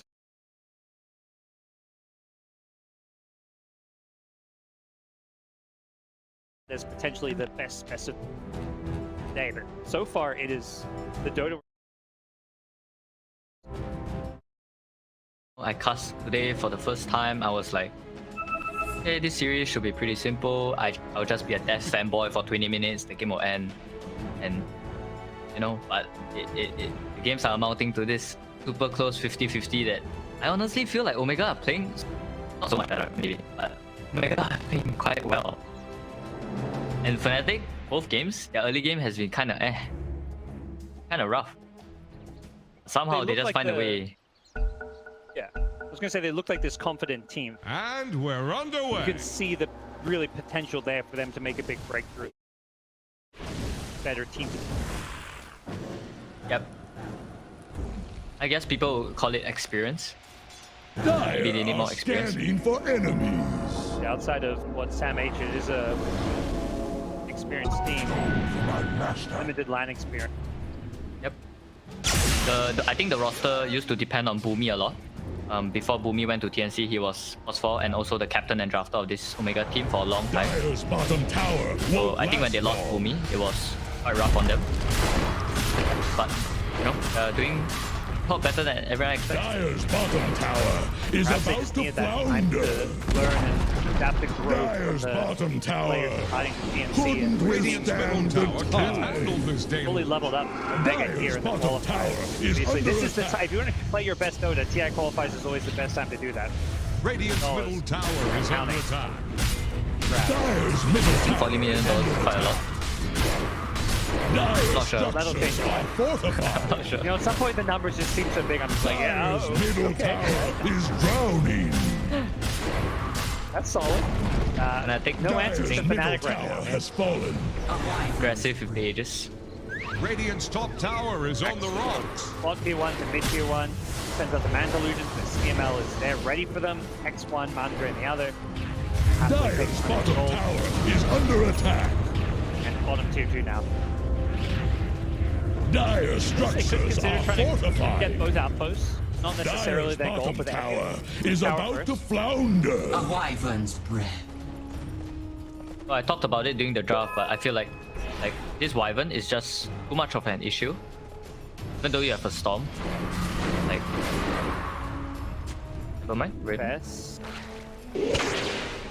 Coming. Wrap around from behind Sammy. Today with the Blink Dagger on the Dragon Knight. Finds the Blink Dragon Tail. Pop out comes on just line. He does not have any The heal. Save the heal. The Golden Break. The Sunrise. He's healing so freaking much. He's almost full health already. Oh, they lost the lead and the Wyvern does go down, but they can't deal with Juan. He's just sliding with so much at the Cayenne start. They turn around, get the dunk on the DK. The egg comes out. They want that. It's a bit low mana, but he will get back to safety instead. It's CML on the line. That's a dieback. TP'd in, instant die. เป็นเกมที่ดี That heal was almost too late, my friend. Oh my god. He went from 5% HP to 95% HP. Looking for me. I was kind of clicking the left when they went him. I was left and they're like, oh, live steal. They won BJ on the Phoenix. It looks like they're going to get him. Death on the Slaughter, trying to counterplay this, but he needs back up and a little bit far away. Dire's bottom tower is about I was to like, there's no way flounder. let's survive this. Doesn't have a BKB, but what he has is this Ghost Shroud giving him spell lifesteal. Dire's Kaya and bottom Sad tower amping won't up last and giving him long. spell amp as well as extra lifesteal amp and HP regen. And combine that with the heals, the Wyvern plus Phoenix doesn't die. That was a really good understanding by Fnatic to place their Lash in a position to break the smoke because they know that the Lash is a juicy target. You know, if they put the X there, Omega's not gonna jump the X. They're not even gonna jump a Slaughter, I think. Lash is yummy. And they almost had him. It was very close. They almost had him. That was too close for comfort, I think. Yeah, every little bit. They had the full Holy Locket charges as well. I think it was 20 charges on that, so fine with the amplified healing on the Holy Locket. Hey. Yeah, what do you do? Game 1 they had the Ice Blast, so we didn't see these kind of healing support in play the game. Wishing they had something to counteract the skills. And, you know, there's a Scotty, but it wasn't enough. Well, at least there's no more Aegis now, so I feel like Omega needs to push out the waves, prepare an ops and a smoke, and smoke up for the ops and look for the support. Because if you're not killing the supports, you're not gonna kill any of the cores. Damage. This, yeah, it is a Wyvern who doesn't have that kind of pay on this type item or even a Glimmer Cape, so if they can jump the Wyvern, it is a potential kill. BJ has a Glimmer Cape for some save. And Japs is fairly tanky, but and also Spider Leg's very annoying Radiant are item. scanning for enemies. I like that they gave the spider legs to Wyvern. Both of them are on the way to A on this, and when both of them get A on this, I feel like this game is really gonna tough for Omega. That's where jumping to support's the name of the game. How do you do that? Stay on this. And you already know these two players are gonna like hold the lock, you know, hold the lock, unlock combining thing on the lock and not finish the item. You already know DJ and Gems are gonna do that and outplay you. I feel like when it comes to SEA supports, these two guys have made a big name for themselves for, especially their individual plays and mechanics. You know, often those, you know, top 10, top 20 leaderboard players. So mechanically, very, very sound. It's not just going. Another invest play. They find once again the Leshrac. They quickly realize maybe we can't deal with it, but the blink over Raven catches up too. They're gonna run the hell away from this one. The egg at the top. Shane's trying to finish off. Can the Lina do enough right clicks? Does get it. Lina isolated and takes out the egg, and now Mac in trouble. Does not have the mana to get away. Max gets the Culling Blade kill, and then chasing. They want more. Get the Battle Hunger slow onto Shanks' Lina. But instead it's Lifesteal. It's Tino they're considering going on, but first case they don't overcommit. Hey, you know, back off. All the lanes, get the TPU tower, maybe get this outpost, or they've already got the outpost and wait for it. He's under attack. This situation is really reminding me of PI where Kuroki was we were talking about Jerax's Pokna, right? And they're like, we need to find this Pokna. We need to find him, if not we can't kill them. And then they're like, I can't find this Pokna. I feel like that's what Omega's feeling right now. They know that they have to jump this Wyvern. They know they have to jump the Phoenix. But the players are good. No, they don't just get caught. Double damage. Playing like a star, and he's 1, 3, and 6, but it's really everything else he's doing that doesn't show up on the score. Even just small things. He's got the Philosopher's Stone, and he's toggling between that and the Spy. You know, okay, we're farming, we're not fighting. Philosopher's Stone, get my A on this. That's a game-changing item. The second they're smoking or making a play, he's swapping back to the Spider Legs. Actually, I have a next level analysis of why this Fnatic are winning. Are you ready for it? Let's hear it. Cap spot a second fluffy hat. Yes, 2. That was the magic. That was one thing. Yeah. I thought he was gonna have to go back to the VODs to, you know, learn that one, but he's there. He's listening to my tips. Somebody report this guy. He's watching the stream. Check the viewer list. Please crush. And call 2. Fall off blink call. Perfect initiation for Fnatic. They're gonna take out the lion. They don't have to lock down for Max. Azra's helping him out there. Just a lion kill. No Roche for 30 seconds too, so there's enough time for Omega to perhaps contest this one. Has a gem luckily to side, heal up and make their way towards the gem pit. There is a really sick ward by Omega though. If you look at the higher jungle, the ward might just be a turning point if Omega win this game.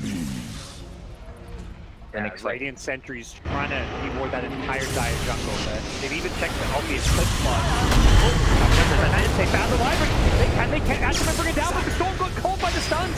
Does get away from the starter. Dead doing a good job to try and deal with Mac, but Mac is just dying. He's trying to use all his mana during the fight. He's actually going to live his way through this one. Tino on the front line.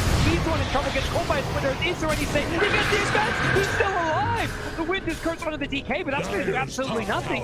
He's under I don't think this is just helping the Lifesteal buy time to heal up inside the DK. And Fnatic, they don't have their Winter's Curse. This could just be Roshan for Omega. You mentioned the ward. Help at least give them some info to set things up. And yep, definitely. I think it's gonna be kind of risky for them to go for Roche now because, like I said, they don't really have that good of a Roche lineup. They don't have Deso, they don't have minus armor. Not gonna be that fast. But Raven is still posturing though. They were so close to bringing them. They were a little split. It felt like at first they were going for Mac, who had 0 mana, but then they realized, wait, Lifesteal's alone, let's go. Tested on like 50 health, it felt. Oh, Raven and FR. Play here. Key things, this ward here, and you could expect some kind of vision in the area. Dire has not had a proper chance to go in and reward everything yet. Someone has to deal with bottom lane though. I think no, this is where they have a big edge. They see, you know, I think they're expecting him to be banned. It's stupendous. 3.5 HP lifesteal. They know they're just not bringing him down. Yeah, Fnatic don't have the best burst, but they depend a lot on chain stun. The life stealer is just a bad idea to go for, I think. Oh, both teams smoke at the same time. It's Roche time. Both teams know they can't just go into Roche. They've got to find a pick off first. Find Mac in the mid lane. He's moved the pop. He doesn't get the zip off. He gets caught by the call. Is the chain stun going to be there? Death is there. Mac goes down the splitter. The chain stun was perfect. And now they're in full retreat on the Omega side. SamH on the high ground with an Axe Scepter.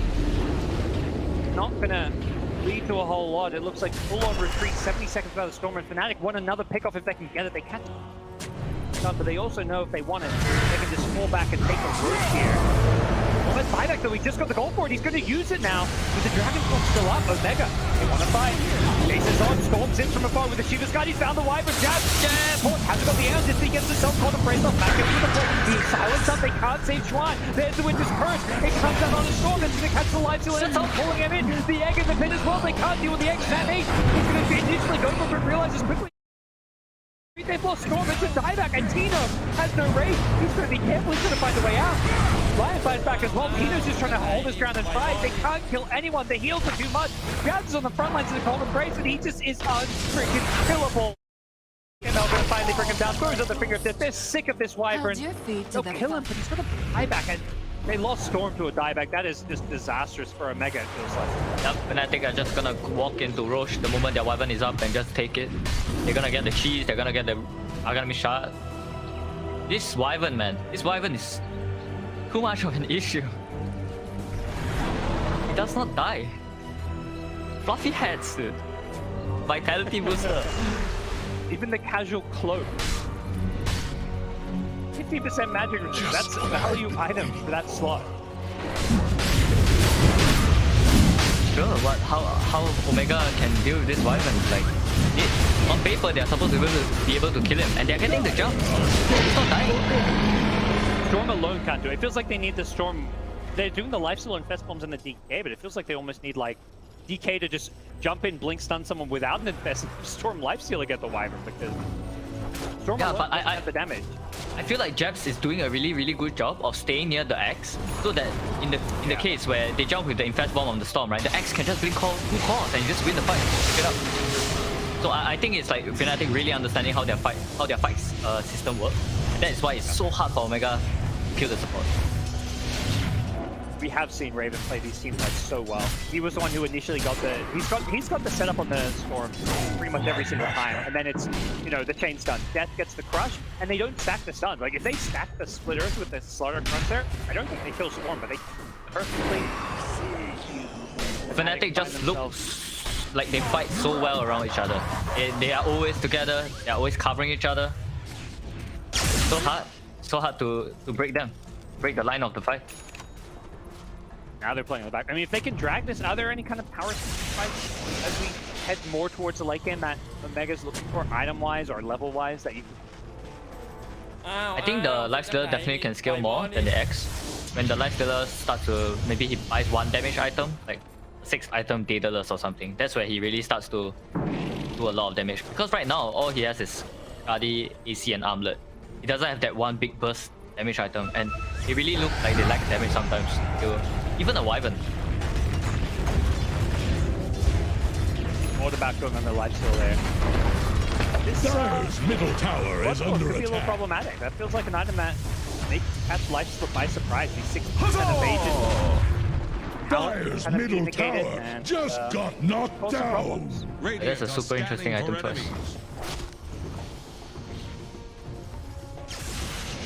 AC shoot up earlier, but change. Whoa, what I miss?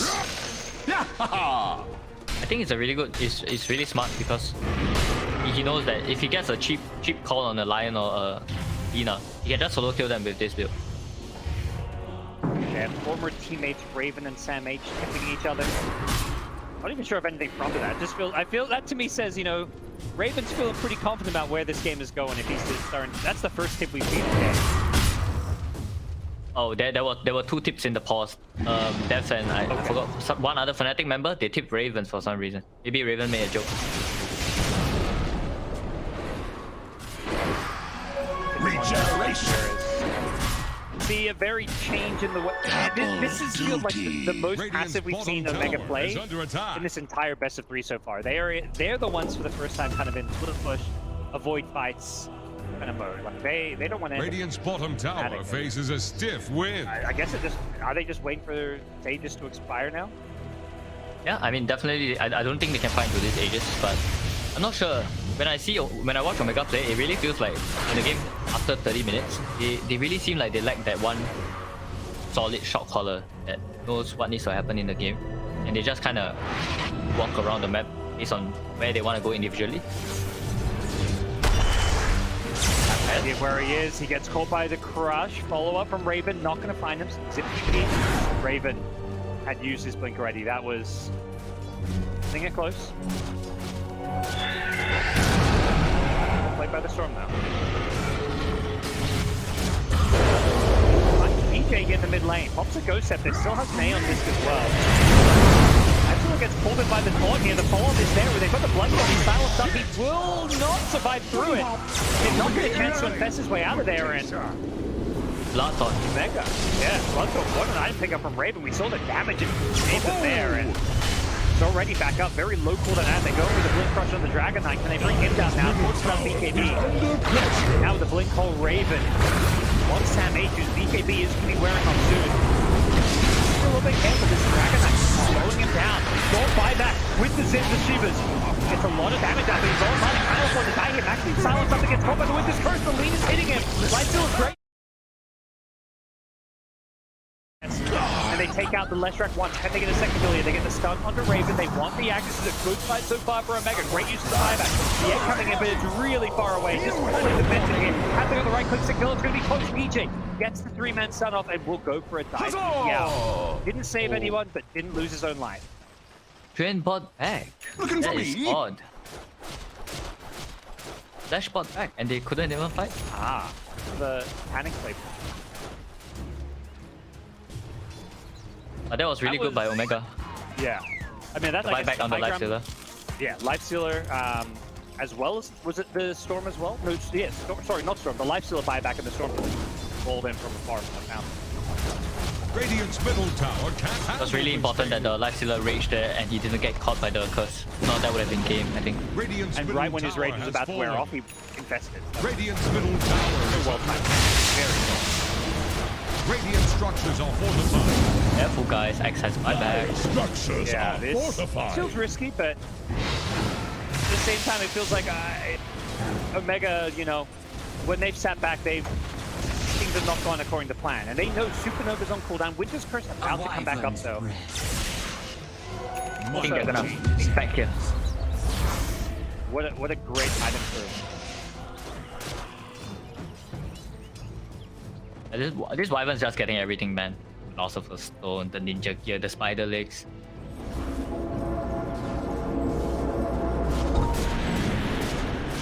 That actually went for a nullifier on the starter. Is under attack. Kind of interesting.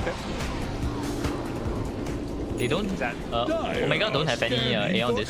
They don't have any. Radiant are Ghosts as well. I guess he's just comboing with the Axe, maybe. Dire's courier has been killed. They're fishing for guppies with cannon fire. Ooh, up to there. I've been wanting. Looking for me. Next big play is going to be potentially up in 70 seconds. The guy actually hit a power spike again because Storm got his level 25. He has the overload attack bounce. That can like really kill these supports really fast. Aeon this. First they need to deal with Aeon and they can kill the support. Omega, it looks like just waiting for that next item or two. Life's still not 25 yet in itself, but oh, the Storm has Zaga. Particularly close. Okay. He has the blue hole. They told me that. But yeah. Blue hole. Black hole. The puddle has the white hole, and they've got the blue hole. Yep. Oh, they're going for the game-winning play. Yeah. They're not waiting around. I like this confidence though. They're not looking like a team.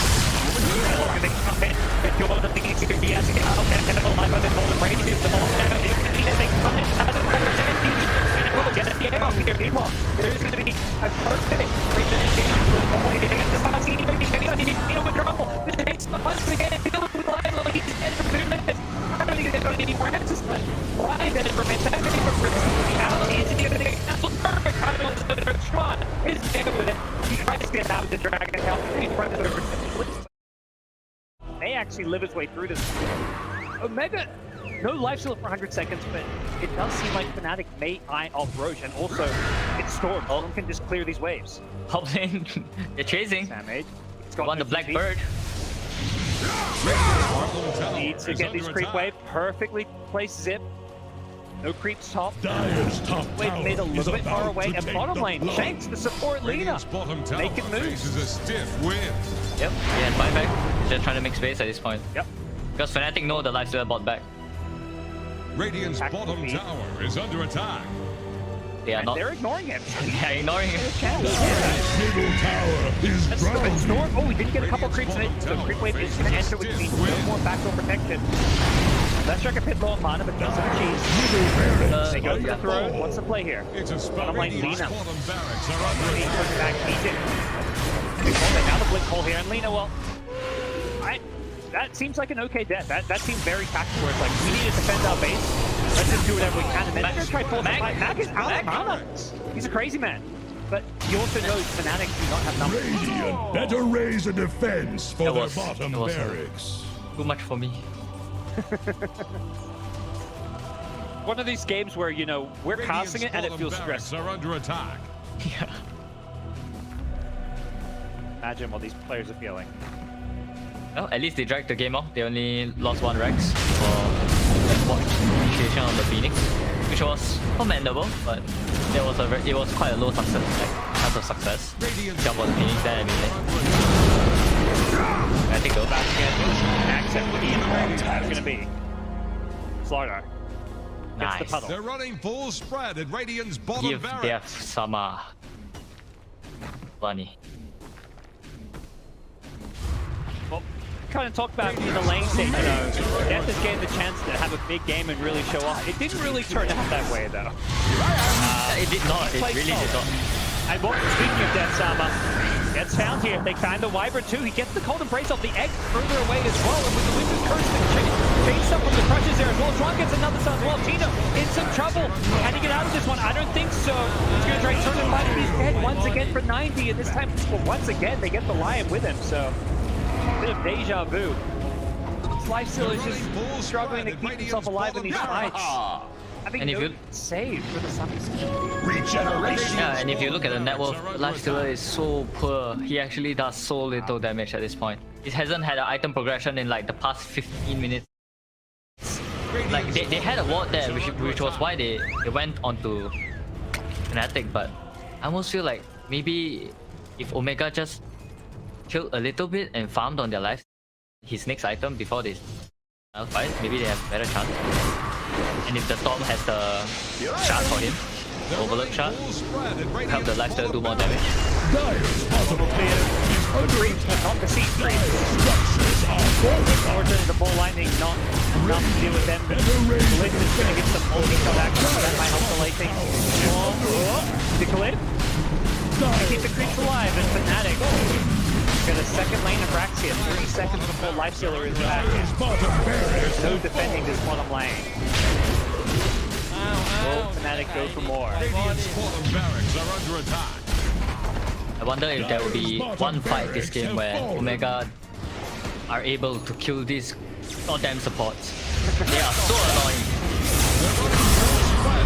Just trying to bait. It feels like they almost just kind of bait spells, but every time they bait spells, they get jumped and bursted. We're going to see it again. DK this time, not the Lifestealer at least, but it's the buyback it.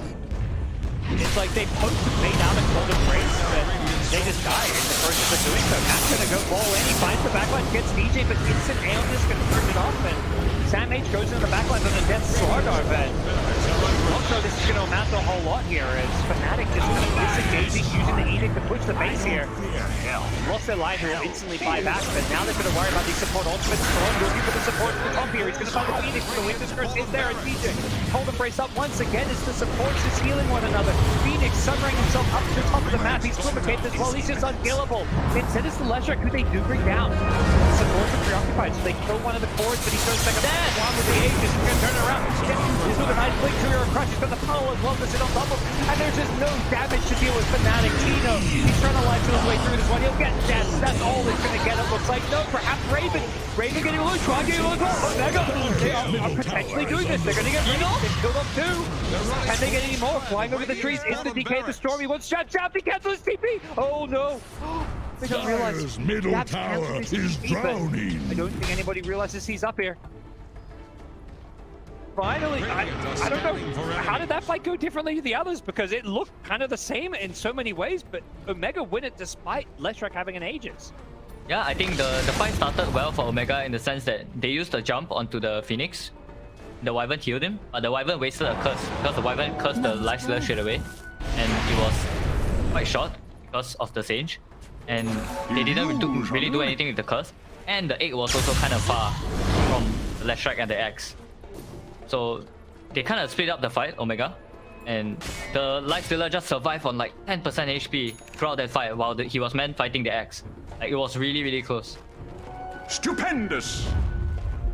Every little bit life still counting there, and he had the Paladin sword going early. Now he's gone back for the Titan Sliver, so looking for that extra bit of status resist. I think we keep seeing how much he gets chain stuns. Like this. He's queuing up, he's buying a Satanic.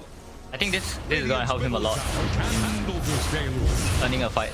Because he has always been like targeted in the fights. Now if he has the option of using Infest and then popping up straight away and turning on his Satanic and Rage, he can just...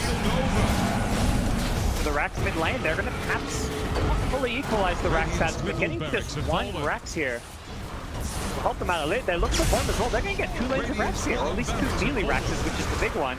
And they back off. Damage using the Illusionist kit to send out flying Black Dragons.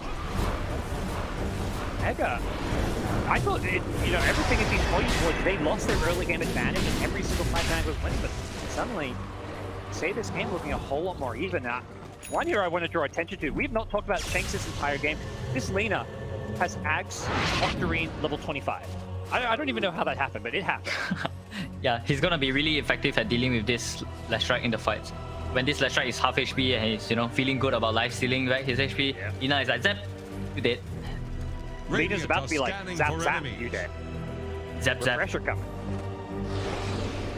Down to 30 if you want to add CML in there as well, so... Don't mind if I do. And Storm is going to be like Zip Zap, so it's all coming together. That's been the strat from the start, the Zip Zaps. The Zip Zap strat. Crush. Paying out some small pops with team. Not sure that was the planning. Still got the Minotaur Horn go back on as well. Horn goes in, looking for the blue thing, but he gets Storm has buyback, but I don't know about that one. Now Winter's Curse, it's going to deal with the Lion as well. The Life Stealer just killing his buddy and no buyback. Big flub from Omega there. Hey guys, reset, wait for Lion. We can win next fight.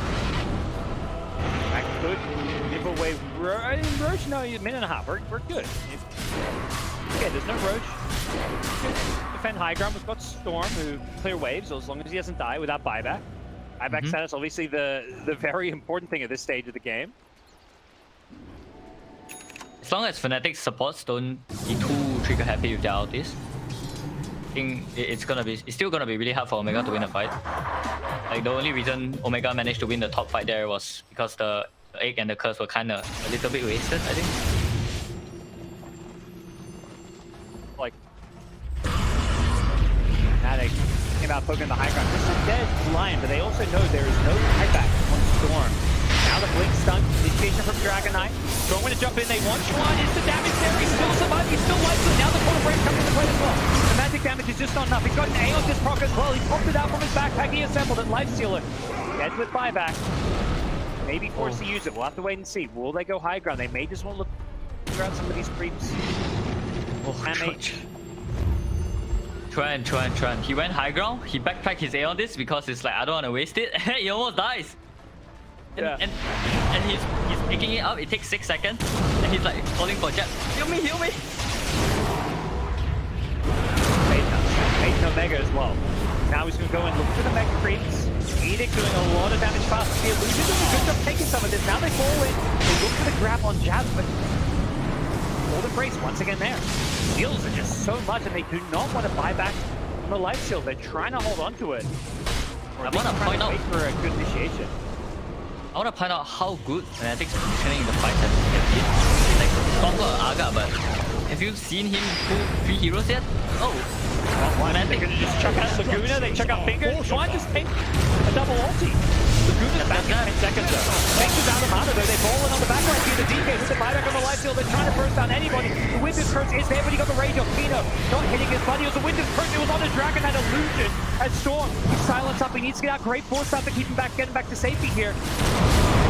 Okay, Nova, they're trying to kill the egg. Have they got the right click? It's going to be Koji gets just in time. 1 or 2 more right clicks would have sealed the deal. Omega still looking okay for now. They're still healthy. But they need to get this axe. The axe comes to life by the Golden Brace. The DK getting low. He's trying to get the hell out of here. He does go down without buyback for 2 minutes here, but they may have Raven's axe. An E-play to keep alive. The Impale is there. He's going to buyback immediately. Slasher dead without buyback.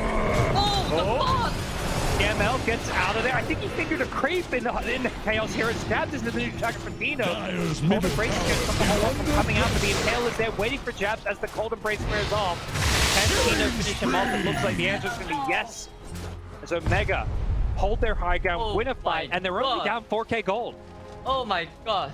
I think Radiant faulted the creep. I think Raven faulted the creep as he traveled in. Because he bought back.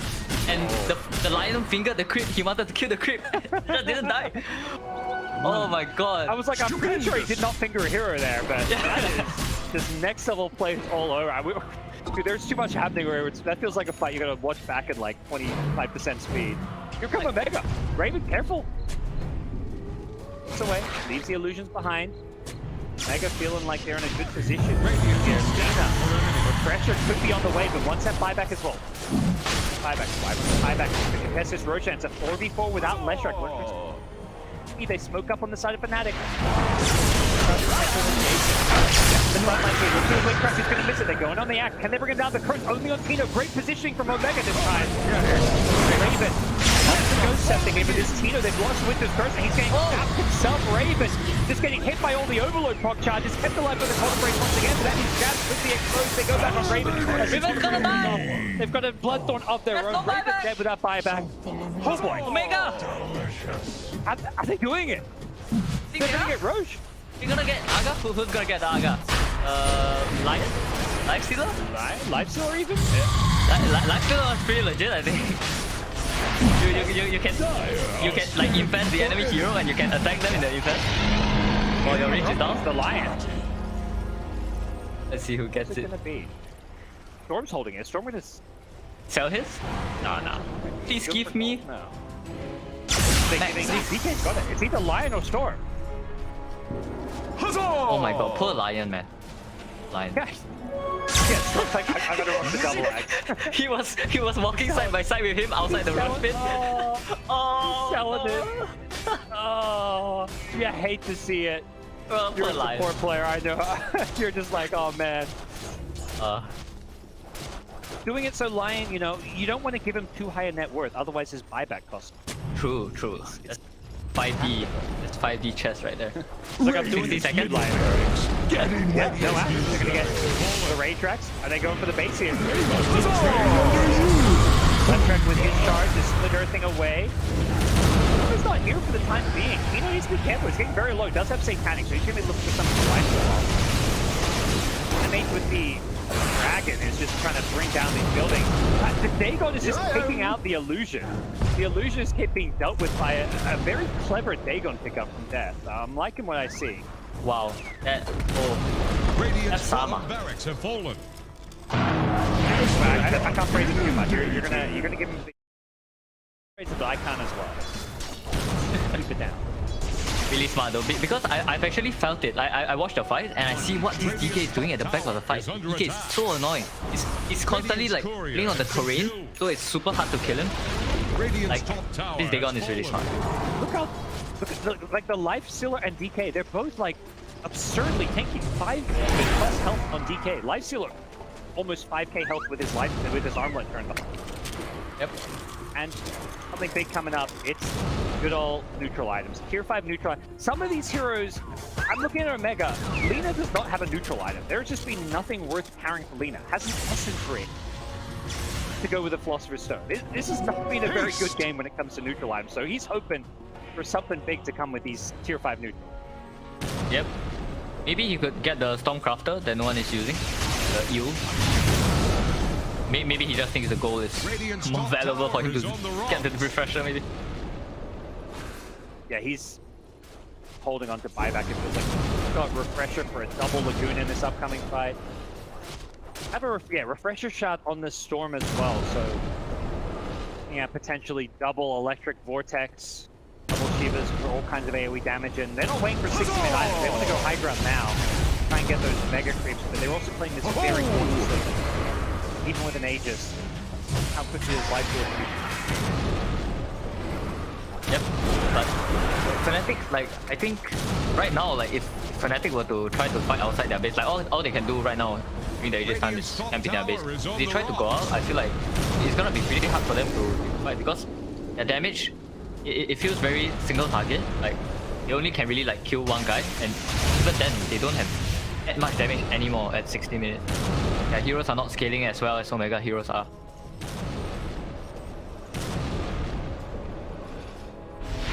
I'm pretty surprised that the Lina is not getting didn't get the shard though. Shard makes his Laguna Blade AoE. Yeah, the crash rate. Yep.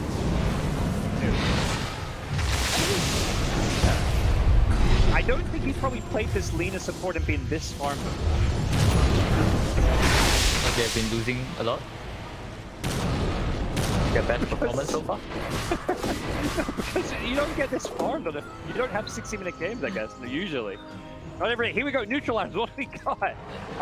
Ballista on the Dire. That's a Lina, maybe? He's like, I want to hold my stone, guys. Over here now. Regeneration. Yeah, Lina is what I miss? Pausing to think of what we got. DK Ballista. Oh, DK Ballista sounds pretty good, actually. Oh yeah, that is really, really good. I've not seen that one before. I've never seen that. Force Boots on Lifestealer, so he can go useless, I'm guessing. I just don't want these teams to fight for a minute, so look at all these neutral items and figure out what we're going to get. Alright, let me look at Fnatic's. It says 0 out of 4. Yeah, I was about to say, Fnatic is stuck in there. That could become a problem. You know, one team's stuck in their base. Having 4 tier 5 neutral items against 0. Big difference. Here is where you pass the ninja gear DJ, because he's the one with buyback. You let DJ go out and farm the neutral item. The other big thing with these force boots is spell the blood. Oh really? It spells? Apparently, that's what the tooltip says. I do not know, but tooltips in Dota are usually correct. I'm gonna trust it. Apparently, it's the spells. I didn't know either. I love how nobody knows what tier 5 neutral items do. Yeah. I mean, all in. Yeah. They're just kind of point. I mean, they want the mega creeps is definitely not GG here, but they want to go for it and they want to fight while they have these DK with the ballista just sieging high ground. Great. He's like, okay, my illusion's useless against Dagon. Let's go ballista. Yeah, to be fair, I'm a pot 5 player. You know, 5 items, I've never missed them before. Yeah. I've been from the Phoenix, gets away with the AO discount. They've gone in on the backlines. Okay, they got the storm, and they're gonna force him to instantly buy back here. At the same time, you've got the storm, but I think you've still gonna be a little bit careful how you approach this one. They want the mega creeps here, but they've got to be careful. They can't afford to, like, you know, feed too much for this. They're gonna lift the melee racks here. Lion gets caught by a split earth stun. Needs to be careful. CML very far forward, flying on the side. Jabs. That's invis up. He was looking for Winter's Curse. He's not gonna find it. Ooh, that was close. He was trying to sneak in from the side. Leave with the ninja gear. Couldn't find it now. They want the melee rack. Lifestealer gets taunted. AoE fingers in. They get the racks. They got mega creeps in the fight. Now we're gonna unravel the corner. Goes to the back line. Gets CML, but CML. He's still alive on the line. He turns around. He does end up dying. Oh, the force boost. What a nice pickup. in. Nice with the ball, but it's going to be another winter skirt. It's huge for the intent save is there. Raven getting all Raven just does not have the damage for this one. They kill the Storm, he's got no buyback. Finger from the side here, line doing all kinds of damage. Lead in the back line, just unleashing the Nuke, the 3-man. Mana Drain, the Locket backing up. Everybody here with the DK getting low. We're going to lose the Dragon. He's got a buyback here, but Tino on the life shield. There's just no answer for this man. The life shield is just too damn freaking tanky. With the buybacks, can they bring him down here? Both teams winning everything. Here we go. Life shield brings out the act without buyback. DJ has to dive away, and now Schwan is going to just TP out. Get himself out of there. They found a new target. It's Death on the Slardar. He's cold and braced up. The Wyvern's there, but without a Winter's Curse, there's not a whole lot he can do. Death is probably just going to see his demise here. Tino, can't get him. Ghost Scepter is there. Death wants to fight. Tino gets the godlike streak. Death is still alive. He finally goes down. Shake from his cleaner. He's just been an absolute glass cannon in the backline, finishing out spell after spell. Once Aeon disappeared from life before they finally got jabs. This goddamn pesky Wyvern. They still can't bring him. The Cold Embrace is there. Can they kill him? They've got to get jabs, and they'll sure it. No, they won't do it. The Ghost Scepter, E-Blade, jabs. Come on, he's gonna blink. He won't Stop it.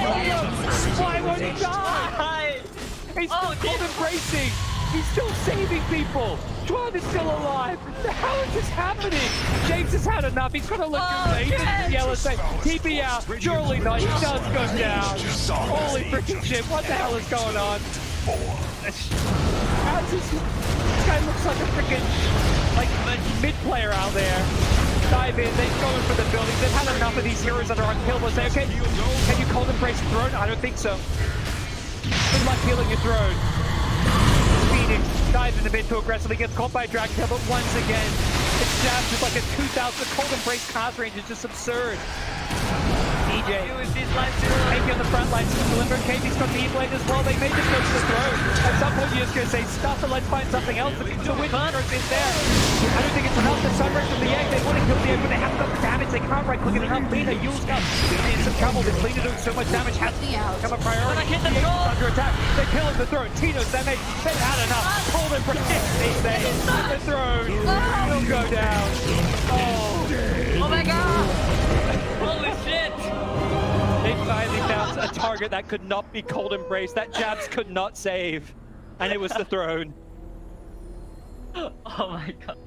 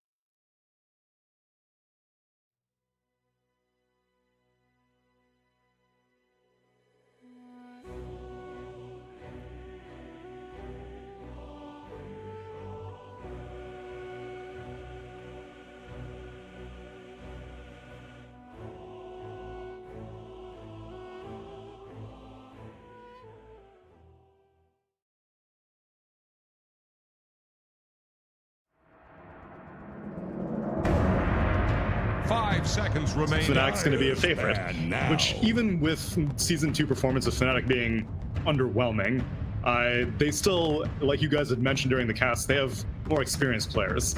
But it looks like even in a late game situation, Smart Omega still know what they're doing. Yeah, and that was, I feel like we're almost seeing the same story repeat itself in game 2, where Smart Omega get up to this good start and then their leads away, Fnatic bounce back. But the fact they could clutch out in the late game, that's a good sign, at least for Smart Omega, who to me have been the team that have controlled both game 1 and game 2. Yeah, especially in the laning phase. I think that what was like the secret that Fnatic had in game 1, Ponlo? Was it just the Medusa, like you had mentioned at the very beginning? You're like, oh, the difference here is they don't have a Medusa. Turns out it was a pretty big difference. I mean, I think when I look at both games, there's one team that is consistent. Axe lost. Ross was right. True. Don't pick it. That is true. Now we have 5 data points in Southeast Asia upper bracket. Axe has lost every single game. Don't pick it. Yeah, I think people are just how do I describe it? Maybe people are underestimating how well your team has to understand this concept for your team to execute it. Most of these teams, I feel like they pick it and they expect it to be like any other hero, you know, like a gyrocopter, like you clear stacks and then you get a timing and you. But I mean, I don't think that I understand it, but it looks to me like a lot of teams don't understand it. You know? Turn to pick. Yeah, because it's a weird carry who, no matter how hard you scale, you're still not really about your right click. And at a certain point, as great as pure damage on counter helix is, you need attack speed to continue scaling. And you also, as a strength hero, you want to build strength items so you can tank up, but that's not really helping you deal more damage. It's just helping you stay alive, which, by golly, that Axe is staying alive. Between the Sunray and the Cold Embraces, that dude just was an absolute raid boss, but one that Lifestealer was more than willing to chew through. At one point, you were kind of hoping, like you said in the Russian last draft, you're kind of hoping of using this corrosive haze, and it's like your axe is no damage anyway, right? Oh. Assassin. Oh no. We know our winner. Well, Smart Omega, it's a shame, but you will be playing Galaxy Racer next. And okay, maybe it's not so doom and gloom. 10 seconds. Is there any preference for them? I don't know if Tino is as much of a carry axe player. You know, Raven, it was a fun experiment. I think that they'll play it offline. So Smart Omega may not flex it. Maybe that's the thing that trips everyone up. Is like, we're gonna throw you off balance because we don't even know where we're gonna put this axe. I think they're gonna put it offline.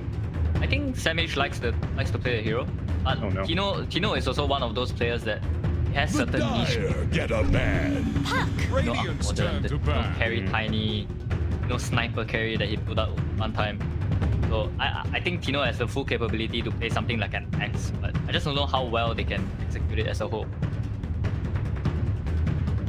Yeah, because I look at LGD's drafts, and much as how you said that you looked at the replays, there doesn't seem to be any, like, secret to making Axe work. It's just LGD are just very good with it. They know their timings, and they know, I guess, like, what enables the hero the most and when to take fights and stuff like that.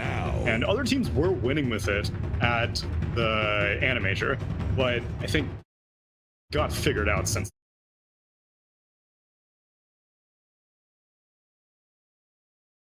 One thing I want to point out though is that Fnatic actually first in the AA, which really deters the Wyvern pick. So at least there's some respect there. How strong this Wyvern hero is. Yeah, probably takes out a little bit of the Phoenix probability as well. So that's what we saw in game 1. It was Fnatic first phasing it with the puck, and then they followed it up with the Clockwork, the Medusa, and then last pick Legion Commander for Death. So we'll see if Smart Omega are going to respect the Medusa this time, because I feel like that is going to be the response to an Axe, whether it's a carry or offline. I wonder if they feel like Nyx is enough of a deterrent, because I feel like we've seen, much like you can pick puck and Nyx, you can pick pretty wide timing, you can't do what you say. They're going to ban it. They're like, nope, enough. Often you'll see these teams, get to a game 3 decided they're going to go back to a Dyer's turn to pick. Ooh. Yeah, first. It's here. It's in SEA. The hero, they say. Very popular hero. Yeah, we mentioned this in the first panel. It is the most picked hero in all of the qualifiers of Eastern Europe and South America, and now in Southeast Asia. First pick of the entire qualifier thus far, but it's doing well also. It has a 53% win rate, so it's popular and it's doing pretty good. It feels like between Nyx and Hoodwink, you've got two heroes that deter so many heroes. You've got Break from Hoodwink, and then Nyx with like the Mana Burn Carapace deter picks as well. It's like there's so many things on your flank. You're like, do we pick this? And you're like, I don't really want to. I don't really want to play that into Break. I don't want to play that into my Carapace, but the Axis man. Deuce is off the table, Wraith King's off the table, Lifestealer's off the table, a lot of carries getting banned out. Raven still has Luna, which I'm surprised hasn't been seeing more popularity. I thought near the end of the Animajor, Luna was impressing me quite a bit as a carry, but hasn't shown up too much throughout the qualifiers in any of the regions. And Fnatic is going to pick up a First Spirit. I like the Luna a lot. I'm not sure if it's going to be the strongest lane with the AA, perhaps. Like usually your AA with like type heroes.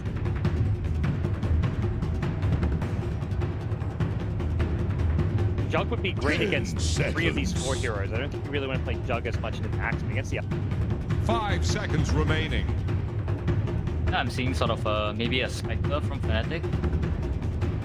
Sort of contradictory with the Earth Spirit and the AA sort of, because AA Earth Spirit you like to play fast. But right now Smart Omega's heroes look like against there is the break, sure, but aside from that, that's one of the carries left for Raven, I think.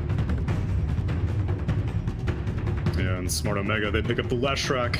Was able to find quite a bit of success with that, and now yet again looking for their carry last pick. But for the Spectre. Similar story where they do have that flexibility. Radiant's turn to ban. If they see an obvious like hero that can jump through the Spectre in lane, or if they see like carriers now punish the late game kind of look to swap this around. Viper ban. So yeah, they're not even banning a hard carry when they ban that Viper. The Axe go in like an op. What's your favorite build on Spectre these days, Ponlo? Are you still a believer in Blade Mail, or you think that's falling off? I think it's pretty 50-50 between the Blade Mail and the Echo Saber, or the Manta. I think it really depends on the game. And I do think there is a right way to build it game to game. Right now I don't feel like there is an overarching like that is like way better than any other build.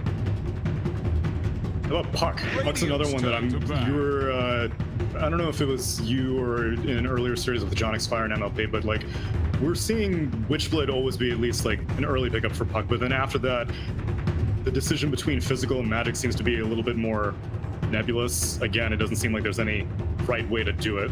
10 seconds. I feel like when it comes to these sort of heroes, see like nothing to say in LGD, plays the Puck this way, and then all the players suddenly have a consensus what's the best way to play, you know, because the best player on the best team is doing it. You know, if you don't have success with it, then you sort of find your own build that fits your style, I guess. Fnatic banned out a Naga Siren. That seems like a peculiar ban. Yeah, I mean, no Naga Siren. Can't say that I've seen Tino play much Naga Siren. There is. Yeah, is there like a matchup that Death is worried about? Not really. I feel like if you pick a Spectre 4th pick, right, your last 2 bans, particularly you are banning for your Spectre. I would rather you ban a carry matchup that's bad for your Spectre, like an ED, instead of banning a Naga. If maybe they just feel like Naga is you and TB, or maybe they had like previously screened them. That's why they picked the Naga. Is Death Veno a thing? It wasn't one of the 5 that he mentioned. I have a funny story about this Veno, right?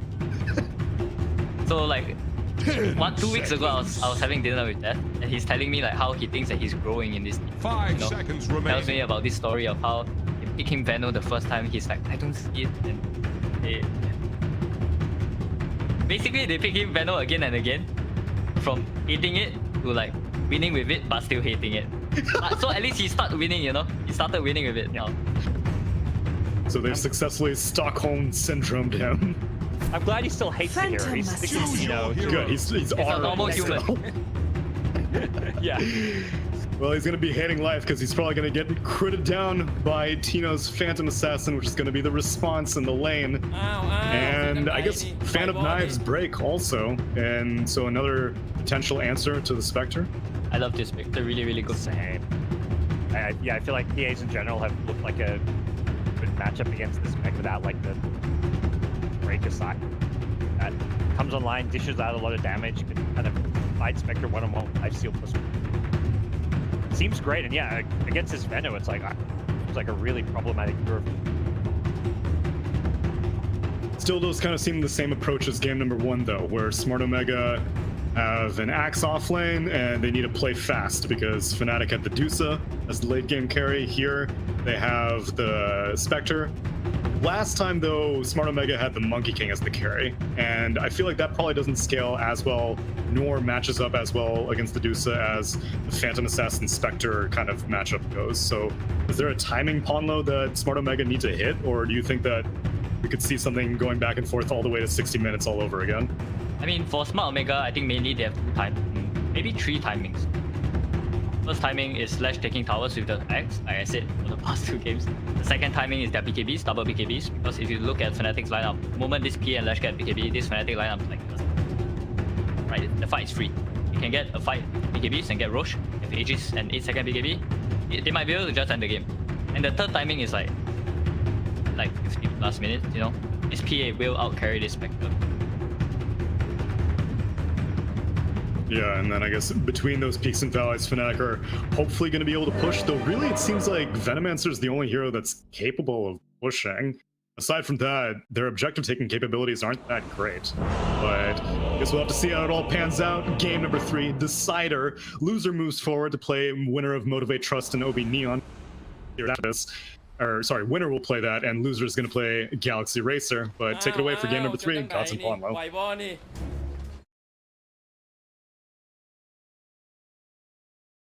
Asia is going the distance, and I couldn't be happier. It's like, following these winner bracket games, we're getting really high quality Dota, and this kind of, I guess, mirrors what we saw during the DPC SEA. There's a lot of parity. All these, it feels like a very equal. There's no clear favorite when it comes to the SEA region. Yeah, when these teams, when they show up and they come to play, anyone can beat anyone, and yeah, I'm really impressed by Omega today. Ooh, Eno with the blink in stops the rolling boulder. Level 1 blink. Oh, that was guys. Good play. This guy, man, he's really artistic. Ready for it. Jab still might get away. 2 more seconds till rolling ball. I don't think he's getting away. They should be able to block it. There we go. They block again. This time it's the hoodwink. If there's anything I've learned from playing Pumps with this Eno guy is that he is one creative guy, man. He's super creative. He keeping in every. That was insane. He did it so quickly too. Like that Earth Spirit. The second the Earth Spirit scouted the smoke, he was rolling away and he instantly kills the blink. Yeah. And I think it's sort of a fine spell to have anyway. I don't think it's a lane where he really needs the dagger. It's not like some possible. It's like a Lina where you feel like, oh, I don't have the dagger level 1, it'll pick. Level 1 dagger's pretty weak anyway. Just to secure CS in the lane.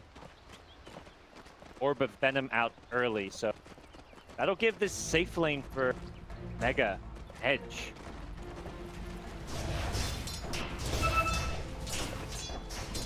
Lane, we've got the Leshrac versus Puck. I feel like the story with mid lanes is we always talk about runes and getting that first power rune and 5-minute sieges, especially with a Lesh you can push towers, is here, do you feel?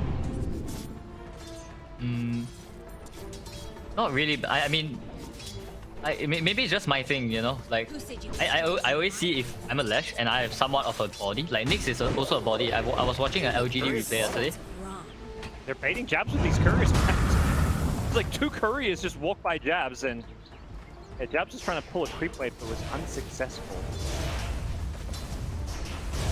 I was saying, I was watching an LGD replay yesterday, and what they do with this Nyx slash, this Nyx just buys like 2 fluffy heads super early with Tranquil Boots, and he just stays with the Lash all the time, and he helps the Lash position to take towers. I feel like if Omega do that this game, it can be pretty big deal. What do you make of this? Omega starting things off with a full-on Cry lane. Kill here on Death's Venno. Caught by the Bushwhack, and is going to be brought down. Venno does have a TP. Down. Yeah, this is really smart by Omega. When your opponent drops heroes like Venno and Viper that really depend on the lane a lot, and they are not really mobile in the lane, they don't really have any stuns. If you run a tri-lane successfully against them, it can really just break the whole game apart. As long as your offlaner can play Dota. Sam H is playing a lot of Dota. He's farming. He's getting full XP. He's got 9 CS. Could be in a little bit of trouble here. Should be okay. Big charges and yes, he's keeping top. Yeah, he's trying to punish him. He wants Sam H, but this is a level 1 Earth Spirit. He doesn't have the bonus match. Oh no. Wow, they even rotate the path. They're gonna get this kill, but strange time to hibernate. That's definitely a space created kind of moment for Jax. I can hear Death sighing already, man. I'm in a 2v3 and now I'm 1v3. This is pretty game breaking for him. You don't get a chance to complain about that till after the game. Yeah, right now he is on an island. Yeah, I mean usually right, what your pause 4 does if you're in such a hard situation, your pause does something. He brings the 2 supports to chase him, the creep wave. This scenario. He was trying that at first. He got zoned away. I almost don't blame Japs because he was getting zoned away because it was 3 euros. Yeah, because the creeps are actually not being able to pull. You can't pull it until it reaches the part where small camp. Can save them. So Omega probably did something really good, like they blocked the Earthspray from entering the zone. Death even gets denied from his own bounty rune. Nyx Assassin rotated in and stole the bounty rune in front of him. And Tina's already got an Orb of Corrosion. Level 3, so 2 points in the Stifling Dagger. Yeah, Venno can't really lane here. Has to go for side pull. Meanwhile, top Axe is just pulling waves, free farm in the lane, got some jungle camps. It's a good start for Omega, and it feels like it's only going to get better. I'm not sure why. On Death. Got the Impale to follow it up, and seeing that Orb of Corrosion destroys him elsewhere. They get a kill up top. Okay. It really seems like all 3 games, I think early game just gets like shat on. Like honestly, I don't feel like they have particularly weak heroes. Like all 3 games consistently, Omega is like, getting them.